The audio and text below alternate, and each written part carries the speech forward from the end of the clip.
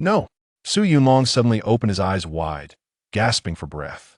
Just moments ago, he had witnessed his roommate, now transformed into a zombie, eviscerate him right before his eyes. Recalling the agony of that moment, he shuddered. Am I dead? He gazed at his own hands with a complex expression. Not long ago, a global outbreak of a zombie virus had occurred simultaneously across the world. At that time, he and his roommate were simply enjoying a meal in their dormitory when the sky abruptly transformed into a shade of blue. Then, his roommate collapsed, and as he rushed to check on him, he was pounced upon and bitten to death. What a pitiful fate. After calming himself slightly, he began to take stock of his surroundings. The walls were composed of flowing blue data streams, and the space was roughly the size of a living room. Before he could comprehend what was happening, a voice suddenly resonated in his mind. Master, you have awakened. Who? Who is speaking? He was startled, spinning around to scan the area, but finding no one in sight. I'm a system assistant of the Dragon Soul Auxiliary System. You may give me a name. Su Yunlong was initially taken aback, but then an overwhelming sense of joy washed over him. I have awakened a system? I have been reborn. Huh. He could hardly believe such an event had befallen him. This was the stuff of novels. Wait, what time is it? Have I returned to the apocalypse before it began? He was eager to know if he had indeed returned to the pre-apocalyptic era with a system. Master, you are the system, the voice replied again. Oh, I'm a system. Huh. What? What do you mean I am the system? Am I not the host? Su Yunlong looked utterly bewildered. No, you're the system administrator, the voice clarified. He took a moment to digest this information and voiced his confusion. Then who is the host? Which fated child is so fortunate? Ding. Host information has been confirmed. Host name, Su Yunqing what? Su Yunlong was taken aback. Was this not his younger sister? You must be mistaken. The host should be a cool, dazzling young man. He exclaimed, visibly distressed. Please, master, remain rational. This selection of the host is based on your inner choices and cannot be altered. Tears of frustration welled up in his eyes, and he had no choice but to accept reality.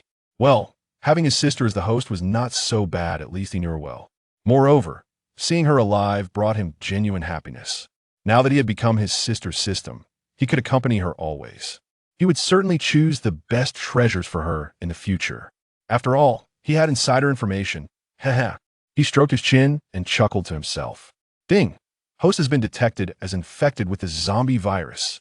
The alarm from the system abruptly interrupted his thoughts. His expression changed immediately. System, what is happening? He asked, a hint of panic in his voice. Generating observation screen for you. As soon as the words fell, a screen appeared at the center, displaying his sister, Su Yunqing. A wave of emotion surged through him. He had not expected to see her again in such a manner. Master, the host's physical condition is weak. It is advisable to activate the system to purify the virus. Su Yunlong nodded vigorously. Then what are we waiting for? Hurry. Ding. System is activating. 1, 2, 3. Seeing the progress crawl at such a slow pace, anxiety gripped him, but all he could do was wait.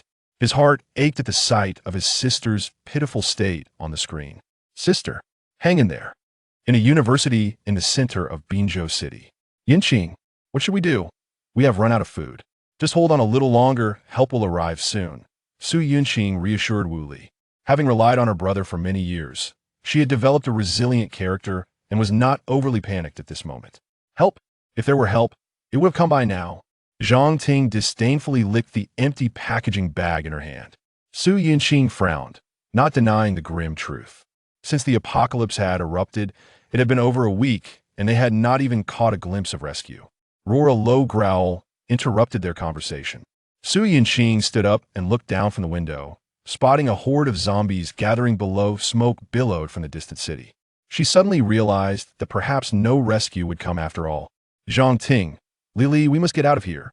She turned back, looking sternly at the two. How can we get out? Are we supposed to fight the zombies? I refuse. Zhang Ting was the first to protest. Su Yunqing shot her a sidelong glance. If we don't leave, we'll starve to death here. How about we hold on just a little longer? Maybe, as you said, help will come. Suddenly, Wu Li spoke up. Zhang Ting echoed her sentiment. Right. Let's wait a bit longer. For them, living another day was paramount. Taking risks was out of the question. Seeing the two standing united against her, Su Yunqing decided not to press further. She returned to her spot and began preparing to leave. Zhang Ting and Wu Li exchanged hushed whispers as Su Yunqing walked away. Ting Jia, she's really going to go out. What should we do? Wu Li anxiously clutched Zhang Ting's sleeve. If you want to go, let her. There's so many zombies outside, going out is a death sentence. Zhang Ting's expression was cold, as if the loss of a life meant little. But if she goes, won't it be even more dangerous for the two of us? Wu Li whispered. Upon hearing this, Zhang Ting fell silent for a moment, considering the logic. Then let's go out together. If anything happens, we can run. That should work, right? No, that doesn't seem right. We're classmates. Wu Li said, nervously. She's the one who wants to go out. Why should we care? Unless you want to take the lead? Zhang Ting glared at her with a chilling gaze. Wu Li felt a twinge of fear under her scrutiny. I can't. Let's just do as you say. She returned to her bed, falling silent. Coward.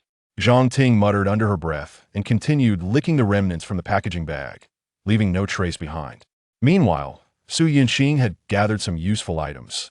A fruit knife, a few books, and a helmet for an electric scooter. Since she intended to venture out, she needed to be thoroughly prepared. Having watched foreign zombie films with her brother in the past, she knew that zombies could only be killed by a headshot. Most importantly, one must avoid being bitten or scratched. She wrapped the knife with tape around a mop handle, fashioning a makeshift spear that felt reasonably secure. Then, she removed all the dangling accessories from her backpack to avoid any noise while moving. Next, she changed into loose-fitting clothing for better mobility. At this moment, her fair and delicate face, paired with her athletic wear, radiated youthful vitality. Once everything was ready, she sat on the edge of her bed, contemplating her next course of action. Just then, Zhang Ting gestured to Wu Li. Yunqing, we want to go with you. Wu Li's gaze darted nervously. Su Yunqing looked puzzled. What made you change your mind? Upon being questioned, Zhang Ting quickly concocted a response. After considering it, having more people means more support. Many hands make light work. Su Yunqing nodded, not suspecting anything amiss. All right, but you must stay close and remain silent. Don't worry, we'll stick close, the two quickly assured her. We'll first head to room 201. It used to be a snack shop, so there should be plenty of food. Su Yunqing outlined her plan. We're all ears, they readily agreed. Su Yunqing donned her gear, slung her backpack over her shoulder, and used books as makeshift protection around her forearms. Taking a deep breath, she gripped her weapon tightly. Stay close. With that, she slowly opened the door. Peering through the crack, she saw the corridor in disarray, the air thick with the stench of decay. Not far away, a zombie was wandering in place, its pale eyes scanning the surroundings. The trio waited until the zombie turned away before cautiously stepping out. Su Yunqing led the way, followed by Zhang Ting in the middle and Wu Li bringing up the rear. They carefully made their way toward the stairs. Suddenly, a low growl emanated from behind them, causing the three to freeze in fear, eyes tightly shut. After a moment, they realized the zombie had not detected them. Just as they were about to proceed, Wu Li inadvertently kicked a soda can. Clang, the sharp sound pierced the silence like a knife. Su Yunqing cursed under her breath and quickly turned to look back. Sure enough, the zombie spun around, roaring as it charged toward the trio. Run, run. Her voice trembled with fear. Chapter 2. Successful binding. Newbie gift pack quick. Run. Su Yunqing's voice trembled slightly. Without hesitation, Zhang Ting dashed downstairs, but Wu Li's legs gave way, and she collapsed onto the ground, crying out as she crawled, Don't leave me. Don't abandon me. Su Yunqing cast a glance at the zombie, and then at Wu Li on the floor, her eyes filled with conflict. Ultimately, her kindness prevailed. Gripping her weapon, she lunged at the zombie. Thud.to ensure her safety. She aimed for the creature's chest. As she fought off the zombie, she urged Wu Li behind her. Hurry. I can't hold on much longer. Driven by her survival instincts, Wu Li trembled as she clambered to her feet and sprinted downstairs. Meanwhile, Su Yunqing found herself overpowered by the zombie's strength. After a brief struggle, she was pushed against the wall, relying solely on her weapon for support. With each forceful push from the zombie, the blade embedded deeper, eventually piercing through its back. She felt the pressure in her hands suddenly lessen and then saw the zombie lunging directly at her. In a panic, she raised her forearm to block its mouth. The zombie, undeterred, began to gnaw at her arm. Fortunately, her arm was wrapped in a book, and its bites only resulted in a mouthful of paper shreds.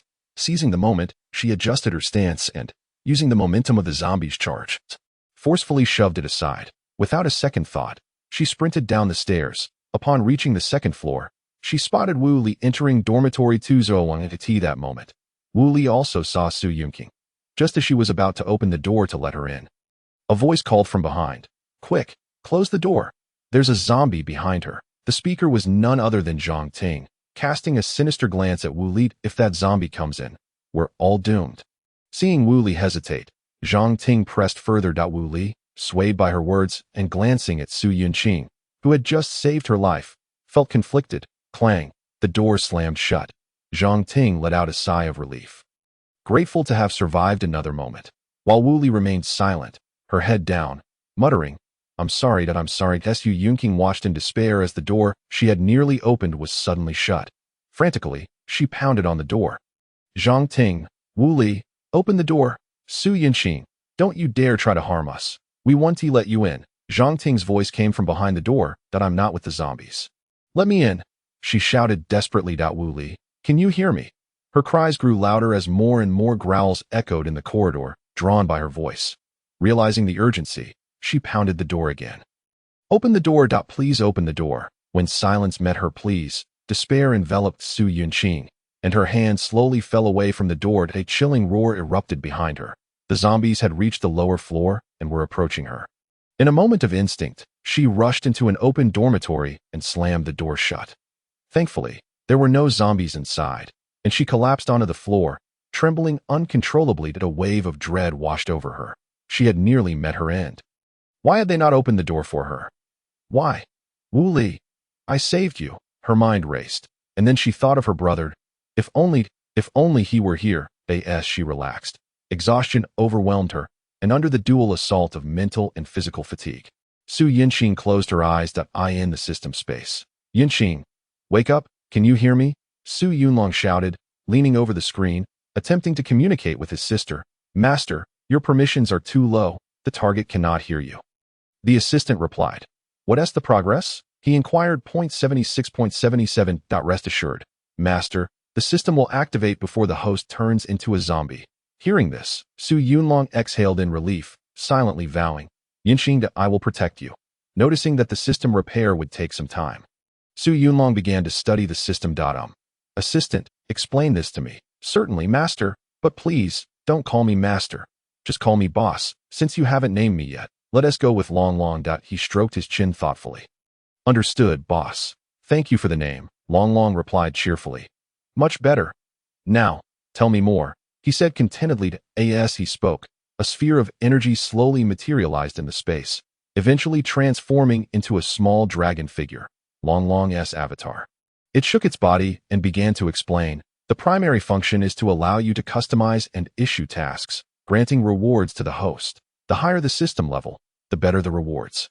If you reach level 2 permissions, Boss can even create a spiritual entity for outdoor activities. However, in the spiritual state, you want to be visible to others and cannot communicate. Only with higher permissions can a physical entity be created. There are many more functions that require system-level upgrades to unlock. Your task, Boss, is to assist the host. As the host grows stronger, the system will upgrade more quickly. Su Yunlong nodded slightly. This is just like an NPC in a game. Simple enough. Having read plenty of novels, he had a solid grasp of the concept. Boss, the system is about to activate. You need to issue an E-level task and select rewards from the newbie gift pack. As he spoke, numerous items appeared on the screen before Su Yunlong, most of which were low-level weapons and supplies. He quickly grew intrigued and began to sift through the options. Before long, his gaze landed on a vial labeled Gene Evolution Potion. Gene Evolution Potion. Consuming this activates the body's latent potential, awakening abilities based on one's genetic makeup. Each person may only use it once. To his surprise, this was part of the newbie gift pack. What a remarkable item. I must get one for my sister. He also decided to gather some food and water, 5 compressed biscuits and 2 bottles of water. Perfect. As he eagerly selected items for his sister, he faced a dilemma when it came to weapons. There were both firearms and cold weapons. Firearms were powerful but too loud, risking drawing in zombies and leading to encirclement. No, that's too dangerous. I must choose cold weapons. With a clear goal in mind, he began searching through the cold weapons. Soon, his eyes lit up. Fine iron Tang Dao, crafted from high-strength alloys, tempered 1,000 times. It is exceptionally sharp. This blade was just right. Its length, hardness, and understated black color appealed to him. Su Yunlong beamed at the weapon. Okay, these 3 items will do. Long. Pack them up. Sure thing, boss. Please issue the task. Long replied while preparing the items. Let me think. How about practicing swinging the sword 500 times? His gaze hardened. Tio survived better. One must put in the effort. I cannot coddle my sister. She must not be a sheltered flower, of course. I will never choose anything inferior for her. He chuckled to himself. Boss, please select a task reward. Coming back to his senses, Su Yunlong scanned the reward pool. Not spotting anything particularly valuable, he opted for some food to pack. You can never have too much food. Boss, the system has been activated. At this, Su Yunlong lifted his head, an air of anticipation in his gaze as he looked at the screen. He wondered what his sister would think upon discovering that he had a system. Surely, she would be thrilled. Chapter 3. Awakening Ice Powers. Brother, don't go. Su Yunxing awakened slowly, gazing around in confusion. Wasn't she infected by the zombie virus? How was she still alive? She cradled her head, trying to recall that it seemed she had just dreamt of her brother, Su Yunlong. They were carefree, running through fields, but eventually, he ran further and further away, and she couldn't keep up. Ding! Dragon Soul Assistance System successfully activated. Please claim your newbie gift pack. The sudden voice disrupted her thoughts. Dragon Soul Assistance System, she mused, feeling as if the voice resonated directly in her mind. This system saved you and will assist you in reaching the pinnacle of this world. The system sounded quite impressive. I awakened a system. Why me? Su Yunxing questioned, perplexed. System, why are you so concerned about that? Many people desire it, but Haven T received it. This system is fair and impartial. Randomly selecting. You are simply fortunate. The system explained with a hint of gravity. For some reason, Su Yunxing felt that the system spoke with a touch of arrogance. How might you assist me? A daily routine task, along with occasional random tasks, where completing these tasks would yield rewards. Is it really that simple? What do you gain from this? She is skeptical, believing there are no free lunches in this world. System. Well, you are the first to converse with the system in this manner. This system requires energy cores for upgrades. You provide the cores, and this system assists in your growth. It's a win-win. The system replied. I see. Upon understanding the system's requirements, she finally felt at ease. Soon, she also felt a sense of joy, astonished that she had awakened a system. Now, may I ask if you wish to claim the grand gift? The system inquired. Yes, I shall claim it. Ding, claim successful. You have received 1 vial of Ability Awakening Potion, a supply pack, and a fine iron broadsword. A burst of blue light flashed, and the items materialized on the floor. Su Yunxing first picked up the Ability Awakening Potion and examined it. The potion enhances your physicality and unlocks abilities without any side effects. You may consume it with confidence, the system explained upon witnessing her hesitation. Hearing this, Su Yunxing no longer hesitated. She uncapped the vial and drank it in one gulp. As soon as the potion entered her stomach, a surge of power coursed through her body. Initially, there was a sensation of fullness, followed by an overwhelming pain throughout her body. Overwhelmed by the stabbing pain, she couldn't help but cry out. An hour later, the pain gradually subsided. Su Yunxing curled up on the floor, her body drenched in sweat. However, she felt as though her body had become weightless, never having felt so unburdened before. She could sense that she had changed. Picking up the broadsword from the ground, she swung it a few times, feeling one word encapsulate her experience. Light. It appears I have indeed grown stronger, she murmured to herself. By the way, wasn't it said that I would awaken an ability? I wonder what I have awakened. Have I truly succeeded? Why do I feel nothing? She pondered, sensing her own body. According to this system's detection, you have awakened. You merely need to wait for the opportunity to trigger it, the system responded. Su Yunxing nodded, taking out the compressed biscuits from the supply pack and began to eat, all the while opening the task panel to check that E-rank daily task. Task requirements. Swing the sword 500 times. Task rewards. 2 bottles of purified water, 3 loaves of bread. Task duration. 8-hour limit. Glancing outside, she noticed that dawn had already broken. Su Yunxing quickly finished the remaining biscuits and began her training. Within the system space, Su Yunlong was vigorously kneading long. shaping it into various forms while saying, "I didn't expect you to be so tsundere. Is this how you talk to my sister?" Longlong's face contorted, its speech becoming garbled. "I can't help it, boss. The system's permissions are low. I can't control it." Upon hearing this, Su Yunlong released it, somewhat puzzled. "Aren't you a system assistant? Have you split from the main system?" Longlong looked at him with a pitiful expression. "No, I'm the assistant of the boss. The intelligence program at the host's end is part of the system itself, and I have no authority to intervene." "Then how many levels of authority are needed to gain control?" Su Yunlong inquired. "At least level 5 authority," Longlong replied. Hearing that it required level 5 authority to gain control, he felt a bit helpless. The energy cores needed for level 5 authority are not something that can be gathered in a short period. "Sister, it seems I must make do for now," Su Yunlong thought, with that in mind. He turned back to the screen. Ding, the host has completed the daily task, earning 10 system coins. Just then, a message appeared on the screen, and he turned to look at Longlong. Longlong shivered and quickly spoke up. "Boss, these are system coins. Whenever the host completes a task, you can earn system coins. System coins can be used to purchase items in the shop." Hearing this, Su Yunlong nodded and opened the system shop to study it. With his current permissions, he could only exchange for basic daily items. Before long, a blue light flashed behind him, and a chair appeared, followed by a bed. He slowly sat down, gazing at the screen with a complex expression. He felt he was no longer quite human. He neither felt hunger nor needed to use the restroom. According to Longlong, he had no idea when he would be reunited with his sister. Lost in thought, he reclined, savoring the comfort of the chair, and murmured with a smile, "How pleasant. In the dormitory, Su Yuqing sat on the bed, staring at the cup in her hands. As her focus intensified, frost gradually enveloped the cup, and the water inside began to freeze, ultimately solidifying an ice-based ability. She mused. Just moments ago, while drinking water, she discovered her capability to freeze it. "Congratulations, host. You have successfully activated your ability.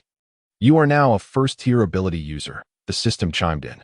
"However, merely turning water to ice doesn't seem impressive at all," she lamented. "The application of abilities is ever-changing. One must contemplate the characteristics of the ability to amplify its potential." The system reassured her. The characteristic of the ability is to freeze water. Low temperature. She tugged at her hair, bowing her head in contemplation. Suddenly, as if struck by inspiration, she took out an empty cup and held it in her hand. Concentrating, she activated her ability, and to her astonishment, the cup began to freeze at a visibly rapid pace, ultimately becoming solid. Su Yuqing's expression revealed her realization. She then took another cup, placed it on the table, and attempted to activate her ability without physical contact. There was no reaction. Placing her hand on the table and activating her ability, she observed as frost spread from the point of contact, eventually reaching the cup, which also froze. "It seems I can only activate it through direct or indirect contact. My ability's essence must be ultra-low temperature," she reflected, after several more attempts to verify her hypothesis. She confirmed it to be true. Just as she was about to continue activating her ability, she suddenly felt a wave of fatigue wash over her. Drowsiness creeping in at this moment, the system explained. "Your current strength allows for only a few more activations. Any more would lead to mental fatigue." Su Yuqing nodded and returned to her bed to rest, in a half-asleep state. She seemed to dream of her brother, her lips curling upward as she murmured, "Brother, I will find you. You must stay alive." Within the system space, observing his sister asleep, Longlong inquired, "Boss, what tasks will be issued tomorrow?" Su Yunlong rubbed his eyes and smirked. "Swing the sword 1,000 times, do 500 push-ups, 500 squats, and 1,000 sit-ups. The rewards will still be food and water, so provide the best available," he added. "Understood, boss." Longlong lowered its head and began to work. He gazed at the screen with a sense of admiration. He knew how strong his sister was. He wouldn't go easy on her. This volume of tasks wouldn't be difficult for someone who had already awakened. Before long, Longlong completed the task issuance. Watching Longlong's adorable demeanor, he reached out to poke its cheek. With nothing else to do, he could only pass the time this way, waiting for his sister to rise from the ashes. Chapter 4. A choice that must be made 5 days later. Su Yuqing prepared to depart. The frenzied training over the past 5 days made her feel as though the system was intent on pushing her to her limits. The training volume increased daily, and each day she barely managed to complete the tasks, feeling utterly exhausted. However, the results of her training were remarkably evident. She felt an overwhelming surge of strength, and her control over her body and abilities became more fluid. She opened her character panel. Name: Su Yunqing. Race: ordinary human. Ability: first tier ice ability skill, rapid freeze combat power, 148, first tier, 100-500. As a novice, how long can you survive? Ignoring the final statement, she stored the panel and opened the door, stepping outside. Dressed in a black combat suit, her hair tied back in a ponytail with a broadsword slung over her shoulder. Her fair and delicate features presented an image reminiscent of a beautiful police officer. One word: striking. The zombies wandering the corridors sensed the commotion and began to converge toward her as Su Yunqing drew the broadsword from her back and charged at the nearest zombie, thrusting it directly into its eye socket, dispatching it with precision. Another zombie lunged at her from the side. With both hands, Su Yunqing exerted force, and as she withdrew her sword, she executed a horizontal slash. The sharp blade cleanly severed the zombie's head along with its arm. The putrid blood sprayed forth, splattering her sea. Upon hearing a voice, Zhang Ting was overwhelmed with excitement upon seeing Su Yunqing standing on the balcony. She hurriedly exclaimed, "Wonderful! Yunqing, you're alive? Quickly, save me!" They all fled, leaving me here to await my demise. Upon hearing this, Su Yunqing furrowed her brow. The vivid memory of being locked outside haunted her. Had she not been fortunate enough to awaken the system, she might have perished long ago. With this thought, she suddenly felt disinclined to heed Zhang Ting's pleas for help, coldly retorting, "Zhang Ting, take care of yourself." Having said that, Su Yunqing turned to leave, witnessing the flicker of hope for survival extinguish. Zhang Ting erupted in desperation. Su Yunqing, you cannot turn a blind eye to my plight. Su Yunqing, save me. I beg you, please save me. Su Yunqing, you will not meet a good end. I will not let you off the hook. Su Yunqing. Why won't you save me? I am sorry for you. Su Yunqing stood at the door, her expression complex, her heart torn. It was not merely Zhang Ting's words that affected her, but rather the task that loomed before her. In the system space, Su Yunlong was currently engaged in a game of pool with Long Long. After sinking the 8-ball, he declared, "This level must be passed. In the apocalypse, one must eliminate the innocent first. I trust my sister will understand." Observing his own defeat, Long Long plopped down onto a chair and, while munching on chocolate, remarked, "The boss is right." Noticing Long Long's lackadaisical attitude, Su Yunlong approached and pinched Long Long's cheek. "Did you complete the task? How can you justify eating without working?" I did, Long Long replied, looking aggrieved. "Go. Set up the balls. What a disgrace to sit in my chair." Su Yunlong feigned ignorance and continued, "What will my sister choose?" At that moment, Su Yunqing scrutinized the task panel that had appeared before her, hesitating. E-level random task. The path of survival. Excessive kindness will ultimately harm both oneself and others. Either refrain from action or act decisively. Task requirement: eliminate Zhang Ting. Task reward: 1 vial of virus serum. To kill Zhang Ting. She despised Zhang Ting. She could forsake her in her time of need. Yet to take a life herself? She feared she could not bear to do it. However, upon seeing the reward, her hesitation deepened. She wondered if her brother was still alive. What if he had contracted the virus? The virus serum represented hope. Listening to the incessant curses emanating from below, Su Yunqing's gaze gradually turned cold. She approached the balcony, calmly observing Zhang Ting below. Upon seeing her return, Zhang Ting, believing her words had made an impact, quickly knelt and pleaded, "Save me. Yunqing, I apologize. I am sorry for you. I am sorry." Poor Zhang Ting remained blissfully unaware of the calamity that was about to befall her, continuing to express her contrition. Su Yunqing executed a swift maneuver, descending from the bed to the car roof. Zhang Ting, excited, rushed to her side, tugging at her clothing in fervent gratitude. Thank you. Su Yunqing, her expression devoid of emotion, suddenly spoke. "Did you ever consider that I might die when you closed the door that day?" "Huh? What?" Before Zhang Ting could finish her sentence, Su Yunqing forcefully pushed her off the car. Splash! Zhang Ting tumbled to the ground, surrounded by advancing zombies. Ignoring her bodily pain, she crossing over the corpses. She arrived at the platform just in time to see a subway train coming to a halt. After a brief inspection, she noticed that there were only a handful of zombies inside, so she stepped aboard. The spacious carriage was stained with blood, and several zombie bodies lay scattered about.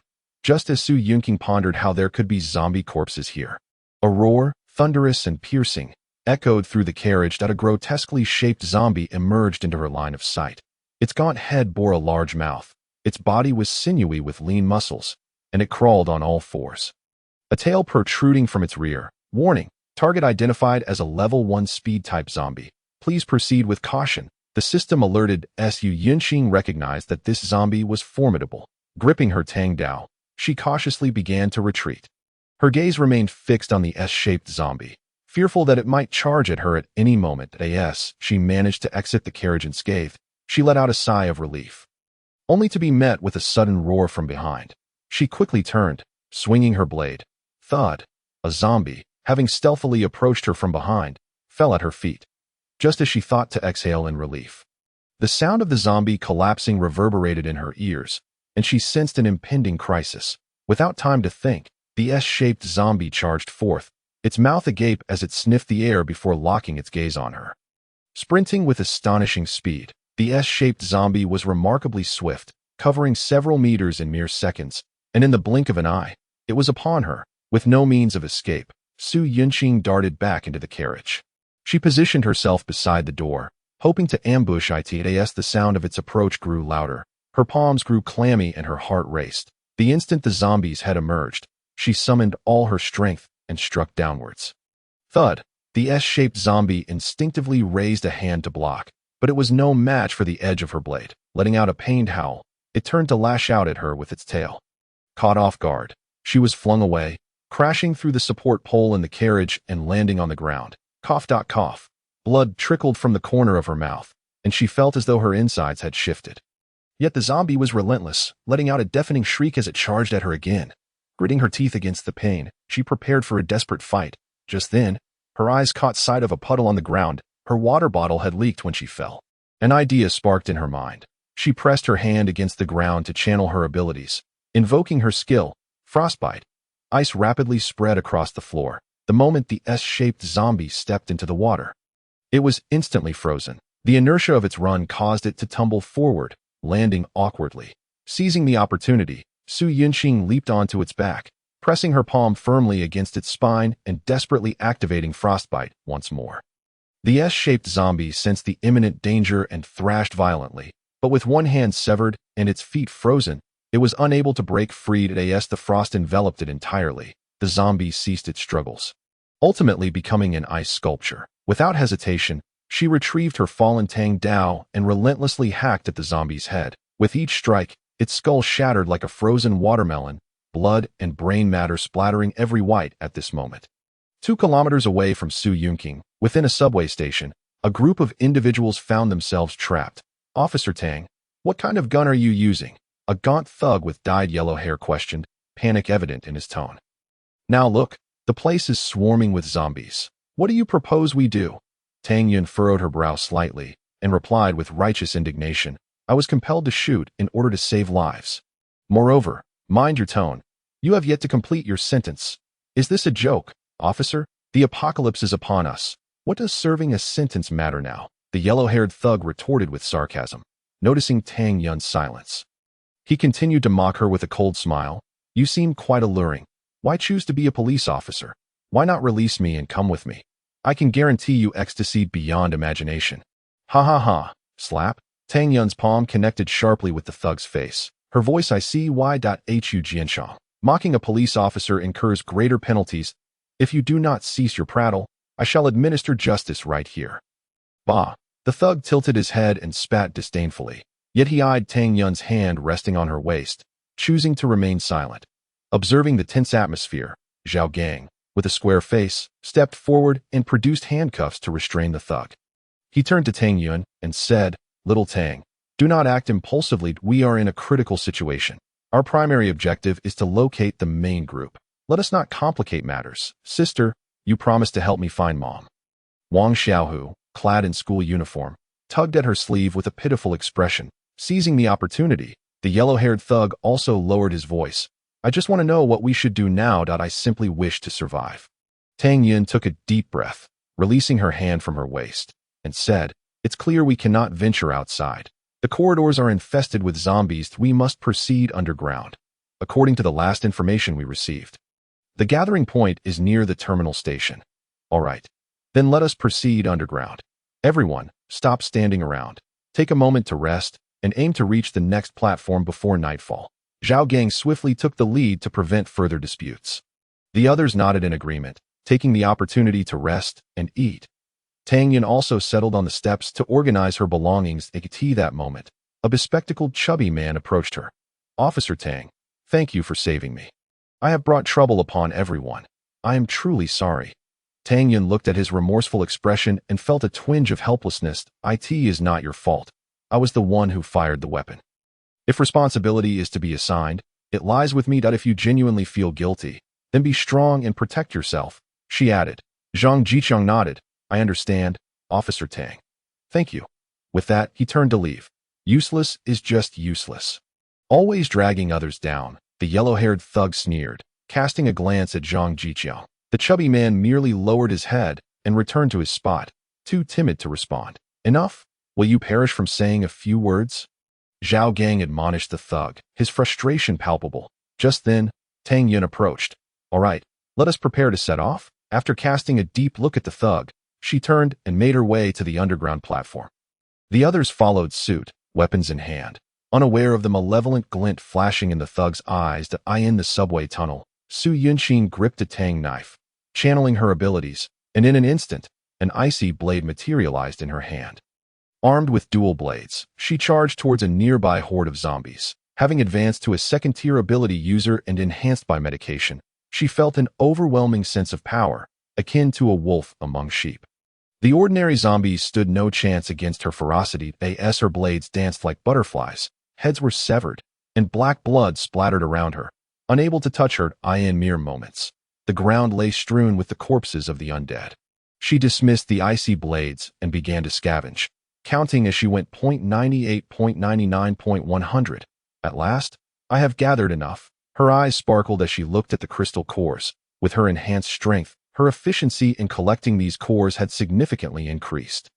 Within just a few hours, she had amassed 100 energy crystals. She opened her task panel and selected the option to submit the cores. Congratulations on completing the E-rank random task. You have received 3 healing potions and 1 supply pack. The system has upgraded to level 2. Please continue your efforts. Elated, she stowed her rewards and pressed deeper into the tunnel. With the healing potions at her disposal, her confidence surged within the system space. Su Yunlong was brimming with excitement. Finally, I have reached level 2. Dragon, quickly tell me how to get out of here. He grasped Dragon tightly, shaking him. Concentrate to focus your mind. Dragon, feeling dizzy from the shaking, urged, please, stop. He released Dragon, who landed on the ground and began to concentrate as he repeated the mantra in his mind. His physical form gradually faded. Meanwhile, not far from Su Yunqing, a figure began to materialize, growing more solid. Su Yunlong slowly opened his eyes and saw his sister beside him. Tears welling up. Sister, can you see me? Although he already knew the answer, he waved his hands fervently before her. Su Yunqing, meanwhile, was hurrying along, suddenly sensing something. Perhaps it was her heightened mental acuity or a woman's intuition. She paused, glancing around in confusion. After confirming there were no people or zombies nearby, she chuckled at herself and shook her head, continuing on her path. Seeing her stop, Su Yunlong was on the verge of tears, momentarily believing she could see him. Yet, reality struck. She was oblivious to his presence. He stood there, dejected, watching her grow further away. Why must it be this way? That a profound sense of loneliness enveloped him, pulling him into despair. Just as he felt himself succumbing to this suffocating sensation, a hand grasped his. Big brother, Dragon is here. At the sound, a single tear rolled down his cheek. He looked up, forcing a smile, and embraced Dragon without a second thought. Yes, Dragon is here. He gazed at his sister's retreating figure, determination in his eyes as he silently vowed, I believe we shall meet again. He turned to Dragon in his arms and softly asked, how did you get out?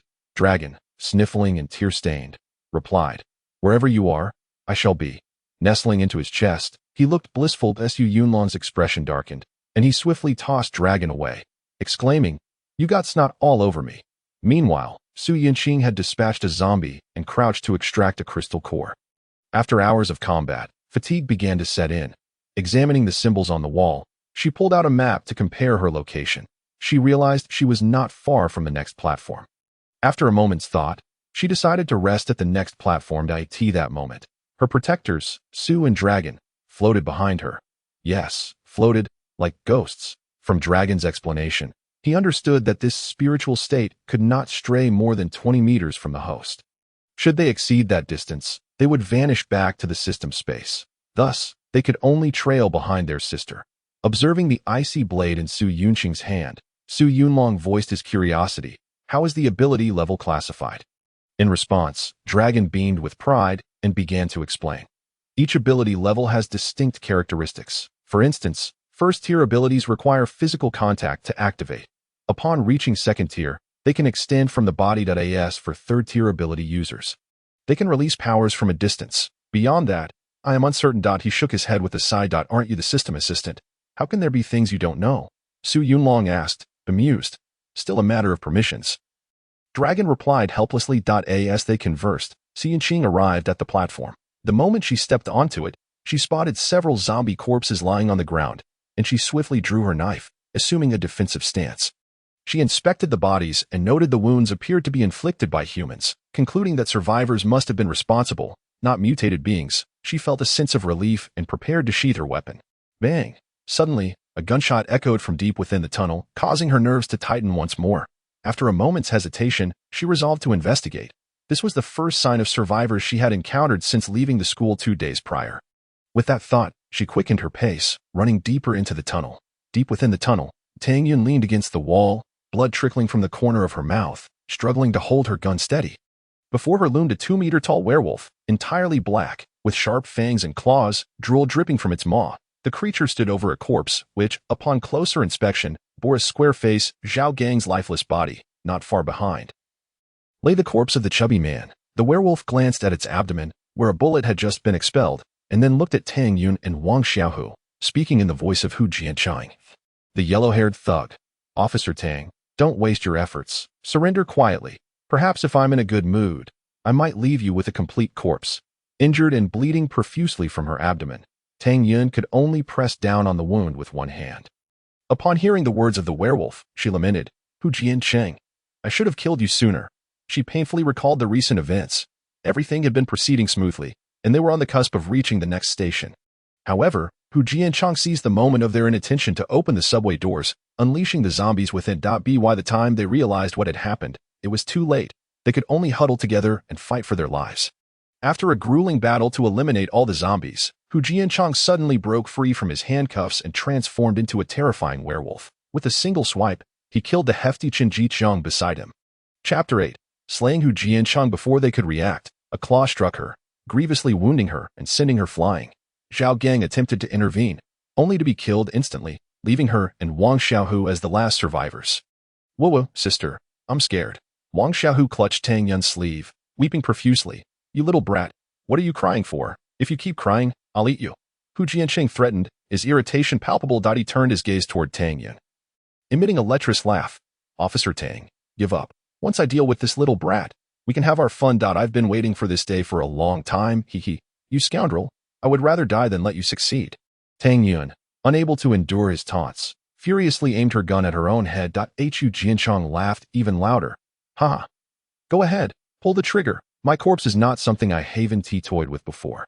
Unable to tolerate his twisted words any longer, she fired the gun. Bang bang bang. Hu Jiancheng reacted with remarkable speed, evading her shots as he zigzagged away, sustaining only a bullet wound to his thigh. Even then, he did not falter, extending his claws towards Tang Yun.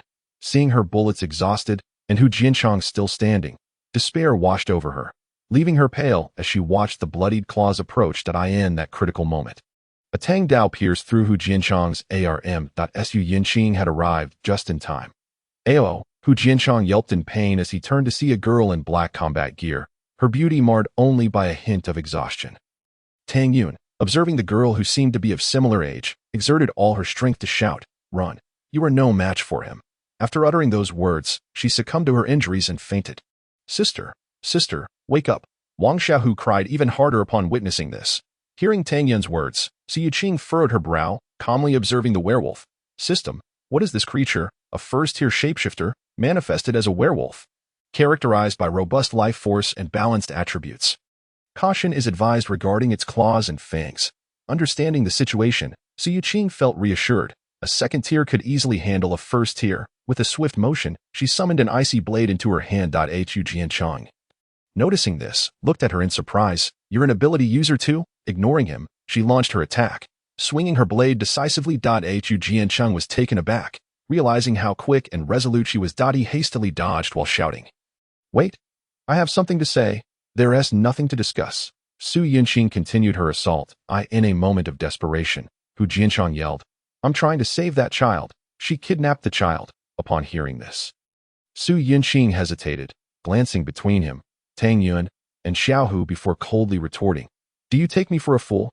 Seeing her skepticism, Hu Jianchang quickly added, "If you don't believe me, ask the child. He knows." Half convinced, Su Yuqing was reluctant to make a mistake.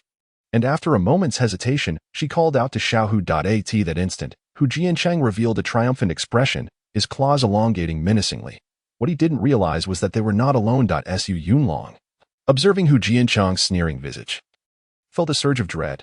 This bastard is playing tricks. He quickly called to Long Long, "Hurry, initiate the mission." Long Long, aware of the urgency, moved swiftly. Su Yuqing shouted, "Little brother, tell me what's going on." Wang Xiaohu, already terrified, stammered, unable to articulate his thoughts. Just as she was about to press him further, a mission panel erupted before her eyes. Rank random mission. Description: the werewolf is preparing to ambush. Quick, counterattack. Mission requirement: eliminate the werewolf. Mission reward: 1 first aid kit. Mission duration: 1 hour. Upon reading the information, a chill ran down her spine. Before she could react, a gust of wind rushed from behind her. Without time to think, she summoned all her powers. Suddenly, she was hurled backward. Bang! Su Yuqing hit the ground, kicking up clouds of dust. Immobile. Hu Jianchang, sensing his plan had succeeded, erupted in laughter. "Ha ha ha. Little girl, you're still too naive to challenge me." He approached, intending to deliver a fatal blow and prevent any unexpected complications. However, as he drew nearer, he noticed something amiss. Through the torn fabric, he glimpsed a thick layer of ice armor beneath. Alarm bells rang in his mind, but it was already too late. Su Yuqing, who had been waiting for this moment, seized the opportunity. With all her might, she unleashed 2 ice spikes, one aimed at his heart and the other at his chin. Hu Jianchang's eyes widened in horror as he raised his hands in a futile plea. "No, wait." Before he could finish his sentence, the ice spikes pierced through his head and heart. Thud! Hu Jianchang's lifeless body collapsed to the ground. Staring at the corpse, Su Yuqing felt a wave of relief wash over her. If it hadn't been for the system's warning and her armor, she might not have survived today. She resolved to be more vigilant in the future, calming her racing heart as she approached Xiaohu. "Little brother, the bad guy has been eliminated by your sister. Can you say something to her?" Wang Xiaohu gazed at the gentle older sister before him, finally ceasing his tears. "Sister. Please save Tang, sister." His eyes brimmed with tears as he pleaded. Su Yuqing looked at Tang Yun and checked for signs of life. She was still breathing. Quickly, she retrieved a healing potion from her bag, administering it to her and using the newly acquired first aid kit to bandage her wounds. Then, she lifted Tang Yun onto her back, comforting Wang Xiaohu as they made their way toward the carriage. Nearby, the 2 brothers exhaled in relief, seeing his sister successfully defuse the crisis. Su Yunlong and Long Long felt their worries dissipate. The next day, Tang Yun awoke to find Wang Xiaohu sleeping soundly beside her. Confused, she wondered, wasn't I on the brink of death? She glanced down at her abdomen, where the wound had miraculously healed, leaving not a trace. Just as she was pondering this, a voice broke her reverie. "You're awake." She looked up and instantly recognized the girl from yesterday. It seemed this girl had saved her, prompting a smile to grace her lips. "Thank you. You saved me. Didn't you?" "It was nothing. No need to thank me. By the way, what happened with that werewolf yesterday?" Su Yuqing inquired, her curiosity piqued. At the mention of the werewolf, Tang Yun recalled, "Oh right, what about Hu Jianchang? Did he escape?" "Hu Jianchang?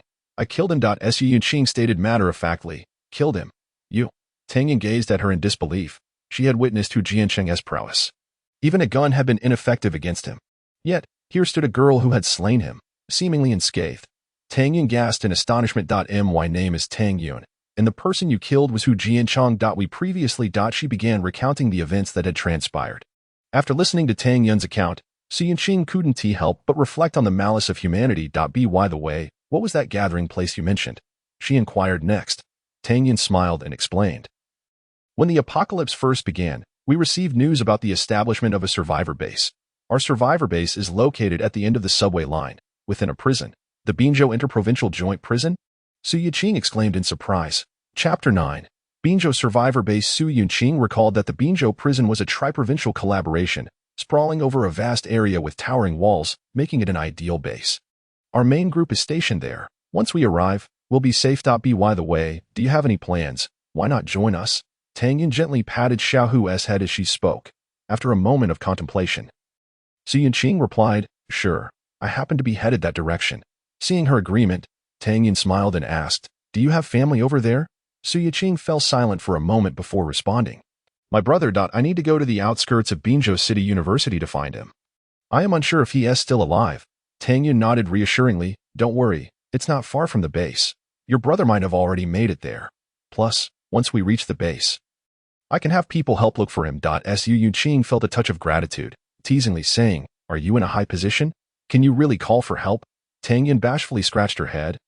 "Well, I can only call a little bit." She gazed at Su Yuqing, seemingly lost in thought. "Hey, Tang's sister, you're awake. That's wonderful." Wang Xiaohu finally stirred from his sleep. As two individuals gazed upon Wang Xiaohu's cheerful demeanor, they exchanged knowing smiles. "Your clothes are all tattered. I found you a set of security uniforms. Hurry and change." Su Yuqing offered her a set of clothes. "All right," Tang Yin responded, taking the garments and stepping aside to change. Unbeknownst to her, there were still two individuals in the compartment, right before her eyes. Su Yunlong stared vacantly at the scene, feeling a surge of blood rush to his head. To look or not to look? Or perhaps it would be foolish not to glance. Observing Tang Yun's graceful figure left him feeling parched. Ultimately, he turned away, opting not to gaze, although the other party would remain oblivious, as a youth of the new era.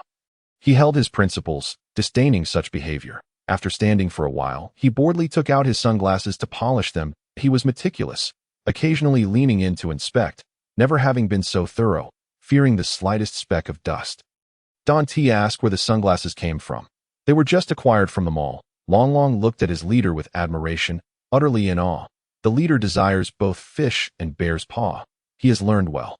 Having said that, he quickly pulled out a notebook to jot it down. It's all part of the job. Once Tang Yin had changed, she returned to her seat. Su Yuqing observed and remarked, "Now that you're ready, let us eat something," and prepare to set off. At this moment, she was solely focused on finding her brother. Tang Yin understood her sentiment and nodded, joining Xiaohu for a meal.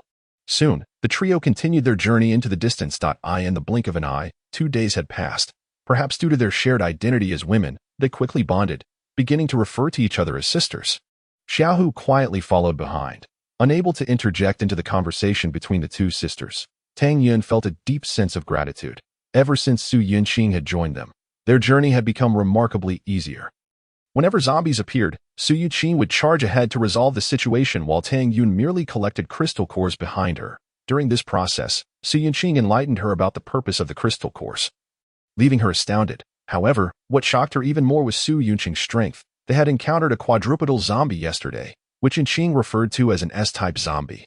Tang Yin perceived that this creature was even stronger than the deceased Hu Jianchong. Yet such a formidable zombie was dispatched by Su Yuqing with just a few strokes. Moreover, despite her previous injuries, her body showed no signs of scars. Even now, Tang Yun was unsure how she had achieved that. This girl exuded an aura of extraordinary capability from head to toe. "Tang Jia, are your family members at the base?" "Why Haven T, I heard you mention them." Su Yuqing's inquiry interrupted her thoughts. In a daze, she replied, "Oh, my family is also at the base. I'll introduce you to them later." Noticing her distraction, Su Yuqing curiously asked, "What's wrong? You seem lost in thought. Are you thinking about some man?" After saying this, she covered her mouth and chuckled. At the mention of this, memories flooded Tang Yin's mind, and a figure appeared in her thoughts. Seeing her dazed expression, Su Yuqing exclaimed in surprise, "There really is someone. Huh?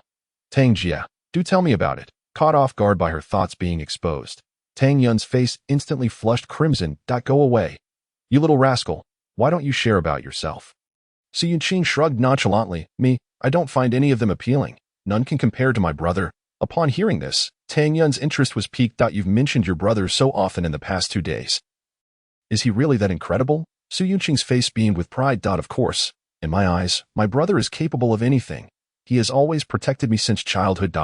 If that's the case, then there is no one in the world who could be your boyfriend. Tang Yun teased. Hee, I'll just heed my brother's advice when the time comes. The two of them engaged in lively conversation. Meanwhile, Su Yunlong listened to his sister's words, tears streaming down his face as he looked at Long Long, saying, "Do you see? This is my sister, my own sister."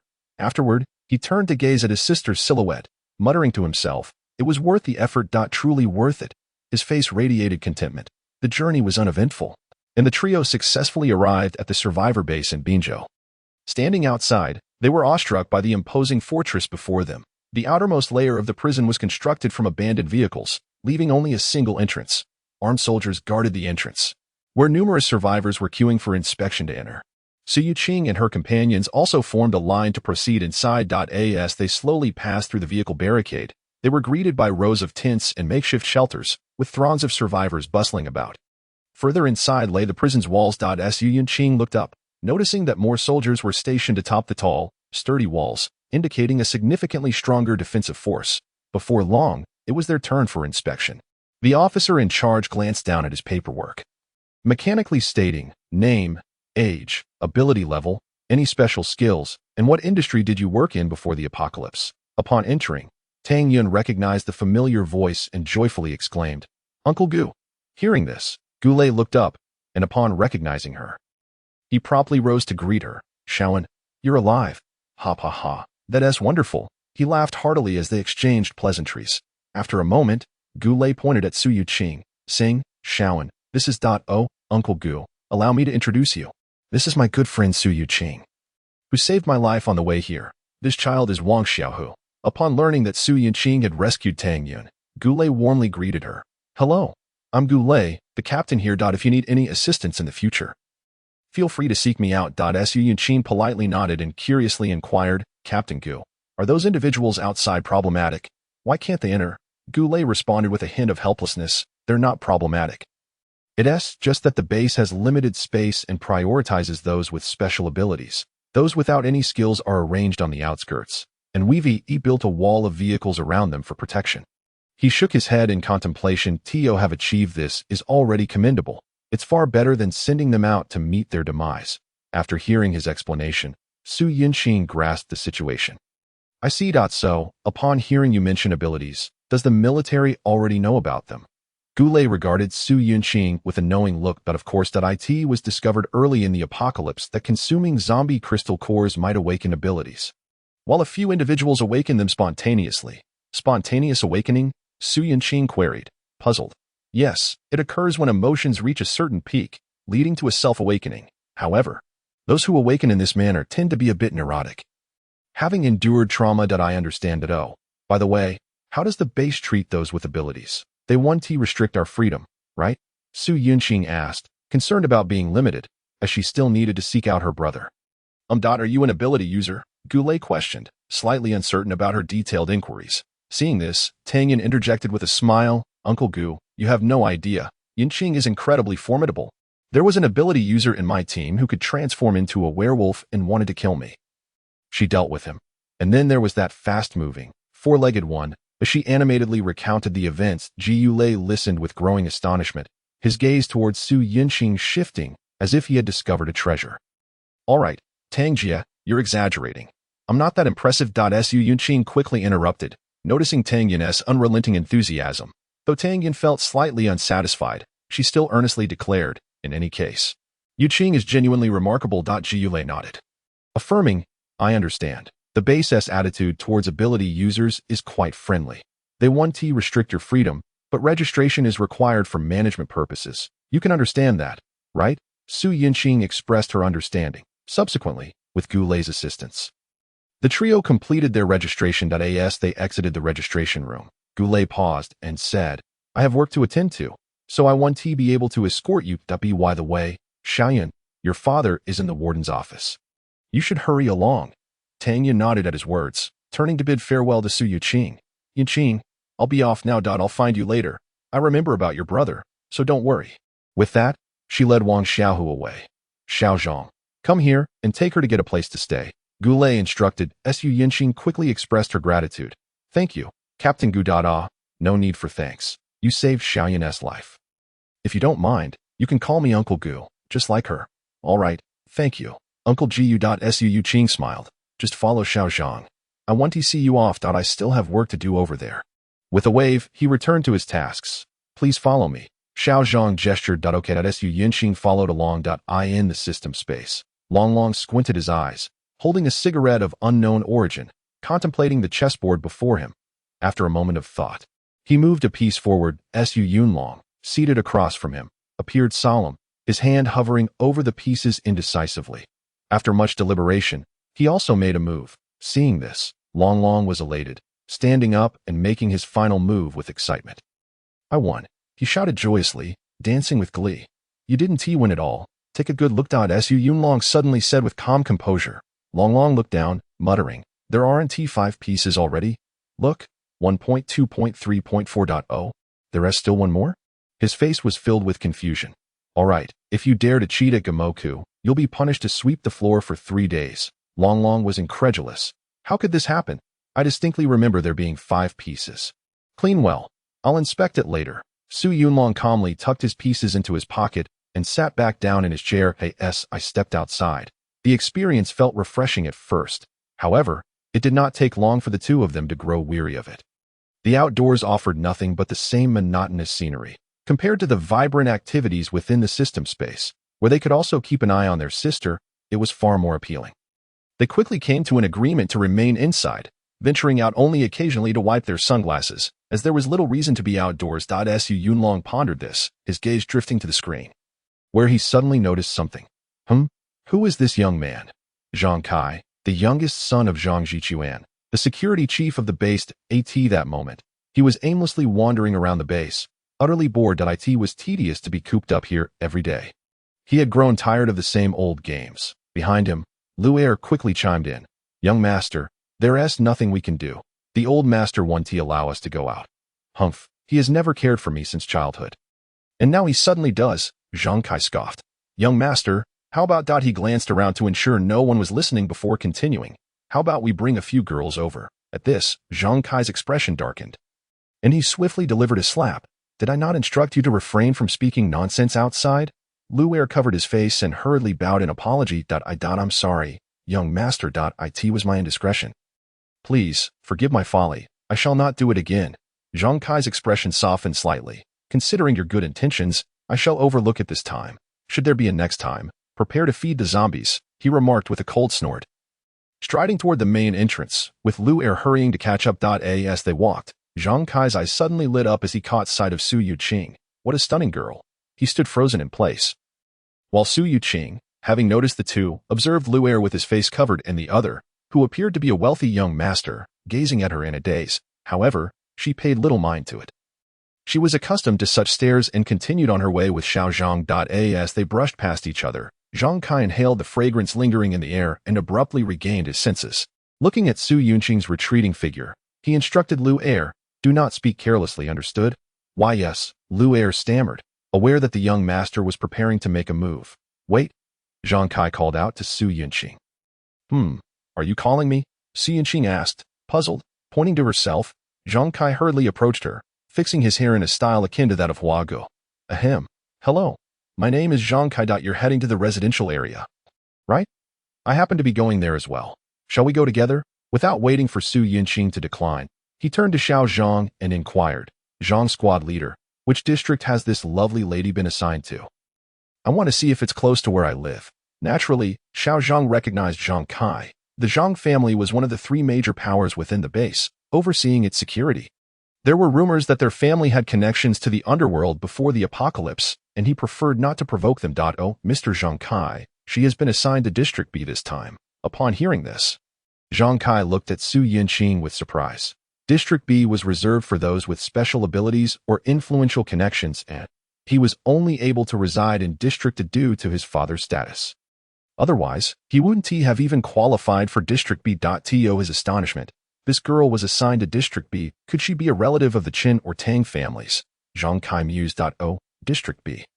How fortuitous. I reside in District A, so it's perfect. His gaze remained fixed on Su Yuqing. Feeling somewhat uncomfortable, she politely nodded. All right. By the way, what is your name? Su Yuqing. Your eyes are truly captivating. You know.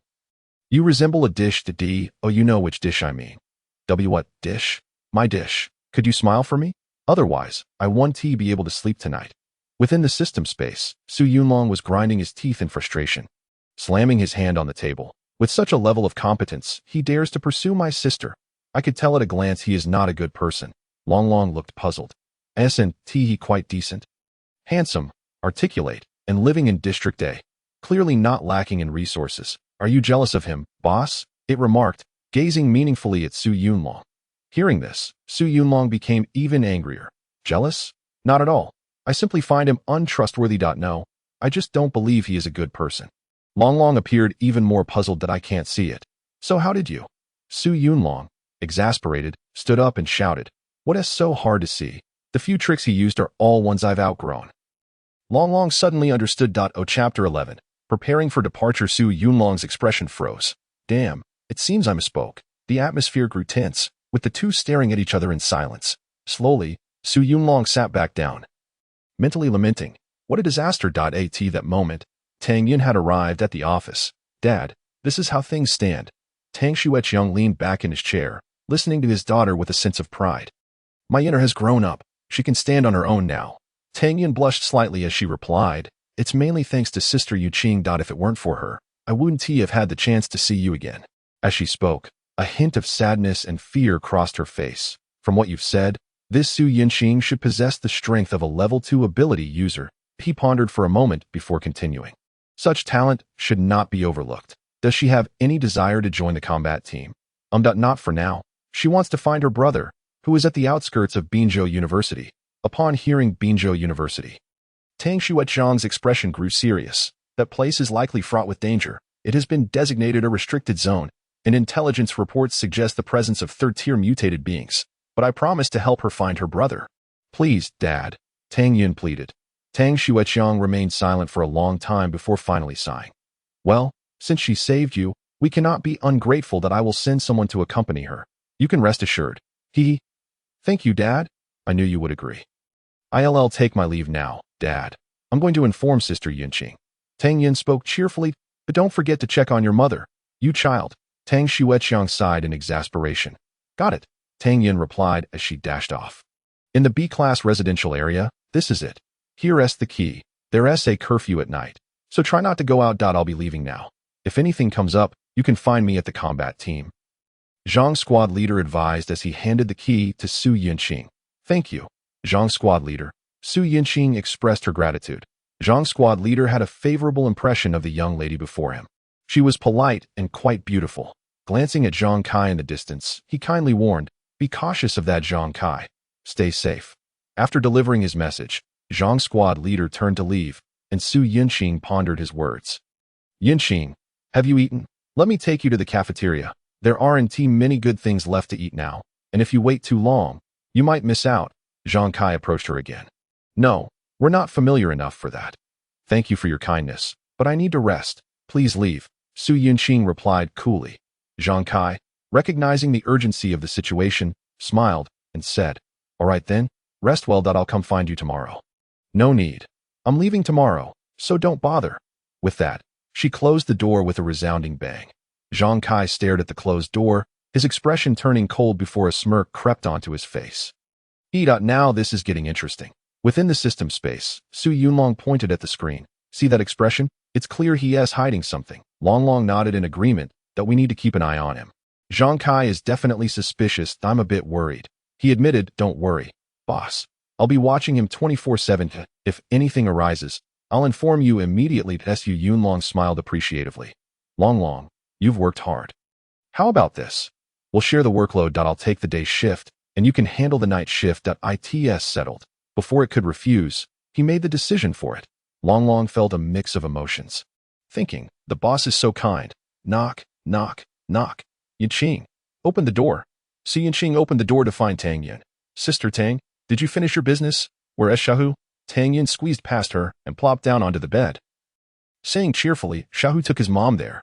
I didn't expect he'd really be at the base. She quickly changed the subject. And I have good news. I told my dad about looking for your brother. And he is going to send someone with you. Su Yinqing looked puzzled. Your dad is My dad is Tang Xueqiang, the head of the Binzhou survivor base, Tang Yun said, a hint of embarrassment in her voice. Although Su Yuqing had suspected Tang Yun's background was extraordinary, she hadn't anticipated her father was the head of the base. Seeing her friend in shock, Tang Yun waved her hand dismissively. Don't mind that. What's important is that my dad has agreed to the operation tomorrow, so you can go find your brother. Hearing this, Su Yuqing felt a surge of anticipation. She had worked hard to reach this point. And it was all for her brother.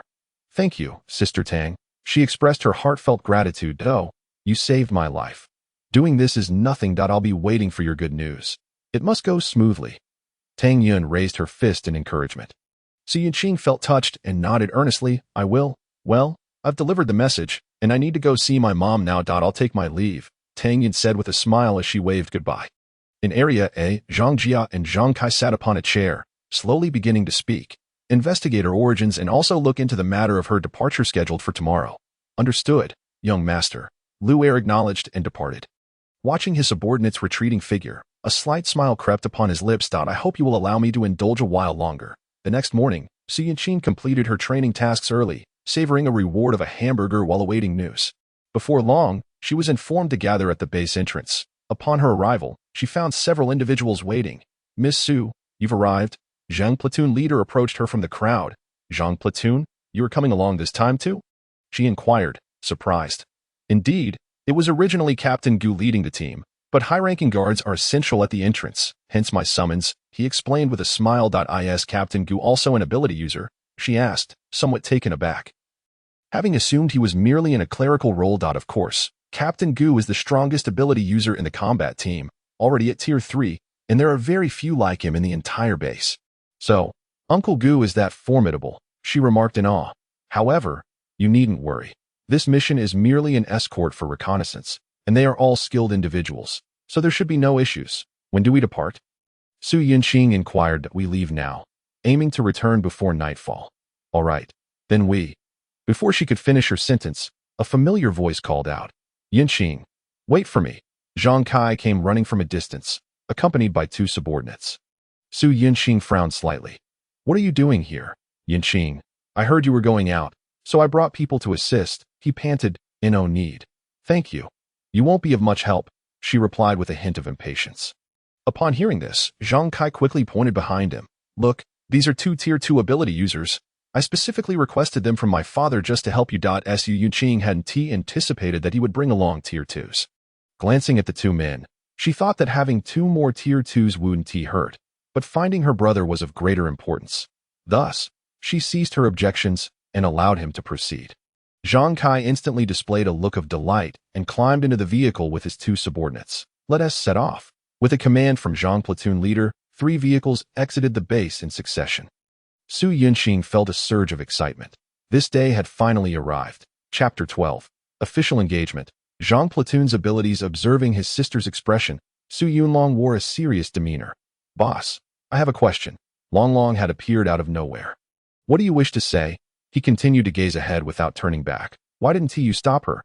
We could easily issue some time-consuming tasks to keep her from seeking you. Longlong shrugged.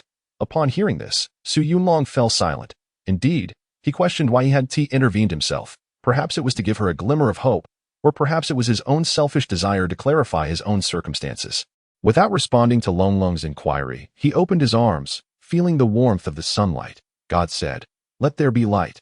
And thus light was made. I say, let there be a conclusion, and there shall surely be a conclusion. On the vehicle, Zhang Platoon leader remarked, why are there no zombies along this road? Su Yuqing questioned curiously. This area has been cleared by us. Just a kilometer ahead lies the stadium, where many zombies have been lured. So of course, there are none here. Su Yuqing nodded in understanding.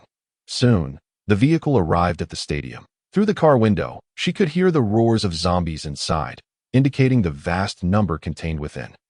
There are probably around 100,000 zombies in there, Zhang Platoon leader stated directly.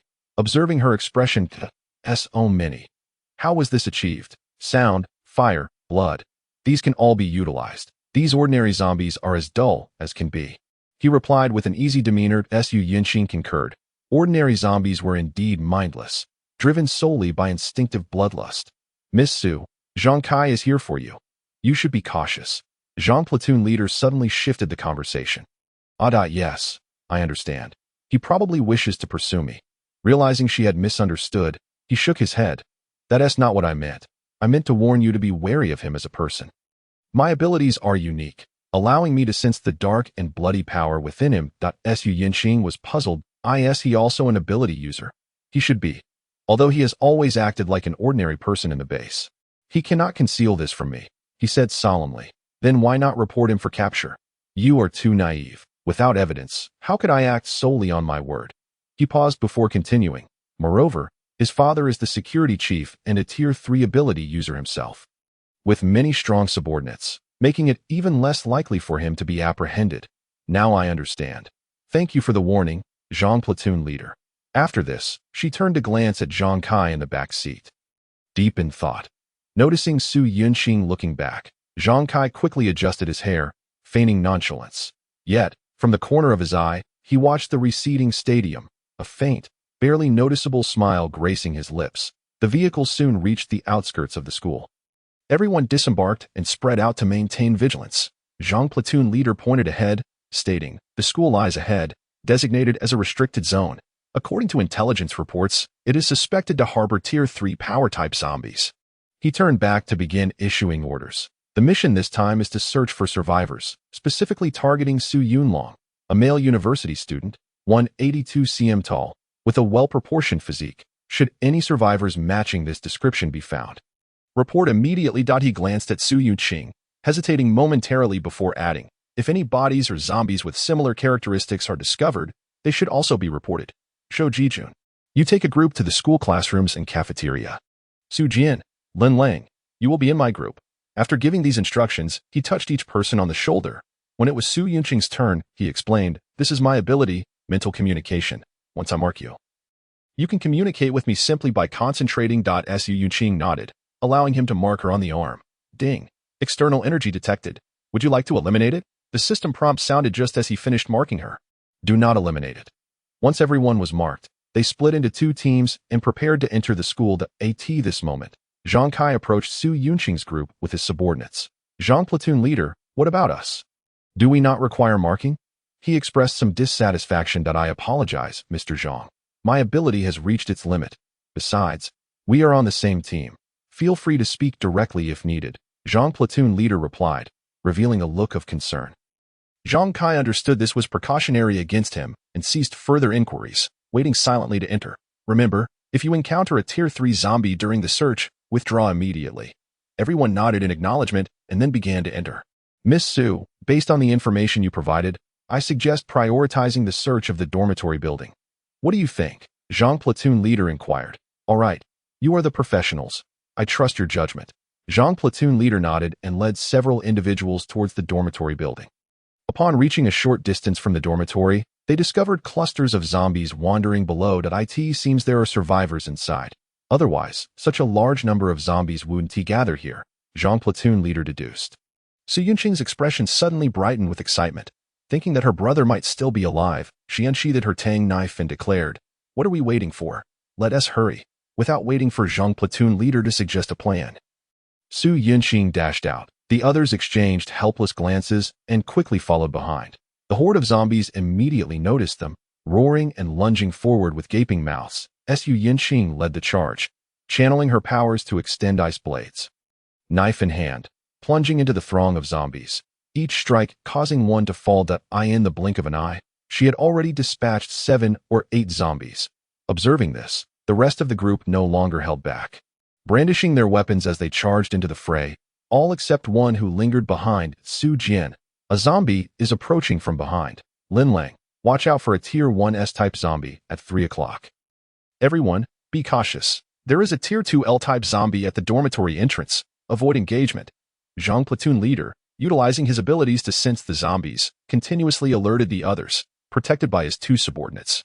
Zhang Kai remained untouched by the zombies, watching the corpses fall with a flicker of disdain in his eyes. Disgusting creatures, he grimaced.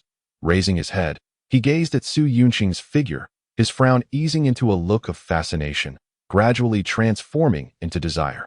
Suppressing the restlessness within, he regained his composure and continued to observe the battle.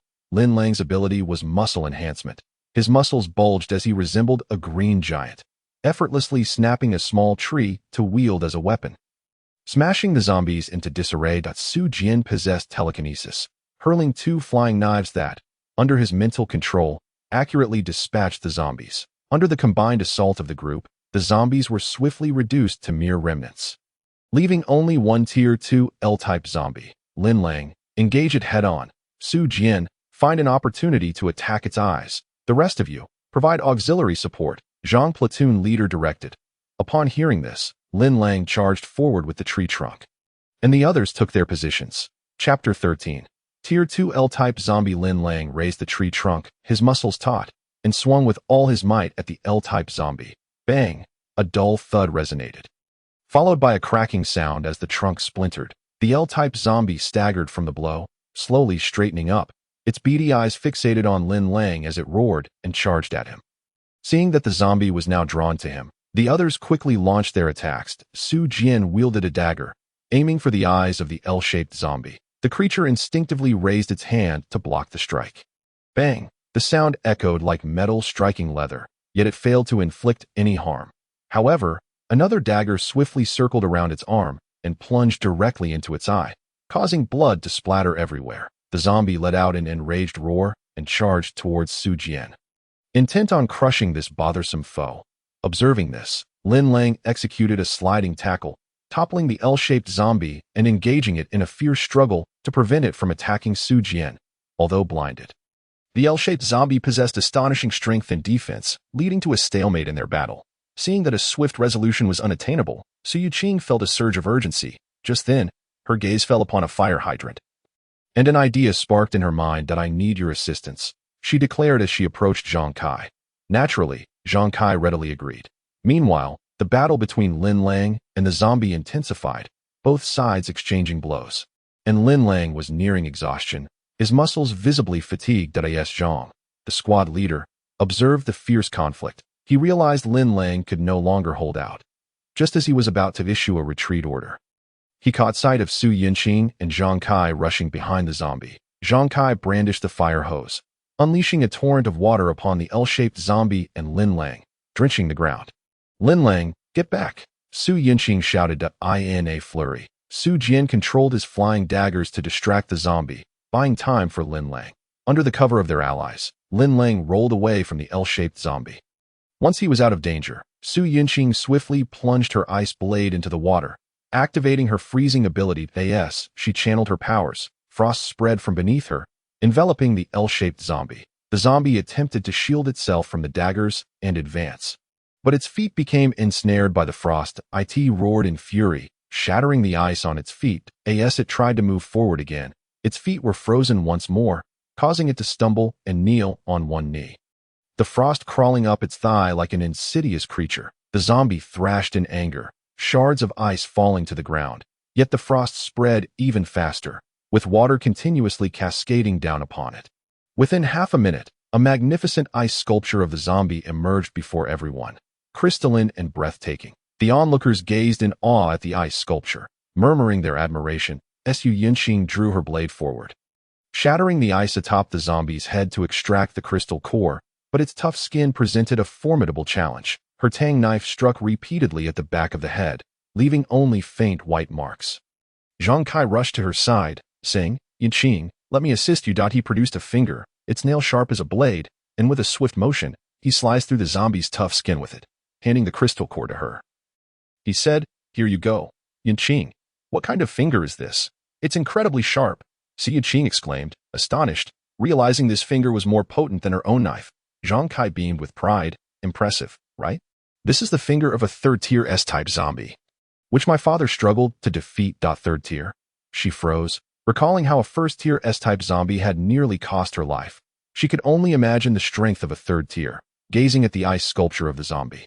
She suddenly felt a flicker of anticipation, pondering what changes her abilities might undergo upon reaching Tier 3 and noticing her enthrallment. Zhang Kai's smile widened. Yuqing, a third-tier SNT much if you want. I'll ask my dad for another one for you when we return. He leaned closer, whispering, Yuqing, you looked so beautiful while slaying that zombie.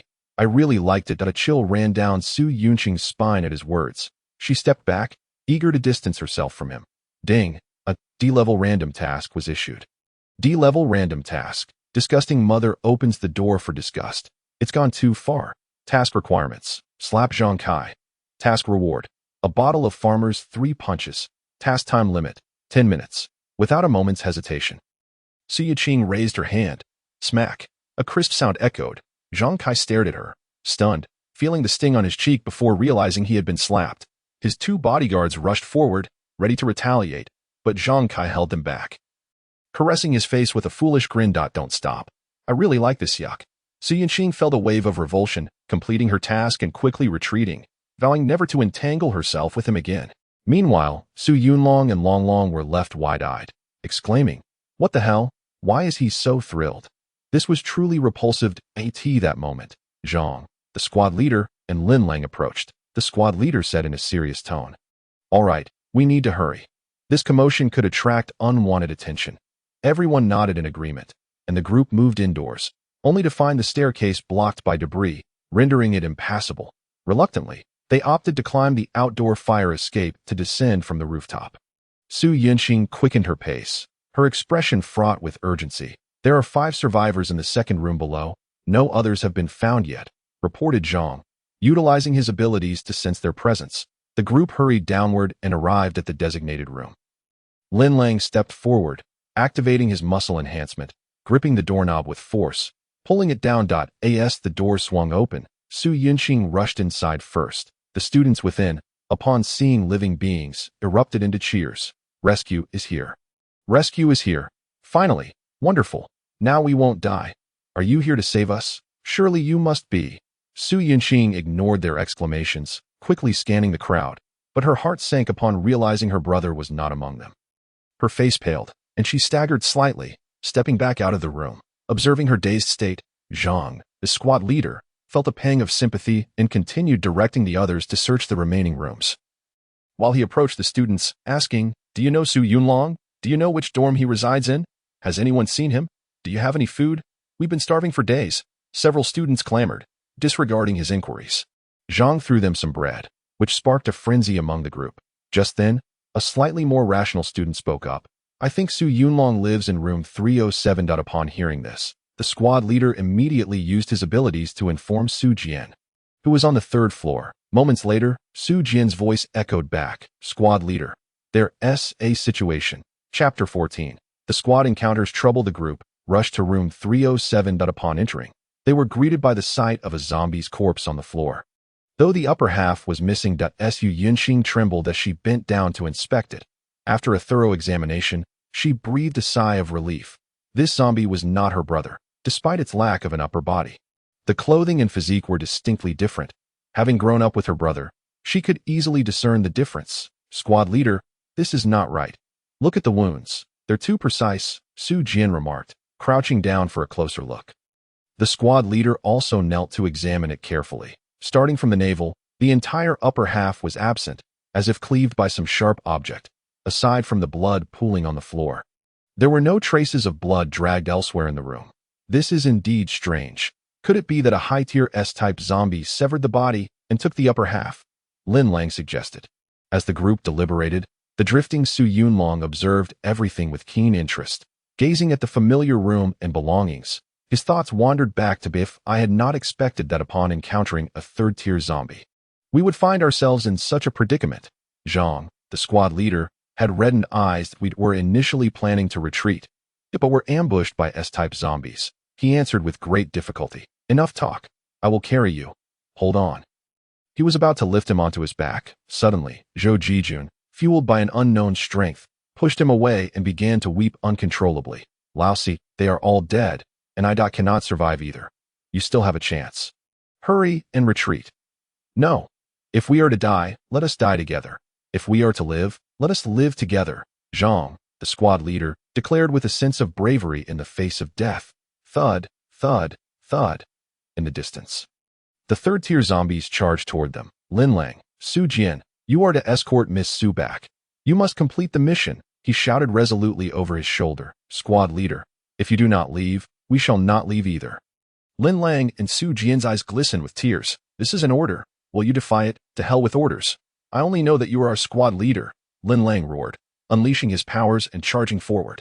Su Jian gritted his teeth, remaining silent, but he too drew a flying knife and followed suit. Lin Lang, Su Jian, you, Zhang, the squad leader, felt tears streaming down his face. Seeing this, Su Yinqing understood that battle was inevitable and spoke to Zhang Kai behind her. I still need your assistance, just like before. Zhang Kai, wishing to avoid involvement, nodded and turned to leave. Su Yinqing swiftly approached Zhou Jijun, retrieved a healing potion, and handed it to him. Drink this. Then she turned to Zhang, the squad leader, and said, I need the crystal cores you have. The more, the better. Zhang, the squad leader, stared at her in shock. You mean to as if guessing her intentions. He seemed to resolve himself and handed over all the crystal cores from his pack to Su Yinqing. He also took a crystal core from Zhou Jijun's backpack and stuffed it into her hands. That I beg you. Zhang, the squad leader, understood that among those present, only Su Yinqing possessed the most transformative power. Upon receiving the crystal cores, Su Yinqing nodded earnestly and instructed, support him and retreat quickly. Zhang, the squad leader, recognized that now was not the time for hesitation. He hoisted Zhou Jijun onto his back and began to retreat. Having consumed the potion, Zhou Jijun regained some strength and hurriedly said, Squad leader. How can we let a young girl go? Can she manage? If she cannot, then no one can. Zhang, the squad leader, replied gravely. At that moment, Lin Lang and Su Jian had already clashed with the third-tier zombie. However, the third tier was undeniably far more powerful than the second tier. Lin Lang's second-tier muscle enhancement was inferior even to the L-type zombies of the same rank, let alone the third tier. After a brief exchange, he was knocked away several times, but fortunately, Su Jian was there to provide support, intervening at crucial moments. The two worked together seamlessly, barely managing to hold it off. Just then, Zhang Kai arrived, clutching a water pipe, and immediately turned on the valve to spray. Drawing from past experiences, Su Jian and Lin Lang quickly distanced themselves. Seizing the opportunity, Su Yinqing activated her powers, and frost appeared, spreading toward the zombie. Soon, the L-type zombie's feet were encased in ice, causing it to tumble and be engulfed by the freezing elements, just as they thought they had successfully immobilized it. Zhang, the squad leader's voice echoed in their minds. It is still alive. Be careful. Boom.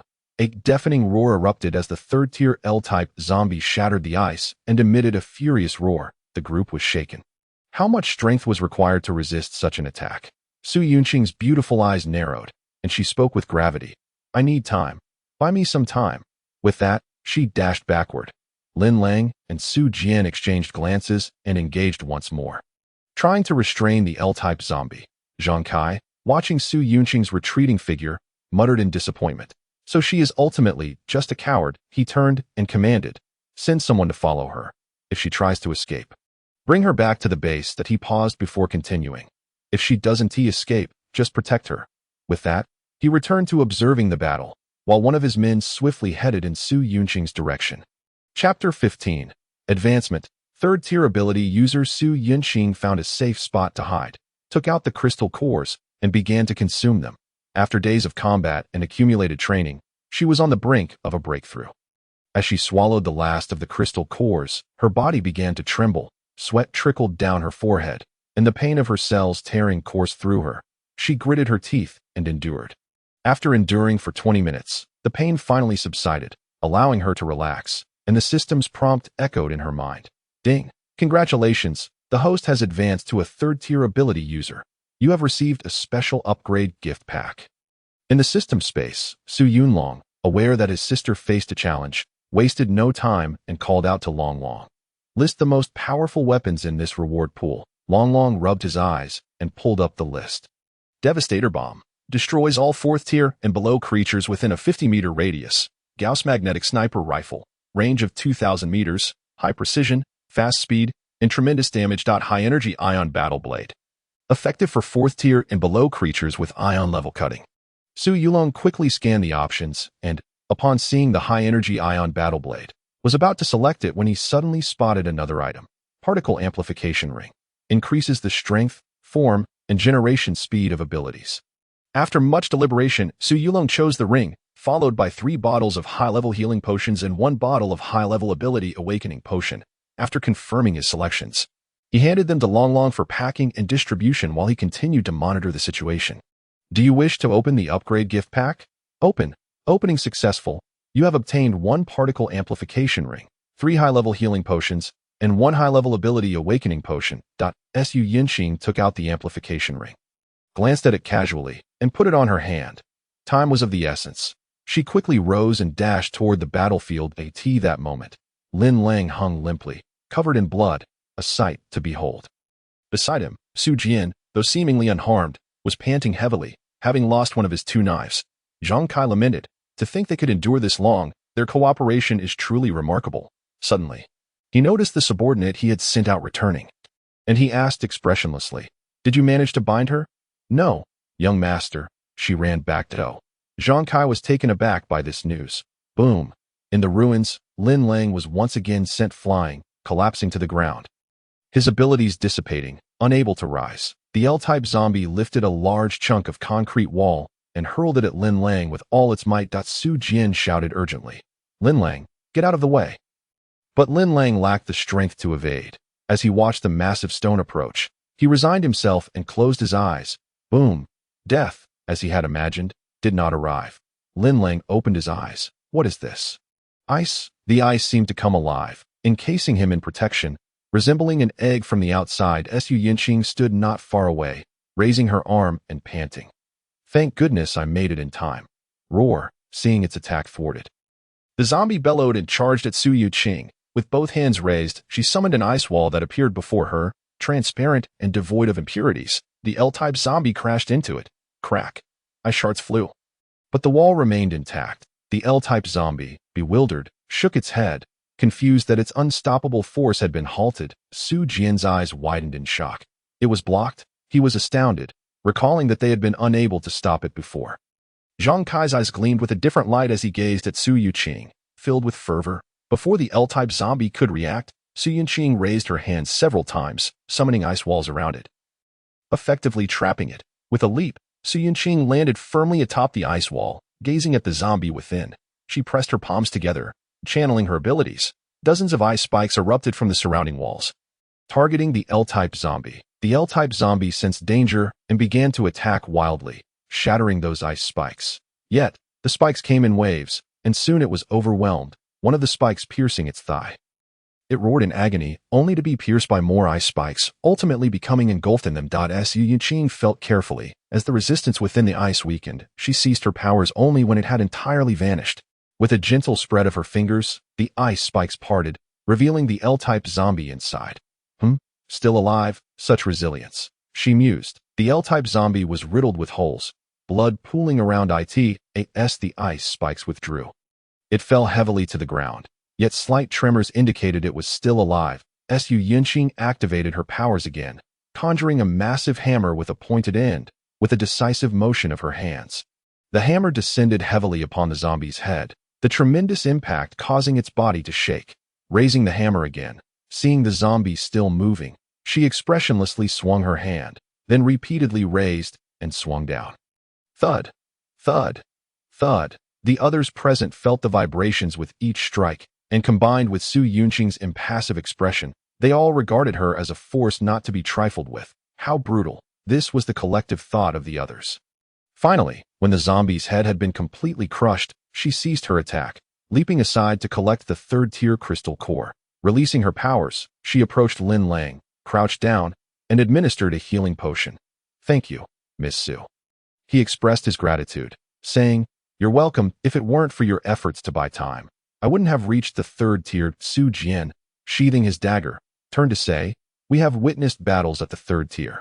Your combat prowess at this level is quite extraordinary. Su Yinqing glanced at the ring on her hand and slowly replied, Perhaps my abilities are rather unique, just fortuitously countering these cumbersome zombies.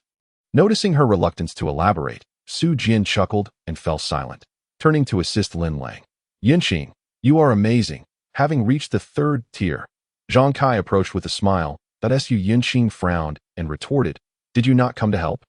Why aren't your subordinates assisting? Unfazed, Zhang Kai replied.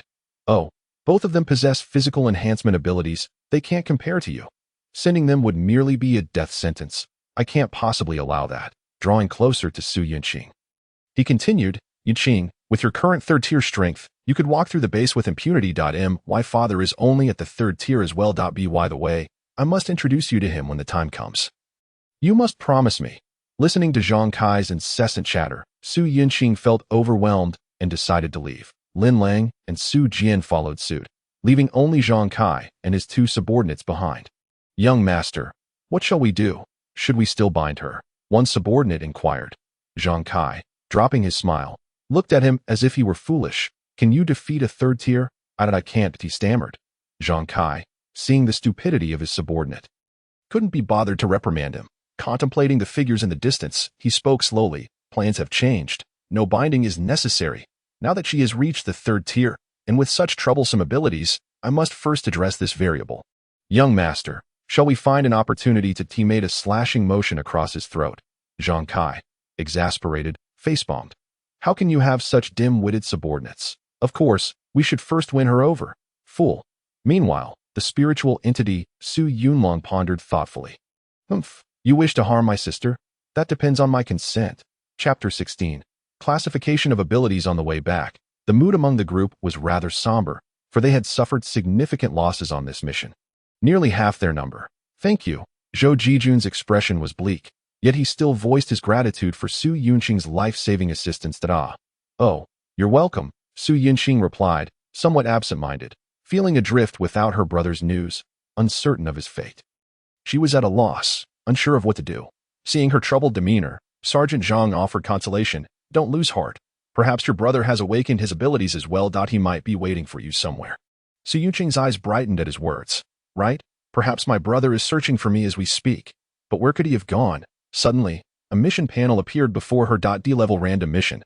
Powerful strength is required on the journey of searching. Danger is approaching you. Mission requirements.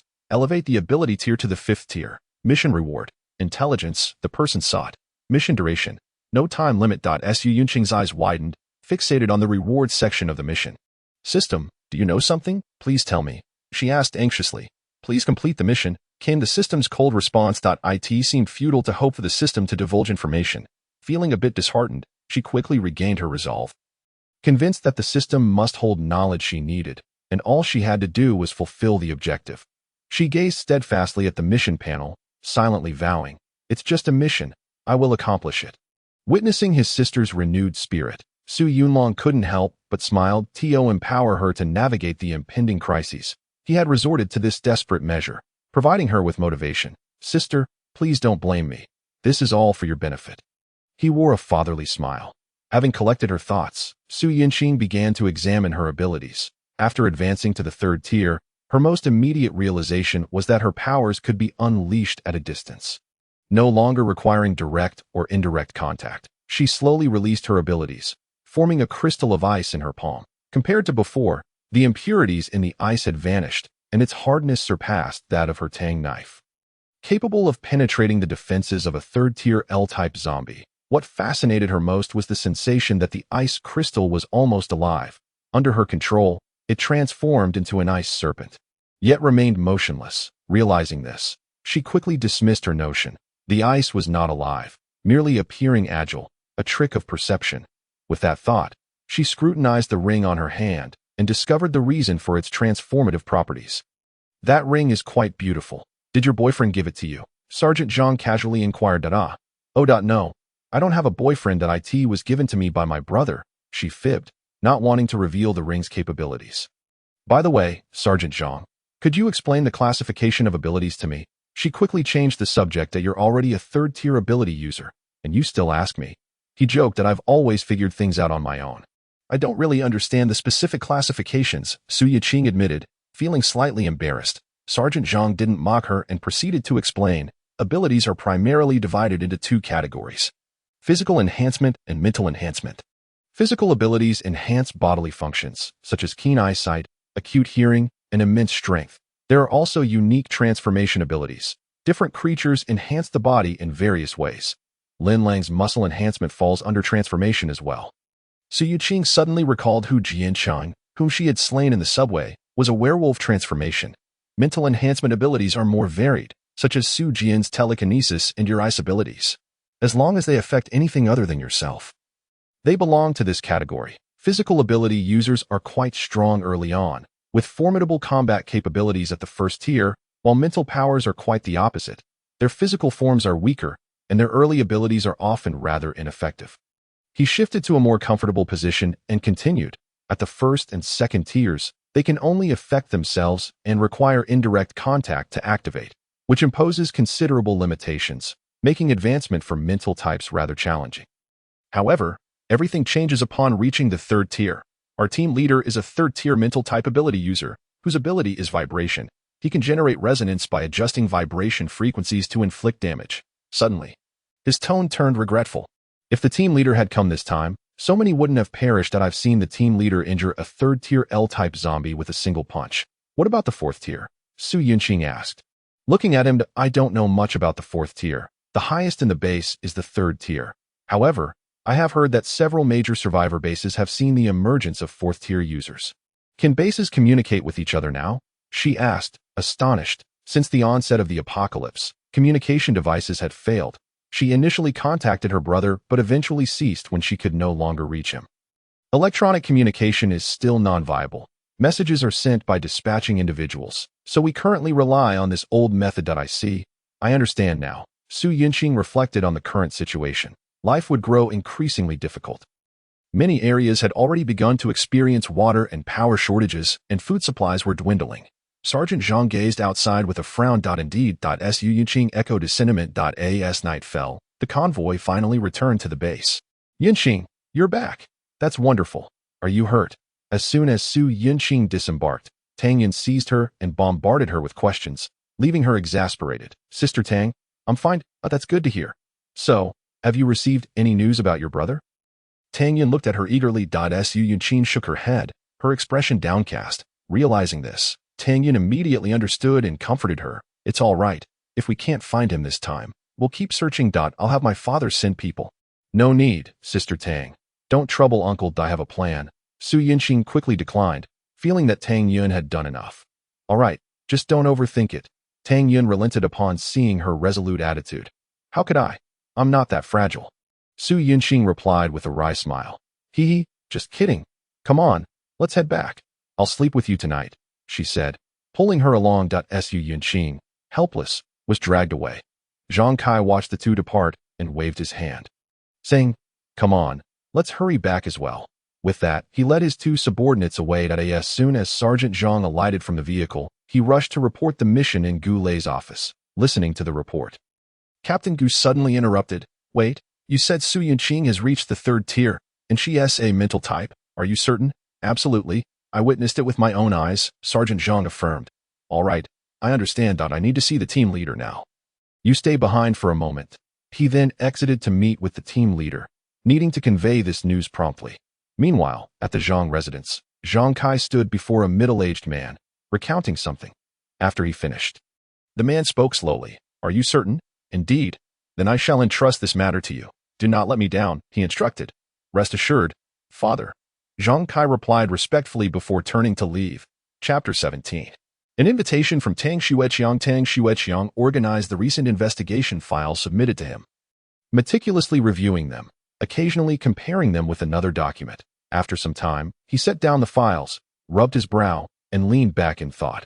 According to the information in the document, the activities of the zombies have begun to show signs of unification, indicating the formation of hordes. Once a large-scale horde is established, it will deliver a devastating blow to the survivor base. He flipped through another document, which prominently displayed the widespread disruption of water and electricity supplies, alongside the resulting food spoilage and dwindling resources. It is becoming increasingly difficult. He lamented. Knock, knock. At that moment, a sound came from the door. Come in. He straightened slightly. The visitor was none other than Gu Lei. Report. There is new information that requires your attention. Gu Lei, please have a seat. Tang Xueqiang gestured with his hand, speaking in a solemn tone. Once Gu Lei was seated, he inquired, What is this new information? Speak. Commander, a new third-tier psychic ability user has emerged in the base, and I rushed over as soon as I received the news. Oh, whose is it? Tang Xueqiang asked, somewhat surprised at a newcomer to the base. Named Su Yunqing, The girl who returned with Xiao Yuan. Su Yunqing. Tang Xueqiang questioned. Yuner told me she was a second tier. She just reached third tier today. The information is accurate. Xiao Zheng witnessed it firsthand. Gulei affirmed. Hearing this, Tang Xueqiang fell silent for a moment before slowly responding. All right, I understand. Keep an eye on the movements of those families and report any developments promptly. Yes, Gulei departed. The following day, Zhang Kai waited eagerly near Su Yunqing's residence. Young master, how should we woo her? Lu Er inquired cautiously. Of course, it will be through my prowess. With my top-notch romantic skills, there isn't a girl I can't win over, Zhang Kai replied, arms crossed, in a serious manner. Lu Er sweat nervously. He indeed knew the extent of the young master's abilities in this regard. The words he uttered could leave one feeling utterly uncomfortable. He ventured to advise, that is true. That woman will surely be captivated by you, young master. However, securing her heart is not enough. We must make her submit. What do you mean? Zhang Kai glanced at him. Young master, we need to showcase our financial strength. Noticing Zhang Kai's silence, he continued, with your skills to win her heart, coupled with our immense financial resources to win her body, we can ensure she willingly serves you. What do you think, young master? He cautiously observed Zhang Kai. Zhang Kai stared intently at him, and after a moment, he suddenly chuckled. You've actually made a clever point this time. All thanks to your excellent teaching, young master, Lu Er hurriedly replied. My father attaches great importance to this matter of wooing Su Yunqing. You are right. We must take a dual approach to ensure success, Zhang Kai mused. Young master, you are wise. Young master, she is coming out. Lu Er pointed towards the distance. Zhang Kai followed his gaze, spotting Su Yunqing alongside Tang Yun, who was animatedly chatting with her. When we meet my father, don't be nervous. Before she could finish her sentence, Zhang Kai interrupted. Yunqing, finally, I've waited for you for ages. Zhang Kai feigned exhaustion. Su Yunqing frowned, annoyed by this persistent fellow. Yunqing, who is this? Tang Yun asked, slightly irritated at being interrupted. Only then did Zhang Kai notice Tang Yun beside her. Upon closer inspection, she was indeed a stunning beauty. He quickly seized the conversation. Hello, I'm Zhang Kai, and you are. I'm Tang Yun. What do you want? In front of others, she reverted to her aloof policewoman demeanor. Taken aback by Tang Yun's bluntness, Zhang Kai felt a surge of irritation but managed to remain calm. I need to speak with Yunqing about something. Could you allow us a moment alone? Tang Yun glanced at Su Yunqing, who slightly shook her head, and she instantly understood. No, I still need to take her to see my father. Please step aside. After saying that, she pulled Su Yunqing away. Zhang Kai, suppressing his anger, turned to Su Yunqing, saying, Yunqing, my father wishes to meet you. I hope you'll grant him this courtesy. Su Yunqing, naturally reluctant, helplessly pointed to Tang Yun, saying, You can see, I must accompany her first. Seeing that the conversation was not completely closed off, Zhang Kai took a step back. Then I shall wait here for your return. With that, he found a place to sit, seemingly prepared to remain. Let us go. Ignore him. Tang Yun directly dragged Su Yunqing away. Zhang Kai watched their retreating figures before turning to Lu Er, instructing, Find out who that girl is and who her father is. Lu Er promptly replied, Young master, that girl is Tang Xueqiang's daughter, Tang Yun. She escaped from the city center with Su Yunqing 2 days ago. Tang Xueqiang's daughter, no wonder she is so formidable. Zhang Kai realized. Suddenly, a thought struck him. Oh no, didn't they just say they were going to meet her father? Yes, indeed. Lu Er stammered. Return home. Zhang Kai hurriedly rose and rushed home, with Lu Er hastily following behind. Dad, I want to introduce you to a friend, Tang Yun exclaimed as she ushered Su Yunqing through the door. Don't you know to knock before entering? When will you learn to be more composed? Tang Xueqiang set down the documents in his hands, looking somewhat helpless. There is no one else here. Saying this, he pulled Su Yunqing into a seat and began the introductions. Dad, this is Su Yunqing, the girl I've been telling you about, my savior and good friend. Su Yunqing quickly stood to greet him. Hello, Uncle. I'm Su Yunqing. Tang Xueqiang regarded the young woman before him, who was the same age as his daughter, and found it hard to believe she was a third-tier ability user. He nodded for her to sit down and began to speak slowly. Thank you for saving my daughter. You must have endured quite a bit to reach this point. Should you ever require assistance from me, please do not hesitate to ask. Su Yunqing lowered her head at this, acknowledging the hardships she had faced. Thank you, Uncle, for sending someone to help me find my brother. Although we didn't succeed, I still gained something. I'm glad to have been of help. Tang Xueqiang nodded, then addressed Tang Yun. Yinner, please step outside for a moment. I need to speak with her privately. Do as I say. Reluctantly, Tang Yin exited, leaving just the two of them in the room. Once Tang Yin left, Tang Xueqiang contemplated for a while, unsure of how to begin. Uncle, please speak freely, Su Yinqing encouraged him. Sensing his hesitation, very well, I will be direct, he said, his tone serious. Would you like to join the combat team? The combat team? Why are you looking for me? Su Yinqing asked, puzzled that if you were still a second tier. I wouldn't be so eager, but as a third tier ability user, everything changes. Seeing her continued confusion, he elaborated, my sources informed me that Zhang Kai, the youngest son of the Zhang family, was waiting for you at your residence this morning. Did he say anything to you? Su Yinqing recalled. He mentioned that his father wanted to see me, but he didn't say anything else. If I'm not mistaken, the Zhang family intends to recruit you. Tang Xueqiang rose to his feet and continued. While the base may seem calm on the surface, various factions are amassing strength, seeking to recruit ability users. Individuals like you, as third-tier ability users, are particularly sought after. Su Yinqing grasped the implication. She had drawn attention that I never considered joining as she began to respond, but was interrupted by the appearance of a task panel before her. Chapter 18.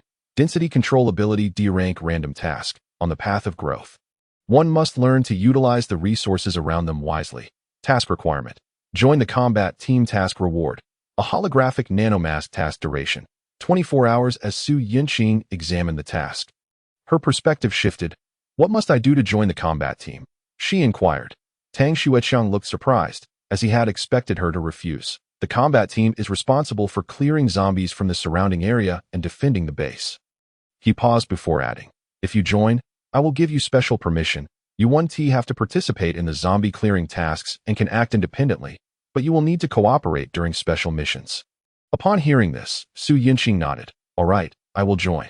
Tang Xueqiang displayed a pleased smile. You can report directly to Gulei. Understood, Su Yinqing responded, standing to leave the room. Ding, congratulations on completing the D-Rank random task. You have received a holographic nano-mask. As Su Yinqing exited, she began to check the information. Holographic nanomask. Wearing it can alter one's appearance, creating a perfect disguise. With the capacity to store up to 3 facial templates.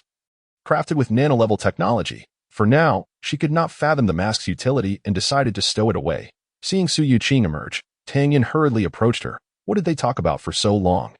Nothing much, just that I'm joining the combat team, Su Yinqing replied calmly. Oh. What? You're joining the combat team? Tang Yin exclaimed in surprise. Yes. Well, since you are strong, it's fine to join the combat team. Tang Yin said, a hint of disappointment in her voice. Why do you seem unhappy? Su Yinqing teased. I just feel like the gap between us is widening. I must become an ability user too. Her expression was resolute. Listening to her words, Su Yinqing suddenly recalled the bottle of Advanced Ability Awakening Potion. After pondering for a moment, she said to Tang Yin, let us go. To my place. I have something to give you. What is it? Before she could finish, Su Yinqing had already pulled her back. In the system space. Boss, why join the combat team? Isn't there a danger? Long asked, popping a piece of popcorn into his mouth. Su Yunlong ignored him, focused on the spinning wheel before him. His eyelids twitched. He thought to himself, isn't this just a lottery? As he spun the wheel, he explained, there is no way out. If I do not join, I will be scrutinized by everyone. The best course of action at present is to align myself with a faction and observe the unfolding events, biding my time to develop. Ding, congratulations, you have received 12 walnuts in a bottle. Disdainfully, he tossed them aside. Ever since Su Yinqing reached level 3, a spinning wheel had appeared in the space, costing 10 system coins for a single spin. He had depleted all his coins without encountering anything of worth. However, upon glimpsing the unfamiliar items in the prize pool, a sense of yearning stirred within him. Most importantly, the items drawn from this wheel could serve as rewards for the host. He fantasized about winning a divine artifact, rendering his sister invincible, yet he had underestimated the odds of the spinning wheel. Su Yunlong's expression darkened, and he could not help but lament the familiar sensation, the all-too-familiar formula. He even began to suspect that the system was crafted by that goose. With vacant eyes, he lay on the ground, contemplating, for the sake of the artifact and his sister, I can only endure this humiliation. The two arrived at the entrance of Area B, but Su Yinqing did not see Zhang Kai and felt a sense of relief. Hastily pulling Tang Yin into the room. Oh dear, Yinqing, what on earth are you planning to do? Tang Yin rubbed her arms. Su Yinqing produced an ability-enhancing potion and handed it to her. Did you not wish to possess special powers? Drink this. What is this? Tang Yin asked, utterly perplexed. Oh, do you trust me? If you do, then drink it, she insisted earnestly. Fine, I'll drink it. After all, you saved my life, Tang Yin replied helplessly. Seeing the seriousness etched on Su Yunqing's face, she took the potion and downed it in one go, discarding the empty tube as she turned to Su Yunqing. Just as she was about to question the lack of any immediate reaction, pain surged through her body, causing her to collapse onto the bed, curling up like a shrimp. Soon, sweat drenched her attire, accentuating her alluring figure. After a while, the pain subsided, and she slowly sat up, a look of bewilderment on her face. Su Yunqing, noticing her condition, quickly inquired, "How do you feel? Any special sensations? Aside from feeling an abundance of energy, nothing much," Tang Yun replied as she assessed her body. "You must focus and attune yourself to that sense of energy. Then guide it forth," Su Yunqing advised patiently. Upon hearing this, Tang Yun attempted once more, closing her eyes. As she concentrated, she suddenly felt a surge of power and gradually directed that energy to her hands. She opened her eyes, examined her palms, but found no discernible change, feeling a tinge of disappointment. "Yunqing, there's no change at all," she remarked. Su Yunqing scrutinized Tang Yun's hands and suddenly exclaimed, "No, there is a change." She manifested a block of ice using her abilities and placed it on the table. "Try breaking it. Will it work?" Tang Yun responded with skepticism, then struck the ice block with force. Bang! The ice shattered upon impact. Yet her hand remained unscathed. Tang Yun's mouth fell agape in disbelief, staring at her hand, astonished at its newfound hardness. Su Yunqing's expression revealed her realization. She had sensed Tang Yun's hands had indeed become significantly more resilient. Not merely hard, but as if their density had increased. She suspected there was more to it, given that it was a high-grade potion, and picked up the ice block again, instructing Tang Yun to channel her abilities into it. Tang Yun complied, while Su Yunqing sensed the changes occurring within the ice. Indeed, as Tang Yun exerted her abilities upon the ice block, she could clearly feel its density augmenting. "Let us see if you can control and reduce it," she suggested. Tang Yun, upon hearing this, closed her eyes and attempted to exert control. Before long, Su Yunqing sensed a decrease in the ice block's density. "I understand now. Your ability is density manipulation, belonging to the psychic category," she concluded. Tang Yun's face lit up with joy upon hearing this. "Thank you, Yunqing. This potion is incredible. Where did you acquire it?" Su Yunqing hastily covered her mouth. "Do not thank me, and remember, this is a secret between the two of us. You must not disclose it to anyone. Understood?" After seeing Tang Yun nod in comprehension, Su Yunqing released her. "Quickly practice more. Strive to master it as soon as possible." Tang Yun eagerly nodded and sat down to practice continuously. Observing her excitement, Su Yunqing felt a surge of happiness for her. Suddenly, the task panel popped up. D-grade random task. Life requires adjustment and relaxation. Task requirements. Perform a segment of Latin dance without speaking. Task reward. A bottle of psychic enhancement potion. Task duration. Limited to 5 minutes. Su Yunqing stared blankly at the task. Is this truly a task the system should issue? Such lowbrow amusement. Yet, seeing the reward, Tang Jia would certainly find this beneficial, and she became conflicted about whether to dance or not. "Tang Jia, could you step outside for a moment? I have something urgent to attend to." After contemplating, she decided to first send Tang Yun away. What urgent matter? Do share with me," Tang Yun inquired with concern. "Oh, just step outside for a few minutes, please," Su Yunqing urged, glancing at the countdown. Tang Yun, upon hearing this, immediately became displeased. "Yunqing, you cannot shoulder everything alone. Are you treating me like an outsider?" she retorted, sitting on the bed. Su Yunqing, feeling anxious, quickly pulled her towards the door. "Tang Jia, please hurry outside. I beg you," observing her urgency. Tang Yun was even more convinced that something troublesome was afoot. She shook off Su Yunqing's hand, her resolve firm. "If you do not speak, I shall not leave." With that, she sat back down on the bed. Chapter 19. Zhang family's recruitment. Su Yunqing gazed at Tang Yun, then at the countdown. Now with less than a minute remaining, she steeled her resolve and decided to go all out, without hesitation. She began dancing in the room. Tang Yun, who had been pondering how to broach the subject, suddenly witnessed Su Yunqing dancing, performing Latin. Bewildered, she wondered how this had come to be. Had her words been too blunt, arousing such a reaction? Thinking this, she hurriedly approached to stop her. "Yunqing, what are you doing? Please, let me go outside instead." Su Yunqing, feeling the weight of her predicament, could not voice her struggles at this moment. Even her toes felt as if they could unearth a three-bedroom apartment. Yet the task remained uncompleted. She buried her head, twisting her body left and right to execute the Latin dance steps, her face reddening to the point of nearly bleeding. Tang Yun, witnessing her plight, was alarmed and quickly exclaimed, I'll leave, please don't hurt yourself. Saying this, she dashed out the door and shut it behind her. At that moment, the task notification chimed, indicating completion. Su Yuqing collapsed to the ground, covering her face as she wept bitterly. Woe is me, my innocence. Within the system space, Long stared at the screen, dumbfounded, slowly extending a thumb towards Su Yunlong. At this moment, Su Yunlong was laughing uncontrollably. Ha! My sister dances magnificently, does she not? Ha ha ha. My admiration for the boss flows like an unending river. Long expressed in awe.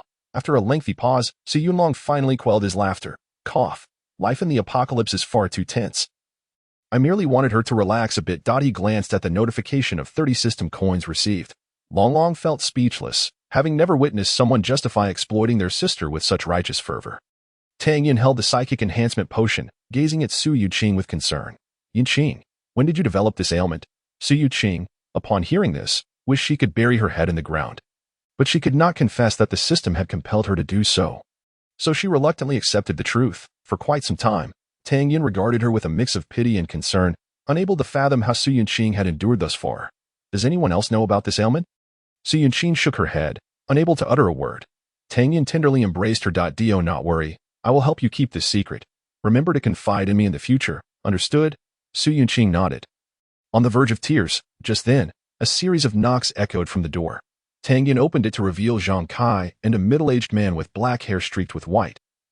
Clad in a black suit and a white shirt, with tattoos adorning his arms, exuding an air of authority. You are? She asked cautiously. You must be the daughter of team leader Tang. I am Zhang Jichuan, the supervisor of security at the base. It is a pleasure to meet you. Indeed, you are as striking as your father, a true testament that a tiger begets no dog, Zhang Jichuan remarked appreciatively. Thank you for the compliment. What brings you here? She inquired, puzzled. Oh, we have come to visit Miss Su. My son informed me that Miss Su is a newly arrived level 3 ability user at the base. So as the security supervisor, I wanted to extend my greetings, he explained with a smile. Tang Jie, let them in, Su Yuqing called from within. Upon hearing this, Tang Yin opened the door, allowing them entry. Tang Jie, could you step outside for a moment? I need to discuss something with them. Su Yuqing wished to keep Tang Yin uninvolved. Tang Yin nodded and stepped out, leaving just the three of them in the room. Miss Su, I will not beat around the bush. I am here to invite you to join our security team, Zhang Jichuan stated as he took a seat. Su Yuqing thought to herself, as expected. They are here to recruit her. After a moment's contemplation, she replied, I'm sorry, Supervisor Zhang, but I have already agreed to join the combat team. Zhang Jichuan's expression remained impassive, as if he had anticipated this. Oh, as far as I know, you have yet to report, so there is still room for negotiation. With that, he gestured, and Zhang Kai produced a package from behind him, placing it on the table. Zhang Jichuan signaled for her to open it. Upon doing so, Su Yuqing discovered a trove of crystal cores, most of which were of the first and second tiers, emanating a faint blue glow. These are my gifts for our meeting. I assure you. If you join us, there will be even more benefits in the future, Zhang Jichuan stated. Observing her reaction, Su Yuqing was taken aback. The ability to present such a substantial quantity of crystal cores indicated considerable power. Ding. A D-grade random task was issued. D-level random task. Liu Bei borrows Jingzhou, with no intention of returning it. Task requirement. Accept the crystal core and indicate that it requires consideration. Task reward. A bottle of physique enhancement potion. Task time limit. 10 minutes. Upon seeing the task, Su Yuqing lowered her head to ponder. Zhang Jichuan, noticing her contemplation, felt a sense of reassurance, knowing there was hope, and seized the moment to speak. By joining the security team, you won't have to engage in any tasks, and if your assistance is needed, I will reach out to you, granting you absolute freedom. I'm sorry, Supervisor Zhang, but I must decline, Su Yuqing responded firmly. She understood clearly that although she desired the task reward and the crystal core, she had already made the decision to join the combat team. Moreover, Tang Yin was also aligned with the combat faction. She had no intention of severing ties with her. Thus, while it appeared she had many options, her path had been set since she encountered Tang Yin. Zhang Jichuan was taken aback. He believed he had offered a substantial incentive and never anticipated that Su Yuqing would refuse. You must think this through, he warned, his expression darkening as sparks flickered ominously around him. Su Yuqing's beautiful eyes narrowed, detecting the underlying threat, and a frostiness began to envelop the table. Zhang Kai slowly retreated, watching the two with evident curiosity. Just then, a series of knocks echoed at the door, interrupting the tense atmosphere. Both parties momentarily halted, retracting their energies. Su Yuqing felt a wave of irritation. Why did everyone insist on coming to her home? Opening the door, she encountered yet another unfamiliar face and impatiently inquired, "Who are you looking for? And what is the matter?" Chen Qiming, somewhat bewildered by the palpable tension, still mustered the politeness to introduce himself. "Hello, you must be Miss Su Yuqing. I am Chen Qiming, and I have some important matters to discuss with you." Noticing his courteous demeanor, she allowed him to enter. Chen Qiming stepped inside and spotted Zhang Zhichuan and his companion. Rather than being surprised, he greeted them amicably. "Supervisor Zhang, what brings you to this modest B district today?" Zhang Zhichuan maintained a stoic expression, choosing not to respond, aware that Chen Qiming's arrival meant his efforts were thwarted. He turned to Su Yuqing and said, "Miss Su, I hope you will reconsider my proposal. If your thoughts change, please communicate with Zhang Kai." With that, he exited the premises. Zhang Kai, feeling a tinge of regret at missing an intriguing spectacle, followed suit. Once the two had departed, Tang Yin entered. "Have you finished your conversation?" she inquired, looking at Su Yuqing. Su Yuqing shook her head and sighed, "Not quite. There's still one person left." "Speak up, Mr. Chen. What important matter do you wish to discuss?" Chen Qiming, bemused, replied, "My task was to prevent Zhang Zhichuan from courting you. Now that my mission is accomplished, I ought not to linger. Farewell." With that, he too made his exit. "What just happened?" "Everyone is leaving," Tang Yin remarked. Perplexed, Su Yuqing was equally bewildered. Was Chen Qiming not there to win her over? It seemed she would need to have a thorough discussion with Uncle Gu later. "Sister Tang, I'm off to report to Uncle Gu. You should continue practicing. Try experimenting with different items. I sense great potential in your abilities," Su Yuqing advised. "All right, you go ahead," Tang Yin nodded in agreement. Chapter 20. Senior of Tang Yin within the system space.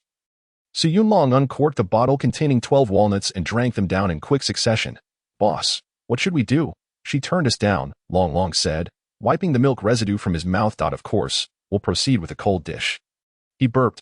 The refusal was both unexpected and yet entirely reasonable. Had he been given the choice, he would have accepted everything and fled to develop in peace. It appeared that his sister had yet to grasp the true horrors of this apocalyptic world. It was a shame he had even provided her with a mask that went unused. Nonetheless, what could he do? After all, she was his sister, and he gazed at the screen with a fond expression. Su Yuqing found Uncle Gu. "Uncle Gu, I'm here to report." Gu Lei looked up to see Su Yuqing and instantly broke into a smile. "Little Su, come in, take a seat." He gestured to a chair. Su Yuqing pulled the chair closer and sat down. "The team leader informed me, and I'm absolutely delighted that you chose to join the combat team."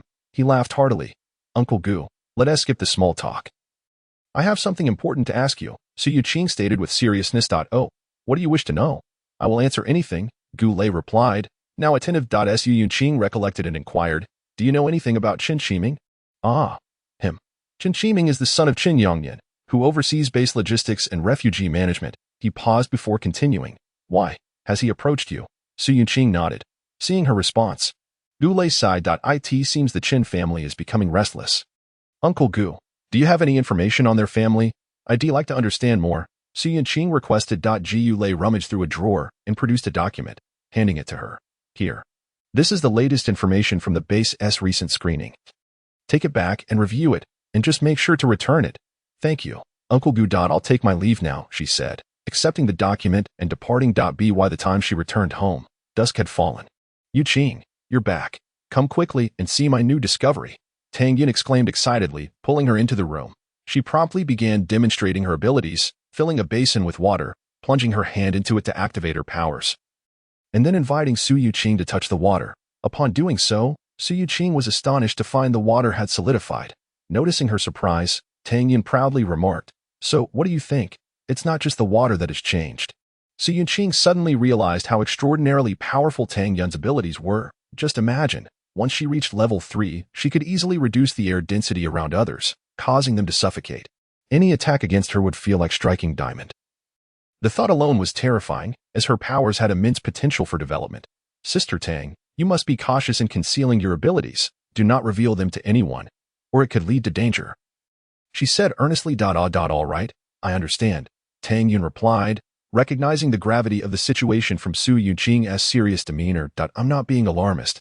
Your abilities are far too unique, and you must not expose them without the means to protect yourself. She reiterated. Okay, I promise not to tell anyone, Tang Yun assured. Now, I will review this information. You should rest for a while, Su Yuqing instructed as she began examining the documents. Meanwhile, at the Zhang residence. Dad, what should we do? Su Yuqing went to see Gulei this afternoon. It seems she is determined to join the combat team, Zhang Kai expressed anxiously. Zhang Jichuan sat in a chair, methodically tapping his fingers, before responding slowly. Let us not concern ourselves with her for now. I have my own arrangements. How is the plan progressing? Currently, the numbers are insufficient. I estimate we will need another half-month, Zhang Kai replied. Make sure they expedite their efforts. Time is not on our side, Zhang Jichuan commanded. Yes, Zhang Kai acknowledged as he left. Once Zhang Kai was out of earshot, Zhang Jichuan summoned one of his subordinates. Go, summoned Zhang Ping. Yes, sir, the subordinate responded before departing. A short while later, Zhang Ping arrived. Dad, what did you call for me? He asked, looking puzzled. Son, come here. I have a task to assign to you, Zhang Jichuan said, pulling Zhang Ping into the room. The next day, Tang Yun awoke and, upon opening her eyes, immediately spotted Su Yuqing training. Having grown accustomed to this sight, she rose to freshen up. Su Yuqing, while doing sit-ups, contemplated the information she had reviewed. The base appeared idyllic and tranquil. Yet beneath the surface, currents were stirring. The Zhang family's security team was relentlessly recruiting ability users, leaving her uncertain of their intentions. Meanwhile, the Qin family seemed relatively weaker and currently appeared to lean towards Uncle Tang's faction, suggesting that conflicts would not arise in the short term. However, it was prudent to prepare for the worst. She needed to hasten her efforts to enhance her strength, as she sensed a storm brewing within the base. With these thoughts in mind, she called for Tang Yun, intending to venture out to eliminate zombies and collect crystal cores. As Tang Yun had just awakened her abilities, it was essential for her to gain experience. And Su Yuqing also required crystal cores to upgrade her system. Soon, the two had gathered their supplies and arrived at the base entrance, where numerous ability users were coming and going. Upon spotting them, Gulei greeted them with a smile. Little Yun, are you preparing to go out? Remember to stay safe. They both smiled and acknowledged him, just as a young man approached them. Tang Yun, is that really you? He exclaimed in disbelief. Tang Yun looked up and, upon recognizing him, beamed. Zhang Ping, Senior, you're alive. That's wonderful. I came to your police station looking for you back then, but unfortunately, I couldn't find you and had to retreat. Zhang Ping reminisced, and the two old friends began to chat animatedly. Observing from the side, Su Yuqing felt a bit awkward. However, she soon gathered that this individual was Tang Yun's senior from university, someone who had always looked out for her, and their connection had diminished post-graduation. Noticing Tang Yun's slightly flushed cheeks, Su Yuqing concluded that their relationship was undoubtedly more than just platonic. After some time, they agreed to meet up once she returned, and then each continued on their way. Sister Tang, it seems Zhang Peng holds a special place in your heart, Su Yuqing teased, tilting her head. Tang Yun's face reddened as she countered. Not at all. He was just very kind to me. Our relationship is merely that of good friends. Su Yuqing halted, gazing intently into her eyes. Look me in the eye and tell me you don't have any feelings for him. Tang Yun's cheeks turned even redder as she pushed Su Yuqing away, exclaiming, Well, I do have a slight crush. I'm not made of stone, after all. Su Yuqing shook her head, clicking her tongue. Well, he is quite charming, handsome, articulate, and gentle. He is practically the epitome of a warm-hearted man. Oh, just stop teasing me. We didn't come out here to discuss this. Tang Yun hurriedly redirected the conversation. Su Yuqing had no intention of teasing her any longer. All right. No more talk. We'll see each other again when we return, and I must keep an eye on you. Noticing that she refrained from further questioning, Tang Yun let out a sigh of relief. Reflecting on Zhang Peng's earlier demeanor, a smile involuntarily crept upon her lips. The two moved at a brisk pace, swiftly exiting the clearing area and reaching the outskirts of the city. They first arrived at a parking lot, where they sought out some zombies for Tang Yun to practice her skills. With the tang knife handed to her by Su Yuqing, Tang Yun dispatched the zombies with ease, akin to slicing through vegetables. Yet she craved more. Yuqing, let us head to that mall, she exclaimed, pointing toward a distant shopping center. Sure, Su Yuqing replied, lifting her gaze to the mall. Suddenly, she noticed a flicker of movement within, with a hint of caution. She remarked, It seems there are people in that mall. I wonder if they are survivors. Tang Yun squinted, craning her neck for a better view but saw nothing. I don't see anyone, she said, after a moment of contemplation. Su Yunqing resolved to investigate. We will find out if anyone is there. With that, she made her way toward the mall. Hey, wait for me, Tang Yun complained, trailing behind her. Chapter 21. Su Yunqing's bloodlust upon arriving at the base of the mall.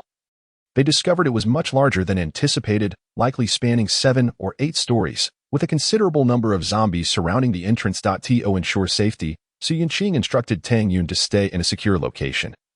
Planning to enter alone, Tang Yun nodded and found a hiding spot, aware that she could handle ordinary zombies but would only hinder Su Yunqing against more formidable foes or ability users.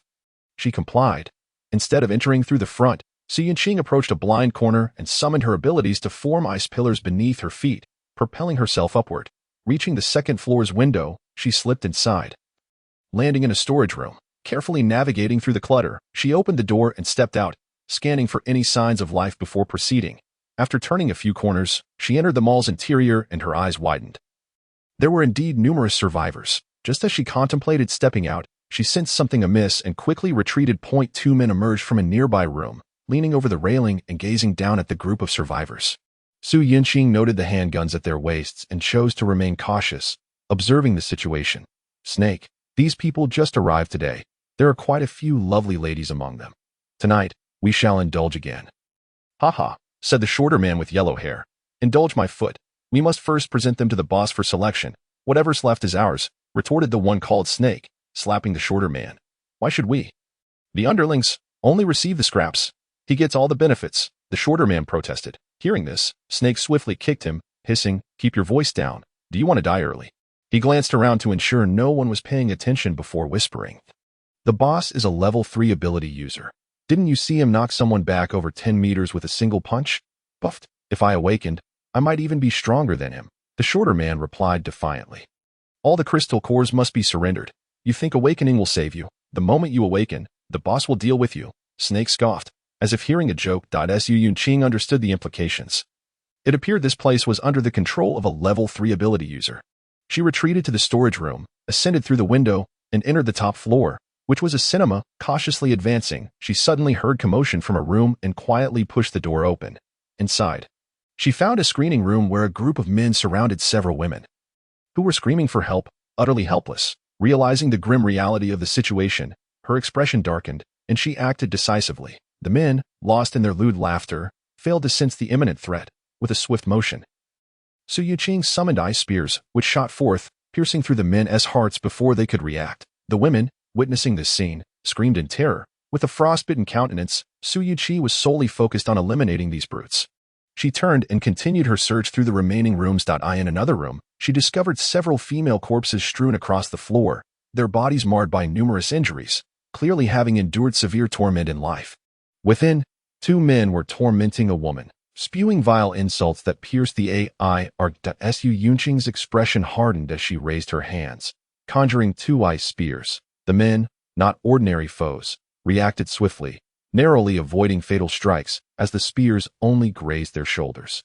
Who is it? They exclaimed, clutching their wounds. Su Yunqing stepped from the shadows, her gaze icy, her voice resonating like a winter's chill.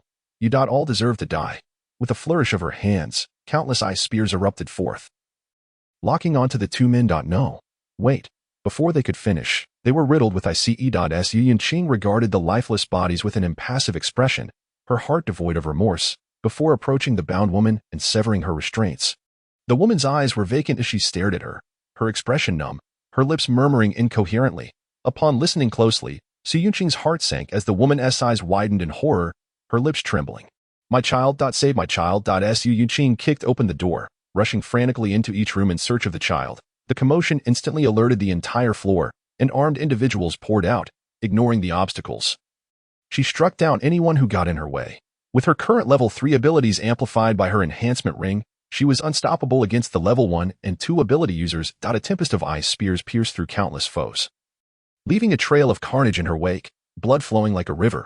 Eventually, no one dared to impede her, parting ways in terror as she approached the final room and pushed the door open. Her gaze fixated on the scene before her, her nails digging into her flesh as rage surged within her, yet her expression grew increasingly calm. At that moment, she truly yearned to kill. She had found what she sought, only to discover the lifeless body of a child.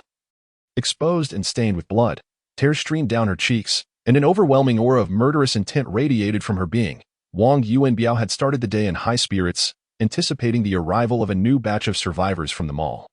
Eager to select his next playthings, however, his subordinates rushed to report that someone had invaded the upper levels of the mall, killing indiscriminately. He hurriedly made his way upstairs, only to be greeted by a scene of carnage.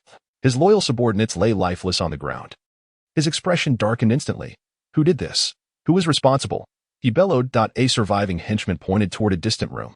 Wang Yuanbiao looked up to see a girl emerge from that room, her face as cold as ice. Her skin like porcelain, radiating an air of lethal intent. He hadn't expected a mere girl to be the perpetrator, but given the number of his men she had slain, her strength was undoubtedly formidable. Who are you? And why have you killed my people? He demanded in a low voice. Su Yuqing slowly lifted her gaze, her voice frigid as she replied, "Release the captives and end your own life." "I shall only say this once. What, you want me to end my own life? Ha! You must be mistaken." Wang Yuanbiao laughed, clapping his hands. Instantly, a group of armed men surged forth. Some, upon realizing she was a girl, smirked and began to mock. Do you even know what kind of power our boss possesses? He is a level 3 ability user. You probably have never even seen one before. Haha. Exactly. You might as well surrender now. If you serve us well, we might just leave you intact. Another chimed in, prompting laughter from the crowd. Only Wang Yuanbiao sensed something was off. The girl displayed no fear despite the overwhelming numbers against her. This is wrong. Absolutely wrong. His survival instincts, honed through years of danger, kicked in. Without hesitation, he signaled for his men to subdue her. They charged forward. Weapons drawn. Su Yuqing's eyes glinted with cold determination as she raised her left hand, causing ice spikes to erupt from the ground, spreading outward and forcing the crowd back. The battle was imminent. Some henchmen drew their firearms, while others unleashed their abilities, transforming into various monstrous forms to charge at her. With a gentle motion, she conjured an ice wall, deflecting the incoming bullets while the ice spikes continued their relentless expansion, enveloping the area in mere moments. Some, emboldened by their physical prowess, charged into the icy trap. Yet, as they did, they were impaled by the spikes, crashing down and becoming thoroughly chilled. Witnessing this, the surrounding men were struck with dread, realizing the lethality of the ice spikes, leaving them momentarily paralyzed with fear. Chapter 22. I believe in my sister. Wang Yuanbiao, witnessing the scene, commanded his men to destroy the ice spikes to clear a path. The henchmen complied, launching a barrage of attacks on the spikes. Boom! The ice shattered under their assault, and encouraged by their apparent success, they intensified their efforts, oblivious to the fact that the ice had already spread to the walls and ceiling. As they drew nearer to Su Yuqing, Wang Yuanbiao's heart raced. It was only when he unconsciously glanced upward that he felt a chill run down his spine. To his horror, he discovered that the roof and walls were now entirely encased in ice spikes, completely surrounding them. Sensing the imminent danger, he no longer concealed his strength. With a sudden burst, his clothes ripped apart, revealing a physique akin to a bodybuilder. As he activated his abilities, his body began to transform, taking on a stone-like hue and expanding in size. He fixed his gaze on Su Yuqing, suddenly exerted force beneath his feet, and in an instant, lunged forward, raising his hand to strike the ice wall with a powerful punch. Boom! The ice wall was smashed, creating a deep pit, with cracks spreading outward, yet it remained unbroken. Wang Yuanbiao's eyes narrowed in disbelief. He had managed to withstand it. He was about to continue his assault. Naturally, Su Yuqing would not stand idly by while he attacked without retaliating. With a swift motion of her hands, the ice wall rapidly restored itself and began to expand further. She unleashed her abilities in quick succession, erecting ice walls that entrapped their group within. With an impassive expression, she raised her hands, fingers clenched tightly forward. As she moved, the individuals trapped inside began to scream frantically, their wails echoing. The cacophony had no effect on her as she relentlessly unleashed her powers, mercilessly attacking those inside until silence fell. The blood stained the entire ice structure crimson. The ice wall cracked open, and Su Yuqing stepped inside, the blood on the ground freezing beneath her footsteps. She surveyed the scene as she entered, dispatching those who were not yet dead, and then her gaze fell upon Wang Yuanbiao. At that moment, he was merely blind in one eye, with no visible injuries. A quick glance at the bodies around him clarified that he had used others as shields. We are merely passing acquaintances. If you leave now. He flipped through the system records, realizing that he had been so preoccupied with selecting items that he had overlooked the changes brought about by the system upgrade. After a few moments of searching, he found the information. Ding! Congratulations, the system has upgraded to level 3, unlocking the avatar function. The task authorization has been elevated to level C. He clicked on the feature to explore further. The avatar system could create a physical body, allowing for external activities, the use of items from the store, and could be summoned back at any time. Su Yunlong's eyes brightened. This meant he could finally reunite with his sister. The thought filled him with excitement. However, Long beside him doused his enthusiasm with cold water. The avatar comes with numerous restrictions, one of which is that it cannot approach the host as he spoke.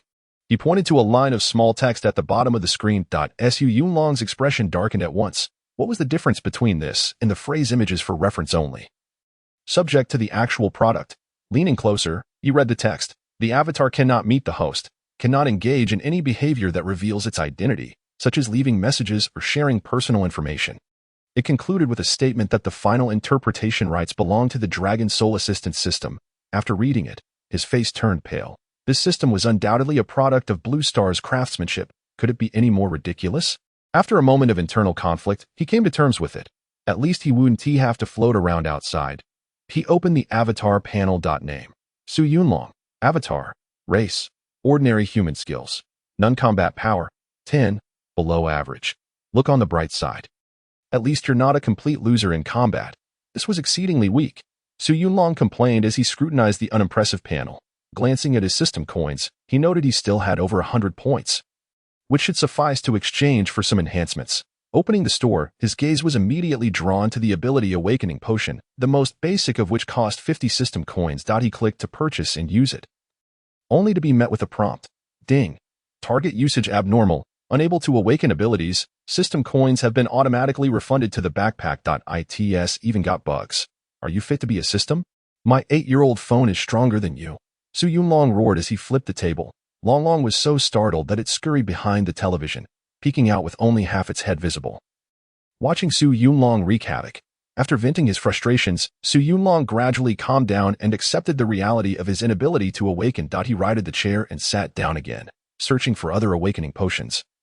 But each attempt ended in failure. With no other options, he chose the Gene Evolution Potion, spending 30 system coins. He clicked to use it, and this time it succeeded, followed by a flash of blue light indicating completion. Seeing results, he promptly purchased a mental enhancement potion for 20 coins and a physical enhancement potion for 15 coins. Finally, he opened the weapons page and spent a hefty 50 system coins on a replica shockwave sword. Replica shockwave sword, a weapon utilizing molecular-level vibrations for cutting, crafted by a master, still boasting outstanding effectiveness, capable of penetrating defenses of beings below level 3. He reopened the avatar panel. Name: Su Yunlong. Avatar: race: carbon-based type 1 human skills, non-combat power, 100, level 1. Look on the bright side. 100 points is still quite formidable. Looking at the enhanced statistics, Su Yunlong nodded in approval. With combat power reaching level 1, coupled with the weapon, he could barely survive outside. Should he encounter a threat he couldn't handle, he could simply summon himself back. With this thought, he no longer hesitated and summoned the avatar. As his mind focused, the surrounding environment began to shift, akin to exiting as a spiritual entity, but this time he occupied a tangible form. He materialized in a dim alley within the base. He spread his arms and looked down, feeling as if he were in his original body. It was quite peculiar. Just as he was about to take a few steps forward, he suddenly felt a chill beneath him. Slowly lowering his gaze, he gasped. A piercing scream attracted the attention of patrolling soldiers nearby. By the time they arrived at the scene, however, they found nothing amiss. Meanwhile, within the system space, curses erupted. Damn system, why didn't you inform me I was naked? Chapter 24. The proud system is quite nice. Su Yunlong spent one system coin to conjure up some clothing and descended once more, this time successfully arriving in a secluded corner unnoticed. Dressed in black attire, with neatly cropped hair and a sharply defined face masked in black, only his deep blue eyes were visible. As he stepped onto the street, he realized it was utterly deserted, save for the patrolling soldiers. It dawned on him that there was a curfew at night, and thus no one was around. If he intended to venture outside, the base had not registered his information, and he would likely be apprehended immediately. After pondering for a while, he recalled the avatar, planning to wait until his sister exited the base to discuss matters. Back in the space, he sat on a chair, checking the store again, glancing at the dwindling amount of system coins in his backpack, sighing in resignation. He needed to undertake more tasks, otherwise, he would be utterly insufficient. Ideas swirled in his mind. The next day, Su Yuqing's first order of business was to check the rewards from the previous day. She opened the gift package. Ding! Successfully opened. she received a mental power enhancement necklace, a bottle of Type 2 gene evolution potion, and a bottle of supersensory enhancement potion. She examined the necklace and, after a brief assessment, adorned it around her neck. The moment she did, she felt an immediate surge in her mental power, approximately doubling in strength. Suppressing her joy, she then took out the 2 potions and drank them in succession. Having had prior experience, she lay back on her bed, awaiting the effects to take hold. Soon, the potions began to take effect throughout her body, causing her to writhe in pain, rolling back and forth. Her movements, however, startled Tang Yun, who was nearby, just as she was about to inquire what on the main street of the base.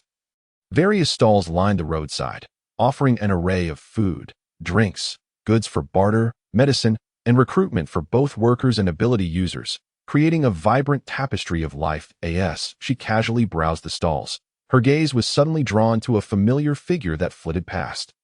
She hurried after it, but with so many pedestrians on the street, the figure vanished in the blink of an eye. Standing there in a daze, she wondered if she had been mistaken. The solitary figure seemed incongruous with the bustling surroundings, as though it belonged to another world. After a long pause, she shook her head with a bitter smile, realizing that she must be missing her brother too much, to the point of hallucination. Unbeknownst to her, not far away, in a secluded alley, the avatar of Su Yunlong flickered incessantly. He had spotted Su Yunqing the moment she appeared and instinctively wanted to approach her, but his avatar suddenly lost control and turned to leave. As he slipped into the alley, he felt his avatar begin to fade, acutely aware that the system was imposing restrictions on him. It seemed he truly could not make contact. He sighed, contemplating the possibility of making an attempt. After all, he believed the system had its flaws. Perhaps he could exploit a loophole. After a while, his avatar stabilized. Peeking out to ensure his sister had departed, he emerged from the alley and walked in the opposite direction. As Su Yunlong strolled along the street, he absorbed the atmosphere around him. Aside from the limitations imposed, he felt quite content. He casually approached a stall, squatting down to pick up a first-level crystal core.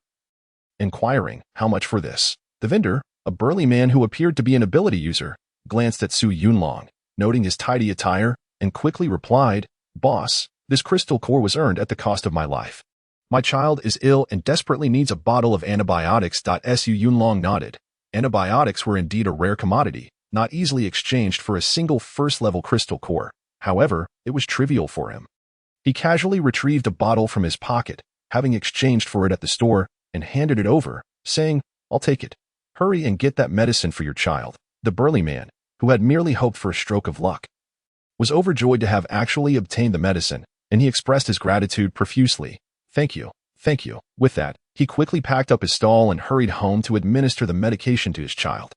Su Yunlong, holding the crystal core, attempted to put it in his mouth, but the system promptly notified him that his avatar could not awaken through the crystal core, leaving him disheartened. When he looked up, he unexpectedly spotted Tang Yun. Chapter 25. First encounter with Tang Xueqiang. Naturally, Tang Yun did not recognize him, particularly since Su Yunlong was wearing a mask. However, for Su Yunlong, she was unmistakably familiar. Feeling somewhat awkward, he discreetly brushed past her. "Zhang Xueqiang, look, there's a stall selling snacks," Tang Yun exclaimed joyfully to Zhang Ping. Zhang Ping smiled and approached the stall, saying, "Boss, 1 portion, please." "Sure thing, that'll be 5 crystal cores," the vendor replied with a broad smile. Upon hearing the price, Tang Yun quickly grabbed Zhang Ping's arm, exclaiming, "Xueqiang, that's a bit too expensive. Let's not buy it." "How can we not? If you want to eat, even if it's 100 cores, I'll buy it," Zhang Ping asserted, producing 5 crystal cores. Tang Yun's face flushed slightly at his words. The vendor took the crystal cores and, in no time, prepared the food. Zhang Ping handed it over to her, cautioning, "Here, be careful. It's hot. If you want anything else, I'll buy it for you." Tang Yun hastily shook her head, replying, "No need, that's too extravagant." Zhang Ping halted, gazing at her with deep affection, and said, "Yuner, it's worth any amount I spend on you. Do you understand?" Tang Yun's face turned crimson, and she whispered, Don't call me that." A hint of amusement flashed in Zhang Ping's eyes as he intensified his pursuit, saying, "Then how should I address you? How about darling? Oh dear, why are you like this?" Tang Yun stomped her foot and covered her face as she ran away. Zhang Ping stood behind, sporting a smug smile before following after her. This scene was witnessed by Su Yunlong, who found it somewhat unsettling. Zhang Ping seemed to be harboring ulterior motives. Without hesitation, he trailed after them, but he followed them through the afternoon. The two simply strolled and chatted, appearing to be engaged in a normal outing without any unusual occurrences. He patiently continued to observe until they parted ways, fixating on Zhang Peng's figure and following him. Zhang Peng turned several corners before finally entering Area A, but Su Yunlong was stopped by a guard. "Please present your identification." The guard extended his hand to block his way. Su Yunlong, thinking quickly, said, "Brother, could you help me with something? Who was that person entering just now?" They seemed quite refined. He discreetly slipped a crystal core into the guard's hand, whose eyes brightened at the sight and accepted it without a word. "Why do you want to know?" the guard queried, his demeanor softening. "I'm looking to conduct some business, and it's important to familiarize myself with the prominent figures in Area A to avoid offending anyone in the future." Su Yunlong responded with an expression of understanding. "Well, go ahead and familiarize yourself," the guard replied, sizing him up. Observing the guard's movements, Su Yunlong inwardly cursed and produced a bottle of cold medicine, discreetly handing it over. The guard's face lit up instantly. "Brother, are you performing magic? That's impressive." "Magic, my foot," he thought bitterly. Maintaining a forced smile, he replied, "Oh, just a little trick. Please, tell me what you know." The guard, hearing this, ceased his hesitations and leaned in closer, whispering, "That person is the eldest son of Zhang Jichuan, the head of security. If you plan to do business, remember him. Do not provoke him." Su Yunlong's understanding deepened. Zhang Ping was indeed the son of Zhang Jichuan. He wondered if Tang Yin was aware of this fact. "I see. Thank you, brother," he said, turning to leave. "Hey, let's chat a bit more. I know other people too," the guard called after him, but Su Yunlong was already out of earshot. As he walked along the street, Su Yunlong pondered the situation. In this delicate context, the eldest son of the Zhang family suddenly approaching Tang Yin raised numerous red flags. After all, Tang Yin was the daughter of Tang Xueqiang. If the Zhang family captured her to leverage against Tang Xueqiang, it would certainly cause him concern. However, one thing puzzled him. What motive did the Zhang family have for wanting to supplant Tang Xueqiang? They were already part of the base's upper echelons and controlled the security team. Was it merely a matter of power? Lost in thought, he paused, changing direction toward the office building, resolved to confront Tang Xueqiang directly for answers. Upon reaching the vicinity of the office building, he faced the dilemma of how to gain entry. After a moment of contemplation, an idea sparked in his mind. Checking his backpack, he discovered that after a half-day's efforts, his system currency had accumulated to nearly 400 points. He then accessed the store and exchanged for a remote-controlled bomb. Finding a secluded spot, he set up the device, deliberately choosing one that made a loud noise but had a low impact. He approached the office building and pressed the remote. Boom! An enormous explosion reverberated throughout the base, prompting guards below to rush to the scene, leaving only two behind. Seizing the opportunity while the guards were distracted, Su Yunlong slipped in through the side entrance, swiftly making his way upstairs to Tang Xueqiang's office. Tang Xueqiang stood by the window, surveying the source of the explosion, when he heard the door creak open. Alert, he turned around, instinctively drawing a military knife. "Who are you?" he demanded, eyeing Su Yunlong warily. Remaining calm, Su Yunlong walked to a nearby chair and sat down, slowly saying, "There's no need to be alarmed. I merely wish to meet with you and ask a few questions." Tang Xueqiang quickly grasped the situation, interrogating, "Did you orchestrate the explosion outside?" "Indeed, but rest assured, I only intended to divert the guards downstairs. No harm was done," Su Yunlong replied, crossing his legs nonchalantly. Observing the composure of this young man, Tang Xueqiang felt uncertain of his intentions. He spoke in a low voice. "Whatever your aim is, you won't be leaving here today. I have nothing to share." Realizing that he would need to employ some pressure to extract information, Su Yunlong spoke slowly. "Are you aware that Zhang Jichuan's eldest son, Zhang Peng, has been approaching your daughter?" Tang Xueqiang's expression shifted dramatically. "Are you from the Zhang family?" Su Yunlong shook his head, saying, "I'm not affiliated with any family. I merely happened to see the two of them together." "Then what exactly do you want?" Tang Xueqiang asked warily. "I wish to understand the Zhang family's motives. I want to know what you are concealing," he replied calmly. Tang Xueqiang's gaze sharpened, his heart racing. Who exactly was this young man, and what did he know? Who are you?" Su Yunlong chuckled inwardly at his reaction. It seemed he had indeed struck a nerve. "My identity is of no concern to you. What matters is that I stand on your side," he said earnestly. "How can I trust you?" Tang Xueqiang remained skeptical. "Trust me or not, I have two objectives today. First, to inform you about your daughter, and second, to uncover the Zhang family's motives," Su Yunlong said, shrugging nonchalantly. Tang Xueqiang wrestled with his inner conflict but eventually sat down, choosing to trust Su Yunlong. after a moment of contemplation. He began to recount.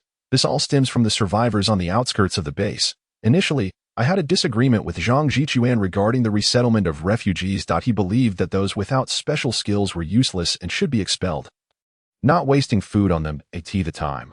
I held absolute authority, and I chose to keep these people, as they are my fellow countrymen. I could not abandon them. He sighed heavily. So Zhang Jichuan took it upon himself to handle the matter? Su Yunlong raised an eyebrow. Tang Xueqiang nodded, admitting, by the time I noticed the signs, it was too late. The Zhang family had already grown powerful and taken control of the residential area, preventing me from confronting them directly. Su Yunlong began to piece together the situation. It was essentially a conflict of ideologies. However, he found himself somewhat admiring Zhang Jichuan for his boldness and decisiveness. That in Tang Xueqiang's view, he exhibited an excess of compassion.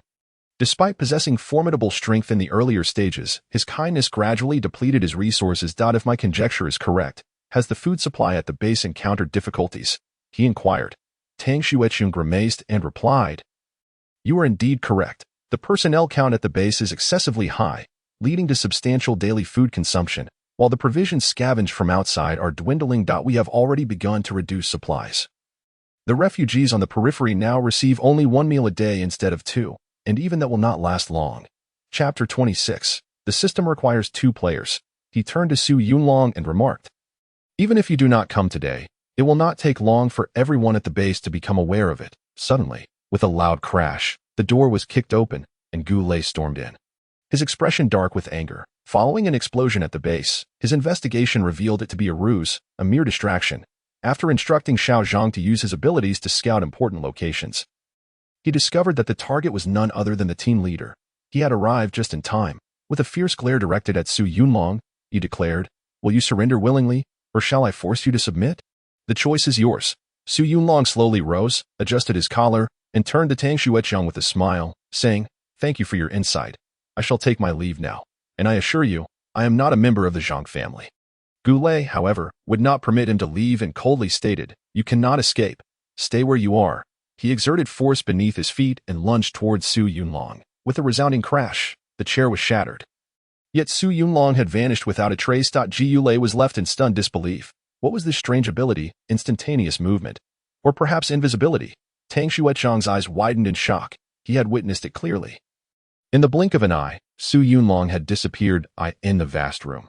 The 2 men exchanged perplexed glances, and after a moment, it was Tang Xueqiang who broke the silence. Addressing Gu Lei, This individual bears no ill intent. With such powers, he could easily have taken my life. Should we investigate who he is? He appears to be quite young. Gu Lei inquired to know. Let today's events be forgotten. Remember to keep this confidential. Tang Xueqiang contemplated before responding. Understood. By the way, team leader, the survivors outside are dissatisfied with receiving only 1 meal a day, and many have begun to stir unrest, although I have managed to suppress it for the time being. He hesitated before continuing, Yet if the food issue remains unresolved, I fear we will face serious problems ahead. Concern marred his features. Tang Xueqiang remained silent for a long while, before finally speaking, I understand. You may leave now. Gu Lei saluted silently and departed. Inside the system space, Su Yunlong slumped in his chair, beads of sweat dotting his forehead. The moment the fist had come hurtling towards him, the sensation of imminent death had been overwhelmingly real. Fortunately, I possess my abilities. Otherwise, I would have met my demise, he muttered, still shaken. No one responded. Long Long, he called over his shoulder, but received no reply.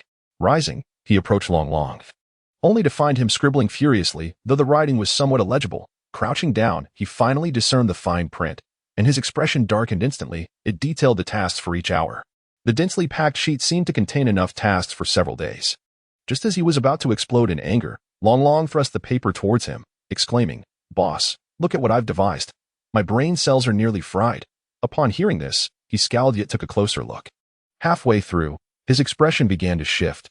Ultimately turning somewhat exhilarated, he set the paper down and patted Long Long on the head, saying with satisfaction, You are indeed teachable.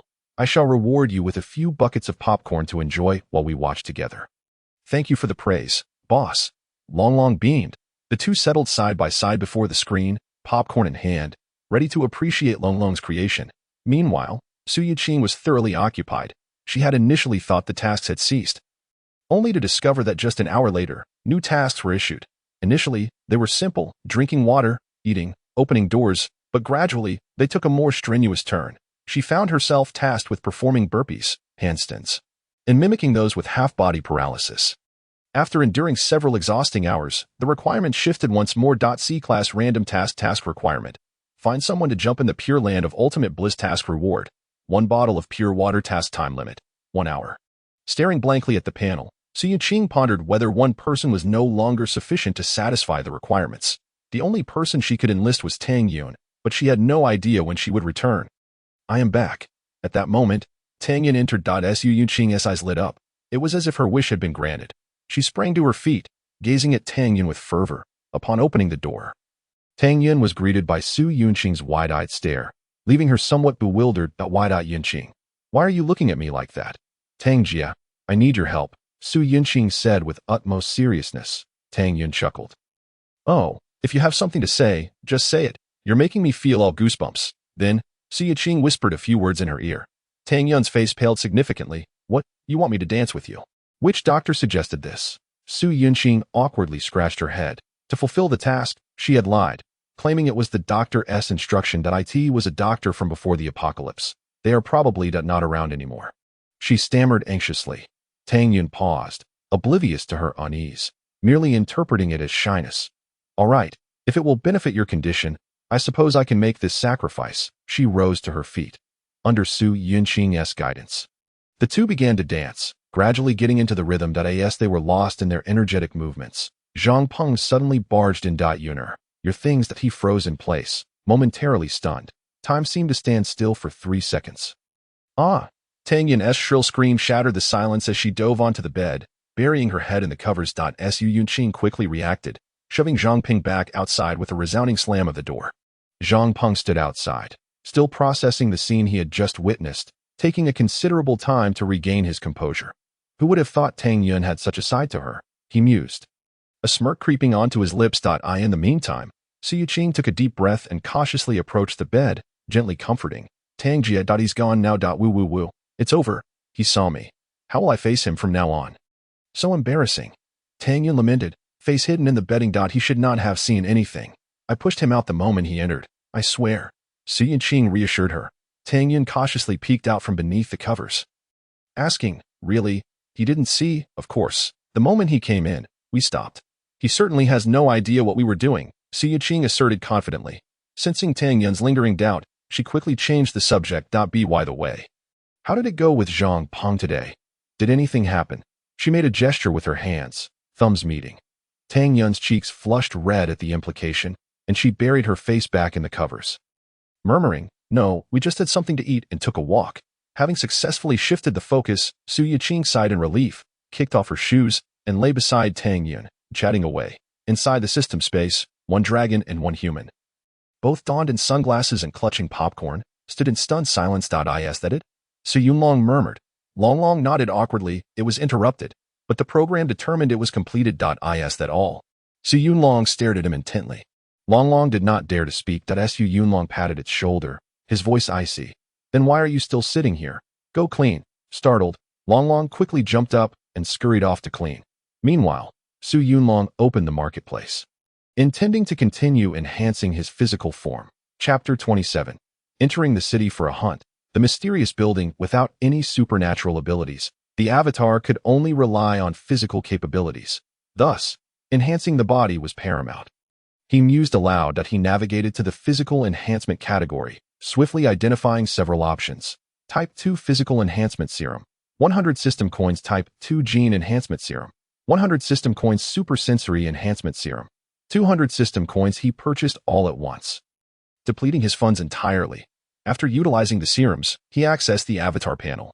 Name, Su Yunlong. Avatar, Species, Carbon-based Type 2 Human Skills, Non-Combat Power, 534, Second Tier, 500, 3000, merely a slightly stronger ant. Seeing the concluding remark, he felt somewhat exasperated. The system clearly held him in contempt. However, he was satisfied. As long as he continued to earn system coins, he could become formidable, even if it meant relying solely on his physical body. Long Long, come here, he called over his shoulder. Moments later, Long Long hurried over, a puzzled look on its face. What's up, boss? I was cleaning the toilet. Su Yunlong's expression darkened instantly. Why are you cleaning that? It's just a decoration. Neither of us can actually use it. Oh, Long Long replied, looking aggrieved. I ask you, is there any other way to acquire system coins? He inquired, crossing his arms.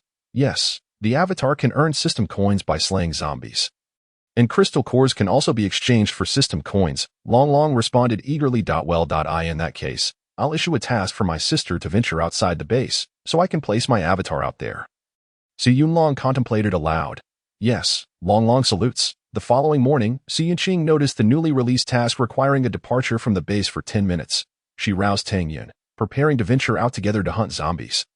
As she was in desperate need of crystal cores, both for her own strength enhancement and for system upgrades, a substantial amount of crystal cores was essential. After reporting to Goulet, the two departed the base, heading towards the zombie activity zone.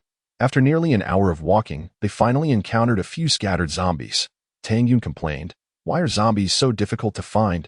Su Yunqing also noticed, as if the zombies had suddenly vanished. "Let's move further ahead," she suggested, gazing into the distance. Tang Yun swiftly dispatched the zombies with a few strikes, retrieving the crystal cores as she and Su Yunqing pressed on. Meanwhile, 300 meters away in a towering building, a figure flickered into view. It was Su Yunlong. Upon his arrival, a first-tier S-type zombie lunged at him from behind. Reacting swiftly, he drew his and swept it around. Thud. The S-type zombie was predictably cleaved in two, falling to the ground and thrashing. Su Yunlong casually dispatched it with another strike, collecting the crystal core. Ding. Congratulations on defeating a first-tier S-type zombie, earning 1 system coin. He exchanged the newly acquired crystal core, and the system chimed again. Ding. Submitted a first-tier crystal core, earning 10 system coins. Wow, the exchange rate for crystal cores is indeed high. Killing a first-tier zombie only rewards 1 system coin, which seems rather meager. Su Yunlong mused. With his current strength, as long as he did not encounter a third-tier zombie, he would be fine. His objective this time was to swiftly hunt down zombies below the 3rd tier. With that thought, he immediately commenced his actions, moving downwards, slaying every zombie in his path with a single stroke. The system notifications began to flood in. Ding. Congratulations on defeating a common zombie, earning 0.2 system coins. Ding. Congratulations on defeating a second-tier L-type zombie, earning 10 system coins. Ding. Congratulations on defeating a common zombie, earning. However, when he reached the street below, he was taken aback to find the number of zombies was pitifully low, fewer than those inside the building. Feeling somewhat perplexed, he quickly discerned the direction and advanced towards the city center in search of more zombies. Thus, he continued his journey into the urban area for over 10 kilometers before finally spotting a multitude of zombies. He dashed into a nearby building, ascended to the rooftop, and peered into the distance. With his significantly enhanced vision, hundreds of meters appeared as mere dozens. He observed that the zombies were clustered together, circling a building incessantly, which struck him as odd. After pondering for a moment, he decided to investigate further. If danger arose, he could always retreat to the system space. Bolstered by his external aid, he felt no trepidation and swiftly moved towards the building. Unbeknownst to him, his every action had been detected. At the large windows on the top floor of the building, a figure silently watched him. As Su Yunlong approached the vicinity of the building, he encountered a dilemma. The zombies, like an ocean, surrounded the structure, leaving him no opportunity to infiltrate. While contemplating how to enter from the rooftop, several dark figures suddenly lunged at him. Sensing the imminent danger, he exerted force beneath his feet. Dodging swiftly, claw marks appeared where he had just stood. At that moment, Su Yunlong discerned it was 3 second-tier S-type zombies, and they were relentless in their assault.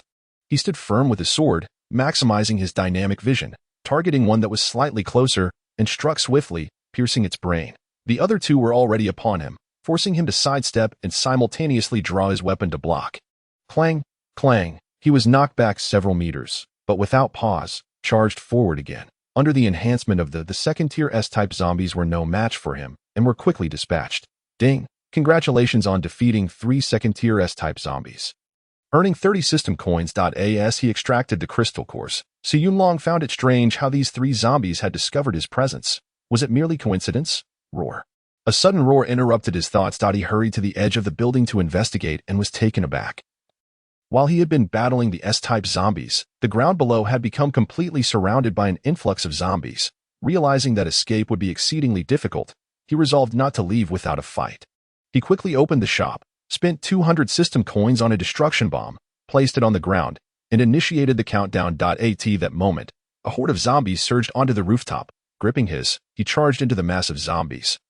Unleashing a wave of slaughtered as he calculated the explosion's timing, he continued to dispatch zombies. Yet for every one he felled, more seemed to take its place. Ding! Congratulations on defeating a first-tier L-type zombie. Earning 1 system coin. Ding! Congratulations on defeating 5 common zombies. Earning 1 system coin. Ding! Congratulations on defeating. Just as he felt he could no longer hold out, the countdown finally reached 0. He killed 1 more S-type zombie with a swift stroke and immediately opted to summon his avatar back. The surrounding zombies surged forward, but missed their mark, while the destruction bomb reached its final second. Boom! A massive mushroom cloud erupted, the terrifying explosive force obliterating everything within a 50-meter radius, sending flames soaring into the sky and shockwaves radiating outward. After an indeterminate amount of time, as the smoke cleared, the building where Su Yunlong had been standing had vanished, leaving a vast crater. The horde of zombies, once like an ocean, was now disrupted, creating a 100-meter vacuum where countless zombies had been obliterated. On the rooftop, the figure let out a furious roar, shattering the glass as it vented its rage. Within the system space, Su Yunlong was elated, staring blankly at the flood of notifications. Ding! Congratulations on defeating 472 common zombies, earning 1,984 system coins. Ding! Congratulations on defeating 1,124 first-tier zombies, earning 1,124 system coins. Ding! Congratulations on defeating 96 second-tier zombies, earning 960 system coins. Ding! Congratulations on defeating 2 third-tier zombies, earning 200 system coins. Ding! Total earned, 4,268 system coins. Ha ha ha, splendid. Su Yunlong felt invigorated, reveling in his triumph. Chapter 28, Crisis. Sister in danger. He gazed at the nearly 5,000 system coins in his backpack. Grinning foolishly, he promptly opened the shop to begin a shopping spree. 3-type physical enhancement potion, only 500. What a bargain. I'll take it. 3-type gene evolution potion, 500. Who do you think you're looking down on? I'll take that too. Who needs replicas? Genuine for 400. I'll grab it. He chuckled. I've never fought such a prosperous battle before. As he surveyed the remaining amount in his backpack, he began to indulge in a bit of boasting. 4-type gene evolution potion, 2,500 system coins. He was about to say he would take it but was taken aback by the price.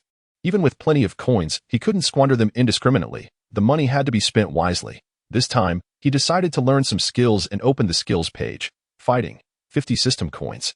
Special combat, 100 system coins. Ancient formless fist, 200 system coins. Ancient Tai Chi, 500 system coins. Ancient 8 Extremes Fist, 500 system coins. After some thought, he chose the 8 Extremes Fist. When dealing with zombies who needed Tai Chi, the best approach was to be straightforward. He continued to browse. Pistol Mastery, 30. Rifle Mastery, 50. Sniper Mastery, 100. Sniper Mastery is good. I should have a ranged method as well. I'll buy that, he muttered to himself. Of course, with skills, I need good weapons too. He scoured the list of ranged weapons and soon locked on to 1.4-type Thunder Spear Sniper Rifle, 2,000 system coins, combining Thunder Elemental attributes. It comes with an Elemental Energy Core.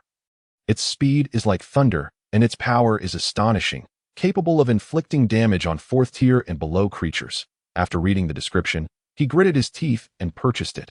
He had finally acquired a formidable weapon. He utilized all his items and then checked his avatar panel. Name, Su Yunlong. Avatar, race, carbon-based 3-type human skills, ancient 8 Extremes Fist, Sniper Mastery. Combat power, 4,268, 3rd tier, 3. 10,000. Having finally shed the title of an ant, you have officially entered the ranks of the ordinary. His strength was likely even greater, as this panel should be based on physical attributes. Especially considering that just one gun could threaten 4th-tier beings. With that thought, Su Yunlong closed the panel, feeling a tremendous sense of achievement. He had rapidly ascended to the ranks of 3rd tier. He was even contemplating a repeat performance when suddenly Long Long sent a message. Boss, something has happened. Your sister is surrounded. Su Yunlong's expression changed drastically. Before leaving, he had instructed Long Long to stay close to his sister to prevent any danger. But he never expected trouble would arise. He immediately selected to summon his avatar, preparing to provide support, but at that moment, the system notified him. Ding. Avatar preparation time, 10 minutes. Arrival in 10 minutes. What? His face paled. However, He quickly realized this must be related to the Avatar's tier increase. He hurried to the screen to monitor the battlefield, hoping desperately that his sister could hold out for those 10 minutes. Meanwhile, Su Yunqing and Tang Yun were hiding in a shop, desperately fending off the relentless influx of zombies. Drawn by the sound of explosions, they had come to investigate, only to be ambushed by several S-type zombies as soon as they arrived. Although a timely resolution was achieved, they were still surrounded by a horde of zombies, among which were several high-ranking undead. Su Yunqing could only fend off the attackers while protecting Tang Yun, retreating into a nearby store. Yunqing, you should leave first. Don't worry about me. With your strength, you should be able to escape, Tang Yun exclaimed, dispatching a zombie with her blade. Sister Tang, you underestimate me too much. Stay here and keep safe. I'll be back shortly, Su Yunqing replied, raising her hand to conjure an ice wall, shielding Tang Yun. Turning to face the dense mass of zombies charging towards her, she exhibited no fear. With a delicate step forward, frost rapidly spread from her feet, freezing nearly 100 zombies in an instant. However, the zombies behind continued to advance, trampling and shattering those immobilized. Observing this, Su Yunqing raised her hands to summon an ice crystal forest, and in a heartbeat, countless ice spikes erupted from the ground, piercing through the zombies. In mere moments, the surrounding undead were eradicated, creating a vacuum of safety. Just as she braced herself to confront the remaining zombies, they suddenly halted their advance. Su Yunqing was taken aback. Since the apocalypse began, she had never encountered such a phenomenon. Bloodthirsty zombies ceasing their pursuit. Frowning in confusion, she was momentarily at a loss, when suddenly, the horde parted to reveal a pathway, with a series of heavy footsteps echoing. A towering figure, resembling a small mountain, entered her line of sight. This zombie was even larger than the third-tier L-type she had previously slain, its dark skin and bulging veins exuding an overwhelming aura of power. Su Yunqing's expression darkened. The system had just informed her that this was a fourth-tier L-type zombie, and she knew she was no match for it. Surrounded by zombies, she had no choice but to devise a way to deal with this fourth-tier threat first. Resolving to strike preemptively, she waved her arm, conjuring several ice walls to obstruct the fourth-tier zombie. Without pausing, the fourth-tier L-type accelerated, crashing into the ice wall. Boom, crack, with a series of thunderous sounds. The ice wall shattered into fragments. Su Yunqing's eyes widened in disbelief, unable to fathom that her ice wall had been so easily obliterated. Before she could react, the fourth-tier zombie was upon her, raising a foot to stomp down. She hastily summoned another ice wall while rolling to the side to evade. Boom, ice shattered. The ground fractured. The force of the stomp launched her through the air, regaining her footing. She conjured a multitude of ice spikes to hurl at the fourth-tier zombie while retreating into a nearby building. Climbing higher, ding, ding, ding. The ice spikes struck like they were hitting iron, causing no damage whatsoever. The fourth-tier zombie did not pursue her upwards but instead barreled into the building, creating a gaping hole with a resounding crash. It did not cease, turning back to continue its assault. After several repeated impacts, the building finally succumbed, collapsing with a thunderous roar. In the aftermath of the destruction, the building lay in ruins, and Su Yunqing gradually stood up. A protective mental barrier around her slowly dissipated as she gazed gravely at the fourth-tier zombie, astonished that it had caused the building to collapse. Meanwhile, from a distance atop another building, a figure observed. Astonished that the collapse had not claimed the woman's life, it promptly issued new orders. The fourth-tier L-type zombie moved at Su Yunqing immediately went on high alert, yet the fourth-tier zombie did not approach her. Instead, it moved aside. She squinted, realizing with dread that it was heading towards Tang Yun's hiding spot, prompting her to hasten to intercept it. That moment, the fourth-tier zombie reached Tang Yun's location and swung a fist towards the ice wall before it. No, Su Yunqing shouted. With a resounding crash, the anticipated shattering of the ice wall did not occur. It remained steadfast. The fourth-tier zombie's eyes flickered with confusion. However, it soon dismissed the thought and prepared to intensify its assault. Su Yunqing darted forward, reaching behind the ice wall to see Tang Yun utilizing her powers. Realizing the situation, she quickly activated her abilities to envelop both of them in a massive ice sphere, while Tang Yun augmented its density. Meanwhile, the fourth-tier L-type zombies' attacks resumed. Boom! An enormous sound erupted, and the surface of the ice sphere developed minor cracks, though it quickly restored itself. Observing this, the fourth-tier zombie began to strike frantically, each punch sending shards of ice flying and causing numerous fissures. Yet under Su Yunqing's formidable mental force, the cracks rapidly mended. Yunqing, you must escape. If this continues, we will perish once our mental energy is depleted. Tang Yun cried, her voice tinged with desperation. Su Yunqing remained silent, gritting her teeth as she continued to channel her abilities to repair the ice sphere, her actions speaking volumes. Seeing this, Tang Yun had no choice but to endure. The fourth-tier zombie, however, showed no signs of fatigue, its relentless attacks outpacing the repairs being made. As the ice sphere neared its breaking point, the fourth-tier zombie abruptly halted, seemingly receiving a command, and turned to flee. Su Yunqing and Tang Yun exchanged bewildered glances. Why is it running? They pondered. Peering out, they noticed not only the fourth tier but all the surrounding zombies were retreating towards a distant building. Yunqing, what is happening? Tang Yun stuttered. I don't know, but we need to leave, now, Su Yunqing replied sternly. Despite her curiosity about the situation, their immediate priority was to escape. Tang Yun nodded, following her hastily away. Meanwhile, Su Yunlong had finally arrived. Based on previous observations, he surmised that an intelligent zombie had appeared among the horde, capable of commanding others. Thus, upon his arrival, he sought a vantage point to scout for this intelligent zombie with his sniper rifle. The most likely location being the building where the zombie horde had initially gathered. Adjusting the scope, he scanned layer by layer until he spotted a peculiar figure on the top floor. Through the magnification, he discerned that it resembled a third-tier S-type zombie, but was notably more elongated, likely a fourth tier, and most bizarrely, it bore a child on its back. This strange sight led Su Yunlong to conclude that this was indeed the intelligent zombie, hereafter referred to as Z-type.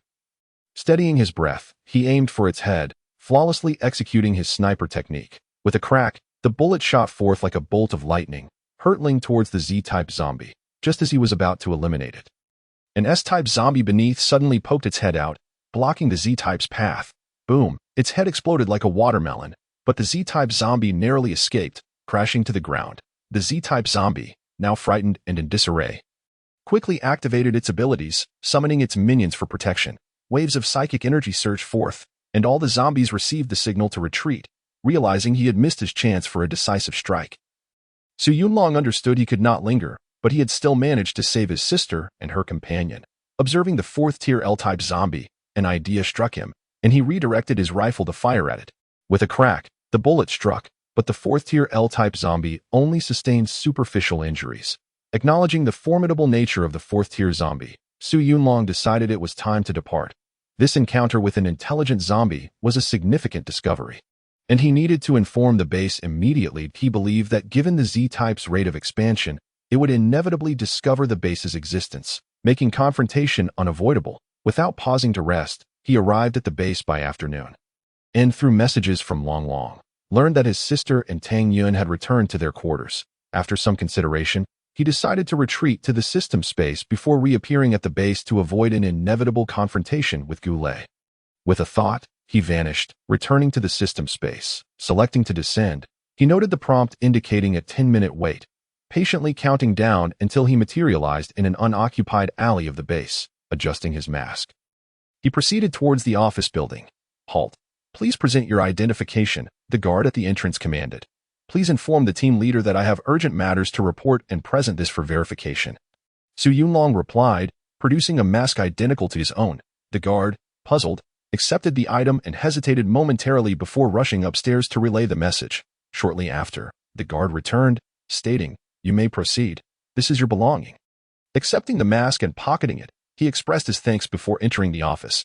Pushing open the door, everything remained as he remembered, save for the shattered chair, which had been replaced. "What do you wish to discuss?" Tang Xueqiang inquired solemnly. "I have come to alert you regarding the zombies," Su Yunlong said as he slowly took a seat beside him. Tang Xueqiang, however, appeared unconcerned, stating, "The zombies around the base have been cleared twice. What issues could arise?" Realizing Tang Xueqiang was completely oblivious to the Z-type zombie's existence, Su Yunlong decided to be direct. To put it plainly, a Z-type zombie has emerged in the city, possessing high intelligence and the ability to command other zombies. "I have witnessed it firsthand," he stated calmly. "What? Are you certain?" Tang Xueqiang exclaimed, rising in shock. "I engaged it in combat, and had I not been interrupted by a fourth-tier S-type zombie protecting it, I would have slain it." He confessed, a hint of regret in his voice. "Fourth tier. Do you know how many fourth-tier zombies there are?" Tang Xueqiang hurriedly inquired. "The specifics are unclear, But I did encounter a 4th-tier L-type zombie, and I also eliminated a 4th-tier S-type one. He replied candidly. True to his reputation as a seasoned veteran of the battlefield, Tang Xueqiang swiftly adjusted his mindset and gradually took a seat. This information is crucial. Thank you. Su Yunlong muttered under his breath. If it weren't for my sister being in your base, I would have given you a few knocks. He chuckled. However, I do admire the character of the captain, and since this pertains to the survival of humanity, I cannot remain indifferent. Upon hearing this, Tang Xueqiang felt a surge of goodwill towards him, exclaiming, Well said, young man. Su Yunlong smiled and replied, You can call me Su Yang from now on. He provided a pseudonym. Su Yang. Good. Tang Xueqiang nodded. I have delivered the message, so I shall take my leave. With that, he withdrew into the system space. Alas, Tang Xueqiang shook his head in resignation. He left far too swiftly. He summoned a guard and instructed, Notify the leaders of all departments to convene this evening. Yes. Chapter 30.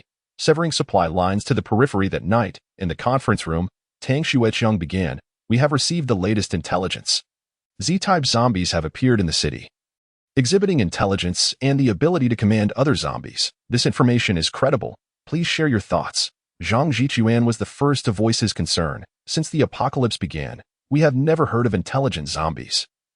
Why are they suddenly appearing now? I am asking for your opinions, not for you to question the authenticity of the intelligence, Tang Xueqiang replied, furrowing his brow as he shot him a glance. Zhang Jichuan sneered. I believe the Z-type zombies are not our immediate concern. Isn't there a more pressing issue at hand? Tang Xueqiang's expression darkened as he replied sternly, What exactly are you trying to say? What am I trying to say? It's about the food supplies. He shouted. Why aren't you informing them that our resources are running low? I did not come here to argue with you, Tang Xueqiang said, his face grim. Fine, I will not argue with you, and then my only request is to cut off the food supply to the refugees outside. Zhang Jichuan stated indifferently. That is unacceptable. He was about to voice his disagreement when Qin Yongnian, who had remained silent, suddenly interjected, I agree. If we don't cut off supplies, the food reserves within the base will only last for 3 days. You all. Tang Xueqiang looked at Qin Yongnian in disbelief. Stop with the use and issue the order, Zhang Jichuan urged triumphantly. This is the apocalypse. We must prioritize the survival of the base. Captain Tang, give the order. Qin Yongnian also looked at him. In that moment, Tang Xueqiang felt as if he had aged a decade. He resignedly said, Since you all agree, what choice do I have? Cut it off. Understood, Qin Yongnian acknowledged. Zhang Jichuan remarked nonchalantly. As for the Z-type zombies you mentioned, I don't believe they will pose much of a threat. Even if they arrive, our base's formidable walls can withstand them. Tang Xueqiang merely scoffed, remaining silent. He understood that no matter what he said now, these people would not heed his words. The meeting is adjourned. You've been quite busy lately, bustling about, he mockingly said to Zhang Jichuan, casting a glance at Qin Yongnian. As long as I can alleviate the captain's burdens, a little fatigue is inconsequential, Zhang Jichuan replied with a forced smile. Humph. Tang Xueqiang snorted coldly and turned to leave. The others gradually departed, leaving only Zhang Jichuan and Qin Yongnian behind. Thank you, Brother Chen, for your assistance. That we should collaborate more in the future, Zhang Jichuan said, brimming with self-satisfaction. You think too highly of yourself. I agreed to the cutoff because the base truly needs to abandon a portion of the people. Qin Yongnian stood up, adjusted his collar, and continued. I hope you do not incite conflict, as only through cooperation among us three can we survive. Without his combat team, how long do you think you can last? He looked at Zhang Jichuan meaningfully, shaking his head with a smile as he turned to leave. Humph, a fence-sitter. I'll make sure to deal with you eventually. Zhang Jichuan cursed under his breath. The next day, Little Swallow, every spring comes here. Xie Qing finished her song, and the task display indicated completion. Calmly, she closed the panel. Under the system's task training, her skin had grown quite thick. Shame, that was non-existent. While stretching her muscles, she reflected on everything that had transpired the day before. The zombies had felt as though they were being controlled, and she found it unsettling. The 4th-tier L-type zombie she fought against was also quite clever. After much contemplation, she decided to report her findings to Gu Lei. Stopping her movements, she donned her clothes and headed out. A little over 10 minutes later, she arrived at Gu Lei's office and pushed the door open. Uncle Gu, I have something to report. Ah, Xiaosu. What is it? Gu Lei asked without lifting his head. Yesterday, while we were out, she recounted everything that had happened the previous day along with her suspicions. I am already aware of the situation. Your suspicions are correct. That was a Z-type zombie capable of commanding others. Goulet pondered. Su Yinqing was somewhat surprised, not expecting the combat team to be informed already. How is the base planning to respond?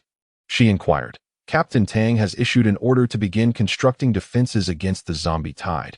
From today onwards, the entire combat team will be quite busy, Goulet said, looking troubled. If you require my assistance, Uncle Gu, please do not hesitate to ask, she stated earnestly. There may indeed be something you can help with, Goulet considered. What is it? If possible, I would like you to lead a team to search for supplies. With you on board, I feel much more at ease, he contemplated. All right, no problem, Su Yinqing readily agreed. The combat team was highly efficient, and before long, they notified her that they could set off. As soon as she boarded the vehicle, she encountered a familiar face. Miss Su, it's good to see you again, Zhang platoon leader greeted. Platoon leader Zhang? You're here too, she expressed her surprise. Zhang platoon leader smiled and said, yes, I've been following the supply search team.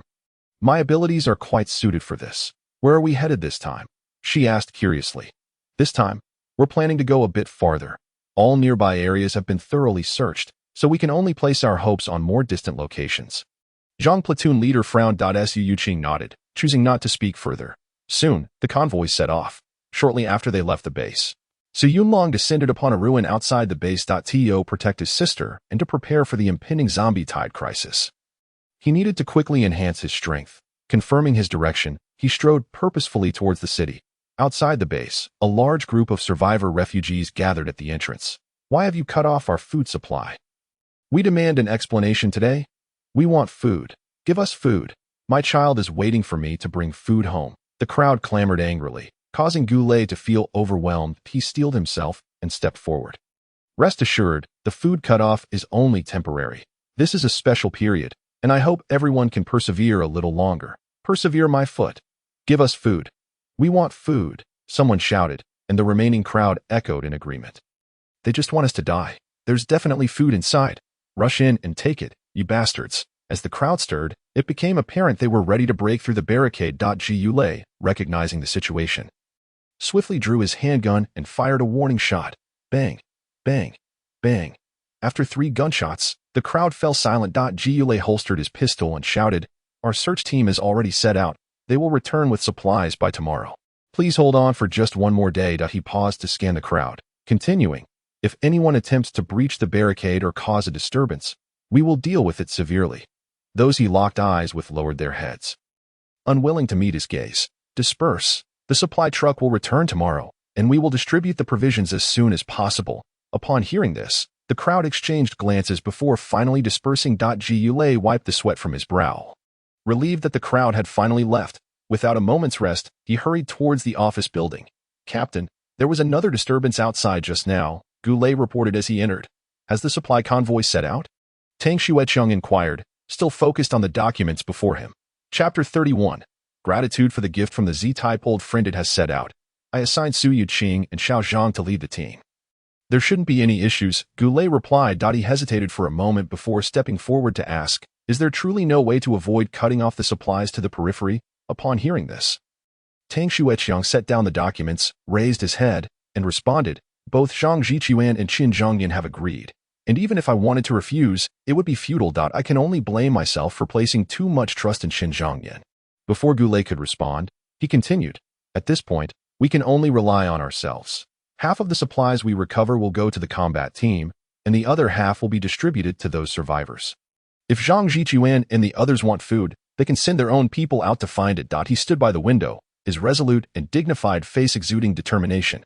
Captain, if they resort to violence, we. Goulet hesitated to ask, then we will execute them on the spot.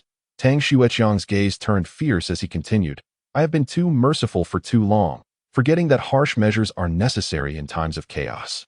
It is time for them to recognize reality. Goulet's heart jolted. He understood the captain had made a firm decision this time. Understood. Goulet hurriedly departed, knowing that many matters awaited his arrangement. In the city, puff, Su Yunlong withdrew from the head of the zombie, shaking off the bloodstains. Ding! Congratulations on defeating a common zombie, earning 0.2 system coins. Since entering the city, he had been relentlessly searching for zombies. And predictably, The number he could find was exceedingly scarce. It appeared that the only way to amass a considerable amount of system coins was to venture into the territory of the previous C-type zombie. After a moment of contemplation, he resolved to confront it once more. After all, fortune favors the bold, especially since he had an advantage. The previous sudden windfall had brought him immense satisfaction, and he was determined to experience it again. He changed direction and headed towards the domain of the Z-type zombie. An hour later, he arrived at his destination. Gazing at the distant throng of zombies, he felt his eyelids twitch. It had only been a day. Yet the horde seemed to have grown in size. He opened the shop and purchased several destruction bombs, weighing them in his hands. Given his strength, he estimated he could throw them over 100 meters. Cautiously, he approached the zombie horde with the bombs, but before he could get close, the horde erupted into chaos, with several S-type zombies rushing towards him. Su Yunlong, possessing keen eyesight, immediately noticed this and, after a moment's thought, understood the situation. It seemed that the Z-type zombie had a similar detection ability. The last time, it was the S-type zombies that had attacked him first, and now it was happening again. He quickly halted, removed the sniper rifle from his back, and fired 3 shots, eliminating the 3 S-type zombies. Ding! Congratulations on killing 3 second-tier S-type zombies, earning 30 system coins. In the instant he completed the shooting, he tossed the rifle behind him and charged forward with the destruction bomb. The countdown of the bomb had already begun, and Su Yunlong timed it perfectly, throwing the first one with all his might. Following a graceful parabolic arc, the bomb landed precisely at the edge of the zombie horde. The countdown concluding just in time. Boom! The bomb exploded instantaneously, the powerful shockwave sending the nearby zombies flying, as if they were wheat being harvested, falling to the ground in droves. The sound of system notifications cascaded continuously. But he had no time to pay attention. Su Yunlong pressed on through the smoke and dust, hurling another bomb. Boom! Another round of system notifications chimed. He tossed out a third bomb, but this time it did not explode among the horde. Instead, it detonated on an empty patch 50 meters away. Puzzled, he thought it had surely landed in the midst of the zombies. Time was of the essence, and without further deliberation, he hurriedly threw his final bomb. Boom! It still did not explode among the horde, but this time he saw clearly that a third-tier S-type zombie had intercepted it mid-flight. Hey, this guy is quite quick on the uptake. Su Yunlong muttered to himself, realizing that this tactic would no longer suffice. At that moment, shadows began to surge from within the horde, all of them third-tier S-type zombies. A cursory glance revealed at least 20 of them. His expression darkened. It was over. He had stirred a hornet's nest. Even if he managed to eliminate a few with his sniper rifle, the remainder would shred him to pieces. This was no place to linger. And he prepared to make a hasty retreat, focusing his thoughts on summoning back his avatar. It was a pity about the crystal cores. He lamented inwardly. As his figure vanished, he returned to the system space. With an exhilarated heart, he checked his information. Ding! Congratulations on defeating 11,351 common zombies, earning 2,270.2 system coins.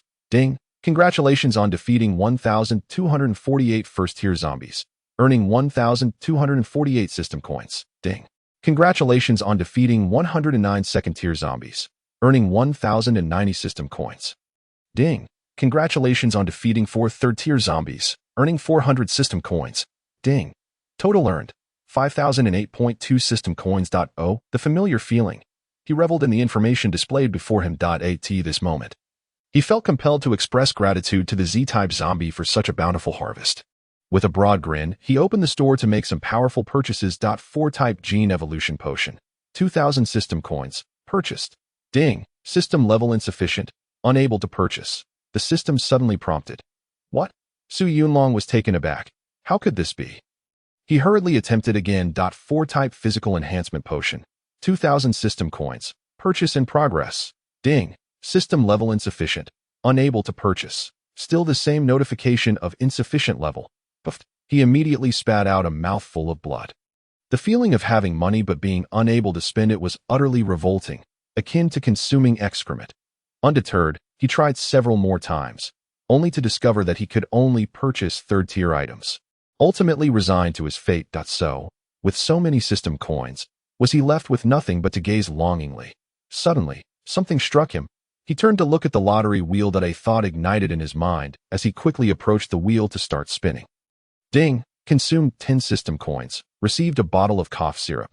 Ding! Consumed 10 system coins. Thank you for participating. Ding! Consumed 10 system coins. Thank you for participating. Ding! Consumed 10 system coins. Thank you for participating. You asked out what exactly is this apocalypse all about? Zhang paused in silence for a moment before suddenly speaking. It's unclear. Everything happened too swiftly, and as you said, it's a blessing to be alive. Who has time to ponder such things? Su Yuqing, regaining her composure, replied, Haha, indeed, all we can do is strive to survive, he chuckled self-mockingly. Yes, survive, Su Yuqing said with a smile. Within the system space, Su Yunlong pondered thoughtfully about the nature of the apocalypse. He too was eager to understand. He recalled the scenes from the day of the outbreak. The blue light flashing in the sky seemed anything but natural. Moreover, how could he explain the strange occurrences happening to himself? Who was behind the system? He found himself unable to comprehend. Rubbing his temples vigorously yielded no relief, so he cast these questions aside, pushing them from his mind. Long Long, come and play with me, he called out. Coming, boss. Long Long produced a game of Go, determined to compete fiercely. The search for supplies went smoothly, with various teams returning in succession, loading 3 vehicles full of provisions. Captain Zhang promptly ordered them to advance further towards a nearby grain depot. After several hours of bumpy travel, the convoy finally arrived at the depot by evening. Zhang immediately instructed everyone to clear out the zombies and commence a search, causing the teams to scatter. During their search of the warehouse, they discovered a significant stockpile in the granary and quickly reported this to Captain Zhang. Upon his arrival, he was astonished to find such an abundance of food. More than enough to fill their vehicles. He then ordered everyone to rest for the night and prepare for loading the trucks the following day. While resting, he noticed Su Yuqing eating compressed biscuits and approached her. Miss Su, here, he offered her a bottle of water. Thank you. Su Yuqing replied, taking a sip. Tomorrow, we'll load the grain and then we can head back, she said while munching. Yes, with such a substantial haul, it should last us for a while. Indeed, I never expected things to go this smoothly, Captain Zhang remarked. While they were expressing their astonishment, Captain Zhang suddenly received some information, causing his expression to shift dramatically. Something's wrong. Let us go, he exclaimed, taking the lead towards the incident location. Su Yuqing quickly realized what was happening and hurried to follow. The two rushed to the scene, which turned out to be an inconspicuous house. Upon entering, Su Yuqing spotted a soldier collapsed on the ground, while a large man stood nearby, trembling slightly with a wooden stick in hand. Drop your weapon. Don't harm him, she said calmly, observing the individual who appeared to be a survivor hiding there. Captain Zhang, however, was surprised to find that his ability to detect anomalies could not sense this person at all. That he quickly warned. He's a bit peculiar. Be cautious. You're grain thieves. I'll fight the grain thieves. The large man shouted. We're not thieves. We've come to save you. Su Yuqing attempted to explain tentatively. He's stealing grain. I saw it. Don't try to deceive me. I'm clever. The large man pointed at the soldier on the ground.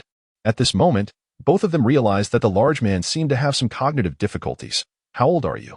What's your name? Su Yuqing gently asked. I'm Ergo. I'm 14 years old.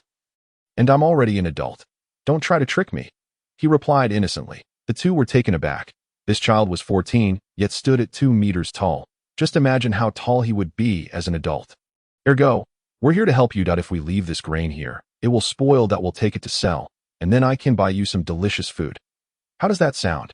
Su Yuqing gently reassured. Ergo looked at her, then at the grain, appearing hesitant. Sensing an opportunity, Su Yuqing quickly pulled out some snacks she had previously received as a reward and handed them to him, saying, Here, tomorrow you can come with us to take the grain back to sell, and I'll give you even more tasty treats. Ergo's eyes lit up as he took the snack and began eating, exclaiming, Delicious, but you have to keep your promise. Let us shake on it. He extended his pinky finger, signaling for a pinky swear. Su Yuqing couldn't help but smile as she linked her finger with his. Ergo, are you all alone here? What about your parents? She inquired with concern. Ergo doesn't have parents. Ergo is all alone, he mumbled, looking down. Chapter 33. The peculiar Ergo. Su Yuqing looked at him with some sympathy. At least she had an older brother. However, she then found it strange that after the apocalypse had persisted for so long, how had Ergo managed to survive until now? Ergo, have you ever encountered zombies? You know, the people who come to bite you, she asked, trying to ensure he understood. Ergo licked the crumbs off his fingers and replied, They don't pay attention to me.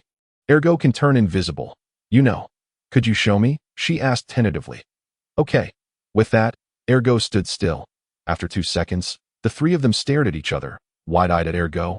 Are you invisible now? Su Yunqing asked uncertainly.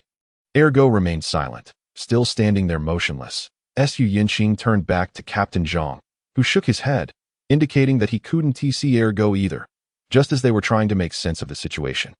The soldier on the ground finally regained consciousness. Huh, Captain, what are you two doing?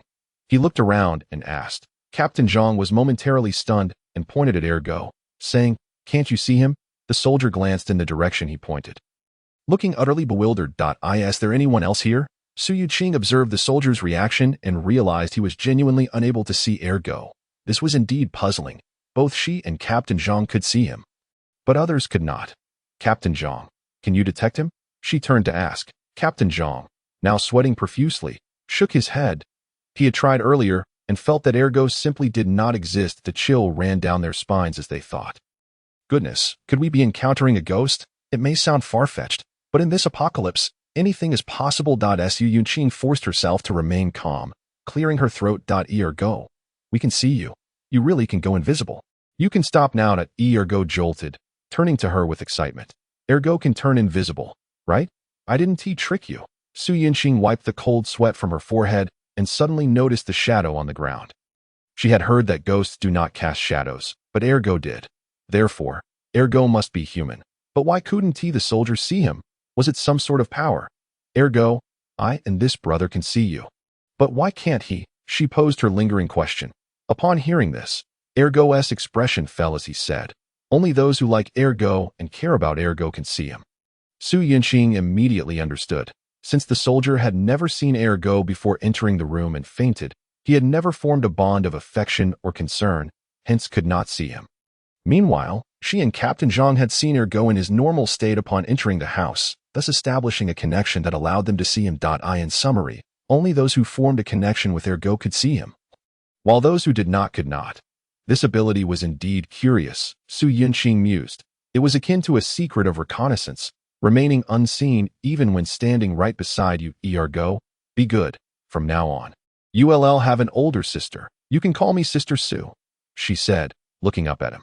Upon hearing this, Ergo beamed with joy, grabbing Su Yunqing's hand and bouncing around, exclaiming, "Yay, I have an older sister now."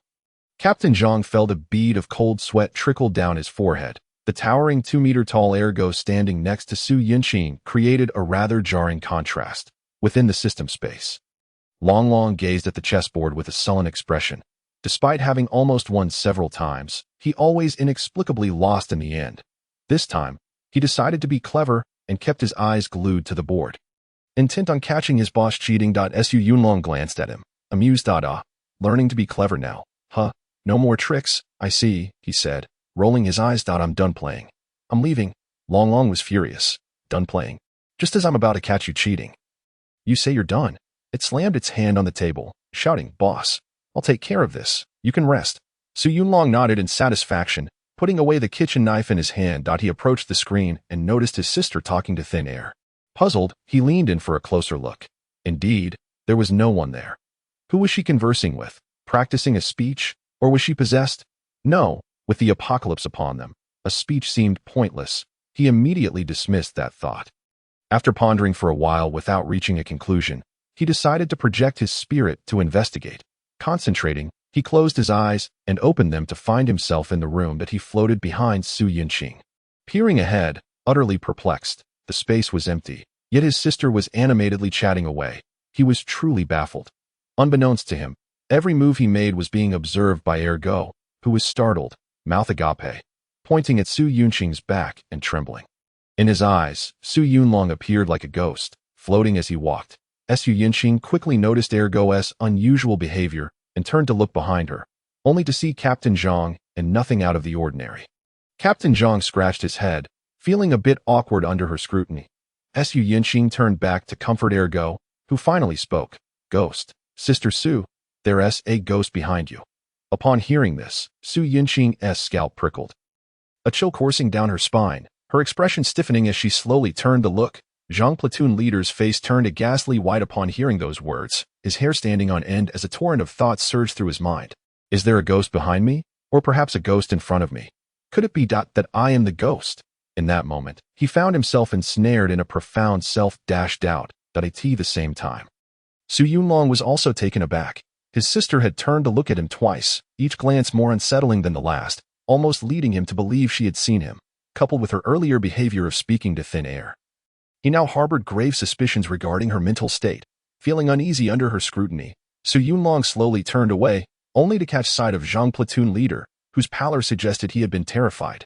In that instant, Su Yunlong too was befuddled. Had he seen something or not? Before he could ponder further, the spirit suddenly flickered in and out of existence, and with a soft poof, vanished upon reopening his eyes. He found himself back in the system space. Ding! Due to unidentified factors, the spirit state has been cancelled, came the system's notification. What is going on? Unidentified factors. He felt perplexed, musing that this system was perpetually malfunctioning. Could it be a counterfeit? He glanced back at Long Long, his eyes betraying a hint of disdain. Just then, Long Long happened to look at him, instantly plunging into a state of self-doubt, feeling the weight of its leader's disapproval. The following day, Su Yunqing and Zhang platoon leader, both sporting dark circles under their eyes, sat in the vehicle, with Ergo seated in the back, munching on snacks. Last night, Ergo's single utterance had kept them both awake the entire night, one of them constantly checking their surroundings while the other spiraled into self-doubt. Despite their inquiries, Ergo remained adamant that he had seen a ghost, yet they had found nothing amiss. Ultimately, they concluded that Ergo must be suffering from some cognitive impairment, rambling nonsensically. Chapter 34. Poor Long Long after spending the entire morning loading supplies onto the vehicle. The convoy began its return journey. By evening, they successfully reached the base. As they entered the outer perimeter of the base, a throng of survivors surrounded the convoy, creating a bottleneck. The convoy is back. We have food. Numerous voices cried out in excitement. Hurry and distribute it. We've been waiting for 2 days, shouted others in impatience. Zhang platoon leader looked at the crowd with a headache, feeling utterly at a loss when Gu team leader arrived with his men. Clear the way. Let the convoy through first, Gu Lei commanded. His soldiers quickly moved to disperse the crowd, allowing Su Yunqing and the others to enter. This action, however, sparked discontent among some, who began to voice their grievances. Wasn't it promised that we would receive rations? Why are you all going in first? I see you just want to hoard it for yourselves. This declaration sent ripples of unrest through the crowd, with some pressing forward. Who said that? Step forward. Gu Lei barked darkly. I said it, and I stand by it. I see you all just want to claim it for yourselves. That a particularly reckless individual stepped forward. Gu Lei shot him a glance, opting for silence as he swiftly moved beside the man and delivered a punch. Puffed. The man immediately spat blood, flying backward, his head lolling as he fell lifelessly. The surrounding crowd recoiled in horror, all gazing at Gu Lei with trepidation. That moment, Gu Lei spoke up. I have stated that rations will be distributed, and I will ensure it. Anyone found inciting trouble will meet the same fate as him. The crowd fell silent, their eyes filled with fear, occasionally darting toward the corpse on the ground. Gu Lei nodded to himself, satisfied with their behavior. It seemed there would be no further disturbances for the time being. From a distance, Su Yunqing, who had already entered, observed this scene with some hesitation, remarking, "Did he really just kill someone? Isn't that a bit excessive?" Zhang platoon leader chuckled softly, reassuring her, "Do not worry. That was likely someone sent by the Zhang family to stir trouble among the survivors. Gu team leader is not one to indiscriminately slaughter the innocent." "Oh, I knew it," Su Yunqing responded, enlightenment dawning upon her, as she too felt that Uncle Gu was not a man prone to unjust bloodshed. As Gu Lei returned, Zhang platoon leader approached to report. All 7 vehicles are fully loaded, with most carrying food. 4 of them are filled with rations. Excellent. Your timing is impeccable. I was just contemplating your return tomorrow, Gu Lei remarked, reflecting on how their smooth journey was largely due to Zhang platoon leader's capabilities, admitting that he had contributed little during this trip. Do not say that, with your third-tier presence. It gives everyone a sense of security, Zhang platoon leader insisted. All right, both of you have merits. No need to push blame. Soon, head over to Old Wu to collect your supplies. I've already made the arrangements. Gu Lei interrupted. The two reluctantly accepted the arrangement that I'll head back first and then find you at the combat team, Su Yunqing indicated, wanting to take Ergo home. Zhang platoon leader understood and nodded in agreement. Su Yunqing opened the car door and said, Ergo, let us go to Sister's place. Sister has delicious food. I want to eat something tasty. Ergo pouted at Su Yunqing sighed. There is, as long as you come along. You can snack to your heart's content. Upon hearing this, Ergo's face brightened. Sister Sue is great. Ergo is going with Sister Sue. He then hopped out of the vehicle to follow Su Yunqing. Goulet, observing this, asked in confusion, who is she talking to? Zhang platoon leader was at a loss for how to explain it, given the strangeness of the situation, and could only lie. Miss Sue, she has some issues. You know, she couldn't find her brother last time. Perhaps it has affected her. He gestured to his head. Oh, what a lovely girl. It's a pity, Goulet said sympathetically, gazing at Su Yunqing with a hint of regret. In the system space, Su Yunlong sensed something was amiss. His sister had clearly mentioned that person's name. Perhaps it was simply that he couldn't see them, just as others could not perceive him in his spirit state. The spirit state that he mused, stroking his chin. Suddenly, a light bulb went off in his mind. I see it now. This must be the same system. But then, another thought struck him, and he wore a woeful expression. I had a feeling. This shoddy system is riddled with bugs. It's definitely a counterfeit, and now I have solid proof. Long Long, squatting nearby, suddenly felt an ominous premonition. Sure enough, the next moment, Su Yunlong turned his head, looking at it with a face full of sorrow. Long Long felt like crying without tears. Truly, one could sit at home and still have pots fall from the sky. Long Long, tell me the truth. Is your legitimate system with that person named Ergo? He asked gravely. Long Long was about to respond when its eyes caught sight of the screen, and it exclaimed, It appeared. Ergo has appeared. Su Yunlong was taken aback, quickly turning to look at the screen.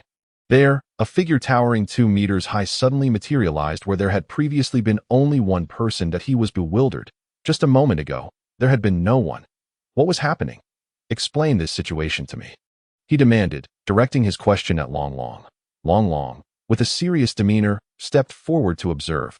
After scrutinizing for what felt like an eternity, it suddenly broke into a grin. Seeing this, Su Yunlong quickly asked, Did you figure it out? Long Long nodded, then immediately shook its head. What did you see? Speak. Su Yunlong slammed his hand on the table in frustration. I couldn't make it out. Long Long sheepishly scratched its head, sensing the shift in atmosphere. Long Long slowly shuffled back, then swiftly darted into the bathroom. As Su Yunlong's face darkened, realizing he had somehow acquired a stick, he approached the bathroom and knocked on the door, saying, You have 3 seconds to come out, and let me give you a beating. Long Long, naturally not foolish, refused to emerge and pleaded, Boss, I truly don't know. Please spare me. Upon hearing this, Su Yunlong grew even angrier and began to rain down blows with the stick, all the while cursing. So it's a system, huh? You claim you don't know anything? A counterfeit version, is it? How can a system be so clueless? After delivering what felt like 100 blows, he finally ceased, his anger dissipating as he tossed the stick aside and returned to his chair. He didn't genuinely intend to harm Long Long. He merely sought to vent his frustrations. Gazing at the screen, he began to reflect that it seemed that the changes had only occurred after he mentioned Ergo's name. Could it be that naming someone was the key to visibility? No, it couldn't be so simple. He suddenly recalled how his spirit state had automatically reverted to the system space yesterday. That he stroked his chin, realizing that only one explanation fit. Ergo had seen him. Although he had not seen Ergo at the time, the system must have detected a risk of exposure and forcibly recalled him. The more he thought about it, the more logical it seemed. Coupled with his sister's repeated glances yesterday, he could conclude that Ergo had definitely seen him. With this revelation, his heart raced once more. Could this mean he and his sister could connect through Ergo? Ha ha! He sprang to his feet, unable to contain his laughter. That moment, Long Long peered through the crack in the bathroom door, witnessing Su Yunlong's alternating states of deep thought and laughter, and couldn't help but shudder. The boss is becoming increasingly bizarre, it muttered. Chapter 35.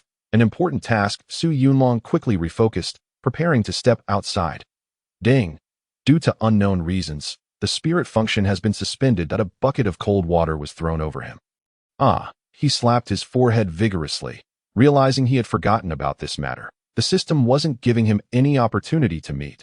This was becoming troublesome. He slumped back in his chair, his eyes vacant, thinking, this wretched system is really good at thwarting me. Idealistic aspirations clashed with harsh realities. The heart that had just been racing was now as still as a stagnant pond. Ergo, from now on, you will stay here. Whatever you do, make sure to inform me, all right? Su Yunqing gently admonished. Ergo will listen to sister, came the reply. That he spoke earnestly.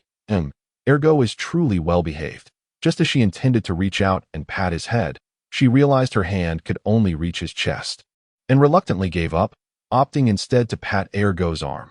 Tang Yun, standing nearby, gazed at Su Yunqing with a puzzled expression that in her heart. She mused, how has Yunqing's condition worsened to the point of talking to herself? After settling Ergo, Su Yunqing turned back to find Tang Yun in a daze, instantly comprehending that Sister Tang must think she had fallen ill. Sister Tang, allow me to introduce, this is Ergo, who can become invisible. She hurriedly extended her hand to introduce Ergo. Tang Yun looked at her, bewildered that as soon as she uttered the name, Ergo's figure materialized before her, startling her at once. What? She was so taken aback that she could scarcely speak that moment. Ergo raised his hand in greeting, saying, hello, sister. I am Ergo. Tang Yun stared in astonishment at this large figure, suddenly realizing. Wait, did you call me sister? She exclaimed, her mind racing, wondering how such a big person could refer to her as such. Su Yunqing quickly informed Tang Yun about Ergo's situation, and she finally understood. Exclaiming in awe at how tall he was for his young age, I need to head to the combat team for a bit. Please take care of Ergo, Su Yunqing instructed, before leaving. She retrieved some snacks from her bag and handed them to Ergo, then made her way to the combat team. 10 minutes later, Su Yunqing arrived at the combat team and spotted Zhang's squad leader waiting at the entrance. Zhang squad leader, I apologize for keeping you waiting. Shall we go in? She said, feeling a bit embarrassed. No worries. Let's go find old Wu. Zhang squad leader replied with a smile, following him through a maze of corridors.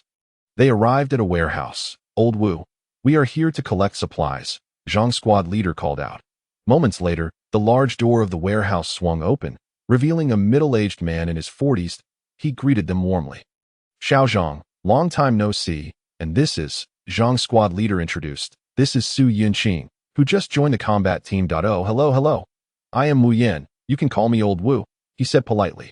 Hello, Uncle Wu, Su Yunqing replied with courtesy. Old Wu, Gu team mentioned he had spoken with you. Please hurry and bring out the supplies, Zhang squad leader urged. You are so impatient. Old Wu chuckled, leading the two into the storeroom. Upon entering, Su Yunqing was left in awe.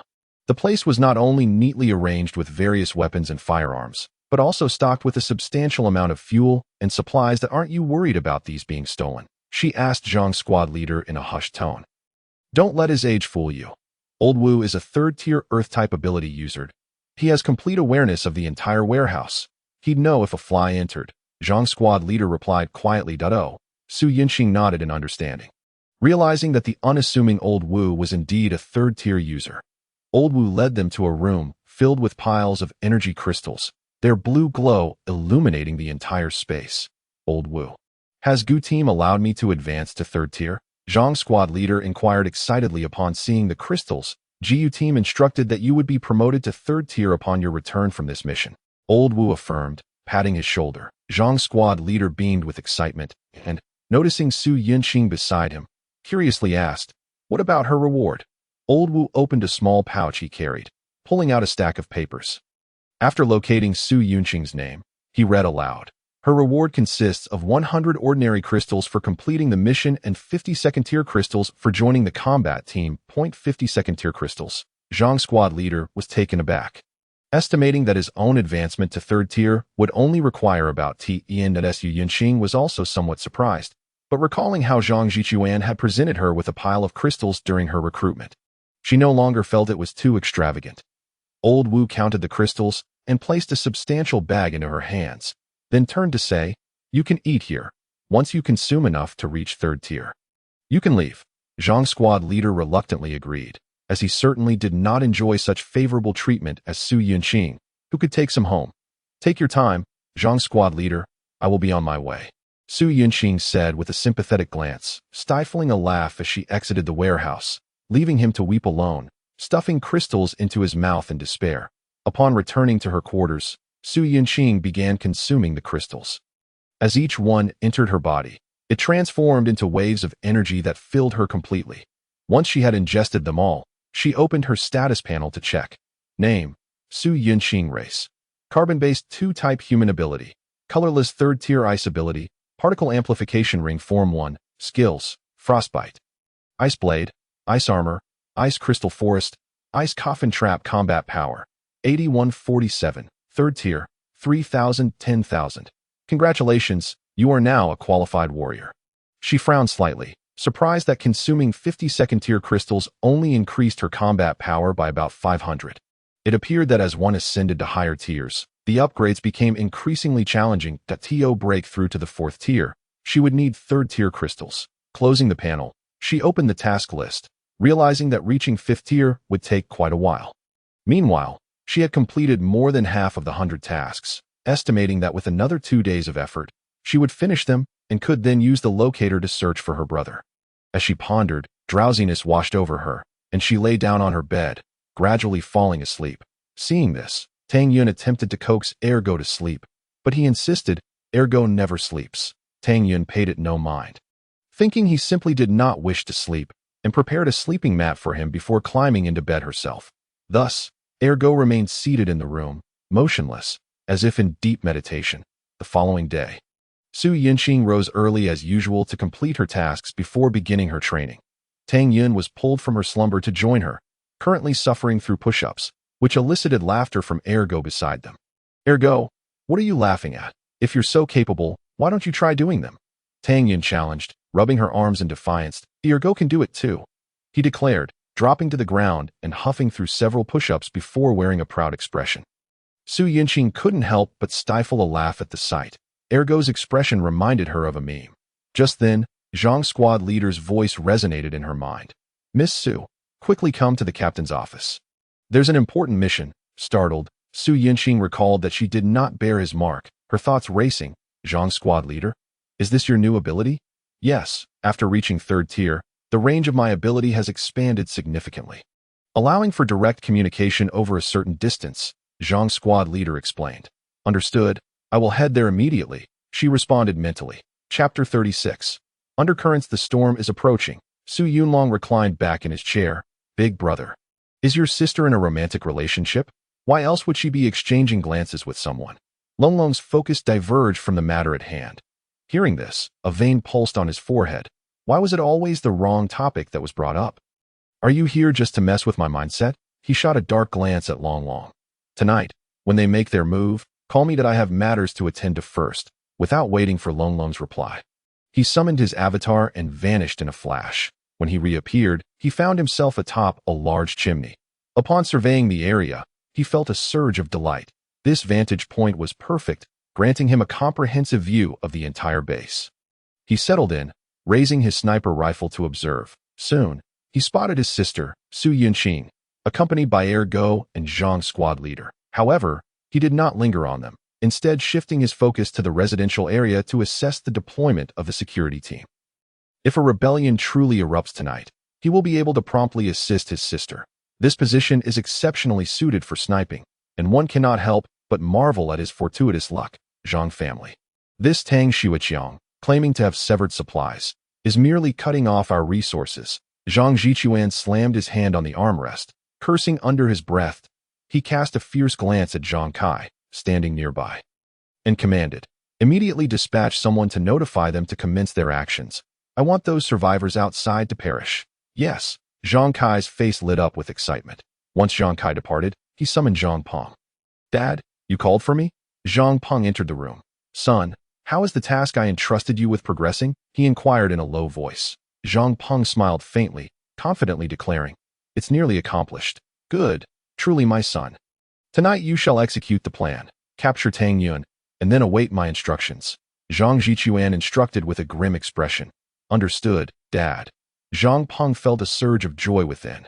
Finally, he could take action and savor the moment. The mere thought of Tang Yun's graceful figure sent waves of excitement coursing through him, his blood racing downward. With eager anticipation, he made his way towards area. Su Yunlong was idly observing the crowd when suddenly a familiar figure caught his eye. Isn't that Zhang Peng? He felt a twinge of surprise, and then a light bulb went off in his mind. Indeed, if the Zhang family were to act tonight, Zhang Peng would surely be involved. By keeping a watchful eye on him, he could ascertain when the Zhang family would strike. He resolutely fixed his gaze on Zhang Peng, watching him intently for the entire morning.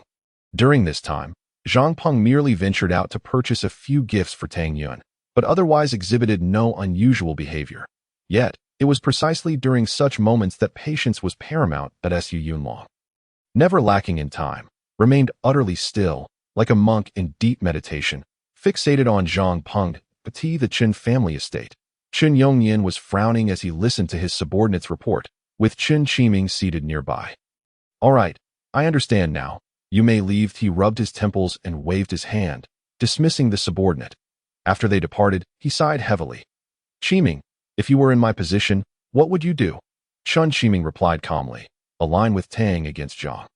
Elaborate. Qin Yongyan raised an eyebrow. While the Zhang family is formidable, with numerous empowered subordinates, their loyalty is primarily driven by self-interest, scattered and undisciplined. Conversely, Tang Xueqiang commands a regular army, while they may not match the Zhang family in numbers. Their combat prowess is undoubtedly superior, not to mention they possess firearms that in summary.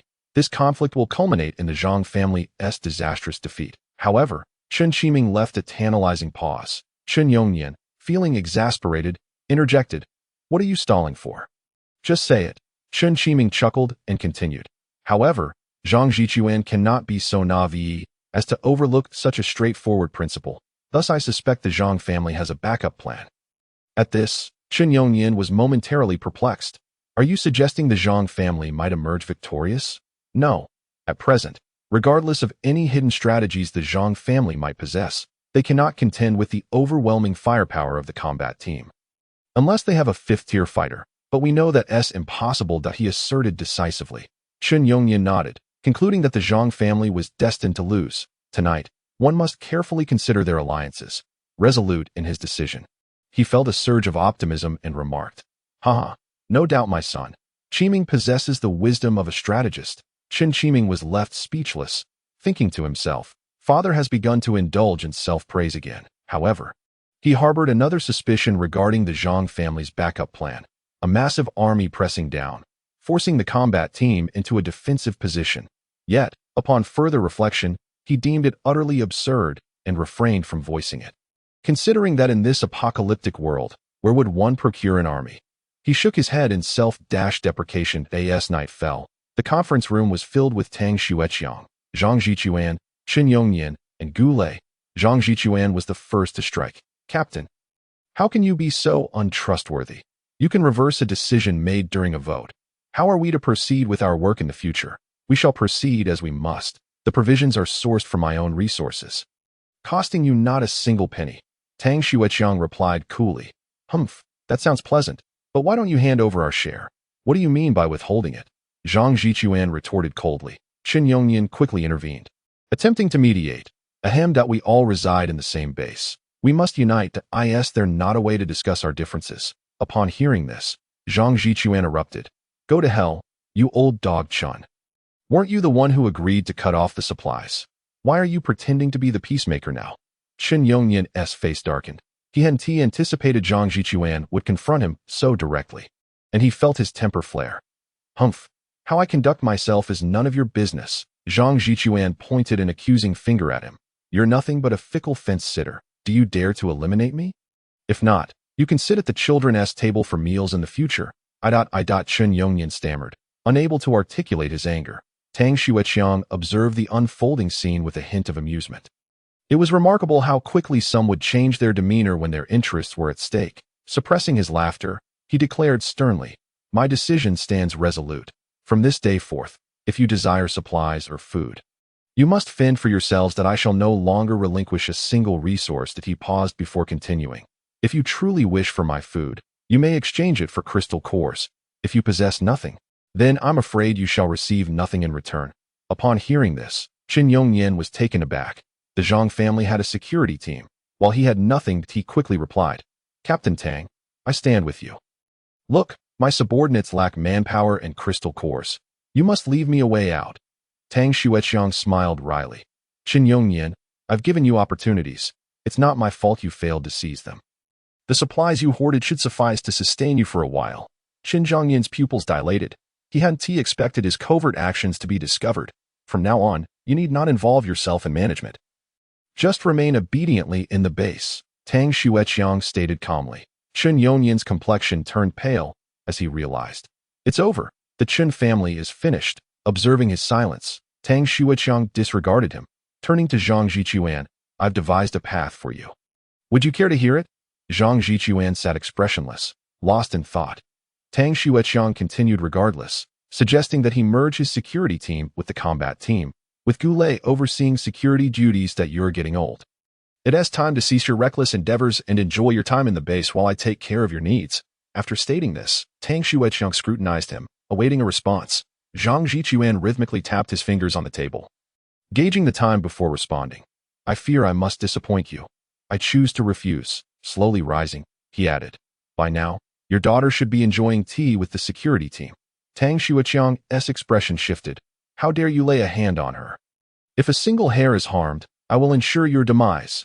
Goulet, witnessing the scene, lunged at Zhang Jichuan, but found only empty air. Zhang Jichuan, enveloped in crackling energy, had already positioned himself behind Goulet, gripping his collar. Captain Gu, do not be hasty. I have yet to finish speaking. Goulet spun around, alarmed, stunned by Zhang Jichuan's speed. Besides your daughter Tang Yun, I have the entire residential district in my grasp. With a mere command, they would all meet their doom.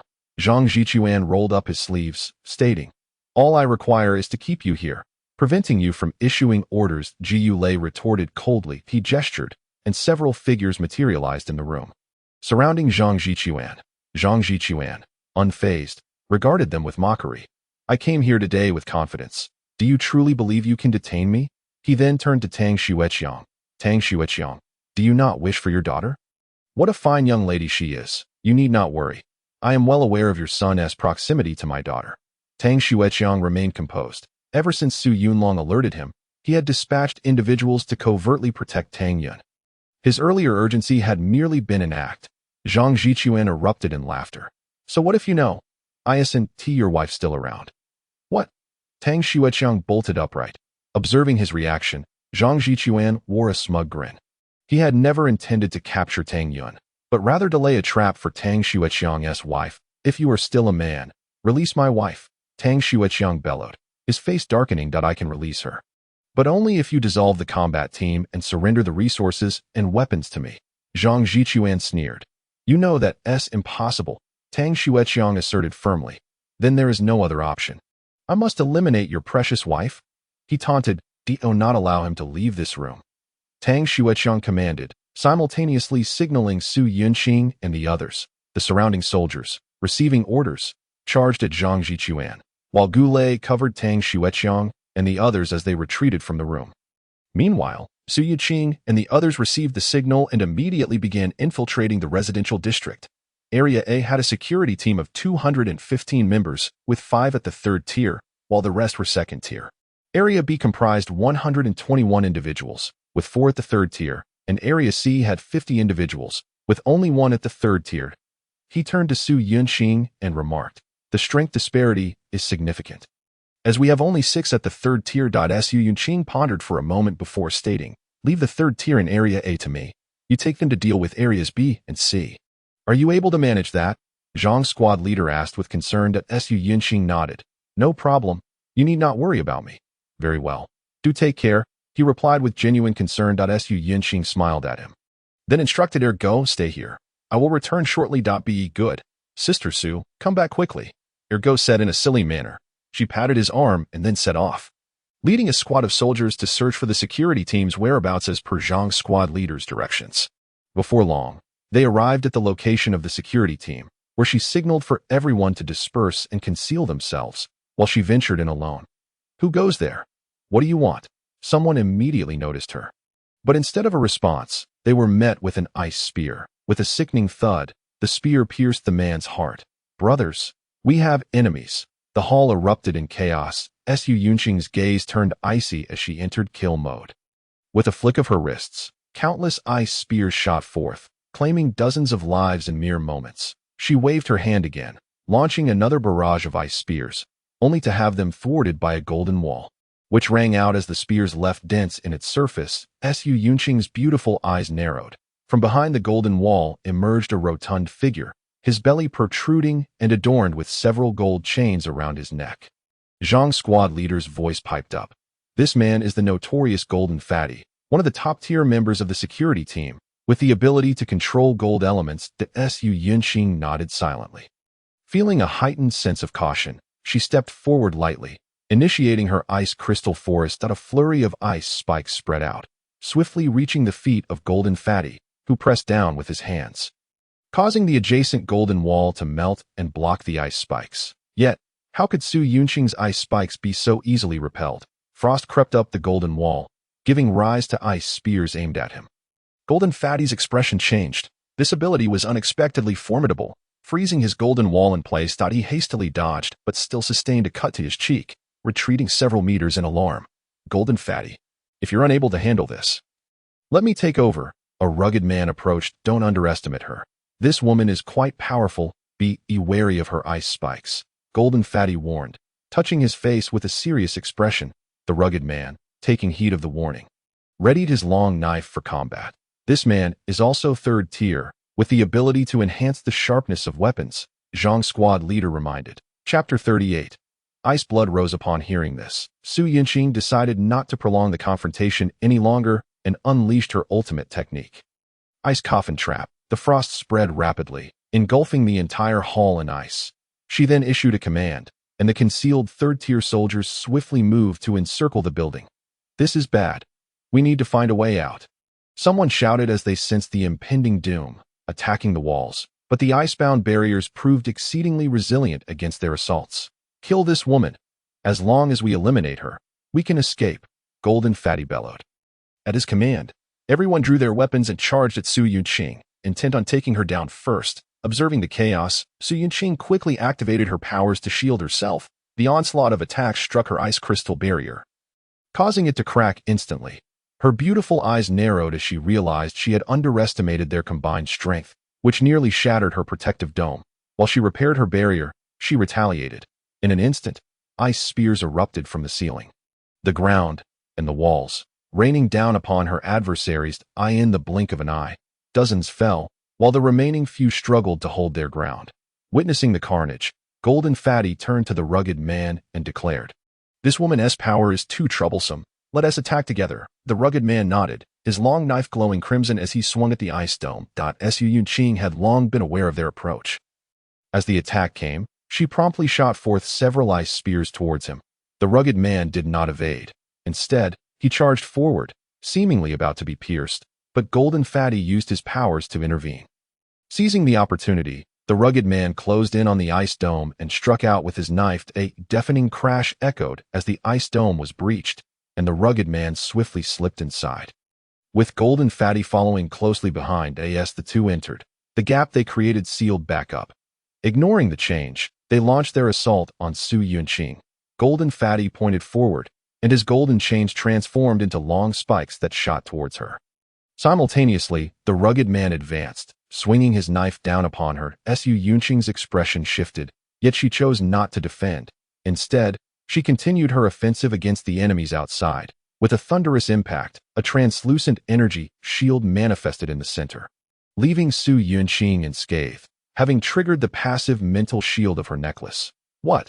The two men gaped in disbelief, utterly astonished by the existence of such a phenomenon. The most shocked was the rugged man, who knew the extent of his destructive power. If even the outer ice dome couldn't withstand him, how could this energy shield? Without hesitation, Su Yunqing seized the moment of their astonishment to unleash her powers, causing ice crystals to rain down within the shield. Golden Fatty was the first to react, controlling the gold to form a protective barrier around them, which rang out as it absorbed the blows. As the shield threatened to shatter, Golden Fatty shouted, "I can hardly hold on. We need to retreat." The rugged man snapped back to reality, hastily retreating while hacking at the ice walls, making their escape. Su Yunqing did not pursue. Instead, she exhaled deeply, stumbling back as exhaustion overcame her. The extensive use of her powers had drained her energy significantly, and even with the necklace's support, she felt pale and dizzy. Forcing herself to recover, she drank a bottle of restorative potion, feeling her mental strength rejuvenate, allowing her to relax slightly. Under her relentless assault, the hall was now littered with the fallen. However, some still fought desperately to escape, including the rugged man and Golden Fatty, who effortlessly broke through the ice walls and fled. Once the soldiers outside had dealt with the remaining foes, they did not pursue the two escapees, but rushed into the hall to assist Su Yunqing. Yet upon entering, they were met with a shocking sight. The hall resembled a battlefield, soaked in crimson hues. Ice crystals branched out like trees, interspersed with countless bodies, the fusion of ice and blood resembling blooming roses, forming a breathtaking ice crystal tableau. The sheer horror of the scene was eclipsed only by the realization that Su Yunqing had single-handedly wrought this devastation. How can there be such a powerful third tier? One soldier murmured, his gaze vacant. I must be dreaming. That another soldier pinched his thigh in disbelief. Su Yunqing deactivated her ice shield and stepped out, smiling at them. The soldiers jolted in shock, for the sight of her standing amidst the blood-red landscape was nothing short of terrifying. Stop dawdling. Quickly relocate the families and survivors, Su Yunqing commanded. The soldiers sprang into action, beginning to move the crowd, and from that day forth, Su Yunqing earned the moniker Ice Blood Rose, unbeknownst to her. As she followed the information relayed by Zhang's squad leader to pursue Golden Fatty and his companion, that on top of the Great Chimney, Su Yunlong had been observing Zhang Peng for an entire day. Since Zhang Peng entered the Zhang family in the afternoon, he had not emerged, leaving Su Yunlong puzzled. Could it be that their target is not Tang Yun? He mused, stroking his chin. Boss, we have a situation. Just then, Long Long transmitted news that the battle on his sister's front had concluded, but two third-tier abilities had escaped. He redirected his aim, and sure enough, spotted two figures fleeing from his sister's direction. Without hesitation, he aimed and fired at one. A bolt of lightning shot forth, dazzling in the dark of night. Golden Fatty, fleeing, felt as though thunder had struck before him, as the rugged man's head exploded beside him. Splattering him with gore. He screamed in terror, frantically controlling his gold to shield himself. Zee! At that moment, another flash of lightning struck. He let out a muffled groan, staring blankly at the hole in his chest.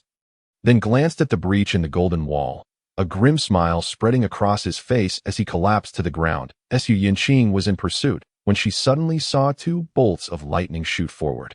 Her beautiful eyes narrowed as she quickened her pace. Indeed, she soon stumbled upon the lifeless bodies of Golden Fatty and the rugged man, their deaths gruesome. She turned her gaze toward the source of the lightning. Faintly discerning the silhouette of a large chimney, Zhang's squad leader, "Is the distant chimney man one of yours?" she inquired. After a moment, Zhang's squad leader's voice responded, "I inquired, and he is not one of ours." Su Yunqing's vigilance heightened. Golden Fatty and the other have perished. They were killed by someone atop the chimney. Wait a moment, at once. Zhang's squad leader employed his powers to probe the area. Moments later, he reported, "Indeed, there is a third-tier presence. The energy feels unfamiliar. Unlike anyone from the base. I'll go check." "He should not harbor hostile intentions," Su Yunqing declared, dashing toward the chimney. "Boss, this is bad. Your sister is coming for you." Long Long's voice echoed as a reminder. Chapter 39.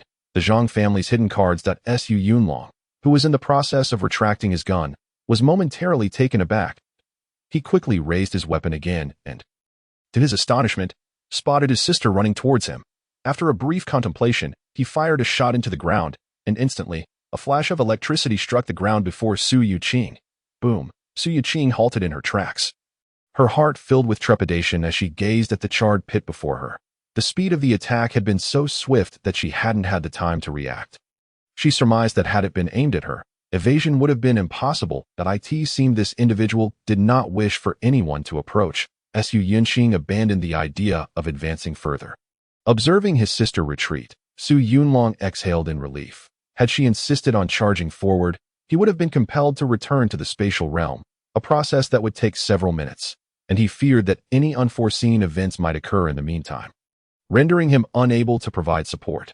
Boom! Just then, the sounds of combat erupted from Area B. Capturing his attention, he turned his gaze to find that Sergeant Zhang and his team were engaged in a skirmish with the security forces. The 6 third-tier abilities users were directly assaulting the third-tier members of the security team, while their second-tier subordinates coordinated seamlessly, exhibiting a high level of training. In stark contrast, the security personnel displayed no semblance of military discipline. Engaging in disorganized skirmishes, the moment they clashed, the security team found themselves at a disadvantage, suffering a one-sided massacre. Within mere minutes, the last of the third-tier members was overwhelmed and slain, resulting in a flawless resolution of the conflict. In the office, the atmosphere had drastically changed. The room was in shambles, with 2 corpses sprawled across the floor. "Captain, it is my incompetence that allowed him to escape," Goulet lamented. Tang Xueqi furrowed his brow as he surveyed the lifeless bodies. Waving his hand dismissively, "This is not your fault. No one could have anticipated that Zhang Jichuan was a fourth-tier ability user. He simply ran too swiftly. I will lead a team to the Zhang residence to retrieve him." Gu Lei quickly interjected. "Enough? 2 brothers have already perished. Must we lose more?" Tang Xueqi bellowed sternly. But Captain's wife Jiu Lei lowered his head, overwhelmed with guilt. After a brief moment of silence, Tang Xueqi's gaze hardened as he issued a command. "Do not concern yourselves with her. Assemble the troops, fully armed. We will obliterate the Zhang family. Without the Zhangs, what can a fourth-tier individual accomplish?" Upon hearing this, Gu Lei's eyes gleamed with determination as he raised his head and saluted. "Understood. We shall complete the mission." Before long, Gu Lei led the main force to the Zhang residence, surrounding it completely. Go. With a command from Gu Lei, the fully armed soldiers surged into the Zhang estate. "Report. Zhang Jichuan is not found. The others are also absent," a soldier informed Gu Lei. "That bastard runs exceptionally fast." Gu Lei cursed in frustration. "Report. A tunnel has been discovered, seemingly leading outside the city." Another soldier rushed over to report. "Secure the tunnel entrance. Do not pursue. The remaining personnel will eliminate all members of the security team within the base," he swiftly ordered. Yes, the various teams commenced their actions. Chaos erupted throughout the base. With gunfire and explosions resonating, battles unfolding at every turn. "Captain Gu, the mission has been completed. The residents of the housing area have been settled." Sergeant Zhang's voice echoed in Gu Lei's mind. "Have you located the captain's wife?" Gu Lei inquired anxiously. "There is no trace of the lady. After scanning with my ability, her energy signature is absent from the base," Sergeant Zhang responded. "Damn it. She must have been taken outside the city." Gu Lei exclaimed angrily, shattering the table before him with a fist. He commanded, "Ensure your men remain in place to protect them. You and Su Yunqing come to me. Prepare to track down Zhang Jichuan." "Understood. We will head over immediately," Sergeant Zhang replied. After several minutes, the two joined Gu Lei to prepare for their pursuit outside the city. At that moment, a soldier rushed in, panic evident on his face as he reported. Report. A horde of corpses has been discovered 3 kilometers outside the base, and they are approaching us." The three exchanged alarmed glances, bewildered by the sudden appearance of a horde. Jiu Lei was the first to inquire. "What is the estimated number? How many high-tier zombies are there?" "The number. Approximately 200. We currently do not know how many are high-tier."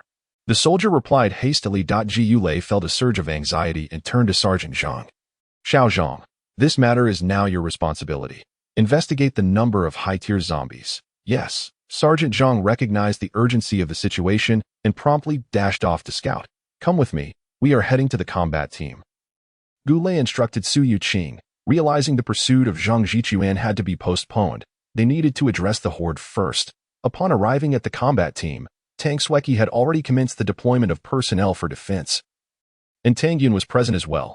"Captain, what is the situation?" Gu Lei inquired anxiously. "It has been confirmed they are heading our way, and intelligence suggests someone has intentionally lured the horde towards us."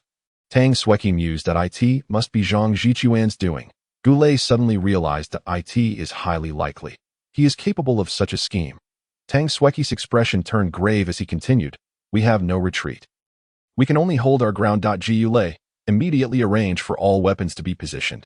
"Yes," Gu Lei acknowledged and departed.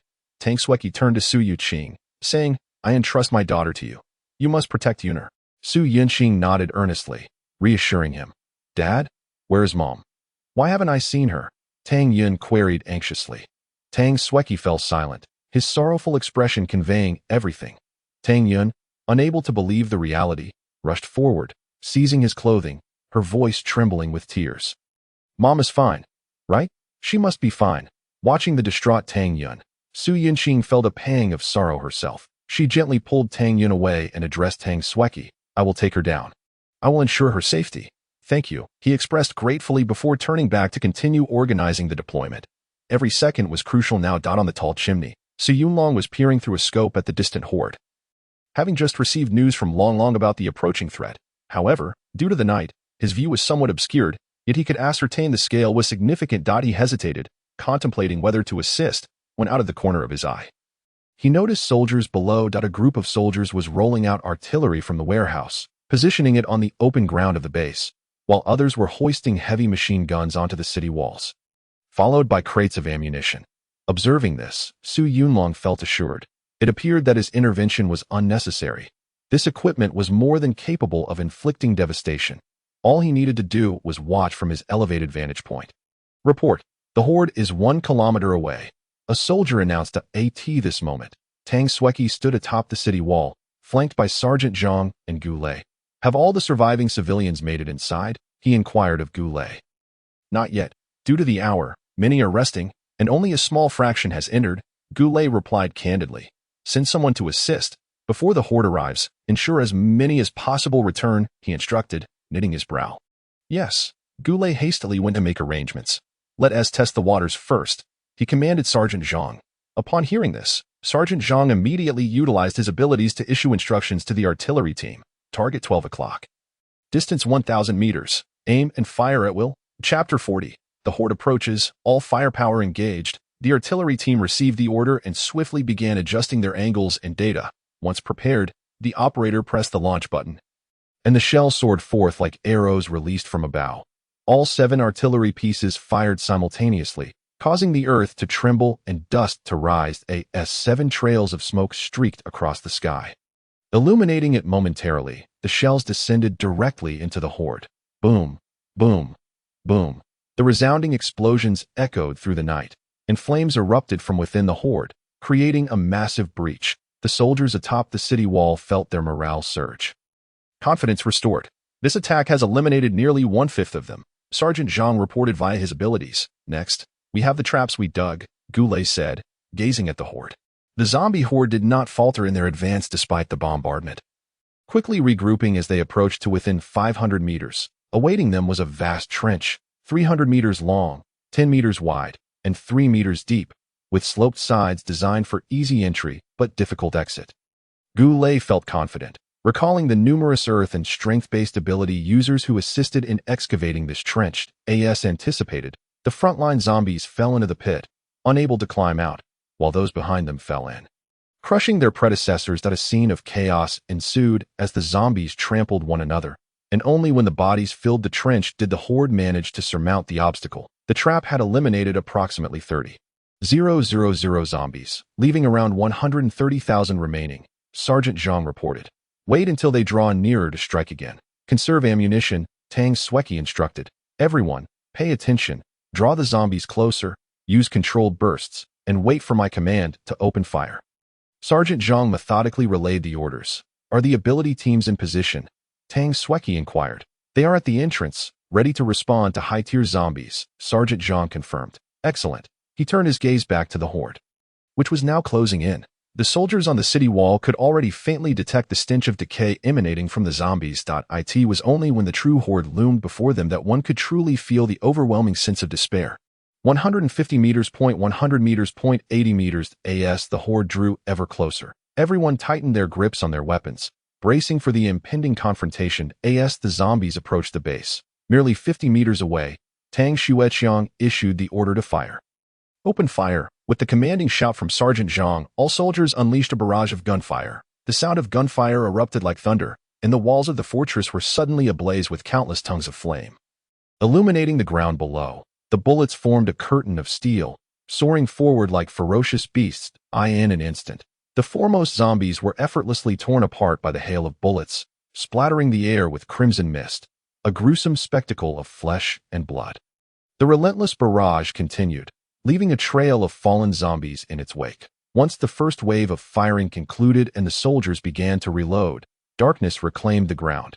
Observing the scene, Tang Xueqiang commanded, "Fire illumination flares." Instantly, a soldier shot a flare into the sky, casting a bright light that revealed the grim tableau before them. After the initial onslaught, nearly 50 meters of zombies had been eradicated, creating a vacuous space, albeit with a few L-type zombies managing to survive, still advancing towards the base that on top of the tall chimney. Su Yunlong marveled. What a spectacle! It's an absolute massacre. He recalled discussions from the pre-apocalyptic era, where people speculated whether humanity would face extinction in the event of a zombie outbreak. One faction believed it would unfold like in movies, with no time to resist before the infection spread globally. The other faction argued that zombies had no comprehension of human firepower, and given the current might of humanity, they would be swiftly eradicated. Gazing at the awe-inspiring scene, he mused, in terms of firepower, the nation indeed suffers from a fear of inadequacy. At that moment, the Special Abilities Squad engaged the remaining L-type zombies, their coordination impeccable, swiftly dispatching them all. Meanwhile, the soldiers on the walls had finished reloading and resumed firing. Another round of gunfire erupted, clearing yet another swath of zombies. However, this time, a line of dozens of third-tier L-type zombies emerged at the forefront. They advanced steadily in formation, followed closely by a row of second-tier L-type zombies. Observant eyes noted that bullets striking these third-tier zombies seemed ineffective, akin to hitting rubber tires. Before long, the magazines were emptied once more. Tang Xueqiang, noticing this anomaly, understood it was the work of the Z-type zombies. He immediately commanded, "Heavy machine gunners, break their formation." Sergeant Zhang swiftly relayed the order. "Heavy machine gunners, aim at those third-tier L-type zombies and fire with all your might." The previously silent machine gunners, their eyes gleaming with anticipation, hurriedly took aim, their weapons yearning to unleash their fury.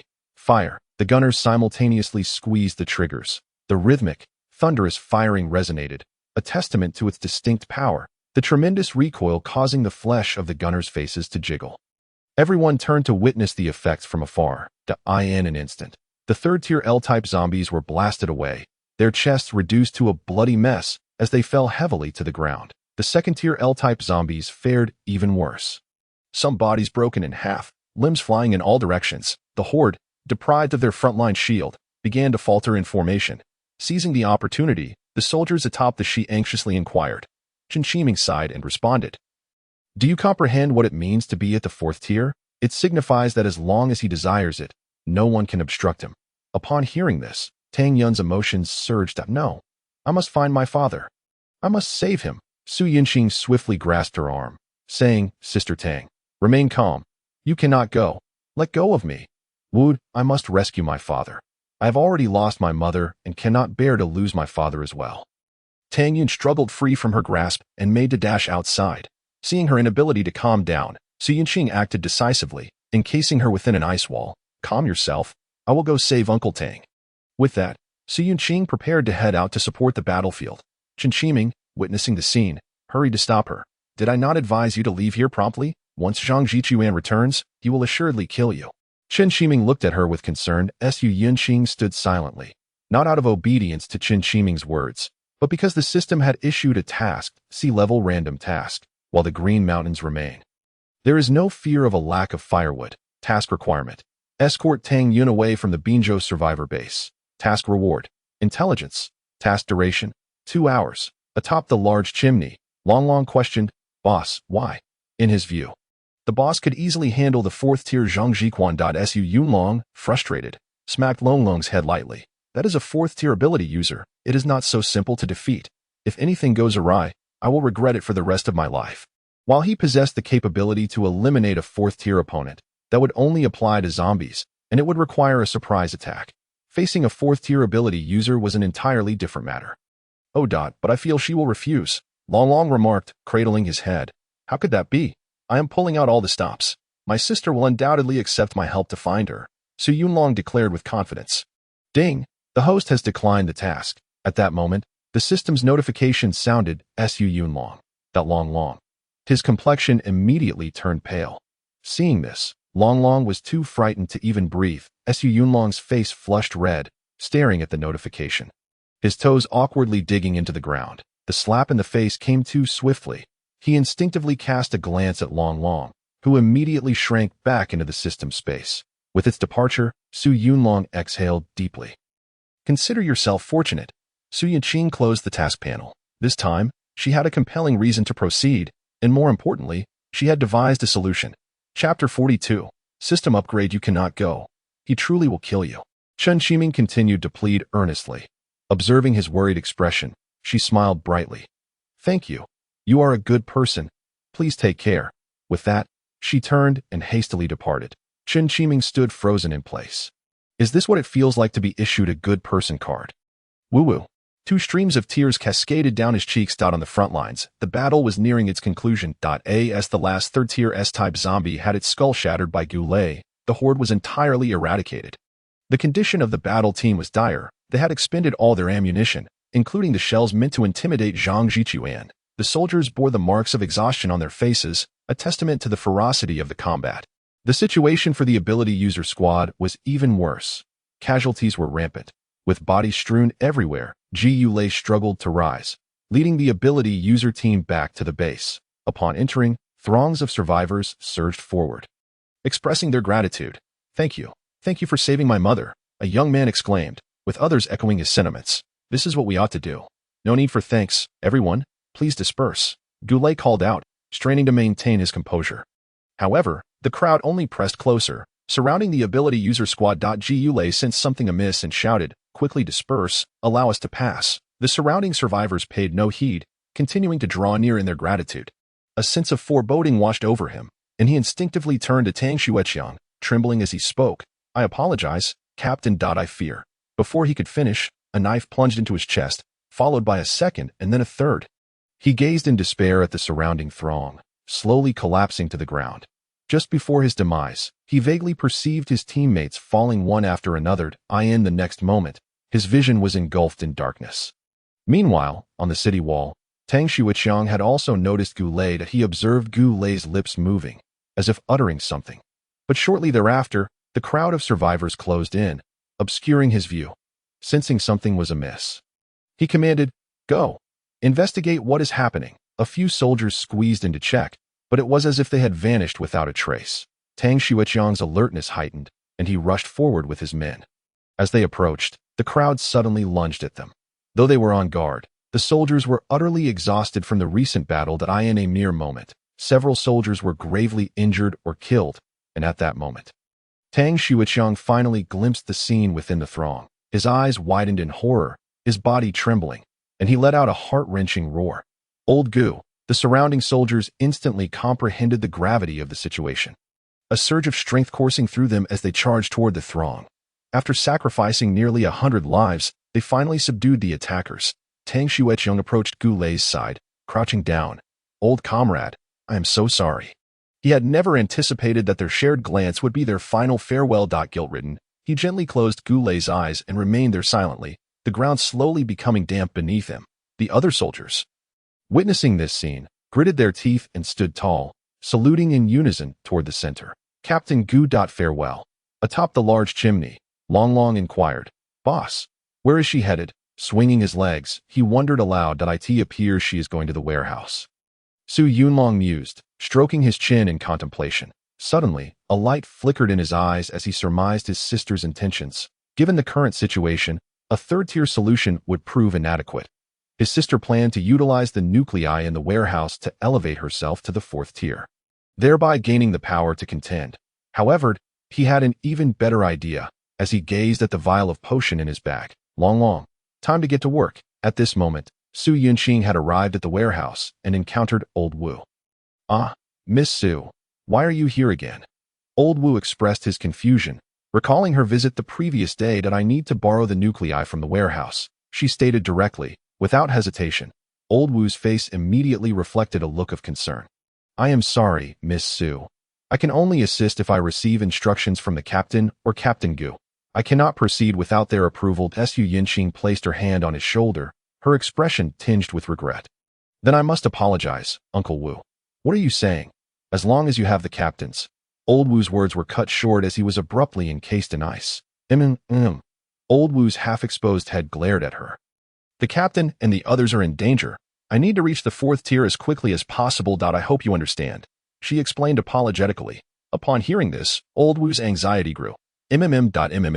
She offered an awkward smile and dashed inside. "I will be out shortly. Please hold on." "Boo." Old Wu lamented silently. "It's far too cold in here." Su Yunqing stood before the nuclei, preparing to consume them when suddenly, the system notification rang out. "Ding. A C-level random task has been issued. C-level random task. Request the esteemed host to upgrade the system, and the system shall repay the host. Task requirement. Upgrade the system to level 4. Task reward.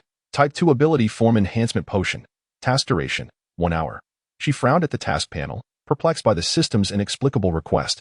However, the reward for this task appeared substantial and could significantly enhance her capabilities. After a moment's hesitation, she grabbed a handful of nuclei and swallowed them, then opened the panel. Name: Su Yunqing Race. Carbon-based Type 2 Human Ability. Colorless 3rd Tier Ice Ability. Particle Amplification Ring Form 1. Skills: Freezing. Ice Blade. Ice Armor. Ice Crystal Shield. Ice Crystal Forest. Ice Coffin Trap. Combat Power. 8198. 3rd Tier.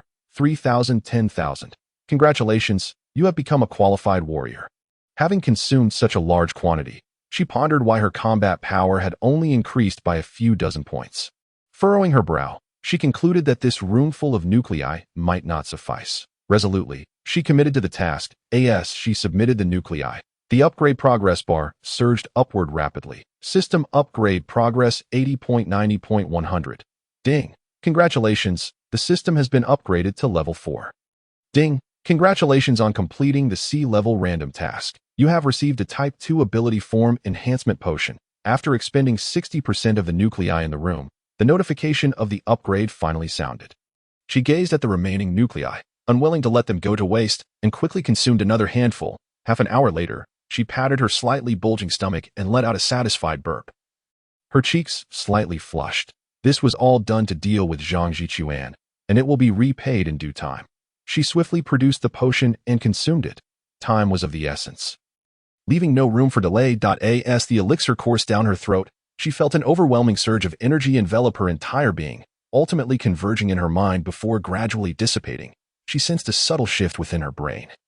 And with a flick of her wrist, an ice pillar arose for her observation. The crystalline structure shimmered with a hint of azure, its icy form flowing with a lifelike quality.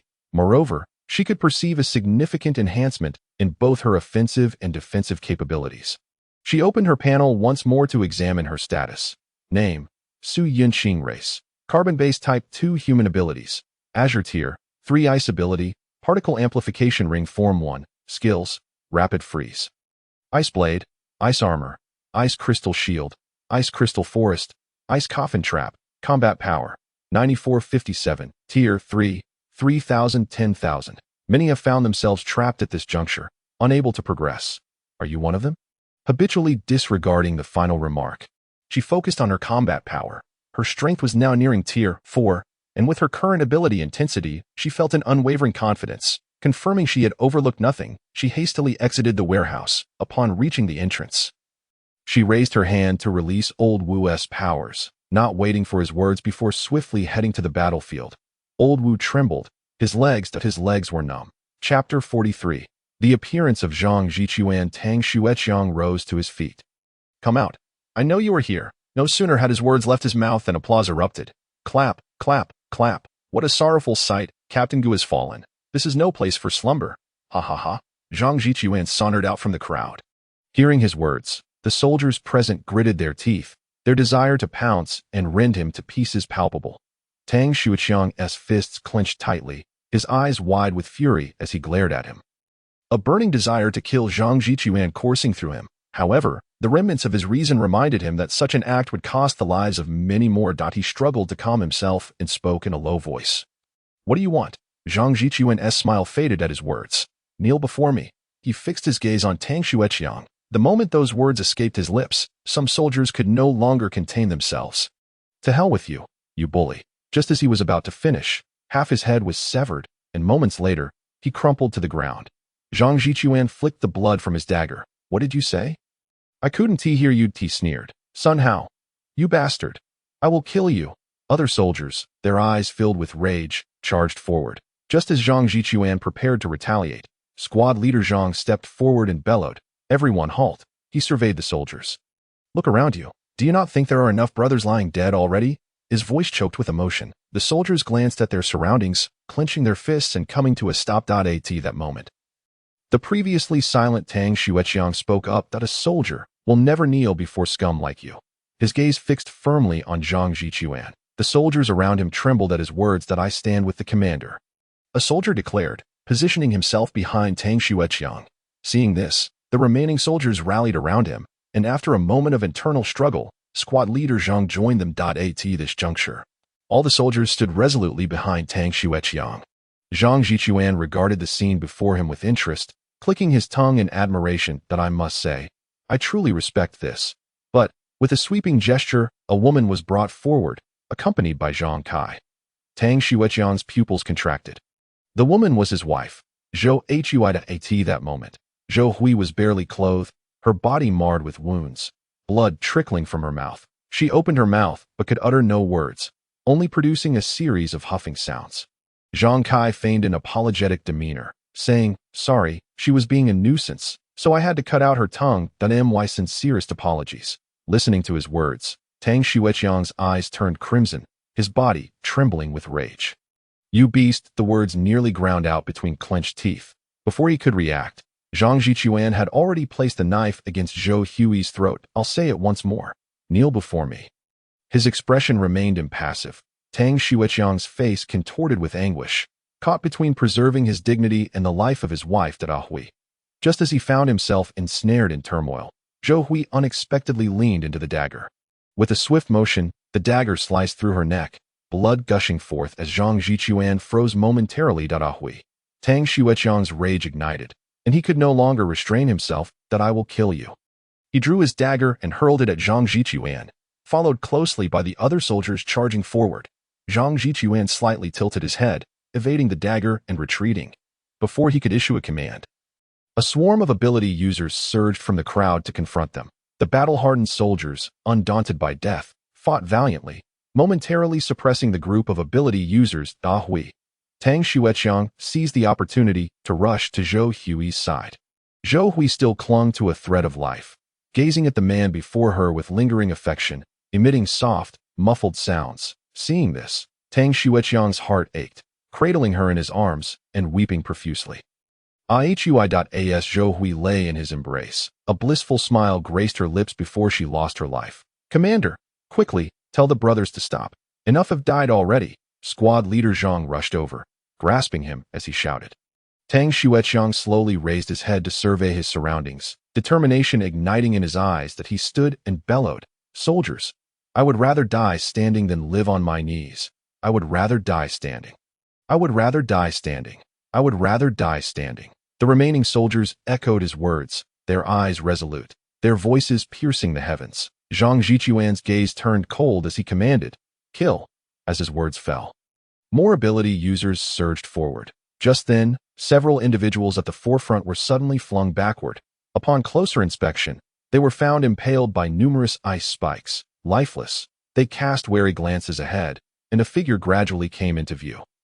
With skin like cream and a visage as cold as frost, clad in black combat attire, it was none other than Su Yunqing. Upon seeing her, squad leader Zhang grew anxious. "Yunqing, run!" Tang Xueqiang's expression shifted. If she was here, where was Tang Yun? Zhang Jichuan regarded Su Yunqing with a playful glint. "Do you wish to stand up for them?" Su Yunqing remained silent, instead opting to demonstrate her resolve through action. With a swift motion of her hands, towering ice walls erupted around them, encircling everyone. Zhang Jichuan frowned slightly and commanded, "Kill her." Zhang Kai's eyes lit up, hastily exclaiming, "This one must be captured alive." Zhang Jichuan shot him a quizzical glance, but chose not to respond. Tacitly acquiescing, the crowd exchanged glances, the unspoken agreement prompting them to attack Su Yunqing. Su Yunqing sprang into action, her figure darting like a wraith, evading the majority of the assaults, for those she could not dodge. She summoned her powers to coalesce before her, forming a shield of ice to deflect the blows. That moment, she had reached Tang Xueqiang, positioning them behind her. It was then that squad leader Zhang and his companions noticed that Su Yunqing's abilities had changed in hue. He recalled that they had previously been transparent, but now they shimmered with an azure glow. Before he could ponder further, Su Yunqing initiated her counteroffensive. With a single step, frost spread beneath her feet. With another, the ice crystal forest emerged. This time, the forest was unlike any before, resembling a true woodland. Azure ice crystal trees ascended high amongst the throng, their branches extending densely. Some, unable to halt on the slippery ground, were impaled, left hanging from the trees, riddled with wounds. Seeing this, the crowd commenced an assault on the ice crystal trees. Boom! As the smoke cleared, everyone stood in shock. The ice crystal trees had merely lost a few branches. The rest remained intact. Even the recently shattered branches seemed to restore themselves in the blink of an eye. Tang Xueqiang and the others were equally astonished, particularly squad leader Zhang. who distinctly felt that Su Yunqing was now perilously close to Tier 4. He raised his gaze to Zhang Jichuan in the distance, an overwhelming sense of helplessness flooding over him. Ultimately, she was not Tier 4. After a relentless barrage of attacks, the group found themselves utterly ineffective. Their eyes pleading for assistance from Zhang Jichuan. A bunch of useless fools. Zhang Jichuan looked disdainfully at the assembly. You can't even handle a Tier 3, and you expect me to intervene personally? He slowly strode forward, coldly smiling at Su Yunqing. You are strong, but not strong enough. Today, I shall let you witness the chasm between Tier 3 and Tier 4. Suddenly, Zhang Jichuan radiated with electric energy, a sinister smile creeping across his face. Chapter 44. Unexpected developments. Su Yunqing's beautiful eyes narrowed. She recalled the information recorded in previous intelligence reports. Zhang Jichuan's ability was known as Rapid Speed, which activated the bioelectricity within cells to grant him extraordinary swiftness. Among speed-based abilities, it was among the top tier. Now that he had reached Tier 4, his power was unfathomable. She could not afford to be careless. Her expression grew grave as she resolved to take the initiative. With a flick of her fingers, the ice crystal forest surged toward his position with remarkable speed, but Zhang Jichuan was even faster. In the blink of an eye, he had vacated his previous spot, moving so swiftly that he seemed to create afterimages. Su Yunqing raised her jade-like hand, summoning numerous ice spikes that suspended in the air, ready to launch at him. Zhang Jichuan smirked slightly, dodging her attacks with ease. Su Yunqing furrowed her brow, observing the ice walls around her sparked an idea. One hand continued to assault Zhang Jichuan while the other quietly encased the walls in ice. Zhang Jichuan toyed with her like a cat with a mouse, effortlessly dodging her strikes. Suddenly, he sensed something amiss. Although it was night, the surroundings were growing increasingly dark. This is bad. His expression shifted dramatically as he abruptly lifted his gaze upwards. Su Yunqing revealed a smile. Having finally succeeded in her ruse at that moment, the entire vicinity had been thoroughly encased in ice by Su Yunqing's extraordinary powers. Zhang Jichuan's face darkened as he recognized the formidable defense of the ice wall. Although he was a level 4 ability user, his strengths lay primarily in speed, rendering his offensive capabilities rather weak. That he believed that breaking through was impossible. Thus, there was only one means of escape left. He fixed a cold stare at Su Yunqing, no longer concealing his true strength. An electric aura crackled around him as he unleashed his powers to their utmost limits. In the next instant, his figure vanished without a trace. Su Yunqing instantly sensed danger and hurriedly scanned her surroundings. Bang! Before she could spot him, Su Yunqing was sent flying backward. Huh? Zhang Jichuan uttered in confusion. His attack felt as though it had struck cotton, soft and yielding. Su Yunqing slowly rose to her feet, showing only a bit of dust on her clothes, with no significant harm done. Humph, let us see how many times you can endure. His face grim, he vanished once more. And with another loud bang, Su Yunqing was propelled through the air again. Squad leader Zhang and Tang Xueqiang rushed forward to check on her. Yunqing, are you all right? Squad leader Zhang asked with concern. Su Yunqing shook her head, signaling him to remain calm. Her expression was grim. She had not anticipated Zhang Jichuan's speed to be so formidable. Now, having exhausted her 3 protective barriers, the next attack could very well claim her life. Her eyes darted rapidly as she pondered her options. I didn't realize you possessed such a peculiar ability. I underestimated you. Zhang Jichuan squinted as he spoke, his body crackling with electricity once more as he prepared to strike. Seeing this, Su Yunqing had no time to devise a plan. She raised her hand and summoned an ice crystal barrier to shield the 3 of them. Bang! The attack splintered the ice crystals, leaving a scratch before swiftly restoring itself. Zhang Jichuan furrowed his brow. Damn it, it's harder than a turtle shell. He found himself at a loss for what to do. Suddenly, an idea struck him, and he wore a sinister grin as he muttered something under his breath. Inside the ice crystal barrier, Su Yunqing was still contemplating her next move. He wants me dead. If I turn myself in, he won't make thin. He lifted his gaze towards the direction from which the electric light emanated, his eyes brimming with trepidation. Had it not been for his quick reflexes, he would have surely sustained a far more severe injury than a mere graze on his shoulder. His subordinates stood in a daze, utterly bewildered by the unfolding chaos. Dad, are you all right? Zhang Kai rushed forward to offer support. Get away. Zhang Jichuan, his face as dark as a storm cloud, shoved him aside. Ignoring his own wound, he charged directly towards Su Yunlong. Zhang Kai stood rooted to the spot, his expression vacant and forlorn, lost in thought. Just as his subordinates were about to follow Zhang Jichuan, they were ensnared by 4 walls of ice. Panic swept through them as they turned to see Su Yuqing. Her face as cold as frost, a slight smirk gracing her lips. "Are you prepared to face my wrath?" Zhang Jichuan perceived clearly that the attack originated from the towering chimney 500 meters away. He was exceedingly confident in his speed. Once he closed the distance, he was certain he could eliminate the threat. With this thought, he quickened his pace. Suddenly, a bolt of purple lightning shot down from the chimney. He let out a derisive snicker and deftly sidestepped the attack. Just a momentary lapse in concentration. Do you think the same tactic will work again? Before he could finish his thought, his injured arm erupted in pain, sending him sprawling to the ground, rolling several meters away. How is this possible? His face turned pale, his eyes widening in disbelief as he stared at his severed limb. He had clearly evaded the strike. How had he been hit? Fear gripped him. This time, he was genuinely terrified. He rolled over, sprang to his feet, and clutched his arm as he fled, disregarding everything about the base. His only desire was to escape. He wove through the alleys, striving to conceal his presence. Just as he neared the base entrance, a familiar voice pierced the air. With a swift reaction, he ducked behind a wall, but immediately regretted his decision. A streak of purple light whizzed past him, curving around to pursue him. He had no time to evade, and could only twist his body to avoid a fatal blow that a searing scent of burnt flesh filled the air. He stared blankly at the wound on his chest, sliding down the wall until he collapsed to the ground. He hadn't managed to escape after all. He glanced towards the ice wall a short distance away, trembling as he reached out. "Son." Unfortunately, there was no response. In the end, his head tilted, and he succumbed to the void of death. On the chimney, Su Yunlong exhaled deeply. This man was finally dead. Otherwise, he would have exhausted all his ammunition. Fortunately, he still had 1 bullet left. It was a pity that the victim was not a zombie. Otherwise, he could have earned some system currency. A look of regret crossed his face as he prepared to stow his gun and retreat. With the greatest threat eliminated, he left the remaining matters to his sister and decided to venture outside the city to collect some crystal cores. Moreover, he had yet to spot any trace of the Z-type zombies, which left him feeling uneasy.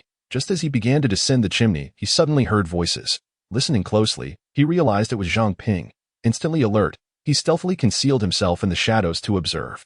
Before long, Zhang Ping appeared, accompanied by several others. Su Yunlong's gaze sharpened as he focused on one individual. Was that not Tang Yun? What was she doing here? He stroked his chin thoughtfully. "Boss, how could you tell in this darkness?" Long queried, scratching his head in confusion. It's all in the contours of their figures. Su Yunlong instinctively replied, but quickly caught himself and shifted his explanation. Ahem. Of course, it's because my eyesight is exceptional.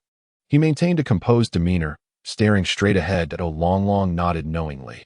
Observing his expression, Su Yunlong hurriedly dismissed him. "This is not your concern. Go back and stay put." Long reluctantly retreated, while Su Yunlong quietly followed behind. The ice walls rapidly melted, and Su Yuqing emerged from within. Through the dim light, she could see the ground behind her soaked in blood. Even Zhang Kai lay unmoving in a pool of crimson. Upon stepping out, her gaze immediately fell upon Zhang Jichuan. Her previously relaxed nerves tensed once more, and she hastily encased herself in ice armor. She stood still for a moment, realizing that Zhang Jichuan merely sat there. Confused, she cautiously approached, halting 5 meters away. It was then that she noticed the gaping wound in his chest. The sudden realization dawned upon her. The reinforcements he had spoken of were the person atop the chimney. However, she had not anticipated that even Zhang Jichuan, a Tier 4 speed-type ability user, would meet his demise at the hands of this assailant. She glanced up at the chimney, murmuring to herself, "He must be extraordinarily powerful." Turning back to Zhang Jichuan's lifeless body, she raised her hand, launching several ice spikes. Whoosh, whoosh, thud. The ice spikes pierced through the corpse's neck and chest. Seeing no reaction from the body, Su Yuqing breathed a sigh of relief. He is truly dead. System. Perhaps Zhang Jichuan never imagined that even in death he would endure such torment. Suddenly, Su Yuqing's expression shifted dramatically. Filled with concern, she sprinted towards the combat team's camp. Tang Yun. Something has happened. Chapter 46. The rescue of Tang Yun. By the time Su Yuqing arrived at the combat team, Tang Yun was no longer there. Lying near the ice wall was an individual clad in the combat team's attire. She approached to inspect, only to discover it was Su Jian. She remembered him well as the soldier who could manipulate flying knives that Su Jian. "How are you?" She quickly rushed to support him, noticing he was battered and gravely injured. Su Jian struggled to open his eyes, and upon seeing Su Yuqing, he immediately grew agitated. "Hurry. Tang Yun has been taken by Zhang Ping," he weakly uttered, seeing his condition. Su Yuqing swiftly produced a vial of restorative potion and administered it to him. "Drink this, and then explain everything." As Su Jian felt his body rapidly healing, he was astonished. However, this was not the time for curiosity. His expression turned serious as he spoke. "I was responsible for protecting Tang Yun. Suddenly, a group of people appeared, grievously injuring me and abducting her." Su Yuqing furrowed her brow. "What about Chen Qiming? He was there when I left." "He left shortly after you did. They had someone who could fly. They took Tang Yun away from above." He paused before continuing. "I had no choice but to attack the ice wall, hoping you would sense it. Thankfully, you came." He pointed in a specific direction. "They headed that way. You must hurry and rescue her." Su Yuqing nodded, then stood up. "Tang Yun, did she not resist?" Su Jian shook his head in response. "She went willingly." Without uttering another word, Su Yuqing dashed in the direction he indicated. "Zhang Peng, can you really save my parents?" Tang Yun asked anxiously as they walked. "Of course. I've already rescued your mother, and now I'm taking you to see her," Zhang Peng replied with a mocking laugh. Already lost in his fantasies, once they arrived, he envisioned a most pleasurable encounter. Unbeknownst to the pitiful Zhang Peng, his entire family, save for him, had perished, and he remained blissfully unaware. Tang Yun hesitated, but her desperation to save her mother outweighed her doubts. They twisted and turned before arriving at a house where they halted. Zhang Ping swung open the door, gesturing inside. "Go in. Your mother is waiting for you." His eyes glinted with malice. Tang Yun, oblivious to his gaze, stepped inside. Upon entering, she found no sign of her mother. As she began to inquire, the door behind her slammed shut. She quickly turned around to find Zhang Peng standing at the entrance, a fervent gaze fixated upon her. Fear washed over her as she took a few steps back. Zhang Ping, what are you doing?" Zhang Ping abandoned pretense and lunged forward. "Tang Yun, I like you. Didn't you say you liked me too? Let me fulfill your wish." He threw her onto the sofa, his actions frenzied as he tore at her clothing. Tang Yun screamed, startled by this sudden aggression. Zhang Ping, annoyed by her cries, slapped her across the face. Slap! A red mark instantly appeared on her cheek, her hair disheveled. "Tang Xuesheng, stop yelling. As long as you serve me well, I'll let you see your mother." He leered at her, unbuckling his belt with a predatory grin. Just as Tang Yun regained her composure from the slap, she heard his lewd words. "You beast! I can't believe you're this kind of person. I was blind to have trusted you." She screamed like a madwoman. Zhang Peng remained silent, instead pouncing on Tang Yun. Unable to contain his desires any longer, he ripped her outer garments apart, his gaze fixated with lust. Tang Yun, powerless to resist, could only hug her shoulders and weep. "Help me. Someone, please save me." She lay exposed, crying in despair. Just as Zhang Peng prepared to continue, he heard strange noises outside. Thud. Annoyed, he pulled up his pants and approached the door, shouting, "Can you keep it down? Don't ruin my mood." After cursing, he received no response. The sense of foreboding washed over him as he peered through the door's crack. To his shock, he found several of his subordinates lying lifeless on the ground. Suddenly, a flash of electricity illuminated the area, causing him to tremble and fall to the floor. Boom! A deep crater appeared in the ground between his legs. He was paralyzed with fear, nearly struck by the blast. Meanwhile, outside, Su Yunlong cursed under his breath. "This wretched fellow is indeed rather fortunate." Zhang Ping, disregarding Tang Yun, swiftly performed a roll and stood up. In a flurry, he scrambled out of the back window, disappearing from sight in no time. After a while, the door creaked open. Su Yunlong stepped inside and immediately spotted Tang Yun on the sofa. A slight furrow formed on his brow as he retrieved a cloak he had purchased from the store. He approached her slowly, draping the cloak over her shoulders. Tang Yun ceased her weeping and lifted her gaze to Su Yunlong. She beheld a pair of pale blue eyes, deep and enigmatic, yet obscured by a mask that rendered his face indecipherable. She clutched the cloak tighter, observing this mysterious individual.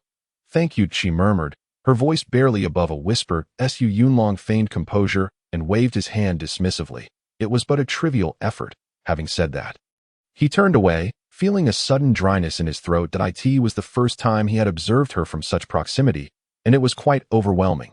Just as he prepared to further engage in conversation, The system's voice interrupted. Ding. Host approaching rapidly. Forcibly recalling Avatar, he was instantly alarmed. Wait a moment. Before he could finish his sentence, he was summoned back to the system space, vanishing from the room. Tang Yun, momentarily bewildered, rubbed her eyes vigorously. Was that merely an illusion? She stared at the empty room, pondering in confusion. Yes, she felt the cloak upon her. The reality of the preceding event struck her. It had indeed been real. Thank you so much. She smiled softly. Suddenly, the door was kicked open, and Su Yinqing burst in. Sister Tang, are you all right? Upon seeing Tang Yun, she rushed over with concern. Tang Yun wiped her tears and shook her head. I'm fine. That he did not succeed. The memory of the recent incident flooded back. She trembled slightly. Observing this, Su Yinqing swiftly drew her ice blade, emanating a murderous aura as she inquired, Where is Zhang Peng? I shall avenge you. Tang Yun quickly grasped her arm. No, please don't leave me alone. Her eyes were filled with desperation. Su Yinqing's heart ached at this sight, and she enveloped Tang Yun in a tight embrace. I am sorry for leaving you all alone there. Tang Yun returned the embrace, suddenly realizing something. That you're back. My father. She trailed off, unable to continue. Su Yinqing's expression darkened as she slowly shook her head. He wiped the sweat from his forehead and gazed towards the base. Bold survivors had already begun to venture out to excavate crystal cores. After all, he had nearly exhausted his own efforts. One should not be overly greedy. However, witnessing these individuals continuously unearthing crystal cores sparked a sudden idea within him. Without hesitation, he exchanged for a chair from the marketplace and settled down. His peculiar behavior quickly drew attention. What's he up to? Why is he taking a break? Doesn't he find it repulsive? Oh, mind your own business. If he moves any slower, they'll finish digging before he does. Hey, Laoli, don't you dare take mine. Su Yunlong. His face darkened instantly. Though he could not refute the truth of the situation, the stench was overwhelming, with severed limbs and dismembered bodies scattered about. Observing the increasing number of people excavating crystal cores, he cleared his throat. Step right up. Take a look. Trade your surplus crystal cores for food. Don't miss out on this opportunity. These items are fit for royalty. Whether you buy or not is of no consequence. I have treasures you've never seen before. As he shouted, a crowd began to gather. Chapter 48. Escape from the Binzhou base. What do you have to offer? You're just shouting empty promises. Someone, noticing the lack of goods before him, immediately questioned. He is likely a fraud. Just look at him hiding behind that mask, afraid to show his face. Indeed, I can tell he is not human. Are you not perhaps called Fahai? Oh, have you heard my tale? Not at all, but your face tells a story of its own. Su Yunlong. Long silently communicated. Boss, how did he deduce you're not human? Su Yunlong's face turned a shade of green. You really have a knack for bringing up the wrong topics. Ahem. Esteemed guests, I am a space merchant traversing the world. Sensing your profound hunger, I have come to assist you. With a grand gesture, a shimmering blue light surrounded him, revealing a bounty of food. What? This? The crowd gasped in astonishment. Yet, soon their eyes glimmered with greed. Since the apocalypse, they had not encountered such an abundance of provisions.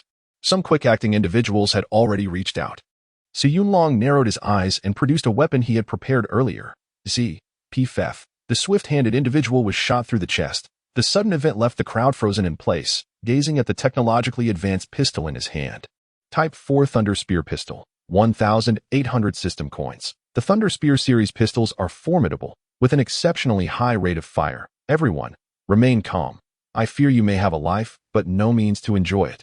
He pretended to blow on the gun barrel, and in a flash of blue light, the weapon vanished. The onlookers were momentarily awestruck. Satisfied with their reactions, he continued, Esteemed guests, each first-tier crystal core can be exchanged for 1 pound of food, a second tier for 2 pounds, and a third tier for 5 pounds. Supplies are limited. First come, first served. Having witnessed the previous incident, no one dared to snatch anything. I'll exchange for 2 pounds, a young man, after much deliberation, finally made his decision. Su Yunlong quickly accepted his crystal cores and weighed out 2 pounds for him. Upon receiving the food, the young man was filled with excitement. Now, I'll take 5 more. The surrounding individuals exchanged glances, and one by one, they stepped forward to trade for provisions. Su Yunlong was busy as a bee, and the system notifications chimed incessantly. Ding, submitted 12 first-tier crystal cores, received 120 system coins. Ding, submitted 8 second-tier crystal cores, received 400 system coins. Ding, Submitted 1/3 tier crystal core. Received 100 system coins. Just as Su Yunlong was on cloud 9, a sudden exclamation broke the atmosphere that, oh no, the horde of corpses is coming. A middle-aged man came rolling and scrambling toward the base. The crowd immediately halted their actions and turned to look at in the distance. A dense mass of zombies surged towards them like a tsunami. Not only were there more than before, but they also moved in an orderly formation, resembling an enormous net closing in on the entire base. Panic ensued as the crowd scrambled to flee towards the base. Su Yunlong's gaze fell upon the approaching horde, and a sense of dread washed over him. Coupled with a sudden realization, he had been puzzled by the absence of Z-type zombies. It turned out there was a large contingent following behind. His expression grew grave. The base had just undergone a fierce battle, and their resources were depleted. There was no way to fend them off. He needed to escape. Long. Issue a mission. He had to inform his sister to prepare for their departure. Meanwhile, he planned to stay behind to create a diversion. He opened the marketplace and navigated to the bomb category. Destructor bomb. 200 system coins. Description: destroys all living beings within a 50-meter radius. Effective against third-tier zombies. Soaring 300 system coins. Description: capable of gliding for hundreds of meters. Explosion radius of 40 meters. Effective against third-tier zombies. Type 4 fire particle landmine. 1000 system coins. Description: developed using particle technology. Infused with fire elemental attributes. Explosion damage of 100 meters. Effective against 4th-tier zombies. He glanced at his system coins. After selling food, he had accumulated over 20,000. He purchased 20 fire particle landmines in one go, draining his system coins, and then proceeded to bury the mines every 200 meters in the combat camp area. Su Yunqing and her companions were resting in their room when suddenly a mission panel popped up before her. Sea-level mission. Evacuation description: a horde of zombies is again approaching, larger in scale. The base cannot withstand the assault. Please evacuate immediately. Mission requirement: safely evacuate to the Haisher base. Mission reward: Type 3 gene evolution potion. Mission time: 30 minutes limit. Her expression shifted as she stood up. Su Jian quickly inquired, "What's wrong?" "The horde is coming again. We need to leave immediately," she replied gravely. Su Jian was taken aback. How could they be returning? With the current defensive strength of the base, it certainly won't hold. He contemplated for a moment, realizing that their only option was to leave quickly. "I'll go get the car." He hurried out. Su Yunqing turned back to see Tang Yun still in a daze. "Sister Tang, we must go." Seeing her unresponsive, Su Yunqing had no choice but to pull her along to Ergo. "Stop eating. We're leaving," she called out to Ergo, who was still munching away. "All right, Sister Su." Ergo scratched his head, as if nothing mattered to him but food. Su Jian was efficient, and soon the car arrived. The group climbed in and drove toward the exit. Wait, she spotted Chen Qiming at the entrance. "Chen Qiming, the zombie horde is coming. Hurry and let the people in the base evacuate." Chen Qiming, who had just intended to greet her, froze at her words. His expression changed dramatically as he looked into the distance. Indeed, a dark mass was approaching, and it wouldn't be long before it arrived. "Quickly tell my father, and send someone to notify the entire base," he calmly commanded. His subordinates quickly took action. "Thanks to your timely warning. I hope it's not too late." He turned back to express his gratitude to Su Yunqing. "I promised Commander Tang to protect Sister Tang, so I must leave first." After saying this, Su Yunqing got into the car. Chen Qiming, too preoccupied with the urgency of the situation, hurried to find Qin Zhongyan. Qin Zhongyan was already in a state of panic. Upon seeing his son, he rushed forward. "Son, what are we going to do? Should we close the gates and hold our ground?" Chen Qiming interrupted him without hesitation. "Absolutely not. I've seen the horde. Their numbers are overwhelming, and we cannot hold. The priority now is to evacuate swiftly to the nearest Haisher base." Qin Zhongyan nodded repeatedly. "All right, we'll do as you say." At that moment, a soldier rushed in from outside. "Not good. The survivors know about the horde, and the base is in chaos." The two exchanged alarmed glances and hurried outside. They beheld a scene of utter disorder within the base. People were running. Looting and chaos reigned. Some were even dragging women into buildings for nefarious purposes. Chen Qiming sighed. "These people are beyond saving. Let us go. Let me gather my things." Qin Zhongyan was still fixated on their few precious belongings. "Dad, it's not worth it. There's no time. It'll be quick. Just wait for me." He dashed out. Bang! However, he had barely made it far when a gunshot rang out. Chen Qiming's eyes widened as he watched his father fall before him. He turned to see that in the midst of the chaos, he had no idea who was responsible. Before he could grieve, his subordinates urged him on. "Young master, hurry. If we don't leave now, it'll be too late." Dragged into the car, he left the base, his eyes vacant as he stared out the window. Suddenly, he caught a glimpse of a figure hunched over among the corpses. Seemingly unaware of the impending danger, a sense of curiosity arose within him. Why was this person not fleeing when the horde was upon them? But then, he witnessed a scene he would never forget for the rest of his life.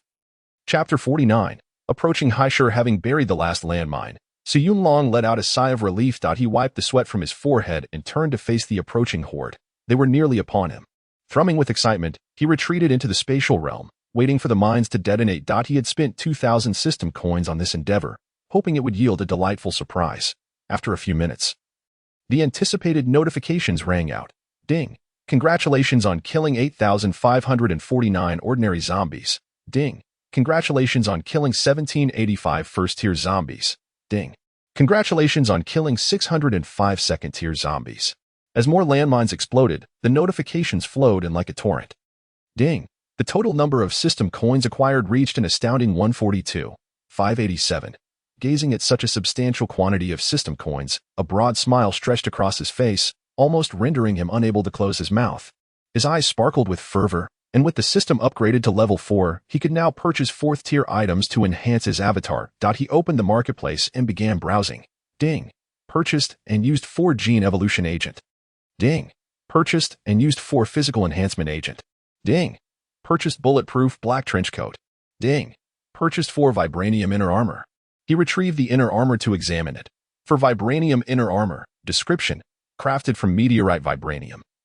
This inner armor boasts formidable defense while being as thin as paper, featuring a cushioning effect. He removed his shirt and donned the inner armor, moving about to discover its remarkable flexibility. Contrary to his expectations that the metallic material would hinder his agility, the opposite proved true.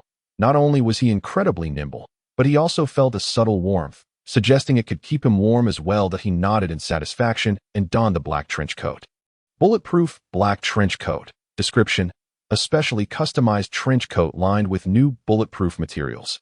Its only drawback is that being shot can be somewhat painful. At this moment, he was clad in a black military uniform, topped with a trench coat and a Thunderbolt pistol holstered at his waist. His already mysterious aura intensified with the addition of the coat, making him resemble a professional agent. He opened the avatar panel. Name: Su Yunlong. Avatar: race, carbon-based type 4. Human skills: Ancient 8 Extremes Fist. Master Marksman. Combat power: 8497. Tier 3, 3,000 10,000. Congratulations, you have become a qualified warrior. He furrowed his brow, puzzled as to why he remained at Tier 3. Could it be due to the absence of supernatural abilities? No need for concern, Chief, as the lack of supernatural abilities significantly lowers combat power. Nodding in agreement, he realized the absence of such abilities indeed posed a considerable disadvantage. However, he could compensate for this with weaponry. As he surveyed the myriad of weapons in the marketplace, an idea for a combat style that suited him best suddenly struck him. Not long after Su Yunk and her companions departed from the base, they were startled by the sound of a tremendous explosion emanating from that direction. In the distance, multiple mushroom clouds ascended, affecting an area exceeding 2,000 meters, even from over 10 kilometers away. They felt the tremors produced by the blast. While the group marveled at the explosion's might, Su Yunk suddenly caught sight of a blue light streaking across the sky, rolling like waves. Her eyes widened in shock, her voice trembling. What is that? A month later, in the outskirts of Haishur, boom! Su Yunlong crushed a zombie's skull beneath his boot, wiping the blood from his shoe. Long, how's it going over there? He casually inquired. Moments later, Longlong's voice responded, we're almost there, but many have perished. All right, keep me posted on any developments. Understood, boss. He sighed, lifting his gaze toward Haishur. A great deal had transpired over the past month. Firstly, all electronic devices suddenly malfunctioned, and no amount of attempts could rectify the situation. He suspected it was related to the blue light from a month ago when his sister's vehicle encountered an issue. A journey that should have taken only a few days had turned into a month-long ordeal. Secondly, the zombie's evolution rate had inexplicably accelerated. Throughout his journey, he encountered zombies of at least Tier 1, with scarcely a few ordinary ones. Tier 2 and Tier 3 zombies were ubiquitous, and he had also encountered several Tier 4 zombies. Most concerning was that every time he approached a city, Hordes of zombies awaited him, evidently controlled by Z-type zombies. This revelation filled him with unease. Heaven truly offers no respite. He lamented, just as a chorus of growls erupted behind him. He snapped back to reality, calmly facing the approaching horde. With a flourish of his trench coat, he revealed an array of weapons concealed within. Anyone witnessing this sight would be left agape, for his arsenal ranged from bullets to various high-tech explosives. Resembling a miniature armory. Assessing the number of zombies, he expertly retrieved a grenade. For vibrating wave grenade, description, compact and lightweight, it generates special vibrational waves for destruction, effective within a range of 50 meters. With minor effectiveness against Tier 4. He pulled the pin and, with a swift motion, hurled it into the throng of zombies. Moments later, the grenade detonated with a thunderous roar, yet no extravagant flames or smoke accompanied it. Instead, the horde disintegrated as if tossed into a blender, leaving only a carpet of blue crystal cores behind. Ding! Congratulations on killing 2,147 Tier 1 zombies. Ding! Congratulations on killing 28 Tier 3 zombies. Ding! Congratulations. Witnessing this scene, a smile crept across his face. It was harvest time once more. He withdrew an oddly shaped pistol, its muzzle resembling a claw. As he squeezed the trigger, the crystal cores on the ground began to levitate and fly toward him. In no time, a pile of cores accumulated before him. This gravitational gun truly makes collecting items a breeze. He stowed the gun away, then waved his hand to store the cores in his space. Boss, they're almost at your location, Long messaged him. All right, I got it. As per usual, he purchased a large box from the marketplace and placed it on the ground, then poured the recently acquired crystal cores into it. After securing the box and setting a password, he departed. As he walked, he instructed Long to issue a task, awaiting his sister and the others to retrieve it. This system loophole had been a stroke of genius on his part. All he needed to do was toss the cores somewhere and then assign a task for his sister to collect them. His sister could then use the crystals to enhance both herself and the system level. Simply perfect. If anyone were to question why he didn't convert them into system coins, it was because he had an abundance of coins already. He glanced at his backpack. Balance: 1,348,796.2 system coins. Ever since he had solidified his new combat style, he had been engaging in various antics. Each encounter with a horde resulted in a barrage of explosives thrown into the fray. When higher-tier zombies were dispatched to hunt him down, he would simply retreat into the system space. He referred to this tactic as freebie-style terror attacks, a truly unassailable approach. Consequently, he amassed a significant amount of system coins without a care in the world. With this thought, he burst into laughter, relishing the feeling of being a prosperous individual. Half an hour later, Su Yunk and her team arrived at the designated spot for the crystal cores. In addition to Tang Yun, Su Jian, and Ergo, they were joined by Chen Qiming. Chen Qiming had emerged late from the chaos, having endured a landmine explosion and a vehicle malfunction. It was only through the desperate protection of his subordinates that he managed to escape the horde. Tragically, none of his men survived, leaving him as the sole survivor. After a series of twists and turns, he encountered Su Yunk and joined their ranks. Is it this box again? Yunk, who exactly is sending these to us? Tang Yun pointed, observing as zombies appeared to be ensnared in the cement, as if trapped in a quagmire. Her adept maneuvers indicated she had already reached the level of a seasoned Tier 3.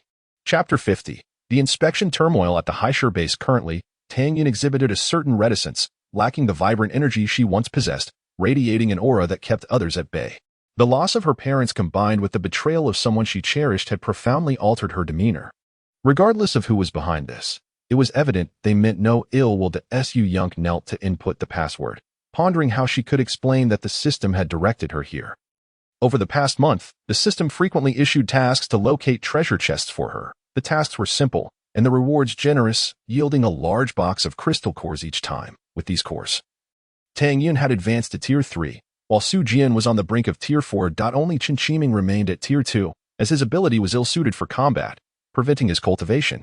His awakened supernatural ability was regeneration, allowing him to rapidly recover from injuries and lost limbs, yet it offered no other benefits. More than anything, Su Yunk wanted to observe him further before deciding whether to nurture his potential. Meanwhile, she had already reached Tier 4 herself. However, beyond Tier 4, crystal cores below Tier 3 held no value for her. She opened her attribute panel. Name: Su Yunk. Race: carbon-based. Type: 4 human. Supernatural ability: Cyan. Tier 4 ice supernatural ability: particle amplification. Ring shape 1. Skills: Frostbite, Ice Blade, Ice Armor, Ice Crystal Forest, Ice Coffin Trap, Frozen 1,000 miles. Ice Blood Rose Combat Power. 16,872. Tier 4. 10,000 30,000. You are now capable of standing on your own, considered half a master. She pursed her lips. Couldn't she be regarded as a complete master? Fortunately, she had long since grown accustomed to the system's tendency to belittle her, so she paid it no mind. She allocated a portion of the crystal cores to her companions, reserving the remainder for submission to the system. System upgrade progress, 44.45. Only upon exhausting the crystal cores did the progress reach 50. The upgrades were becoming increasingly challenging. Fortunately, tasks provided a steady supply of cores. Observing the progress, she couldn't help but reflect. Regarding the issue of crystal core treasure chests, she had inquired of the system. But it only informed her that it was a benefit of reaching Tier 4, offering no further explanation. Though curious, she chose not to pursue it further, as there was no loss involved. Sister Sue. I'm hungry. Ergo's voice interrupted her thoughts. She affectionately retrieved a snack and handed it to him. Here you go. Watching Ergo's figure, she fell into contemplation. After a month of companionship, it was clear that Ergo was solely interested in food. Not long ago, she had attempted to enhance his abilities by offering him crystal cores, but he had appeared quite reluctant. However, after all this time, she sensed that Ergo was no ordinary child. Despite not consuming any crystal cores, his stealth ability had significantly improved. On several occasions, she noticed attacks directed at him passing right through him, as if he were merely a holographic projection. Pondering these phenomena left her perplexed. So she ultimately chose to let it be. Regardless, Ergo possesses the capability to safeguard herself, and she is pleased. After walking a few more kilometers, we should reach the Haisher base, Chen Qiming said. Gesturing towards the front. Su Yunqing came back to her senses and nodded. Yes, let us proceed. As she gazed at the Haisher in front of her, she silently hoped that her brother would be here. Meanwhile, Su Yunlong had already arrived at the Haisher base. The Haisher base was constructed upon a military foundation and expanded outward, covering a vast area capable of accommodating millions, nestled against towering mountains and surrounded on three sides by plains. The base was also adorned with numerous fields outside its perimeter. As he journeyed, he felt that this place was far better constructed than the Binzhou base, and its scale was significantly larger. Before he could even reach the entrance, he was halted by a soldier. Halt. What is your purpose here? I have come to seek refuge at your esteemed base, he replied with a calm demeanor. The soldier regarded him with skepticism, scrutinizing his clean, black trench coat, which did not fit the profile of a refugee. Then follow me. After a moment of hesitation, he decided to escort him to meet the reception officer. Su Yunlong promptly responded and followed.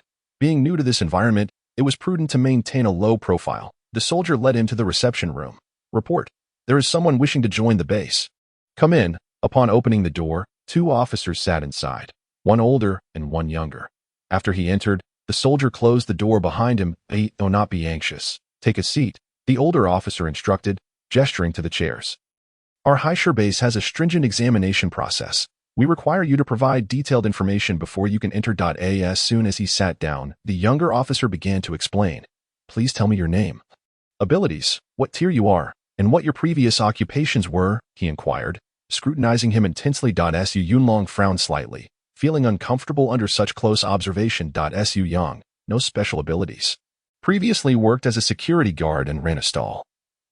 I have no particular talents. He chose to use an alias, not intending to reveal the truth. As for lacking abilities, he was not lying. His alter ego truly possessed no powers. You are lying. The young officer's voice rang out immediately after his statement. How could I be lying? Su Yunlong was taken aback.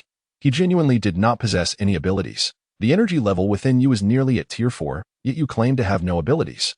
What is the meaning of this concealment? The young officer exclaimed, slamming his hand on the table. I truly have no abilities. However, my physical condition is comparable to Tier 3, Su Yunlong felt compelled to add. All right, that must be an enhancement type ability. Why are you so agitated? The older officer interjected, pulling the younger one back. Lu Shu, this person is not being truthful. Let us just arrest him, the younger officer insisted. Pointing at Su Yunlong. Enough. If you continue to throw a tantrum, you might as well not come here. You are here for training, not to show off. The older officer's voice rose in frustration. The younger officer fell silent, sulking in his seat with crossed arms. Seeing him subdued, Lu Shu offered an apologetic smile. My apologies. Do not take offense. Let us continue. As Su Yunlong was about to make a move, he slowly withdrew his hand from his coat at Lu Shu's words. Lu Shu noticed this and cleared his throat. Firearms are not permitted within the base, so you will need to surrender your weapons. Upon hearing this, Su Yunlong's eyes flickered with a cold glint. Sensing the impending danger, Lu Shu quickly added, however, considering you are a Tier 3 ability user, we only need to conduct a brief inspection. Feeling slightly more at ease, Su Yunlong rose slowly, reaching into his coat to retrieve his belongings. Both Lu Shu and the younger officer tensed at his movements, with Lu Shu's hand already reaching for the cord beneath the table, ready to ring for help at a moment's notice. Just as the atmosphere reached a boiling point, he pulled out a water bottle. As the two men prepared to breathe a sigh of relief, Su Yunlong reached back into his coat once more. The tension in the room escalated again, with Lu Shu sweating slightly from the pressure. He produced a cup. The two men exhaled again in relief. Su Yunlong, deep in thought, decided he needed to produce something more substantial. Otherwise, it would seem too contrived. He reached into his coat again. The expressions on their faces turned pale. What in the world was he doing? Can't you just take everything out at once? First a water bottle, then a cup. Are you planning to brew tea or something? Come on. Let me see if you can pull out some tea leaves too. They glared at Su Yunlong, teeth gritted. Oh, it seems you have something round. What is it? A tea cake. With a grunt, Su Yunlong struggled to extract the object from his coat and tossed it onto the table. The two men's faces darkened at the sight. Chapter 51. The grudge-holding stall owner. On the table lay a round object, complete with a safety pin. Isn't this a landmine? Their faces turned ashen, radiating resentment. Are you out of your mind? Who carries a landmine around with them? Are you worried someone will loot your corpse after you die? Su Yunlong frowned, irritated by their grim expressions. What are you so glum about? Hurry up. My sister and the others will be here soon. Ahem. Is there a problem? None. Please proceed quickly, Lu Shu replied, waving his hand dismissively, eager to conclude the encounter and have this person out of his sight. Nothing else. Then I will pack it up. Su Yunlong picked up the landmine to tuck it back into his coat, causing both men to twitch at the corners of their mouths. Clang. Before he could finish, a handgun fell from his trench coat, the very gravity gun he had been carrying. He froze, staring blankly at the floor. The two men noticed this, and their faces darkened yet again. Just moments ago, he claimed to have nothing, and now this. Su Yunlong felt immensely awkward, his mind racing. Suddenly, an idea struck him. He bent down and picked up the gravity gun. Actually, this is my vacuum gun. I have allergies to regular hair dryers, so I carry this customized vacuum gun with me. With a nonchalant demeanor, he brandished the gravity gun for display. He pressed the switch, aiming it at his head, and instantly, his hair was sucked up, standing on end. Su Yunlong's lips twitched, inwardly thinking, I am truly a genius. Ouch. The tugging on my scalp is painful. The two men across from him were utterly dumbfounded. Hearing someone claim to be allergic to a hairdryer was unprecedented, yet the scene before them compelled them to believe such a bizarre reality. No doubt about it. His hair is indeed standing up. The effect is remarkable. All right, you may enter, Lu Shu quickly interjected, eager to cut short the display. At that moment, he simply wished to distance himself from this eccentric individual. Thank you, Su Yunlong said, exiting the room with his hair still styled like a broom. Once he left, the two men finally exhaled in relief. That lunatic nearly suffocated us. Su Yunlong sauntered into the base, intending to explore and gather information. The soldier at the entrance was left speechless, astonished. Who would have thought he was such a non-mainstream character? Not long after Su Yunlong's departure, Su Yuqing and her companions arrived at the base. After stating their intentions, the soldier escorted them to the reception room. Please take a seat. We will register you one by one. Lu Shu greeted them politely. They all completed their registrations as required, and the young man beside Lu Shu nodded in acknowledgement. Seeing this, Lu Shu stood up to welcome them. Welcome to the Haishur base. If you have any questions, feel free to visit the commission hall, he thoughtfully reminded them. See, this is the proper reception process. Just thinking about the earlier lunatic infuriated him. The base was a mix of all sorts, with crazies lurking about. He had just dealt with one, so they should be cautious. The group nodded, thinking that this uncle was quite considerate, and the base seemed promising. They entered the base with hopeful hearts, scattering to gather information, planning to reconvene at the commission hall in the evening. We should split up, Su Yuqing instructed. They nodded and dispersed. Boss, they have entered the base. Received.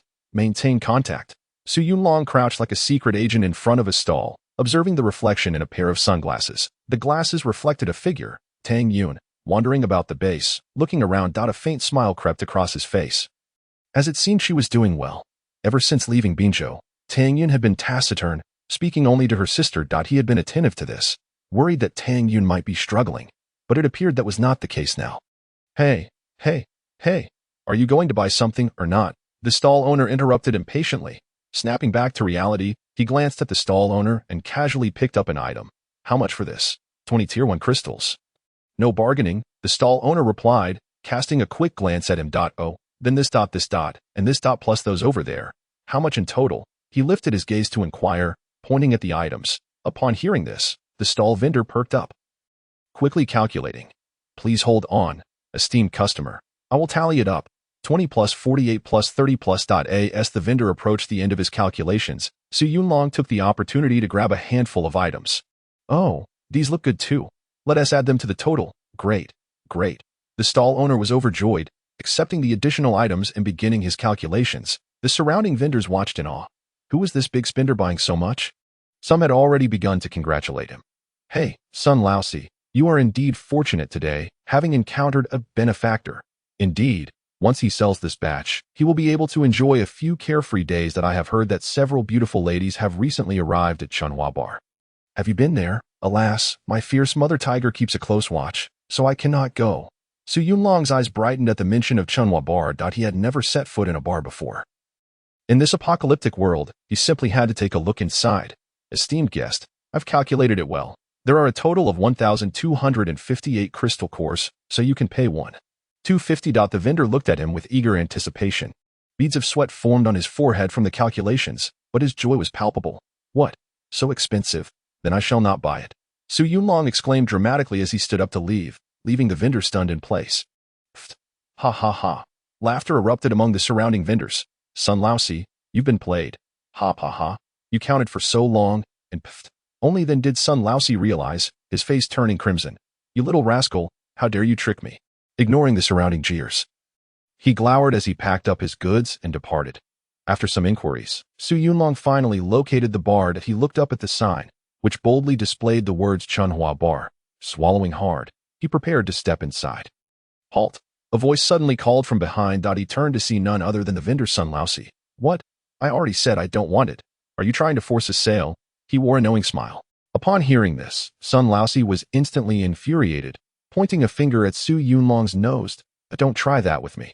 If you don't leave sideways today, I'll take your surname, with a clap of his hands. A group of thugs surged forth, brandishing clubs and glaring menacingly. Su Yunlong's expression remained impassive as he slipped his hands into his coat. The sight of this movement startled Sun Laozi. Could it be he was going to draw a gun? Drawing a gun was one thing, but only those above the third tier of ability could carry firearms within the base. That was not something he could provoke. Realizing this, he felt a pang of fear. But his pride would not allow him to back down easily. What do you intend to do? I must remind you that drawing a weapon within the base is illegal. His demeanor made Su Yunlong chuckle. I haven't even drawn anything yet. Why are you so afraid? Rest assured, I have no gun. Sun Laozi breathed a sigh of relief at his words, but nearly choked on the next one. However, I do have a grenade. As he spoke, Su Yunlong pulled a grenade from his coat and swiftly stepped in front of Sun Laozi. Sun Laozi's face turned pale with fear, and he attempted to flee. Su Yunlong would not let him off the hook. He grabbed him firmly. Pulling the pin, he shoved the grenade into Sun Laozi's hand. Remember, find a deserted place to throw it. As long as you don't let go, it won't explode. If you toss that grenade in the base, I suspect the guards will apprehend you. Sun Laozi nodded vigorously, his head bobbing like a chick pecking at rice. Thank you, my lord. Thank you, my lord. He turned to the thugs around him and coldly declared, would you all like to hold a grenade too? I have plenty to spare. The thugs exchanged glances, slowly retreating. Get lost. He kicked Sun Laozi squarely in the backside. Sun Laozi, disregarding his dignity, scrambled away towards the base entrance. With the matter settled, Su Yunlong Su Yunqing held several cards in her hand, distributing them among the crowd. Our team is named Nightingale Squad. Chapter 53, Speculations of the Apocalypse. Su Yunlong arrived at the mission center, where the receptionist was sifting through various entrusted tasks. Hello, I am here to claim a mission. Identity card. Without lifting her gaze, the receptionist extended her hand. He handed her the card, and she swiped it. 1-star squad? She looked up at him in surprise. Within the base, it was quite rare for someone with only 2 third-tier members to apply for a 2-star rating. 1-star was indeed uncommon. Is there a problem? He inquired, slightly furrowing his brow. No. Here are the tasks that meet the requirements. Take a look. The receptionist produced a stack of task forms for him. He accepted them and quickly flipped through, discovering that most were related to labor or bodyguard services. Just as he was about to give up, he suddenly spotted a peculiar task: that one-star mission. Escort personnel from the Research Institute to collect third-tier zombie materials. Reward: 51st-tier crystal cores. Requirements: 1 star. It was strange because it was issued by the Research Institute, which, logically, should have dedicated military teams to handle such matters and would not need to release a mission. I'll take this one. He pulled it out and handed it over. The receptionist did not waste time and directly recorded it in the information card. All set. She provided him with the meeting time and location. He nodded and departed. Half an hour later, he arrived at the base entrance, waiting. "Hello, are you the one claiming the mission?" Just as he was getting bored, a melodious voice called out. He turned to follow the sound, and his gaze fell upon her fair, slender legs, paired with denim shorts and a white short-sleeve shirt beneath a denim vest. She had a strikingly beautiful and refreshing appearance. "Yes, I am Su Yang from Dragon Soul Squad." "Nice to meet you." He smiled and extended his hand for a shake. "Hello, I am Xiaonan. Where are your teammates?" She looked around, seemingly searching for his companions. Ahem. Su Yunlong cleared his throat awkwardly. "Well, that there's no one else. It's just me." Xiaonan was taken aback. After a few seconds of stunned silence, she reacted. "Oh, just one person, I suppose. Who could blame her for having limited funds? Her little savings could only afford to hire a one-star squad. I need 3 pairs of third-tier S-type claws and 5 pieces of third-tier L-type skin." After a moment of thought, she added, "They must be fresh, and I need to record data. Can you manage that?" She scrutinized Su Yunlong with a probing gaze that Su Yunlong could hardly withstand such scrutiny. "You can comment on my height or my complexion, but you cannot question my capabilities." It was as if her words had ignited a fire within him, his eyes blazing with intensity. "Then I am fine with that." He deliberately emphasized the word fine. Xiaonan was momentarily taken aback, then quickly covered her mouth and laughed. All right, let us go." The two left the base and headed towards the city of Haishur. The soldiers at the entrance gazed at them with envy. To be able to hook up with such a hot girl by the second day is truly a model for us all. Is the non-mainstream style becoming popular again? Upon entering the city, it was already noon. They found themselves resting and eating in a humble abode. "Aren't you going to eat?" Xiaonan, munching on her rations, noticed he had not touched his food. Su Yunlong, standing by the window and planning their next move, shook his head at her inquiry. "I'm not hungry. I ate this morning." The transformation did not require sustenance. But he couldn't say that outright, so he opted for a little white lie. Xiaonan paid it no mind. Once they were rested, Su Yunlong began leading her to track down the zombies. Before long, they discovered a third-tier L-type zombie. He signaled for Xiaonan to stay put while he stepped forward. The third-tier L-type zombie, hearing the commotion, charged towards him with a roar. Calmly, he drew his thunder pistol from his pocket, and as the zombie approached, he shot it squarely in the head. Thud. He sidestepped to avoid the falling body, which slid several meters away upon impact. "Come out. It's taken care of." Xiaonan rushed over, surprised. While she had seen third-tier ability users kill third-tier L-type zombies before, witnessing such a clean and efficient elimination was a first for her. Her gaze shifted to the gun in Su Yunlong's hand. Filled with curiosity, was that electric flash emitted from that pistol? "I've never seen such a weapon even in the military." Su Yunlong noticed her gaze and quickly tucked the gun away. "Hurry up. It's getting cold." He gestured towards the zombie on the ground, urging her to get to work. Xiaonan snapped back to reality, realizing her earlier rudeness. You need to help me skin it." "What? I have to skin it?" Su Yunlong was taken aback, staring at her in disbelief. Xiaonan felt embarrassed under his gaze, fidgeting with her hands. "Just consider it a favor." Seeing her demeanor, Su Yunlong suddenly had an idea. "That's not out of the question, but you must answer a few of my questions." Upon hearing this, Xiaonan's face lit up with a smile. "No problem, as long as I can answer." I will. He stroked his chin thoughtfully for a moment before speaking. Doesn't your research institute have military personnel responsible for such tasks? Then you. Upon mentioning this, Xiaonan's expression darkened. It's all because of our deputy director. He claims my project is a waste of time, refusing to allocate funds or personnel. She spoke through gritted teeth, clearly recalling past grievances. "What kind of project are you working on?" he inquired with curiosity. "I aim to study the sharpness of S-type claws and the hardening of L-type zombie skin." As she spoke of her project, she seemed to transform into a different person. Just imagine, if the principles of L-type skin could be applied to the human body. It could enhance human defense. She continued passionately. "Moreover, If the skin possesses shock absorption capabilities, it would be excellent for use in vehicles as armor or even for wall fortifications against bullets. As she grew more animated, Su Yunlong quickly interrupted her. All right, let us move on to the next question. Xiaonan, still eager to speak, finally closed her mouth. Last question. What does your research institute think about the outbreak of the apocalypse? This was the question he was most eager to ask. Upon hearing it, Xianan's expression grew somber. The specific cause is unknown to us, but our institute has discussed several hypotheses. She hesitated, unsure whether to divulge further. What hypotheses? Well, point one theory suggests it could be an invasion by a higher civilization. Otherwise, it would be impossible to explain the phenomena occurring today. That Su Yunlong felt a jolt in his mind, standing there in stunned silence. Recalling the various strange occurrences, he began to believe this hypothesis might hold truth. The simultaneous global outbreak was not something humanity could orchestrate. Furthermore, there was that blue light in the sky, which, aside from the day of the apocalypse, had appeared over a month ago and had directly incapacitated electronic devices. Such mighty power could only belong to a higher civilization. What other nation could possess such capabilities? As he pondered this, a chill ran down his spine. Was humanity merely a plaything for a higher civilization? Are there any other hypotheses? His voice quivered slightly. Observing his shocked demeanor, Xiaonan was not surprised, as most people reacted similarly when this conclusion was reached during discussions. There is also a theory that solar storms generated magnetic fields, causing those repelled by the fields to become zombies, while the opposite became ability users. There are also theories about the revival of spiritual energy and divine retribution. But most are mere conjectures lacking substantial evidence. Chapter 54. Killing Han Yin, causing trouble. Su Yunlong nodded, but his mind was consumed with another matter, the origin of the system within him. If no higher civilization existed, then where did the system come from?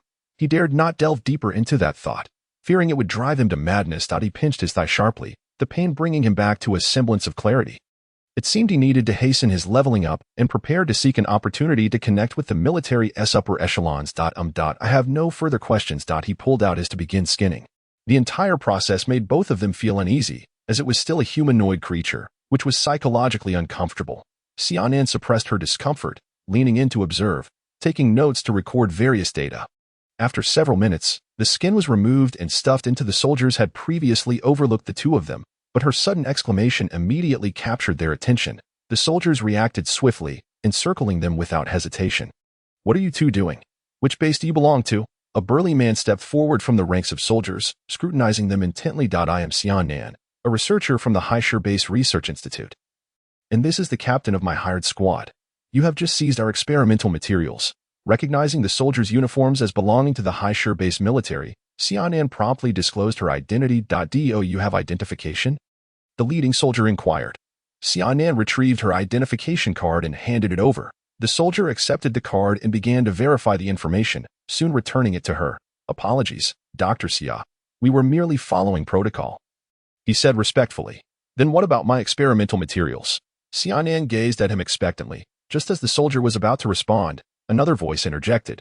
You certainly cannot have the materials. Several soldiers emerged from the alley, one of whom, clad in a white lab coat, was the speaker. Han Yin, what are you doing here? Xiaonan recognized him as another researcher from the institute. Han Yin feigned innocence. Me, I'm merely out collecting materials. He turned to Su Yunlong, mockingly adding, Oh, why is it just you protecting her? Has the institute not assigned anyone to you? Suddenly, he affected a look of realization. Oh, right. I almost forgot that the deputy director mentioned your research project was deemed useless. What a poor memory I have. He gazed at Xiaonan with a smirk, his eyes glinting with derision. You bastard, Han Yin. Xiaonan spat through gritted teeth. Han Yin had pursued her relentlessly in the past, and after being rebuffed multiple times, he had resorted to targeting her at every turn. Just as she was about to confront him, a hand restrained her. Su Yunlong glared at the bespectacled youth before him, feeling a twinge of annoyance. Just when he was about to wrap things up and head home, this interloper arrived to complicate matters, perhaps seeking a death wish. Han Yin, seeing the situation unfold, only smirked wider. What? Are you going to hit me? You must not understand the situation. The surrounding soldiers moved closer, ready to prevent any sudden violence. However, Su Yunlong was calculating something entirely different. If Han Yin wished to get close to the military's upper echelon, the quickest way would be to create a significant disturbance. Only through the military could he realize his ambitions for rapid advancement. With this thought, His eyes gleamed with cold determination. Let you be the unwitting catalyst for all this. He slowly reached into his coat, causing the soldiers around him to tense up. The burly man barked. What are you doing? Take your hand out. Su Yunlong paused, turning back. Close your eyes. Xianan hesitated, puzzled, but ultimately chose to trust him. As she closed her eyes, Su Yunlong swiftly retrieved an object from within his coat. The soldiers lunged forward, prepared to subdue him. Yet, he activated the device in his hand, a transparent object resembling a battery. Flash stun device. Description: compact and practical. It induces temporary disorientation through a blinding flash, ineffective if the eyes are closed. A brilliant light erupted from his palm. The soldiers rushing towards him collapsed instantly. Falling at his feet, only two individuals remained standing: the burly soldier, who had closed his eyes just in time, and Han Yin, who, although unharmed, was now thoroughly frightened. What have you done? He stammered, having never encountered such a weapon before. The burly soldier, equally astonished, would have been incapacitated had he not been cautious. Hearing the commotion, Xianan opened her eyes, startled. Su Yunlong, his expression devoid of emotion, approached Han Yin and seized him by the collar. Do you have any last words? Han Yin, now terrified, feared that this man might impulsively end his life. You can't kill him. He is one of the researchers. The burly soldier interjected urgently. Su Yunlong turned to him. His expression playful. That so? He reached back into his coat and soon produced another small device. B-shaped explosive. Description: shrapnel produced upon detonation flies like bees, powerful yet with a limited range. He activated it and forcefully stuffed it into Han Yin's mouth. Cough, cough. Han Yin erupted into violent fits of coughing, his eyes wide with terror. What did you make me eat? Su Yunlong did not respond, instead releasing him and stepping back a few paces. As he pressed the button in his hand, Han Yin felt something amiss within his body. His stomach ached intensely and burned fiercely. Before he could voice his discomfort, his entire being exploded. Bang! Countless fragments burst forth from his body, swirling around like bees returning to their hive, leaving behind a corpse riddled with wounds. Chapter 55, Atomic Destruction Core. Thud. Witnessing Han Yin's tragic demise, the burly soldier trembled, not only from the death of the person he was escorting but also from the shocking spectacle that left him devoid of the will to resist. Su Yunlong turned to him, his gaze penetrating. Take her back safely, and I shall spare your life. Xianan, alarmed, exclaimed, What about you? I have my own plans. You should return now, he replied coolly. With that, he swiftly departed, intent on creating a significant commotion to draw the attention of higher-ups. Boss, are you really going to do this? Long asked tentatively. As long as the military recognizes my value, they will know what to do, Su Yunlong asserted resolutely. Ever since the azure light had streaked across the sky a month ago, he had been plagued with unease, as if a great hand were orchestrating everything. This sense of crisis and urgency compelled him to act. Once the military offered substantial support, his rate of advancement would be beyond estimation. With this in mind, he quickened his pace. Half an hour later, he located the largest gathering of corpses in the center of Haishur. Concealed within a dilapidated building, he accessed the marketplace, searching for the most powerful bomb available. As he scoured the offerings, he finally discovered the most potent bomb on the market. For type atomic destruction core. Description: an atomic-level destruction core that, once detonated, will atomically pulverize everything within a 3-kilometer radius. It is exorbitantly priced, immensely powerful, and effective against 4th-tier opponents, limited to one purchase. Just reading the description was exhilarating, undoubtedly promising exceptional potency. He glanced at the price tag and was taken aback. A single destruction core cost 1 million system coins. Even if he drained his entire fortune, he could only afford one. Faced with such a steep price, he hesitated, turning to explore other explosives, but found none that matched its power, narrowing his eyes and steeling his resolve. He clenched his teeth and decided to purchase it. But it's just 1 million. It's not like I can't afford it to attract the military's attention. He needed to create a significant disturbance so they would take him seriously. He retrieved the destruction core for examination, expecting it to be large, but was surprised to find it only the size of his palm. It resembled an oversized phone, albeit with a futuristic design, through which he could faintly see a glowing core within. This made things easier. A terror attack on the corpses would suffice to deliver this device to the center of the horde. He stowed the core and approached the window, scanning for a nearby suitable high-rise.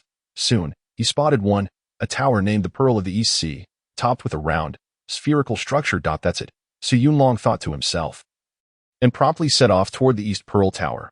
Half an hour later, he stood atop the spherical building, with several corpses behind him, clad in a gliding suit and wearing goggles. He held the destruction core in his left hand and a thunder pistol in his right. He surveyed the horde below, identifying the focal point of the gathering, and then leaped off the edge. Instantly, he plummeted downward, the wind howling past his ears. Timing his descent, he spread his arms wide. His falling speed slowed dramatically as he began to glide toward the horde. As he neared the corpses, the Z-type zombie in the center became aware of his presence. With a furious roar, S-type zombies erupted from the horde, the lowest among them being third tier. They scrambled up the buildings. Leaping at him as he approached, he was prepared for this. The thunder pistol crackled with electricity as he shot down the attacking zombies. Breaking through the interference of the S-type zombies, he was now close enough to the center of the horde. He activated the destruction core and flung it toward the heart of the gathering with all his might. Completing this act, he immediately chose to recall his avatar in the instant of disappearing. He caught sight of the Z-type zombie being carried off by the S-type zombies. A smile crept across his face. Did they think they could escape? It was surely too late. Moments later, the scene before him flickered, and he found himself back in the system space. After a brief silence, a cacophony of system notifications erupted. Ding! Congratulations on killing 158 first-tier zombies. Ding!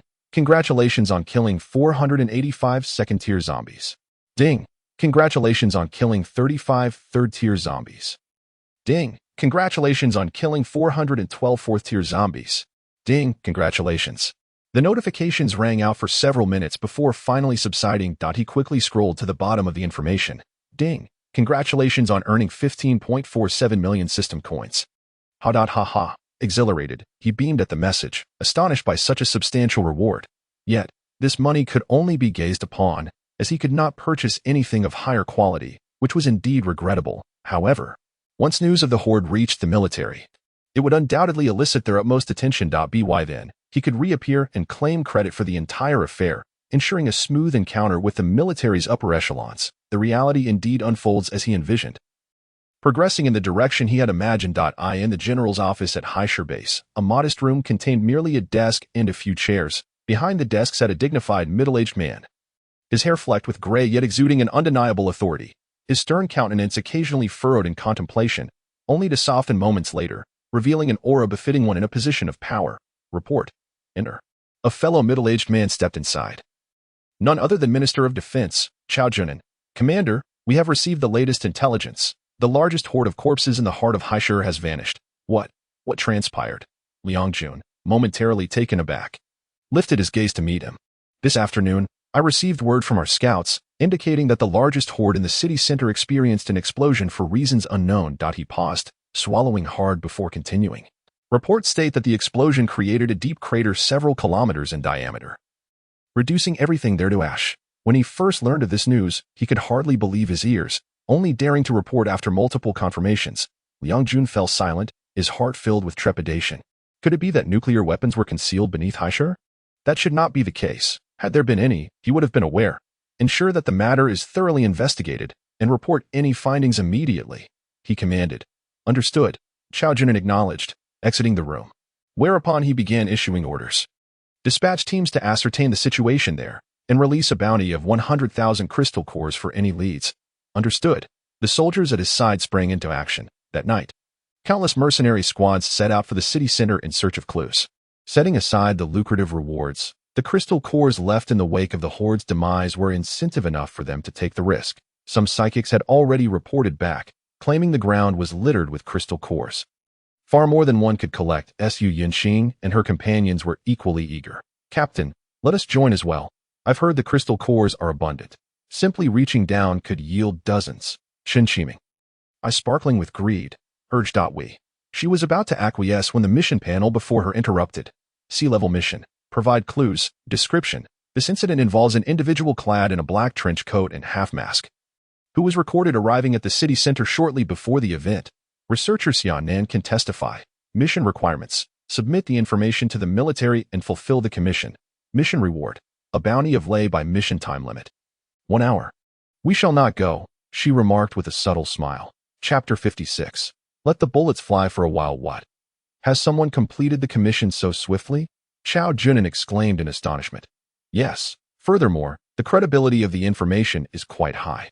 We have also located witnesses for confirmation, a soldier replied. Witnesses? Researcher Xia Nan and squad leader Zhang Xing from the 2nd platoon. Bring them here. Understood. Given the gravity of the situation, he felt compelled to inquire personally to ascertain the truth. Before long, the individuals were brought in. Speak. What transpired this afternoon? What do you know? Zhang Xing, the burly man who had escorted Xianan back, spoke first. We were on a mission this afternoon when we encountered her and a young man. That young man possessed strange abilities and wielded peculiar glowing weaponry, and he hesitated, struggling to describe the device that had killed Han Yin.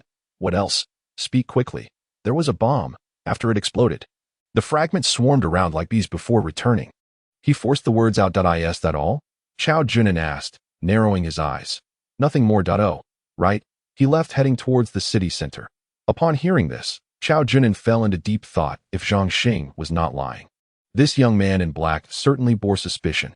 And you? His gaze suddenly shifted to Xianan. Initially hesitant to reveal her observations, she realized Zhang Xing's account had already sounded fantastical, whether she spoke or remained silent. The military would undoubtedly suspect Su Yang. He possessed a pistol capable of emitting electric blasts, capable of piercing the skull of a Tier 3 L-type zombie with ease, as well as grenades that emitted shockwave-like blasts.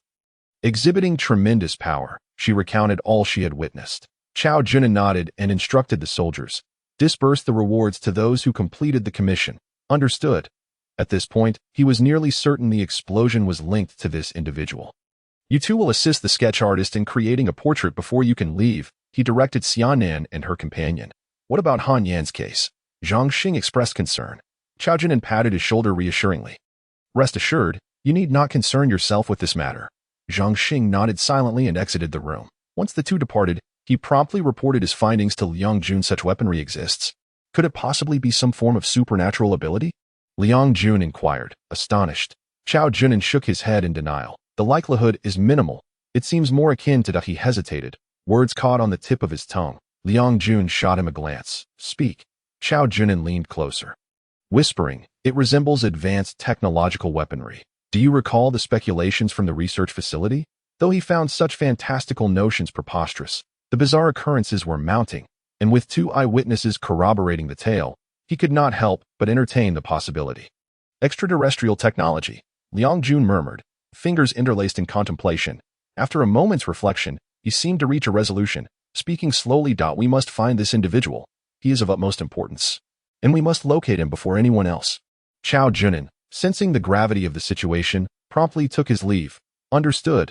I shall proceed at once. That very night, military personnel mobilized en masse, commencing a citywide search for Su Yunlong.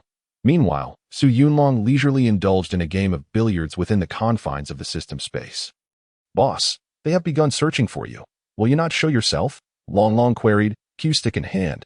Crack.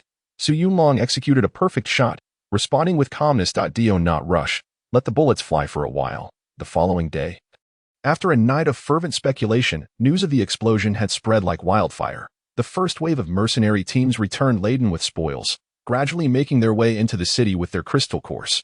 Those who had not participated could only watch enviously. Alas, I slept so soundly yesterday. Otherwise, I would have joined. Do not even mention it. I too was awake, but I was otherwise engaged with a lady friend, making it difficult to leave. I've heard the teams that have returned with crystal cores worth tens of thousands each. It makes me weep with envy. Well, it is what it is. I believe the military took control in the latter half of the night. Take control? In such a vast area, how could they possibly manage everything? Are we to live in fear? Enough chatter. Keep it down, or you may find yourself in trouble. Pfft, why can't I speak? As Su Yunlong listened to the crowd's banter, a faint smile graced his lips, savoring the anonymity of his achievements. He approached the military's entrance, seeking out a soldier. Hello, I am here to turn myself in, he stated without a hint of trepidation. The soldier glanced at him, stifling a yawn. Turning yourself in? Are you? Head over there and join the line. He gestured towards a queue not far off. Su Yunlong furrowed his brow. Why must I queue to turn myself in? Do you not recognize me? I am the individual you sought yesterday. He pointed at himself, fervently advocating his case. The soldier's expression darkened. Get lost. Everyone is claiming to be the person we are seeking. Even if you are, you must line up. Since the announcement of the search, numerous individuals had come forward, claiming to be the man in black, and he was growing increasingly exasperated. Su Yunlong stood in shock, turning to observe the line, which was indeed filled with individuals clad entirely in black. Let the bullets fly for a while, he mused. not anticipating the wait would be this prolonged. The soldier, noticing his dazed state, resumed speaking. Some people, spend their entire lives wishing for a moment of fame. You might as well give it a try. He felt a twitch at the corner of his mouth, frustration welling within. I am not trying for fame. I am telling the truth. He reached into his pocket, contemplating an alternative approach. However, this action instantly dispelled the soldier's drowsiness, leading him to seize Su Yunlong's hand. What are you doing? I advise you to behave. Hand over your weapon. Do you truly think I would draw a weapon? I merely seek to present my information card. Let go of me. I will not let go. Will you release me or not? I shall not. Very well. I shall not yield. Go ahead, strike me.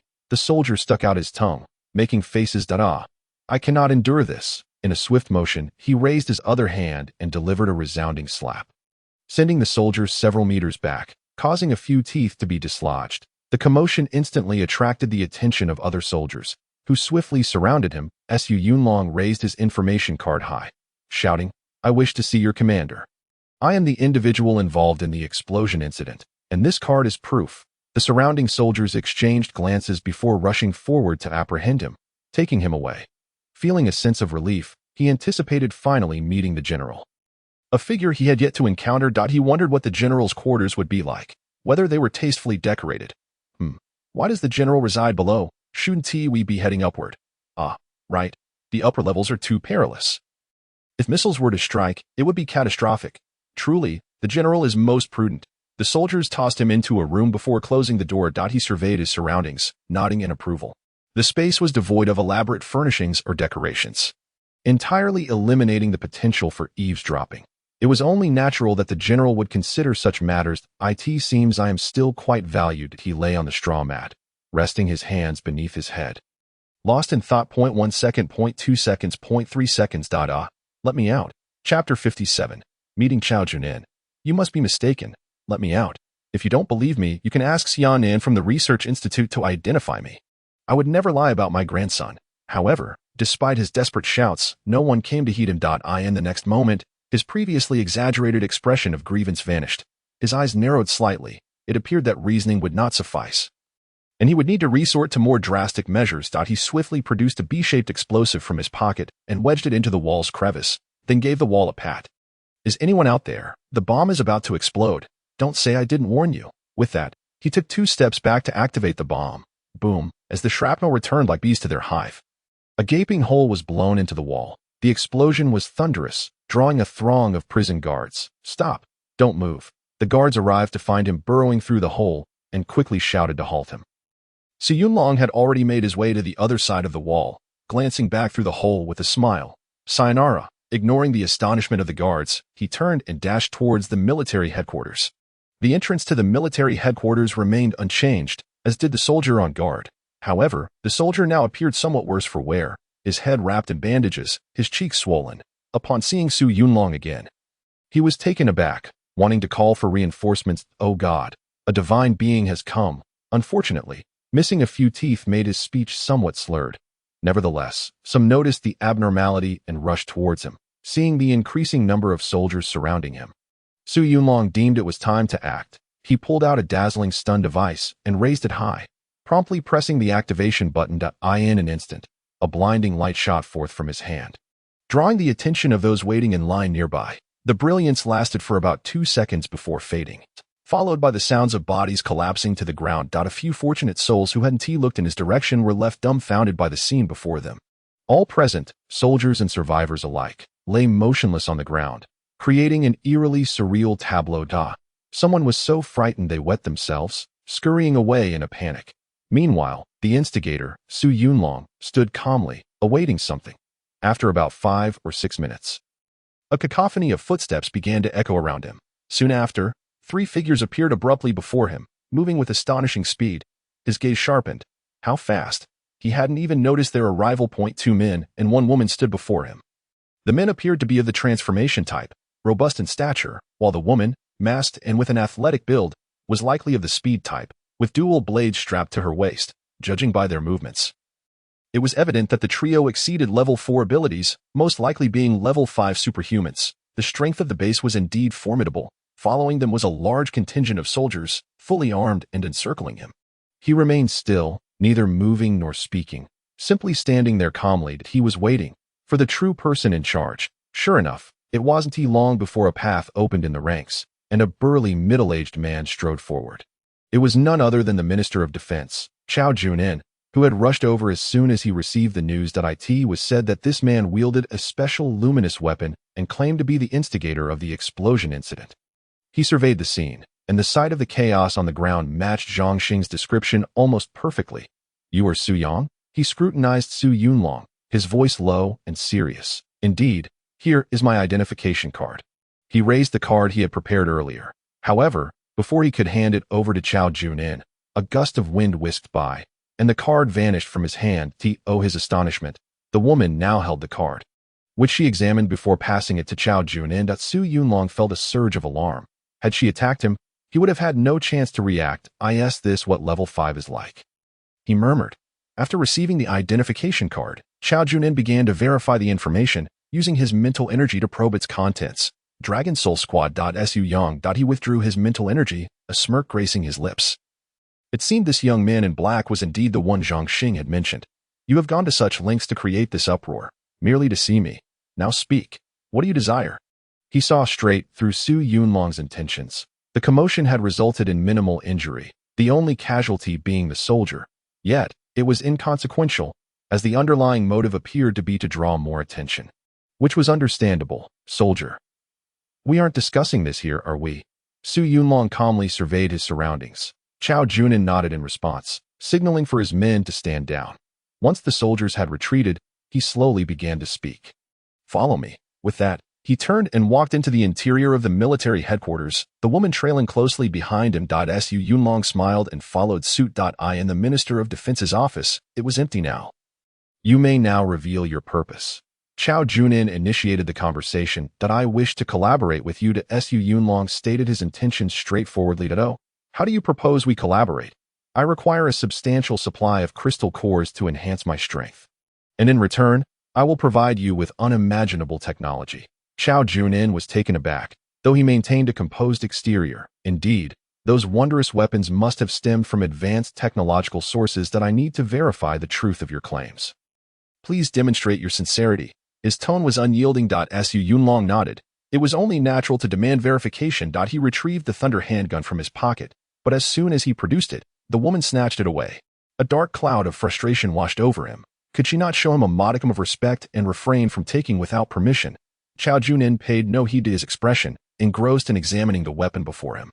Its cutting-edge design and the deep blue core within hinted at its extraordinary nature. He approached the window and opened it, aiming at a distant boulder. Zing boom, a bolt of lightning erupted from the gun, shattering the stone into pieces. A glimmer of excitement flickered in his eyes, and he exclaimed in awe, "Good, this is a fine piece of equipment." Seeing him so impressed, Su Yunlong felt a sense of satisfaction. Without showcasing its capabilities, how could he expect anyone to believe him? Even the woman's eyes widened in curiosity. Yes, merely curiosity. For someone of her prowess, the weapon posed no threat. Chao Junin continued to fire several more rounds. Growing increasingly pleased. "Excellent. I will have this examined by the Research Institute. You shall remain here for a few days." He turned to Su Yunlong and said, "I recall we are to collaborate. Your words imply you intend to confine me." The atmosphere instantly grew tense at Su Yunlong's remark. The woman shifted, appearing behind him, the cold blade of a knife pressed against his neck. Feeling the chill of the blade, he remained remarkably composed. "Is this how you treat your guests?" He squinted at them. Chao Junin slowly seated himself, handling the thunder handgun with care. "Cooperate, and I shall not harm you. However, should you attempt to flee, she will show no mercy." He regarded Su Yunlong with a knowing gaze. Having come this far, there was no way he would let him escape. Su Yunlong's heart was as calm as still water, showing no signs of panic. "If I dared come, I have full confidence in my ability to leave. Do you truly wish to witness an explosion in the city center?" Upon hearing this, Chao Junin's expression shifted dramatically, losing its composure. He was acutely aware that the explosion radius could extend several kilometers. If this young man were to detonate something within the base, the entire facility would be obliterated. He could not afford to gamble. Should he be mistaken, it would mean the lives of millions within the base. His face darkened as he glared at the young man before him. What should I do? Chapter 58. Getting to the point. Let him go. After much deliberation, Chao Junin decided to release him. He could not risk the lives of everyone at the base on a mere guess. The woman stepped back, relinquishing her hold on Su Yunlong. A wise choice, Su Yunlong remarked calmly. He was certain that the military would not toy with the safety of the entire base, which is why he felt emboldened that, of course, to ensure they were completely disheartened. He needed to add a little more pressure. He slowly rose, adjusting his collar. Even if you do not release me, I possess the means to leave. I simply do not wish to escalate the tension further. I will wait here in the base, and by nightfall, I expect to see your stance. With that, he chose to summon his avatar, disappearing from the room. This maneuver left the two staring in disbelief. Their expressions filled with incredulity. Did you see that? He asked, frowning. The woman, equally grave, approached the spot where Su Yunlong had just stood, closing her eyes to sense the area. She could only perceive a flicker of blue light before he vanished. Unable to discern anything else, Chao Junin inhaled sharply, realizing that this individual was indeed extraordinary. After pondering for a moment, he instructed her, "Take this to the research institute. I will speak with the commander." He handed the handgun to the woman and rose to head towards the commander's office. Yes, the woman held the gun, watching him leave. Within the system space, "Boss, you're back." Su Yunlong turned at the sound to see Long Long playing a game while sucking on a lollipop. "Yes, now we wait for news." He sat down beside the game machine, skillfully inserting a coin and selecting a character. "How did it go over there? Tell me all about it." Having received the 100,000 crystal course, Tang Yun and Su Jiandu have both ascended to the 4th tier, significantly enhancing their power, with their system upgrade progress reaching 87. Su Yunlong nodded, realizing that everything was developing as expected. Once the military's crystal cores arrived, he would be able to elevate the system to level 5. At that point, he should be able to contact his sister. The mere thought of it sent him into a reverie. I am the Nightingale team. Good news was announced by Su Yunqing. Our application for a star upgrade has been approved. We are now a 4-star team. Initially, they only had a single 4th tier member, which limited them to a 3-star rating. With Tang Yun and Su Jiandu now at the 4th tier, they perfectly met the criteria for a 4-star team. The others were equally pleased. Being a 4-star team meant richer rewards for future missions. Chen Shiming recounted the events of that morning, saying, "I heard there was a disturbance at the military entrance, and many soldiers went to handle it, including Wind Demon 1.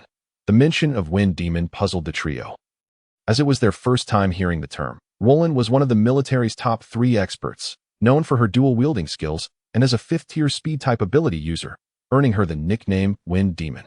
The other 2 top experts were Fierce Beast Shi Liang, a 5th-tier shapeshifter, and Heart of Steel Li Qing, a 5th-tier metal ability user. After finishing his story, Chen Shiming looked at the 3 with pride, as if to say, "See, aren't I knowledgeable? Praise me." Su Yunqing, with a twitch of her eye and a hint of sarcasm, played along, exclaiming, "Wow, that's amazing. How did you know all this?" Chen Shiming beamed with delight at her response, but feigned profundity, stating, "Well, some secrets are not meant to be revealed." The trio, unimpressed, dispersed, leaving him behind. "Hey, don't go. I was just kidding," Chen Shiming exclaimed, stunned as he hurried after them. "Yunqing, let me explain," he began, only to be interrupted. "Move aside. I need to accept a commission." "Tang Yun, listen to me. Who's your sister? Get lost." "Su Good. I need to use the restroom." With Su Jian rushing off to the bathroom, only Ergo remained. Chen Shiming forced a smile that looked more like a grimace and approached Ergo. "Ergo, you." Yet before he could finish, Ergo's figure gradually faded into transparency, vanishing completely, leaving him in a state of disarray. I was just kidding." As night fell, Su Yunlong sat quietly in a corner of a restaurant, sipping tea. The establishment was simply decorated yet offered attentive service, staffed by young women clad in revealing attire. It seemed the restaurant had some background, which was precisely why he chose to wait here. He took a sip from his cup, smacking his lips. The tea was decent, albeit overpriced. 10 crystal cores for a cup felt like pure robbery. Lost in his thoughts, a soldier entered and approached him directly. "Hello, are you Su Yang? I've been ordered to escort you to meet the commander." The soldier spoke with respect. Upon hearing this, Su Yunlong returned to reality, nodded, and stood to follow him. This scene sparked a flurry of whispers among the other patrons. "Did I hear correctly? The soldier mentioned a meeting with the commander." "Indeed, I heard it too. Who is this kid to meet the commander?" "Looking at his age, he seems younger than my son. Quite impressive." "Right.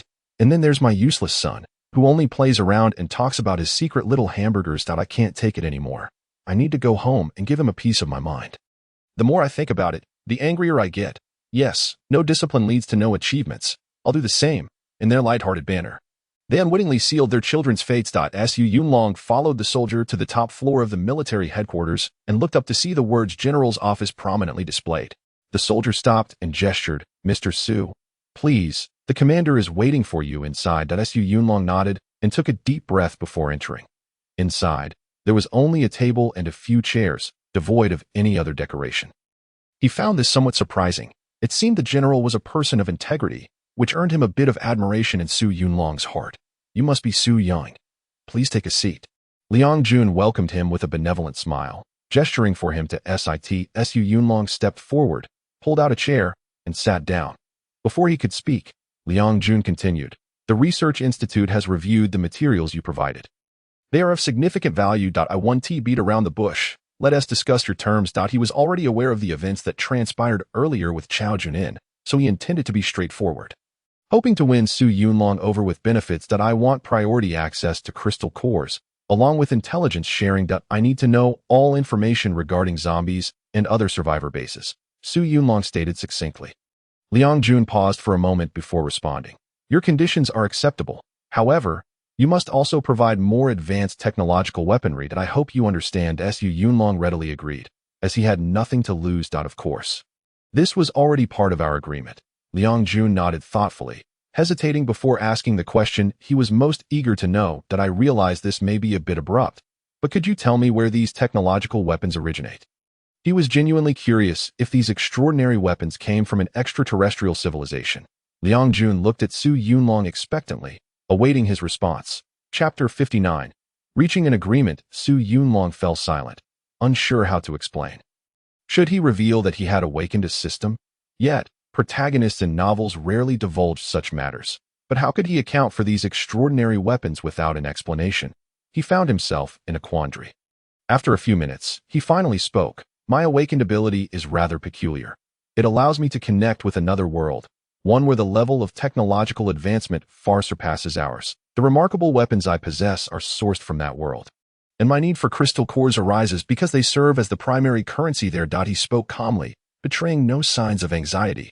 After much deliberation, he decided to reveal only part of the truth. The extraordinary weapons indeed resembled those from another world, albeit one that resembled a system marketplace. Liang Jun, upon hearing this explanation, felt a surge of astonishment. It seemed there truly were other civilizations, with technology superior to Blue Star's. He had never considered the possibility that Su Yunlong could deceive him, as the tangible evidence was right before him. To claim otherwise would be implausible. I understand. You may stay at the military headquarters. I will arrange for intelligence to be delivered to your room. Additionally, the quantity and ranks of the crystal cores you require will also be arranged. He had resolved to cultivate a good relationship with Su Yunlong. Sensing it could be a pivotal opportunity to address the apocalypse. I need 10,000 fourth-tier crystal cores, and I want all available lower-tier cores, Su Yunlong stated decisively. He had made up his mind. Not only would he upgrade the system, but he would also secure sufficient resources for his sister and the others. Liang Jun furrowed his brow slightly, commenting, while I asked for a number, your request seems a bit excessive. The quantity you desire is rather high. It may take some time to gather. Su Yunlong narrowed his eyes, recognizing the hint of dissatisfaction in Liang Jun's tone. He scoffed lightly and pulled out a destruction bomb from his pocket. Accompanied by a manufacturing blueprint, he slammed the items onto the table with a resounding thud. This is called a destruction bomb, with a blast radius of 50 meters, capable of obliterating everything within it. It is effective against anything below the fourth tier. He leaned forward slightly, speaking earnestly, this demonstrates my sincerity. Liang Jun calmly set the items aside and smiled with appreciation. Rest assured, I will do my utmost to meet your demands. I believe it won't be long before we can fulfill your request. Very well, I shall await your good news, Su Yunlong replied, inwardly cursing Liang Jun as a cunning fox, who would not make a move until he was certain of success. Come in. Liang Jun called out. Two soldiers promptly entered the office. Mr. Su, they will escort you to your accommodations. Your items will be delivered tomorrow, so please rest assured, Liang Jun said with a cheerful demeanor.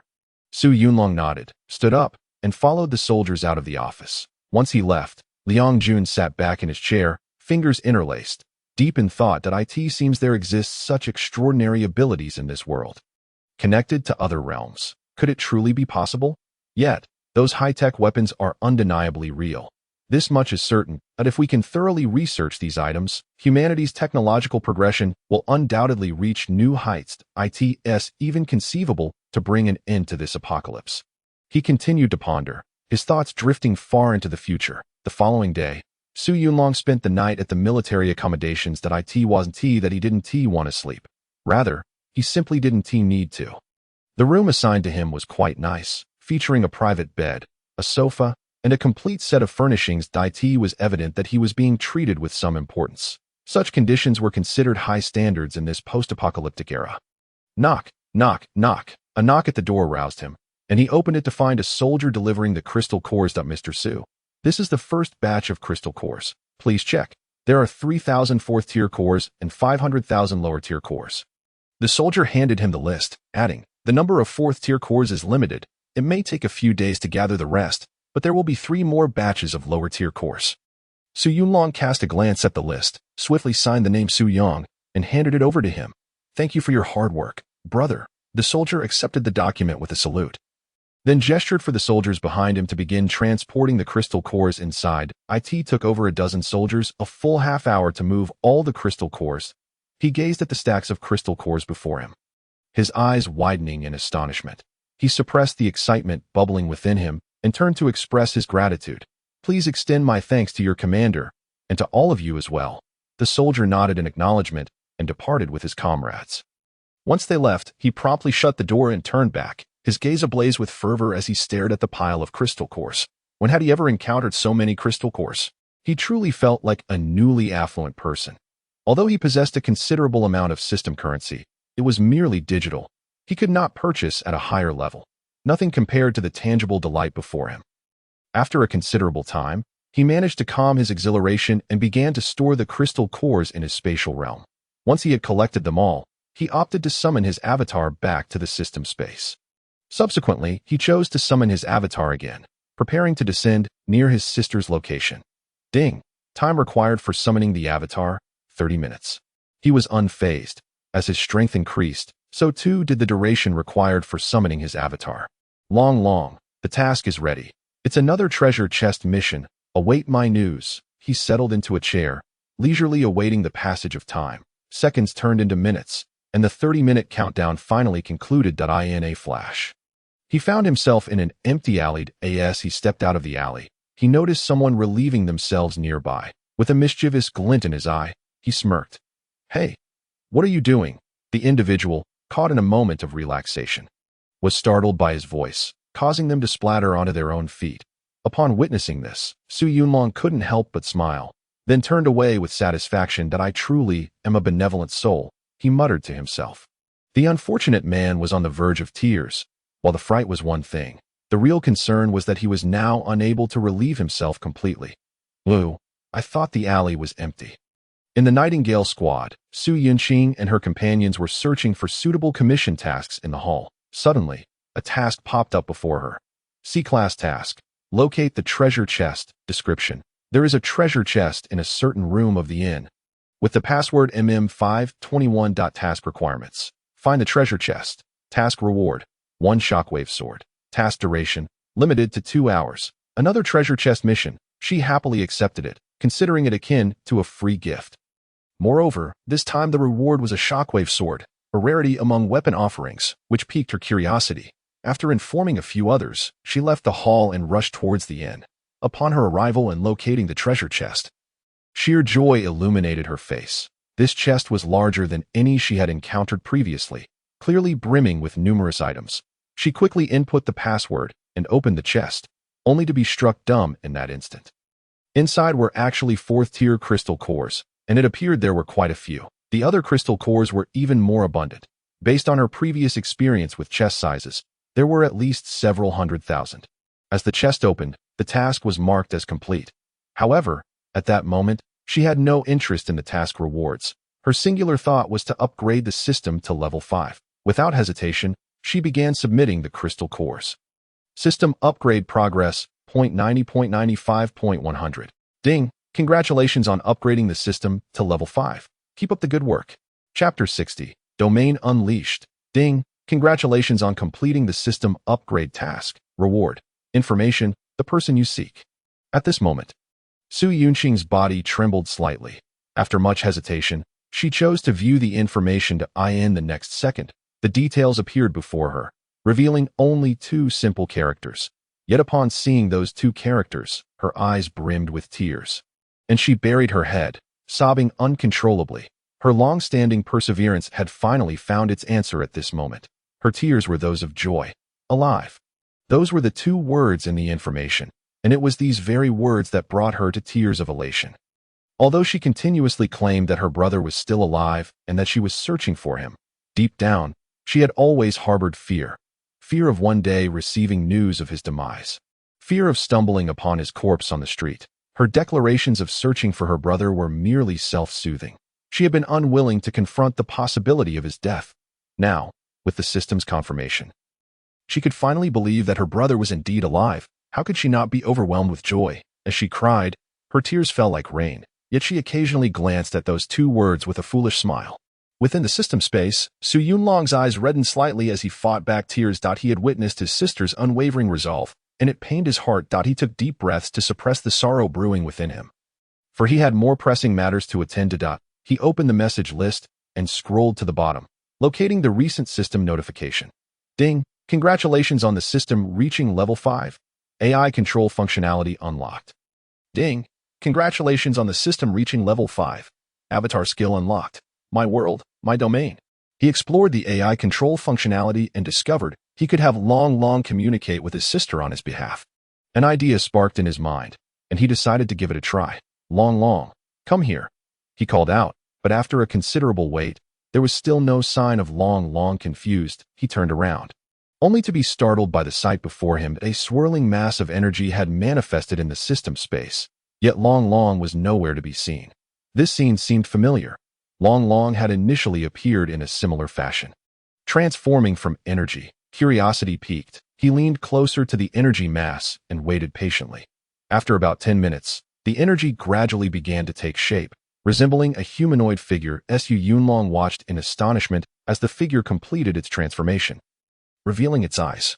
Upon meeting Su Yunlong's gaze, it smiled. Boss, slap. Before it could finish greeting, Su Yunlong's hand had already smacked it away. It fell to the ground, dazed and confused, barely processing the situation before Su Yunlong was on top of it. With wild swings, Su Yunlong exclaimed, "You dare to transform into me? You think you can get away with it? Change back, now." The sounds of slaps echoed through the system space. After a good while of venting his frustration, Su Yunlong grabbed its hair and demanded, "Now, explain why you transformed into my likeness." Long's face was bruised and battered, tears mixing with blood. B-boss, I didn't know. Seeing Su Yunlong's hand slowly rising again, it quickly added, "I merged with the system's AI. It must have shaped me based on the person I admire most." Su Yunlong found this explanation somewhat absurd, yet it made a degree of sense, leaving him without a counterargument. "All right, get up." He released Long, who stood up and dusted itself off. Su Yunlong then cast a side glance at Long's lower half, cursing the system in his heart. That was definitely not my size. It must have made a mistake. Do you know what a dragon is? Without further ado, he discreetly purchased a set of clothes from the store and tossed them to Long. "Here, put this on quickly. Don't you feel embarrassed?" Long, perplexed, accepted the clothes. Hadn't he always been without clothing? What was there to be embarrassed about? Su Yunlong, irritated by the sight, turned away and focused on another piece of information. He opened the skill description to examine it. Avatar skill. My world, my domain. Description. Upon activation, this skill can create a domain encompassing a 20-meter radius, allowing you to alter everything within the domain for its duration. There is nothing you cannot achieve, only that which you cannot imagine. Activating the skill will consume 10,000 system currency per second. After reading the skill description, his breath quickened significantly. Powerful, so powerful. Although he had yet to experience its effects, the description alone revealed the skill's astonishing potential. Truly deserving of its name, my world, my domain. It was indeed fitting to AS for the 10,000 system currency cost per second. He hardly cared. The over 10 million in his inventory was practically growing furred that he couldn't help but smile broadly. Finally, he wouldn't have to envy those with supernatural abilities. This single skill surpassed all others. Did you not see the last line? There was nothing you couldn't do. At that moment, he yearned to leap before his enemies and proclaim, domain, unleash, infinite void. Just the thought thrilled him. Su Yunlong remained in a state of blissful laughter for several minutes before regaining his composure. He closed the information and turned to Long Long, now dressed in casual sportswear with a slightly disheveled look and sporting the same blue eyes. Long Long appeared quite stylish. Su Yunlong couldn't help but marvel at how handsome he looked, almost falling in love with himself. Long Long, try talking to my sister now and see if you can convey my message to her. With a serious expression, he urged Long Long to attempt communication. As success would mean they could finally reunite, he felt anxious, his gaze filled with anticipation as he watched Long Long closed its eyes and began to connect in the in-room. Su Yinqing had dried her tears and was perusing the system information. Ding! Congratulations on the system reaching level 5. AI personification unlocked. Just as she pondered what this personification entailed, the system's voice echoed in her mind. Though this time, it sounded distinctly different from before. Greetings, host. My name is Xiaolong, and you are still here. Su Yinqing was bewildered. How could this system malfunction again after just a few days? Xiaolong, how did you know my brother is still alive?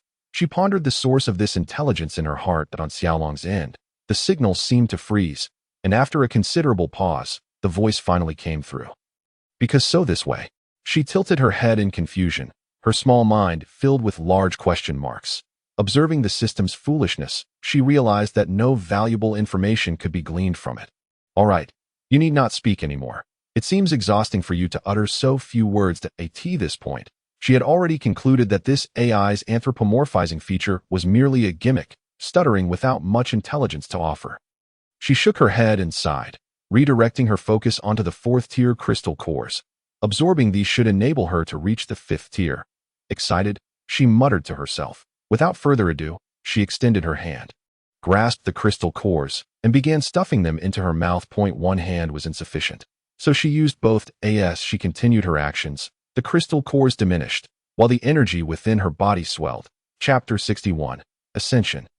5th-tier ability user. Just as she began to struggle with swallowing, a sudden, clear sound resonated from her body. In the next moment, all the crystal cores in her stomach transformed into energy and vanished entirely. Shortly thereafter, Xiaolong's voice emerged. Oh my gosh! Congratulations, you are now a 5th-tier ability user. A small gift package will be delivered shortly. The high-pitched tone almost made her regurgitate the crystal cores. System, I advise you not to speak to me in such a manner. Can you not behave normally? She forced herself to swallow the crystal cores, gasping for breath. Cough, cough. Ha. After a moment of recovery, she finally took notice of her body. This moment, the energy flowing throughout her was abundant, and her mental strength surged like a river. She unleashed a few punches in the air with all her might, and the resulting wind howled, showcasing her immense physical power. The most evident enhancement she felt from reaching the 5th tier was the significant improvement in her bodily functions and mental prowess. With this in mind, she waved her hand to activate her abilities, conjuring ice crystals that slowly rotated in the air. She sensed that her abilities had not seen a drastic enhancement, but her mental strength had notably increased, multiplying several times over. Excluding the combat power boost from this upgrade, she was more eager to discover what the system's gift package might contain. The package would probably take a few hours to arrive, so she decided to process the crystal cores in the meantime. There were still many low-tier crystal cores, so she might as well feed them all to the system for upgrades. She reached for the crystal cores and began submitting them. Working diligently for 2 hours. It was only after her fingers were sore that she finished submitting all the low-tier cores. As for the 4th-tier cores, she had used up more than half, leaving several hundred behind, which she planned to reserve for Tang Yun. A smile crept onto her face as she thought of Tang Yun, who was, besides her brother, the closest person to her. Good things must be shared with her. Just as she stuffed the remaining 4th-tier cores into her bag, Xiaolong's cheeky voice chimed in. Big sister, your package has been delivered. Would you like to open it? She felt the need to cleanse her ears, but had no choice but to respond. Open it. Opening successful. Congratulations on acquiring the Type 3 Ability Form Enhancement Potion, Type V Gene Evolution Potion, Type V Mental Strength Enhancement Potion, and Type 5 Physical Strength Enhancement Potion.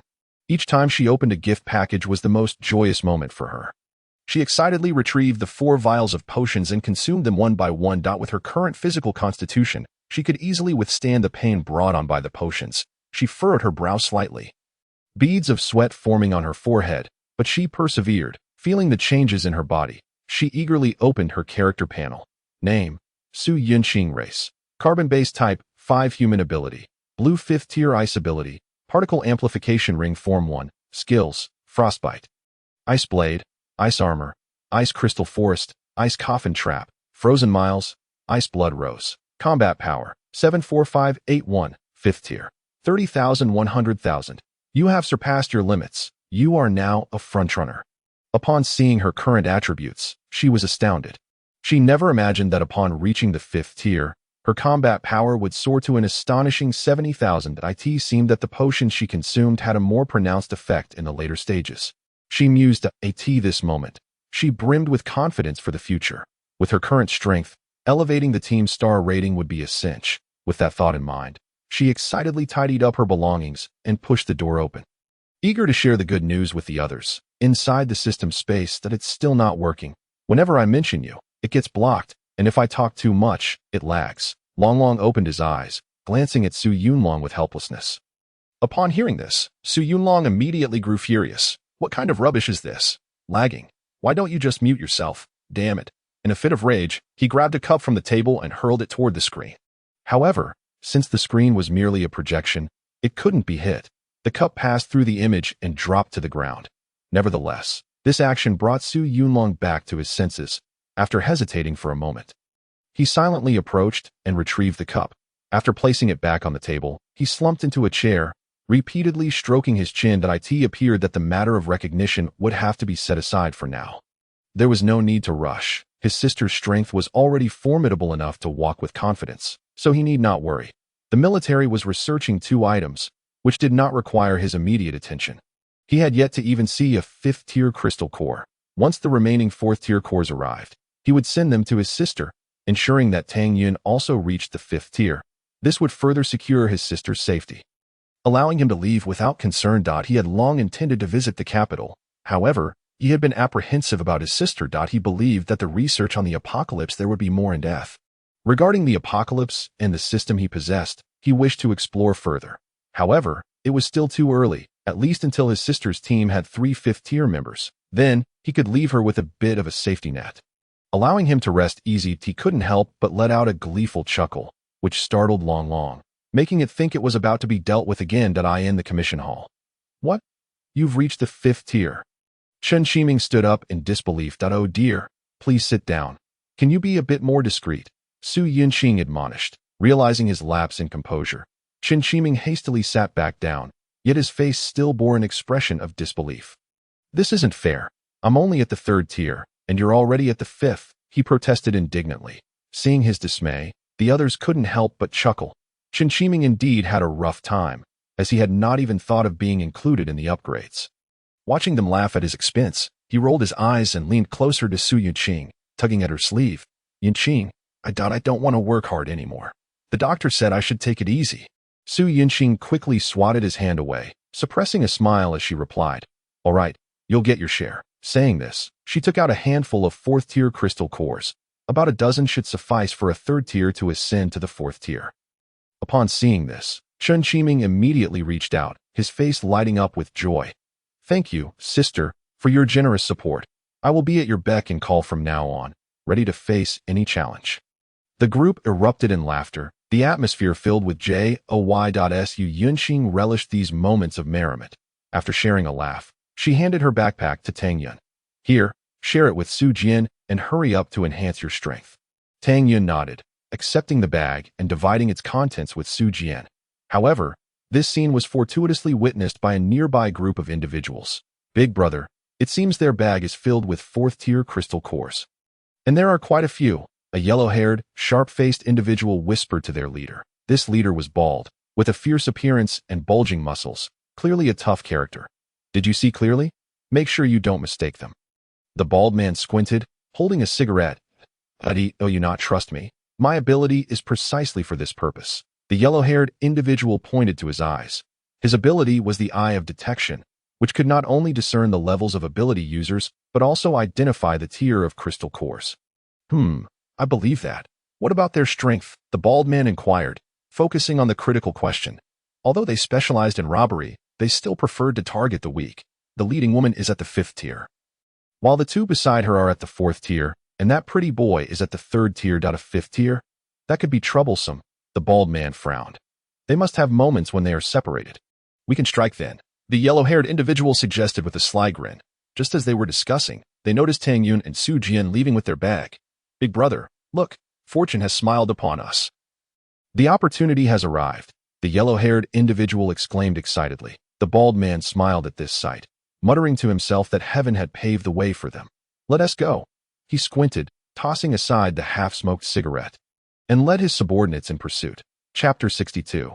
The terrifying 5th-tier Lion King. Meanwhile, Tang Yun and Su Jian were walking down the road, completely unaware that they had been targeted by the bald man's group. Since Su Yinqing was preparing for the Team S star elevation, Tang Yun and Su Jian planned to return to the inn to absorb the crystal cores. You should absorb them all. Let us see if this is enough for you to reach the 5th tier, Su Jian suggested as they walked. No need. Let us split them evenly. Tang Yun firmly refused. She understood that Su Jian had her safety in mind, but she did not wish to do so. That Su Jian, still unconvinced, was about to persuade her further when a voice interrupted them. Why don't you just hand them over to me? The bald man and his subordinates surrounded them, wearing smiles that oozed malice as they scrutinized the two. Upon seeing this, Su Jian instinctively shielded Tang Yun behind him, drawing the flying knife from his waist, which now hovered menacingly around them. What does this mean? Are we to resort to violence here at the base? He squinted as he inquired in a low voice. Glancing around, he suddenly realized that apart from their group, there was not a soul in sight. Upon hearing this, the bald leader burst into laughter. Ha! Are you foolish? Can't you discern our intentions? After a few chuckles, his expression turned cold as he sternly admonished. Hand over the crystal cores if you know what's good for you. Dante forced us to take action. As soon as his words fell, an astonishing aura erupted from him, revealing his prowess as a 5th-tier ability user. Meanwhile, his subordinates also unleashed their mental powers. Each one a 4th-tier ability user. Tang Yun and Su Jian were taken aback, astonished by the formidable strength of these individuals. Su Jian's face grew serious, and he quietly communicated with Tang Yun. Just give them what they want. As long as there are green hills, we need not worry about firewood. He was acutely aware that, given the current circumstances, they were no match for these people. This group had clearly come prepared, likely having been drawn to them after displaying wealth in the commission hall. Absolutely not.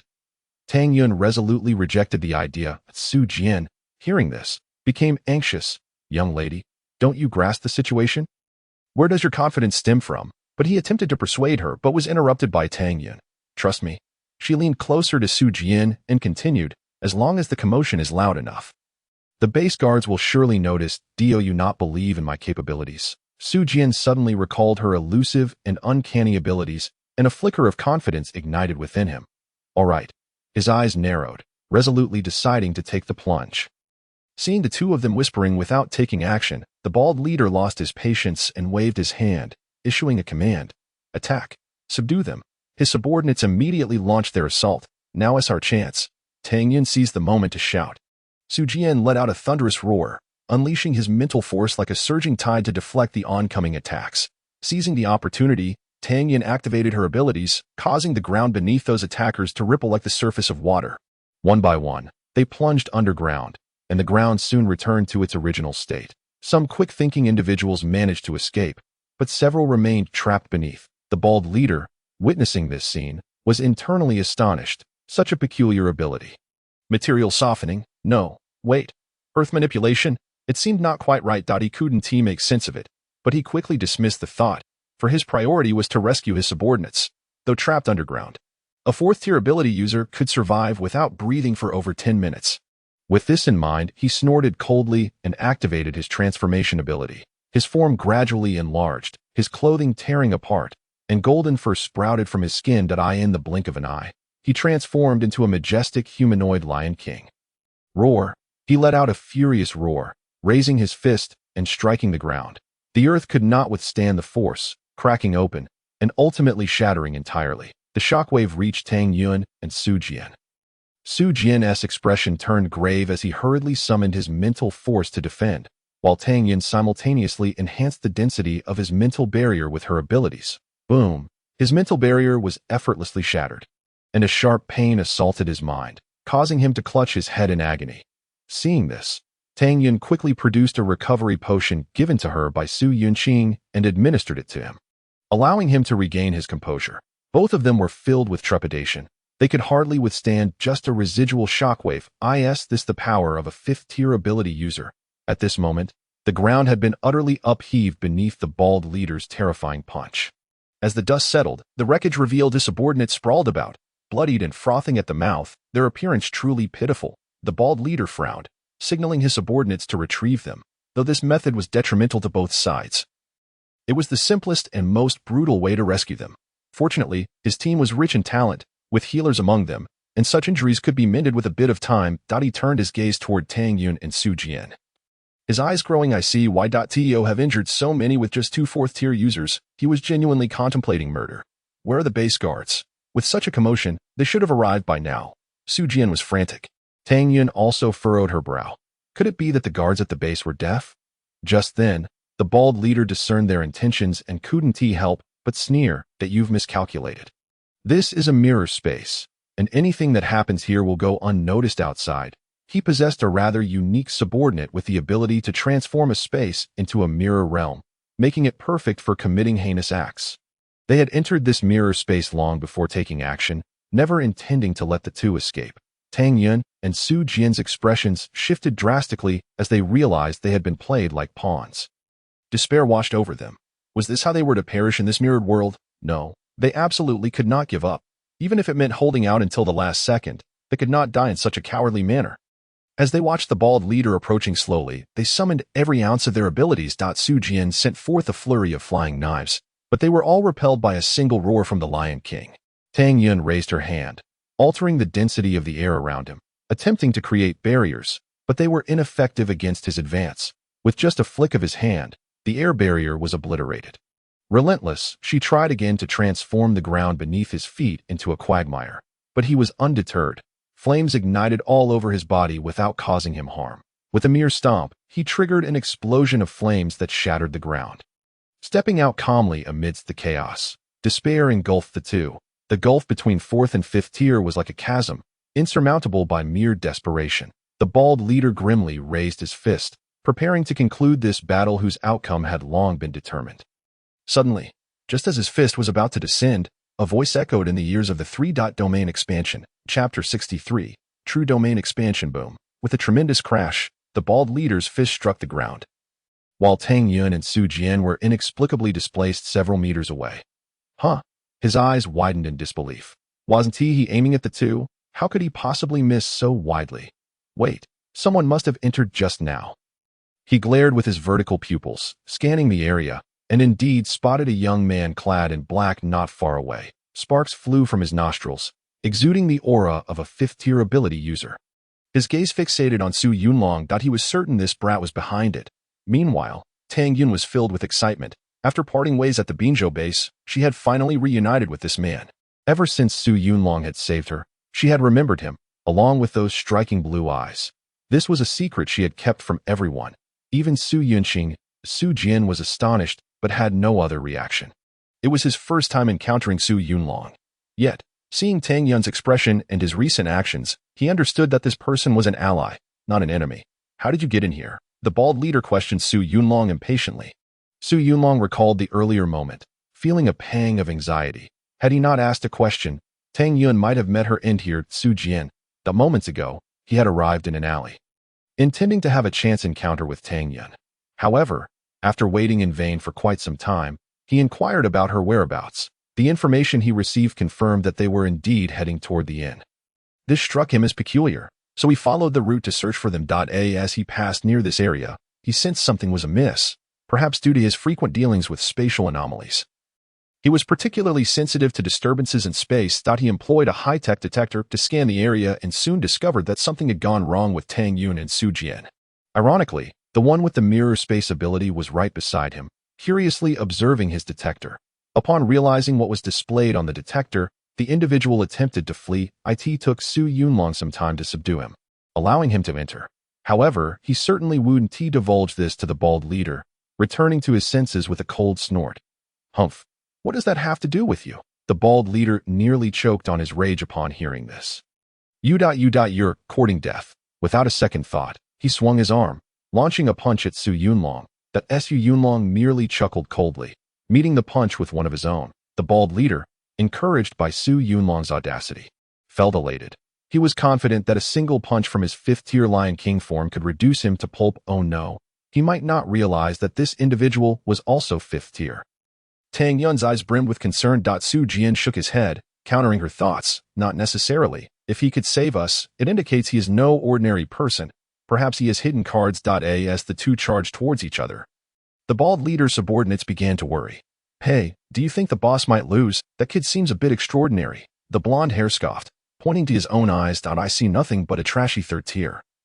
The boss could squash him with a finger. Don't worry. The other nodded, reassured by the blonde's reputation for honesty. Meanwhile, the fists of the two finally collided. Boom. The bald leader felt a tremendous impact, and everything spun around him. When he regained his senses, he stood dazed, staring at the young man who was now several meters away. I was sent flying. His expression was filled with disbelief. What a joke. He had been knocked back by a mere third tier. Not only was he dumbfounded, but the others present were equally stunned. You once claimed that the boss could crush a man with a mere finger. Yet here stands a person whose eyes seem ready to pop from their sockets. The young man with yellow hair struggled to swallow, his voice trembling as he spoke. He is merely a third tier. What is happening here? Meanwhile, in Tang Yun's eyes, little stars sparkled incessantly. He remained as suave and handsome as ever. Su Jian observed her expression with a hint of surprise, not realizing that Tang Yun possessed such a feminine side. He had previously assumed she was smitten with Yunqing. Su Yunlong, witnessing the reactions of those around him, secretly nodded in approval, feeling an immense thrill. Truly, he was a real man, unparalleled in strength. That he merely envisioned himself endowed with immense power. And indeed, he stood shoulder to shoulder with fifth-tier warriors. The description of his abilities was not exaggerated in the slightest. As he observed the bewildered bald man, he prepared to further explore the effects of his domain skills. I am as swift as the wind. Upon uttering these words, his body truly became light, and he dashed towards the bald man. Just as the bald man regained his senses, he spotted a shadow approaching and swiftly raised his hand to block. I possess the strength of a mammoth. A voice echoed through the void, and he felt as if a train had struck him, sending him hurtling backward. The voice continued to resonate in the air. I command the thunder. Boom. A bolt of lightning struck the bald man's forehead. I command the flames. Whoosh. The bald man ignited in flames. My hands are as sharp as blades. Thud. His back was slashed open. As he persistently experimented, various attacks rained down upon the bald man, leaving him bloodied and battered in mere moments. The young men with yellow hair were utterly astonished. Was this truly their invincible brother? How could a third-tier warrior inflict such harm? This young man must possess incredible strength. His excitement was palpable. Casting a glance at the bald man, who now appeared utterly defeated, an insidious and grotesque idea crossed his mind. He extended a hand and pointed at the bald man. Vomit. Loss of control. The commands were issued in rapid succession, and the bald man immediately sensed something was amiss. His stomach churned, and he began to gag, while his lower body succumbed to involuntary release. Gritting his teeth to hold it in, his eyes seemed to flame with fury. For heaven's sake, grant me a swift end. A soldier may be slain, but never humiliated. Su Yunlong, however, was not pleased with this. You can still speak. It seems you can still hold it in. He slowly raised his hand under the bald man's watchful gaze. Severe vomiting. Severe loss of control. Two more commands rang out, and the bald man found himself at a loss for words. His breakfast began to dribble from the corners of his mouth, and he feared that speaking any further would result in an outpouring. The pressure in his lower body became unbearable, as if a heavy stone rested upon his bladder. Trembling, he dared not move an inch. His stomach gurgled ominously, ready to breach the gates. He could only maintain a precarious balance through sheer will and breath control. This scene sent shivers down the spines of those present, particularly Tang Yun. In that moment, Su Yunlong's once perfect image in her mind crumbled, leaving only disgust. The bald man's subordinates felt chills run down their spines. Unable to bear the sight, the 10 tortures of the Qing dynasty were nothing compared to this. They wished to help, but dared not intervene, fearing they too would be subjected to this humiliating fate. Boss, hang in there. We are with you in spirit, the young men thought in unison. The bald man, on the verge of breaking, felt his face flush crimson. terrified to take a deep breath. If things continued this way, an incident was surely imminent. Chapter 64. Annihilating the bald man. Slaying the young man with yellow hair, he could distinctly feel his sphincter growing sore, a most unwelcome sign. He fought back tears as he attempted to swallow the remnants of his breakfast. Yet, in a moment of misfortune, he choked on air. Cough, cough, cough. He could no longer suppress the violent fit. With each cough, he distinctly felt a dampness spreading in his trousers. Another fit, and he sensed warmth beneath him. Once certain bodily functions are unleashed, they cannot be restrained. The onlookers witnessed him sitting there, each cough sending his body into spasms. Repeating this dreadful cycle a dozen times, Su Yunlong pinched his nose, grimacing at the odor. What the hell? Is that the chives from breakfast? He quickly waved his hand to halt the biochemical assault. Odor eliminated. With the command issued, the air became significantly fresher, prompting the others to release their noses from pinched captivity. At that moment, the bald man lay on the ground, having relinquished all hope of struggle, his face a mask of despair, tears and mucus streaming down. Su Yunlong, seeing this, ceased his torment, raising his hand to grant him a swift end. With but a finger, I can slay a fifth tier from afar, he declared, pointing at the bald man. In that instant, he felt a surge of formidable energy coursing through him, erupting from his fingertip. Puffed. The energy pierced straight through the bald man's head, and a look of relief washed over his face. For one who had endured such torment, what was left to cling to in this world? Was death not a form of liberation? Having dispatched the bald man, he turned to face the young men with yellow hair. They immediately jolted, dropping to their knees. Please spare us, brother.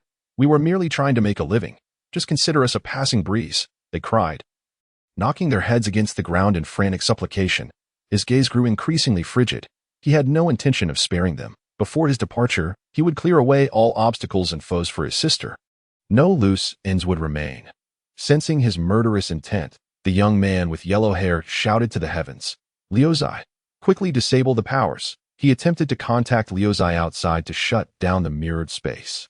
Perhaps if they returned to base, they might find a chance of survival. Su Yunlong smirked at the sight, but did not obstruct him. Liuzai, can you hear me? Respond. He bellowed for an eternity, yet Liuzai remained silent.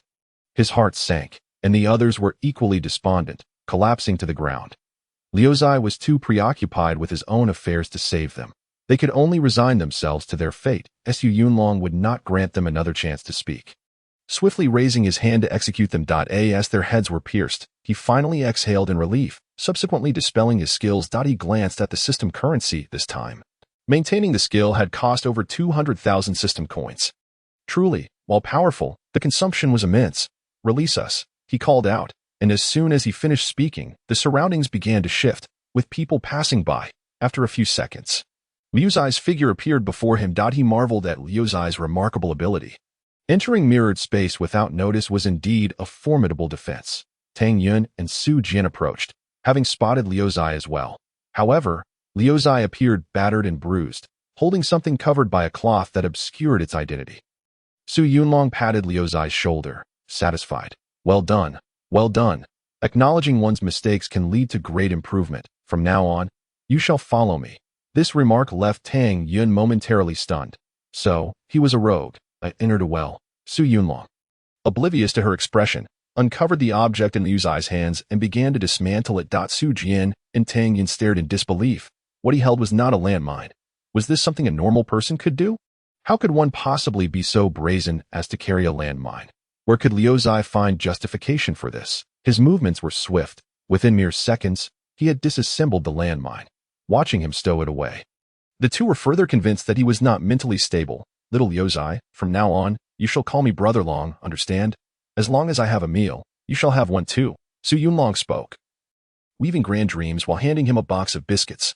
Liuzai was momentarily taken aback, pondering whether he had misunderstood. However, as long as he could eat, he would follow anyone. He had initially joined the bald man's crew simply to earn a meal. Thank you, Brother Long. Liuzai gratefully accepted the biscuits, thus tacitly agreeing to follow him. Delighted by Liuzai's perceptiveness, Su Yunlong felt relieved, sparing him the need for a lesson. Thank you for saving me twice. Tang Yun gathered her courage and stepped forward to express her gratitude. Su Yunlong froze, hesitant to turn around, unsure of how to respond. Should he say it was because she was his sister's friend? Surely, the system would send him back. Should he admit it was because he liked her? What if she rejected him, leaving it awkward? Yet, how could one know without trying? His gaze hardened as if he had made a resolution. After all, was it not merely a confession? He was quite experienced in such matters. Tang. Just as he turned to speak, he discovered that Tang Yun and Su Jian had already walked away. He was left speechless. How could they leave? After all, he had saved them twice. He reached out as if to grasp something, but found nothing within his grasp. Two streams of tears slowly fell, dampening his attire. Was everyone so impatient these days? Is it truly this easy to just walk away? They had just rescued us. Su Jian remarked awkwardly, yet his legs moved swiftly. Tang Yun mirrored his demeanor, maintaining her composure. Her heart steadied. I have already expressed my gratitude. He will understand. The two shared a tacit understanding, refusing to look back. Eager to escape the scene, the dark-clad man played too dirty. They feared their hearts could not bear it. Best to remain strangers. As if recalling the vividly fragrant scene from earlier, the two of them instinctively quickened their pace. Brother Long, they've left. Observing Su Yunlong lost in thought, Liuzi kindly reminded him. Let us leave as well. He snapped back to reality. Brother Long, where are we headed? Where was your former hideout? Shuyun Hotel. Let us go. Time to raid. He enthusiastically led Liuzi towards Shuyun Hotel. Moments later, the two arrived at the hotel and began their search. Brother Long, there's a bag of crystal cores. It must be over 1,000. Liuzi exclaimed excitedly upon spotting the package. What's 1,000? I'll show you scenes with tens of thousands of crystal cores in the future. He chided with a laugh. Liuzi, upon hearing this, began to chuckle foolishly. The two then continued to rummage for useful items when suddenly, he discovered a card tucked away in a drawer. It was an exquisitely crafted invitation, displaying only an address and a name. Hilton Hotel. Top floor banquet hall, Shunshun. Glancing at the date, he realized it was for that very evening. After a moment of contemplation, he tucked the invitation into his pocket. He had always been curious about how the bald man had reached the 5th tier. Although robbery is highly profitable, ascending to the 5th tier isn't simply achieved by snatching a few crystal cores. Just look at the military. There are only 3 openly acknowledged 5th tier ability users. Thus, this invitation likely pertains to the forces behind the bald man, and such a force is worth investigating. He planned to attend the banquet that night. Should there be any threat to his sister, he would deal with it promptly. Chapter 65. Oscar's son. Old 4th Liuzi. Let us go. There is nothing of value left here. He called to Liuzi as he prepared to depart. Brother Long, where are we headed? Liuzi inquired as he ran over. Oh, you want to check out the military headquarters? Really, brother? I've never been there.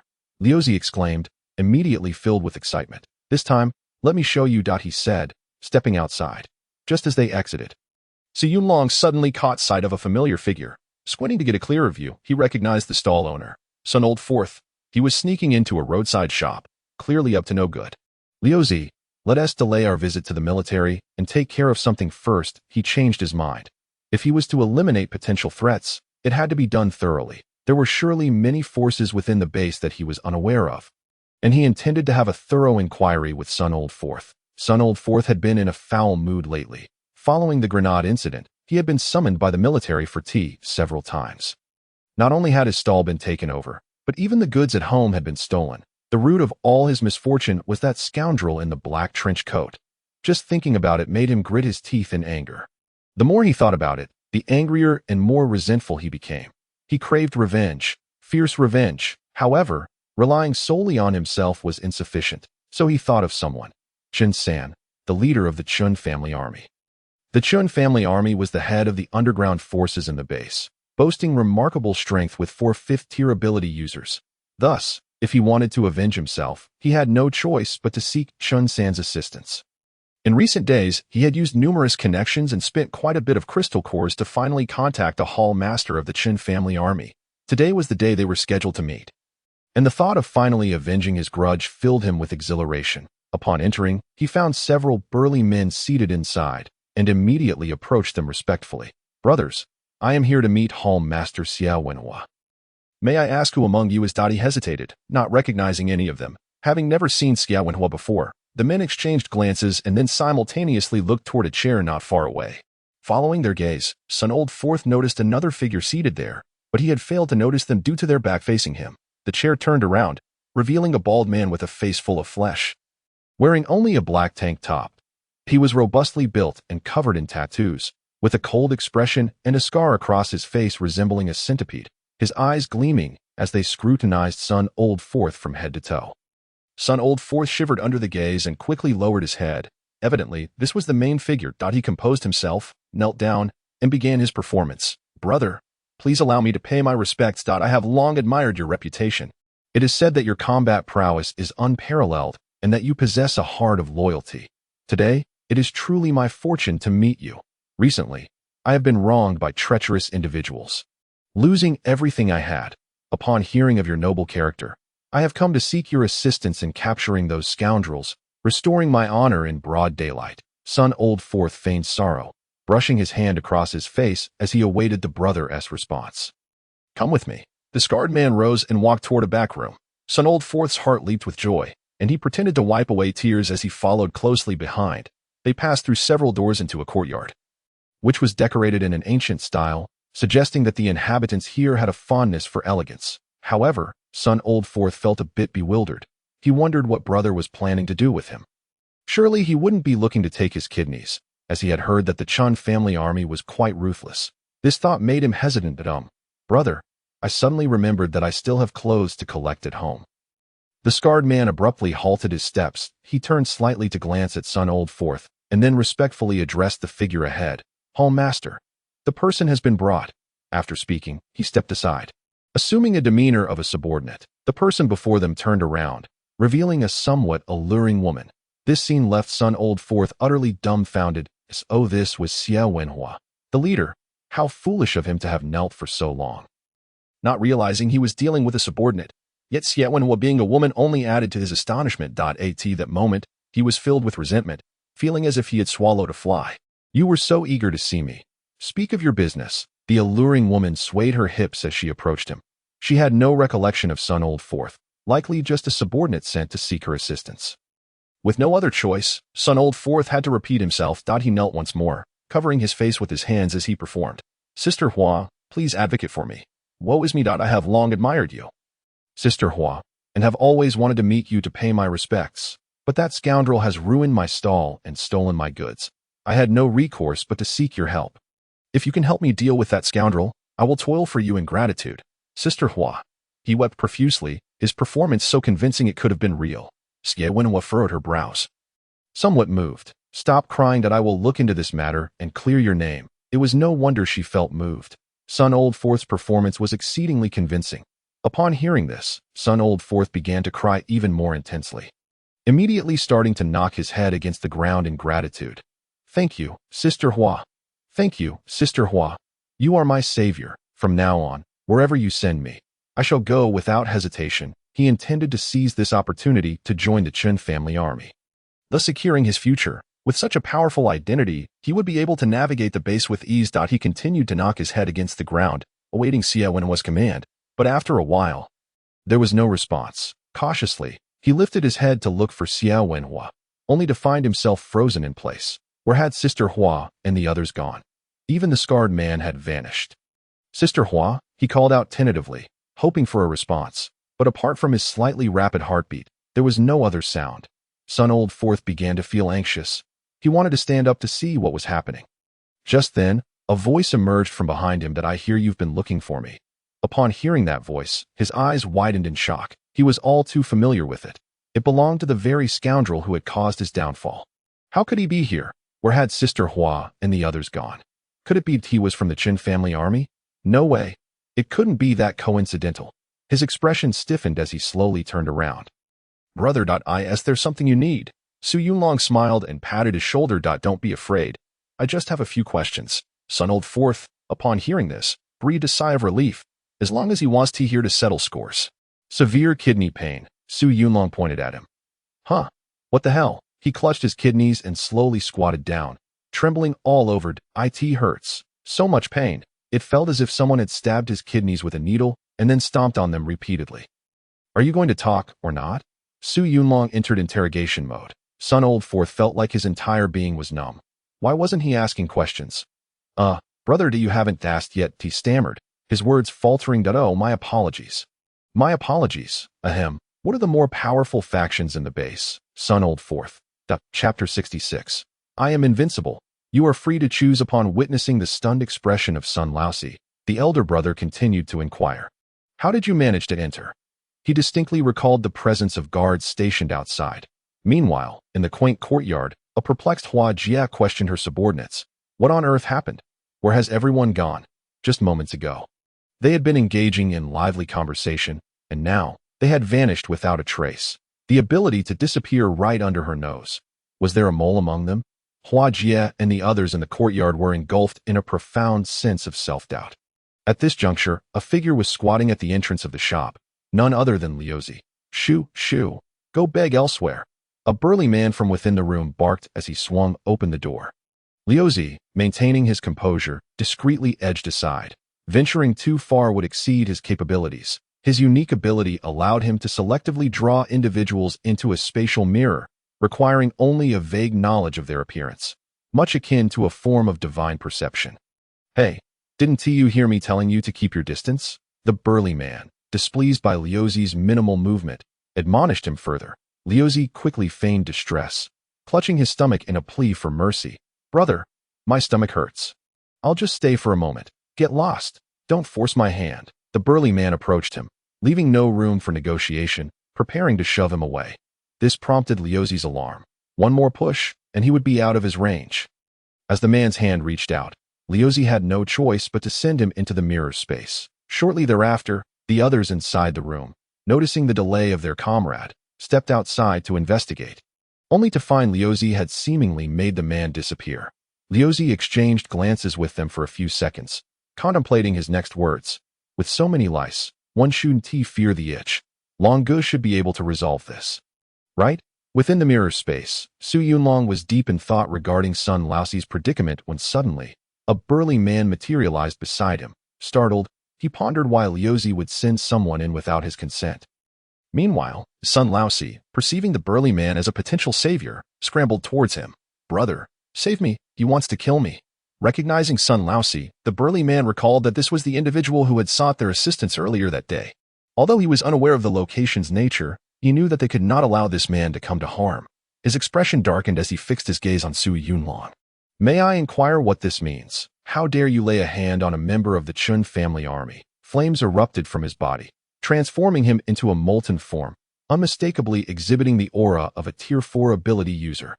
Just as Su Yunlong opened his mouth to respond, several figures appeared in a flurry. Sun Laozi's heart soared with joy. Fantastic. It must be Hua Jia sending reinforcements. Straightening his back, he shifted to a confrontational demeanor. You little brat. You think you can kill me? Come on over. If you can, I'll call you Dad. The burly men frowned at his brazen display, finding his bravado distasteful. Nevertheless, they refrained from commenting. After all, they were there to protect those whom Hua Jia wished to see. Observing this exchange, Su Yunlong couldn't help but admire Sun Laozi's seamless transition from pleading for mercy to brandishing bravado. You should consider a career in acting. Just moments ago you were begging. And now you're puffing your chest out.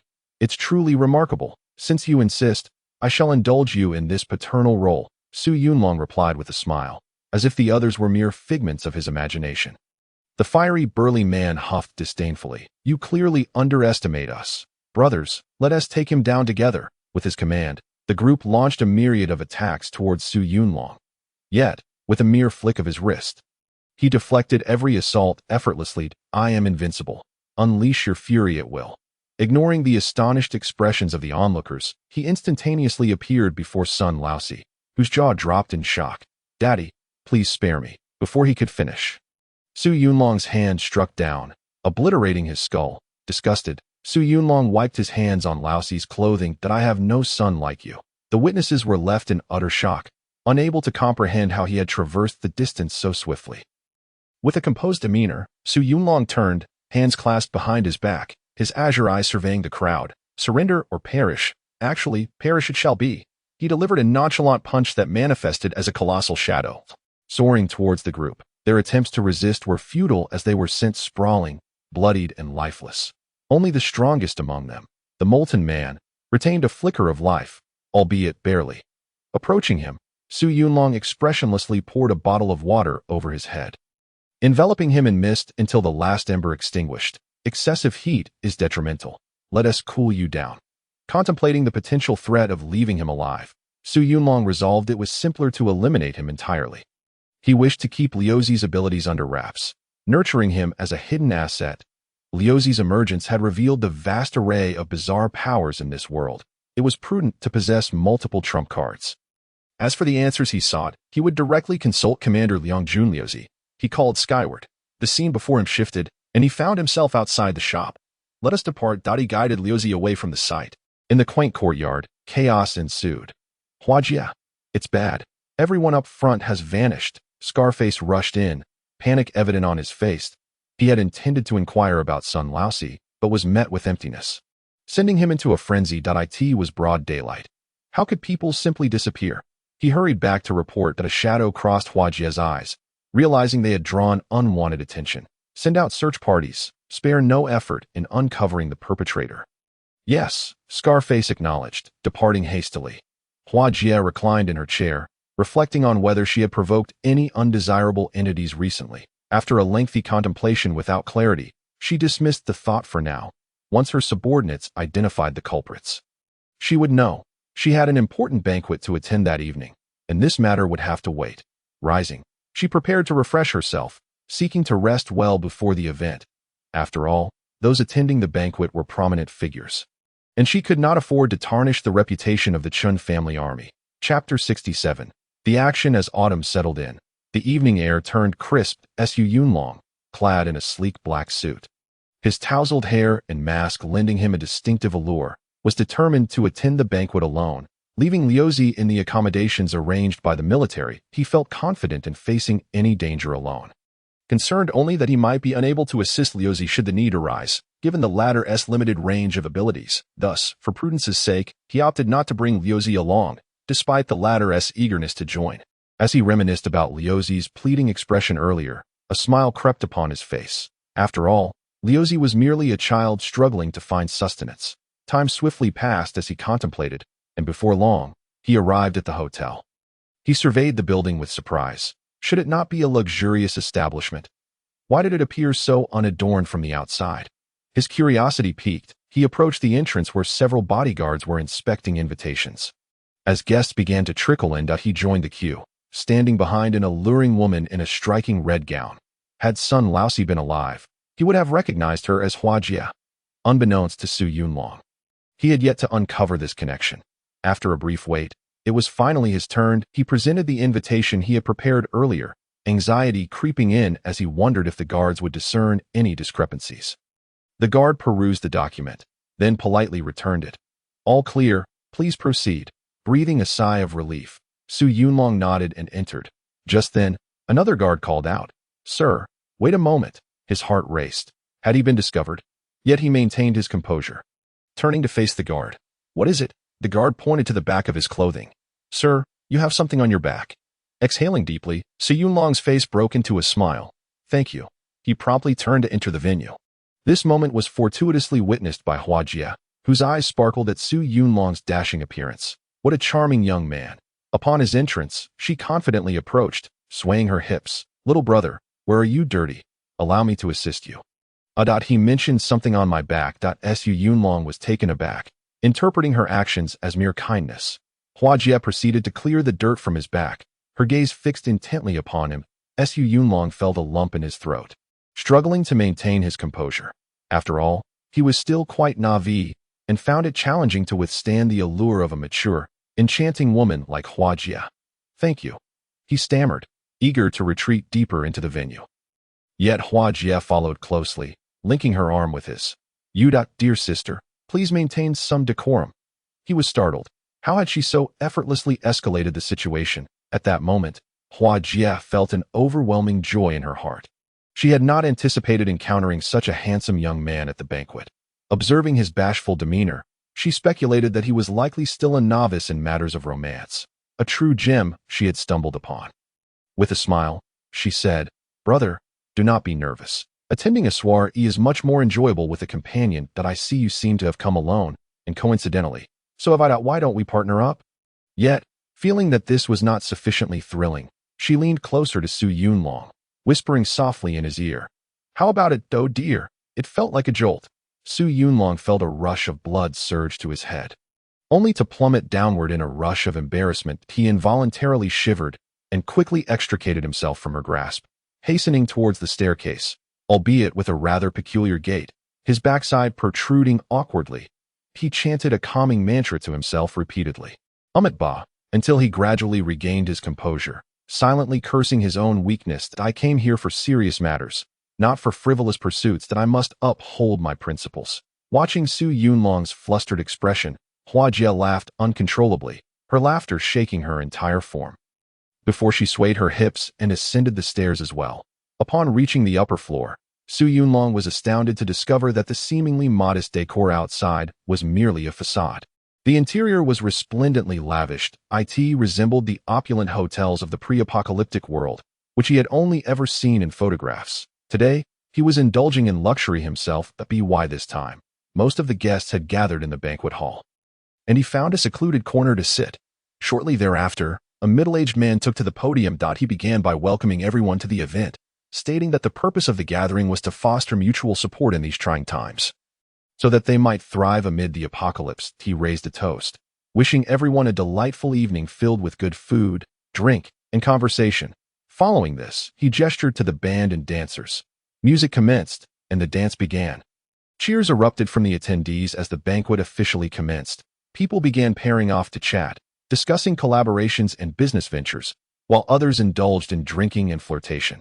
However, Su Yunlong's gaze remained fixated on the middle-aged man who had just spoken.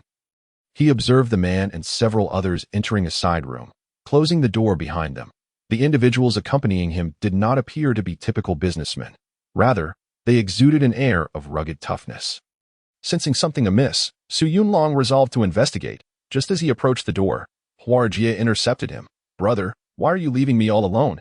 She blocked his path with her wine glass, her expressive eyes awaiting his reply. He raised an eyebrow, realizing that women only serve to impede his swiftness. "Move aside." He replied curtly, "I won't, unless you accompany me for a few drinks. Will you move or not?" He insisted, his tone growing firmer. "Are you threatening me, dear brother? I can handle it." Hua Jie leaned in again, whispering in his ear.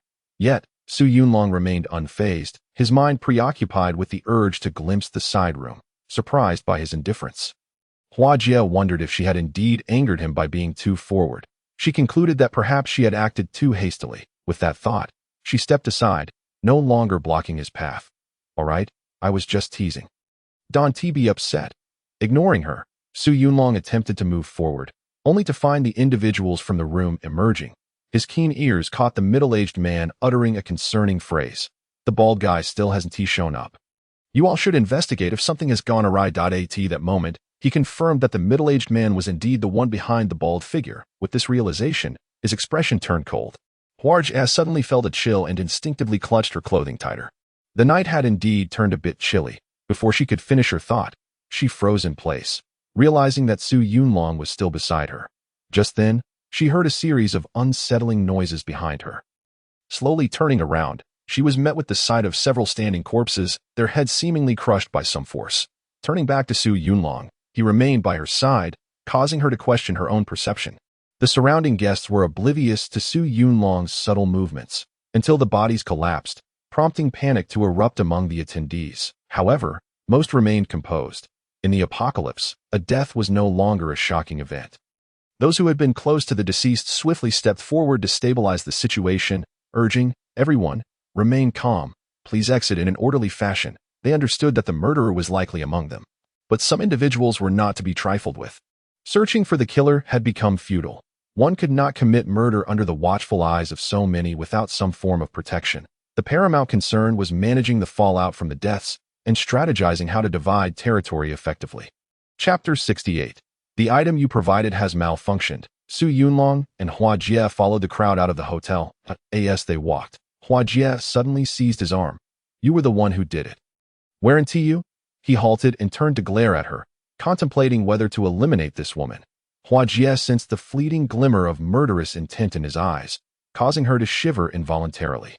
It seemed she might have overstepped, whether he was the culprit or not. What difference did it make?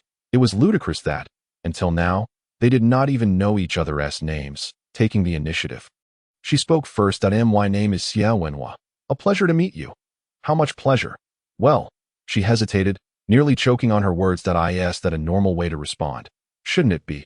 I am pleased to meet you as well. His manner of speaking was no wonder he was still a novice. How much pleasure? He asked again, a smirk playing at the corners of his mouth, as though he found it quite amusing.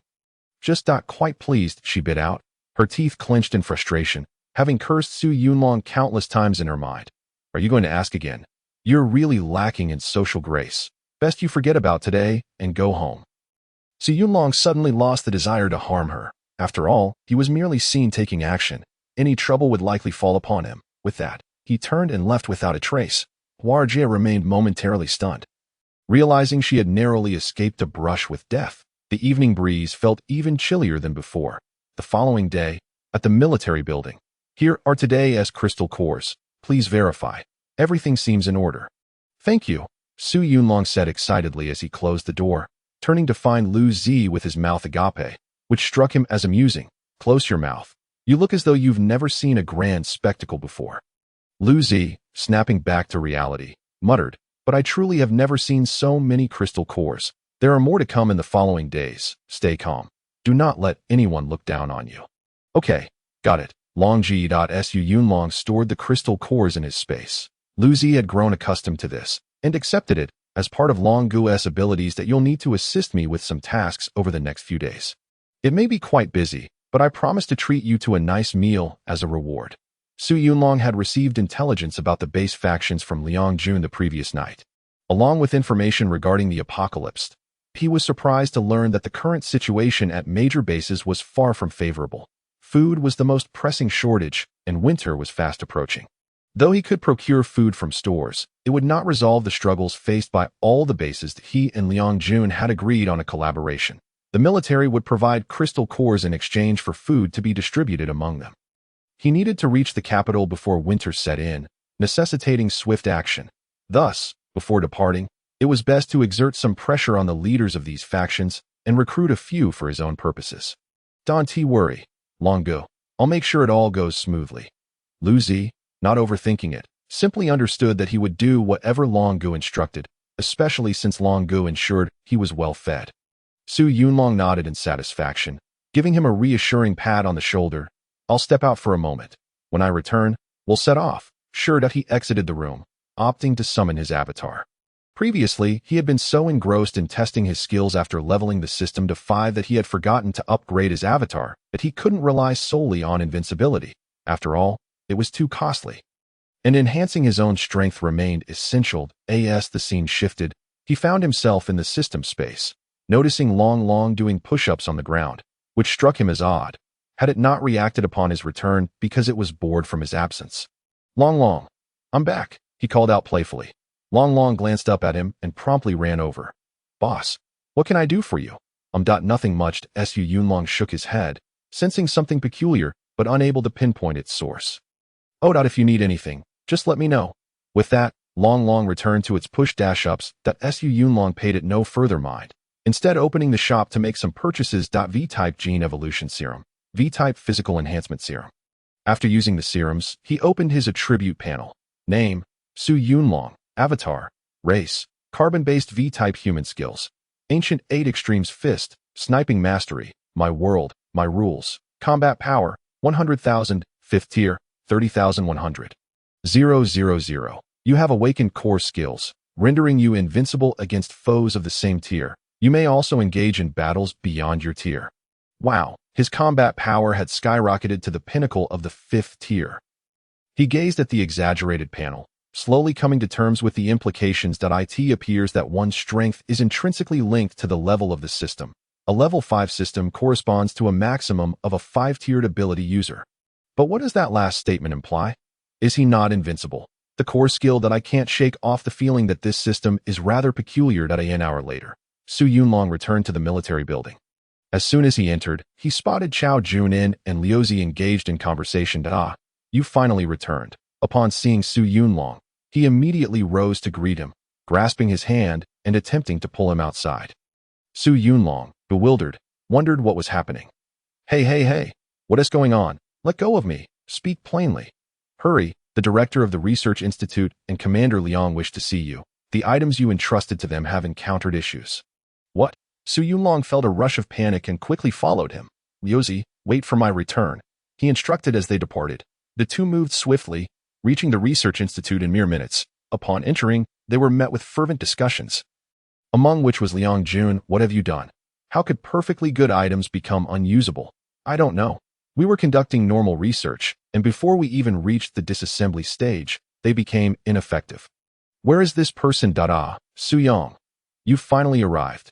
Liang Jun, fraught with urgency, was distressed at the thought that if the items brought back from the other world were rendered useless, his precious crystal cores would be in vain, and the food crisis would remain unresolved. What is the situation? He fixed his gaze on the elderly man in the white lab coat, who was presumably the Institute's director. Today, during our routine testing of the launch data, we suddenly found that the gun could not be used properly. As if its energy had been completely depleted, we did nothing else. The director stated with grave seriousness. Bring it to me. Let me examine it. He had never encountered such a situation of item failure. Energy depletion was indeed a possibility. Before long, a researcher retrieved the gun from the laboratory. Su Yunlong held it in his hands, inspecting it. The energy core was dark, indicating that it might have indeed run out of energy. He pondered how to explain this phenomenon. The handgun underwent a transformation. The once extinguished energy core began to radiate a blue glow once more. The sight left everyone momentarily stunned. Could it be that the gun recognizes its owner? Su Yunlong was equally perplexed, but it seemed to be connected to the system. Could it be that items become ineffective if they are away from him for too long? The more he considered it, the more plausible it appeared, and he felt this explanation was the most reliable. This situation is something I had not anticipated. Items may not be able to be separated from me for an extended period, lest they become ineffective. This is my oversight. He truly had not foreseen this development, and now he was at a loss for what to do. The others exchanged glances, all frozen in place at that moment. The vice director, Lin Yongjia, who had remained silent until now, spoke up, causing everyone present to tense up. Commander Liang, if that is the case, why not capture him for research? As soon as these words were uttered, the atmosphere in the room became charged with tension, and guards began to grip their weapons, ready to spring into action at the commander's word. However, both the commander and Chao Junin were aware of Su Yunlong's ability to teleport, and in their hearts, they had no intention of apprehending him. Given his extraordinary abilities, why not capture him for research? If we can ascertain how he connects to the other world, we could procure resources ourselves. Lin Yongjie animatedly envisioned the future, oblivious to the expressions of Liang Jun and Chao Junin. Although Su Yunlong felt remorse, he could not sacrifice himself for others. Did they intend to turn him into a mere guinea pig? They might as well dream on. At that moment, Liang Jun interjected. Su Yang, would you be willing to sacrifice for the future of humanity and assist the Research Institute in understanding your abilities? He understood that a forceful approach would be ineffective, yet Lin Yongjia's suggestion held merit. If they could truly conduct research, it would resolve significant issues. Su Yunlong's gaze sharpened. He had not expected Liang Jun to beseech him, and he felt a flicker of disappointment. Nevertheless, he quickly regained his composure, recognizing that Liang Jun was merely fulfilling his responsibilities in that position, which he could comprehend. However, collaboration was now out of the question. And given the current circumstances, humanity's demise seemed inevitable. That IT would be wiser to seize control of the entire base and fully support his system upgrade. He had an inkling that once the system reached level 9, a qualitative change would occur, potentially bringing an end to this apocalypse. While he could escape with his sister, he knew he would ultimately have to confront this wretched world. With this resolve, he glanced into his bag and converted all those crystal cores into system currency. He amassed over 10 million system coins, and combined with his previous total, he had over 20 million, sufficient to consolidate control over the base. That he raised his piercing blue gaze to the crowd and spoke slowly. I demand control over the base. Who supports me, and who opposes? His tone exuded an icy chill reminiscent of the depths of winter, sending shivers down the spines of those present. Liang Jun's expression soured. He had merely offered a suggestion, never anticipating that Su Yunlong would demand power from him. Chao Junin was equally startled. He had never imagined matters would escalate to this point. Su Yang, let us discuss this calmly. Do you truly understand what you're doing? At that moment, a voice broke through, unexpectedly belonging to Xia Nen. He did not answer her question, but corrected her instead. I apologize. my true name is. His figure flickered as the system intervened to prevent him from revealing his name. Damn it. Leave me be. Stay. He struggled fiercely with his will, battling the system he was tired of hiding. He wanted to declare his name and reassure his sister that he was alive. Veins bulged on Su Yunlong's forehead as he fought desperately for controlled I am the system. The rules should be set by me. How dare you, mere program, attempt to dictate my actions? He cursed the system inwardly. And it seemed to heed his grievance, relinquishing its resistance. His form ceased to flicker. Miraculously, he had won this power struggle. Even he was taken aback, astonished that the system no longer obstructed him, regaining his composure. A smile crept onto his lips. With this newfound freedom, he could truly unleash his potential. He turned to face Xianan and began, in truth, my name is Su Yunlong. Immediately, his figure vanished, leaving behind a chilling message in the air. Prepare 100,000 crystal cores within a day, or I shall annihilate the Haishur base. You know I am capable of this. The crowd stood frozen, their eyes filled with trepidation. I in the commission hall. Su Yuqing was reviewing the available commissions suitable for her team. The Nightingale team had already achieved a 5-star ranking, successfully positioning themselves among the elite. However, the number of suitable commissions had dwindled. And this was the third book she had perused without finding one that piqued her interest. Most were focused on food procurement, yet in this day and age, where could one possibly find food? It was nothing short of an unreasonable request. Though she possessed a system that alleviated her concerns about food, she could not simply expend her own resources to fulfill a task.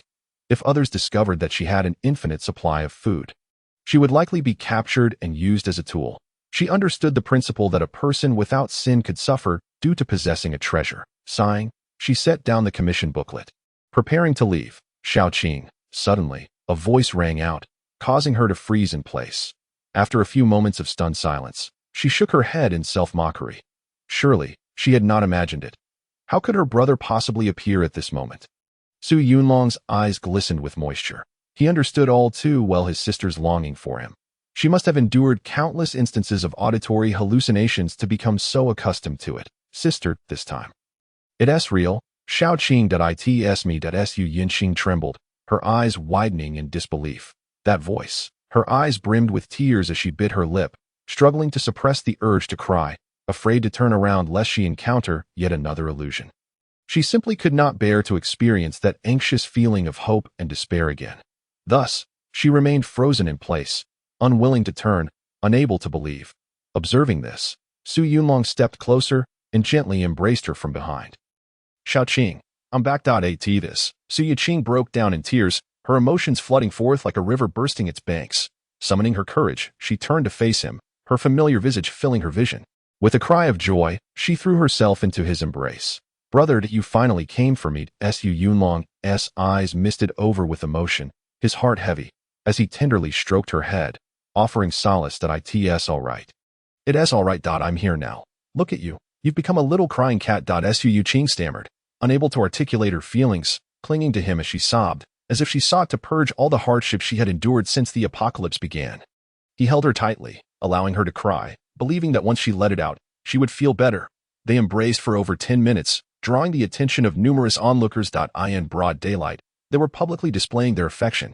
Are you deaf? Did you not hear them say they are brother and sister? How many truly have that bond nowadays? I recall when I was a wealthy heir, countless women chased after me calling me brother. If you can't speak properly, then just shut up. No one considers you mute. Exactly, such a beautiful reunion of siblings, and you nearly ruined the atmosphere. Oh, you share the same sentiment. Indeed, great minds think alike. Oh, it's nothing really, but how enviable these siblings are. Alas, my sister departed before the apocalypse. Sigh. Brother, my condolences. Listening to the discussions around her, Su Yunlong gently patted her little head, still crying. It's quite the spectacle for others. Su Yuqing lifted her head and glanced around, her face instantly flushing with embarrassment. Let us make a hasty exit. This is utterly mortifying. Observing her reaction, he let out a hearty laugh and led her away from the scene. As they walked, he began to recount the matters regarding the system, revealing the long-held secrets of his covert protection. Upon hearing this, his sister burst into tears once more, realizing that her brother had always been by her side. Unbeknownst to her, reflecting on the peculiarities of the system, she chastised herself for her ignorance. How foolish she had been. Chapter 70. The Battle for the Crystal Core. Thus, The two strolled through the streets, sharing tales of the events since the onset of the apocalypse. It was not until over an hour later that they returned to the inn, where they encountered Tang Yun and the others. Their astonishment was palpable. They had not anticipated that it was Yunqing's brother who had come to their rescue. However, the glances exchanged between Tang Yun and Su Jian were somewhat awkward, unsure whether to disclose to Su Yiqing what Su Yunlong had done in the mirror space. Following that incident, the pair had struggled to eat for quite some time, overwhelmed by the nauseating memories. Nevertheless, seeing the siblings' joyous demeanor brought them some relief. It was perhaps best to keep this matter to themselves. "Brother, what are your plans moving forward?" Upon hearing this, Su Yunlong's expression turned serious as he regarded them intently. "I require your assistance." A day later, the Haisher base was in full preparation mode, consolidating all forces at the military headquarters. Liang Jun paced anxiously in his office when Chao Junin entered. Upon seeing him, he hurriedly approached with a question. "How are preparations coming along?" "All set, but we have a total of 14 level 5 ability users. 1 level 6, and the Soundwave Disruptor and Spatial Disruptor are both in place. I just hope they prove effective. And the Crystal Cores, in the next room, 1,000,000 Crystal Cores fill the space." "Good. Now we await his arrival." By the way, how did the reconnaissance team fare?" "All clear. No signs of explosives within the base." "Excellent. Instruct everyone to remain vigilant. We must not overlook the slightest possibility." At that moment, Chao Junin hesitated before stepping forward to confirm. "Are we truly going to proceed with this? What if?" Liang Jun shot him a cold glance. "There is no what if. Are we truly going to let him intimidate us? I refuse to believe that I cannot apprehend him with the forces of the base." Ultimately, Liang Jun decided to take the plunge, primarily bolstered by the confidence instilled by the disruptor developed by the Research Institute. As long as the elusive teleportation ability was neutralized, he was merely a level 5 ability user. Chao Junin, seeing this, abandoned his attempts at persuasion. As a subordinate, he was bound to follow orders. Understood. He turned to leave, preparing to check for any overlooked details. At that moment, the area resembled a vast net, lying in wait for Su Yunlong to leap into its grasp. Within, the 6 subordinates had already been extracted, presently indulging in the crystal cores. The level 4 crystal cores given to them previously had not been converted into system currency. They were all saved for the 6 subordinates. Once they advanced to level 5, their abilities would significantly enhance, ensuring a solid footing for the impending infiltration. Su Yunlong was quite surprised upon learning that the military was consolidating its forces. He had not anticipated Liang Jun's resolve to go all in. He had assumed Liang Jun would compromise for the sake of the base, so his rigidity was unexpected. However, unusual circumstances often hint at hidden motives. Their audacity suggested they had their reasons. Perhaps it was due to the level 6 ability user.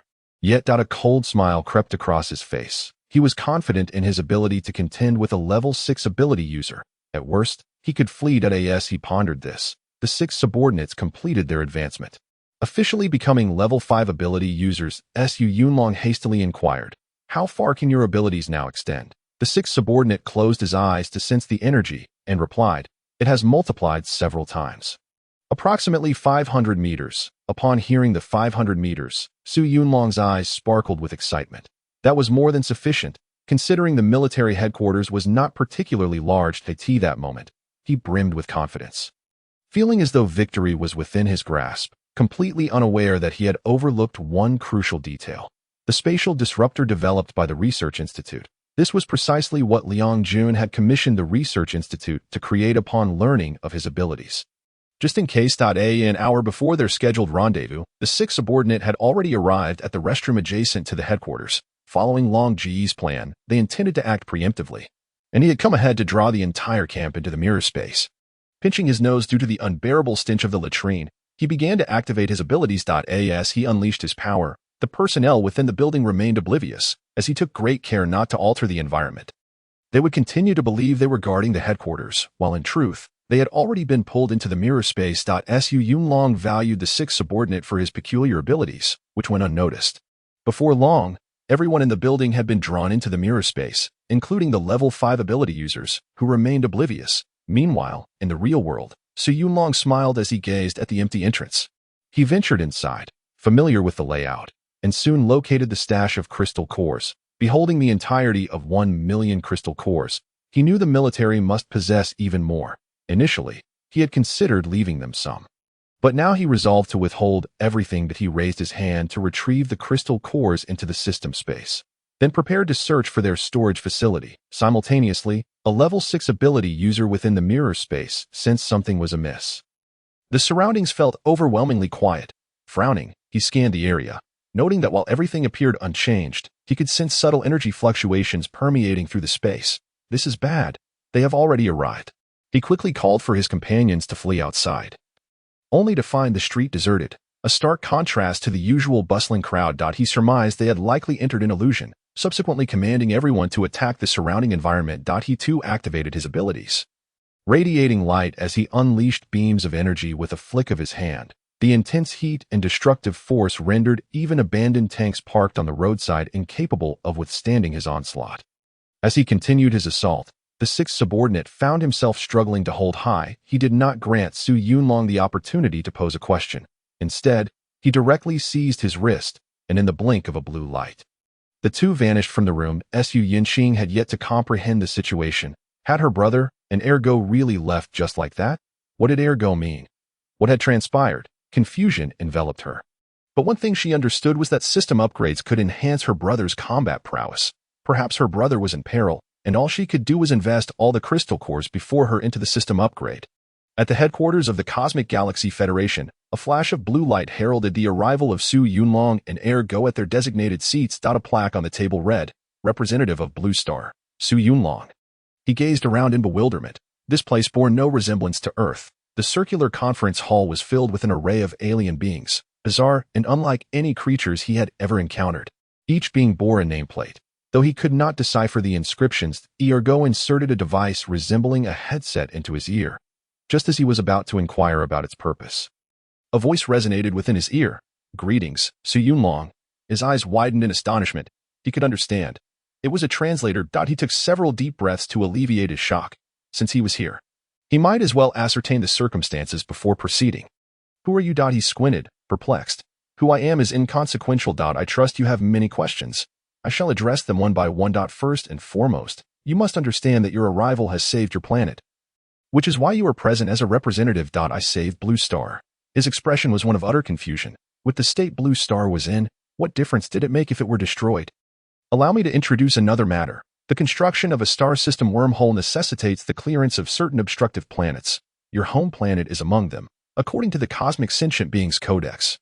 It is essential to ascertain whether there are life forms on the planet that meet the cosmic average. If such beings exist, a detour must be made. Did we succeed?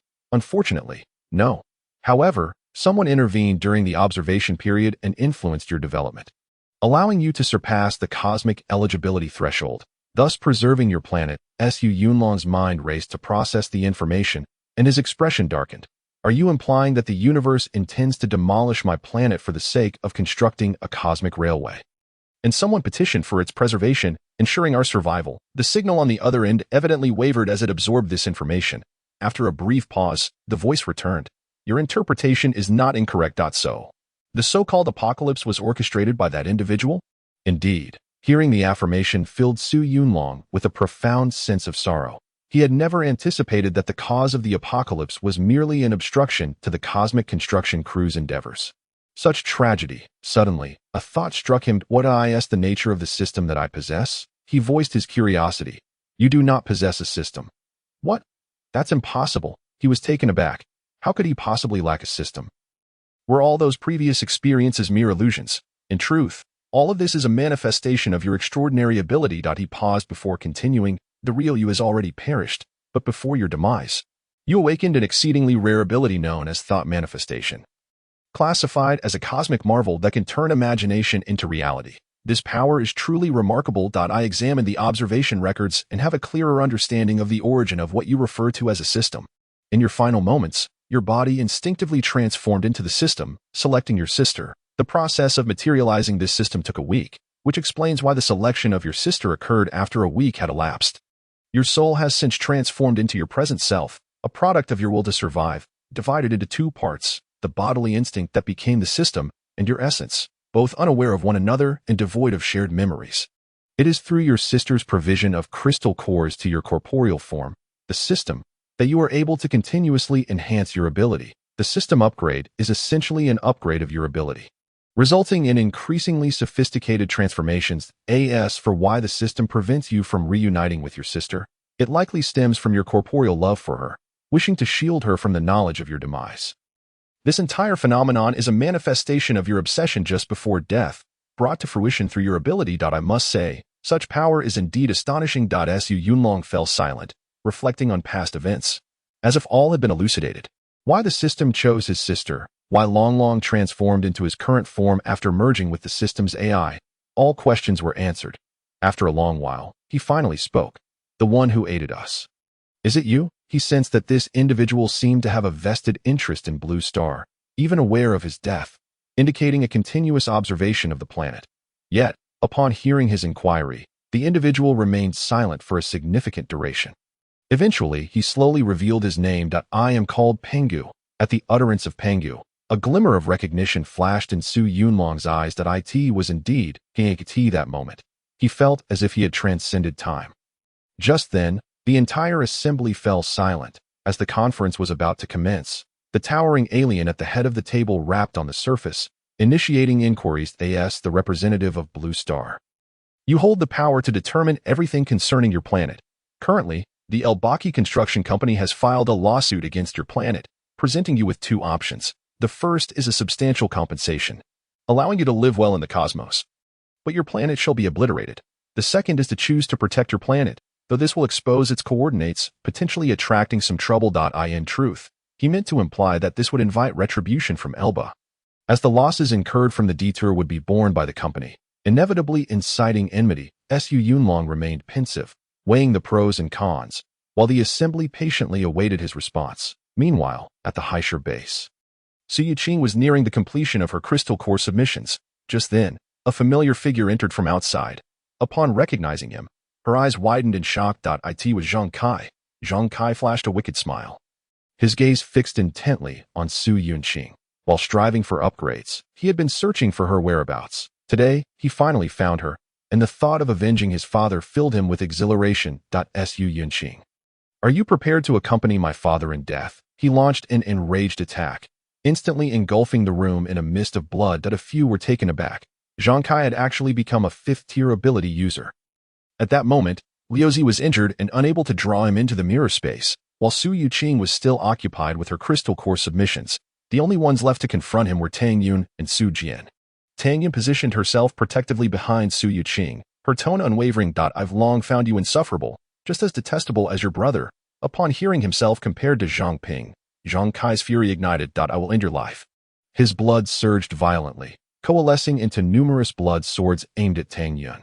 Yet, she merely raised a hand, and the air before her solidified like steel, effortlessly deflecting his assault. That moment, Su Yuqing completed her submissions, and the system upgrade notification chimed. Ding! Congratulations, the system has upgraded to level 6. She exhaled in relief, knowing the remainder lay in her brother's hands. Upon refocusing her gaze on Zhang Kai, she pondered how he had managed to return from death. Though it no longer mattered, with a light tap of her toes, ice crystals swiftly spread beneath Zhang Kai. He attempted to leap away, but was forced back by Su Jian's flying knife, with no escape. He found his legs encased in ice, and he began to thrash wildly in a fit of madness. Su Yuqing and the others furrowed their brows. It appeared he had lost his sanity. Tang Yin amplified the air density around him, trapping him firmly in place. Meanwhile, Su Yuqing skillfully approached him, placing her hand upon his head. Are you not aware that the majority of blood is composed of water?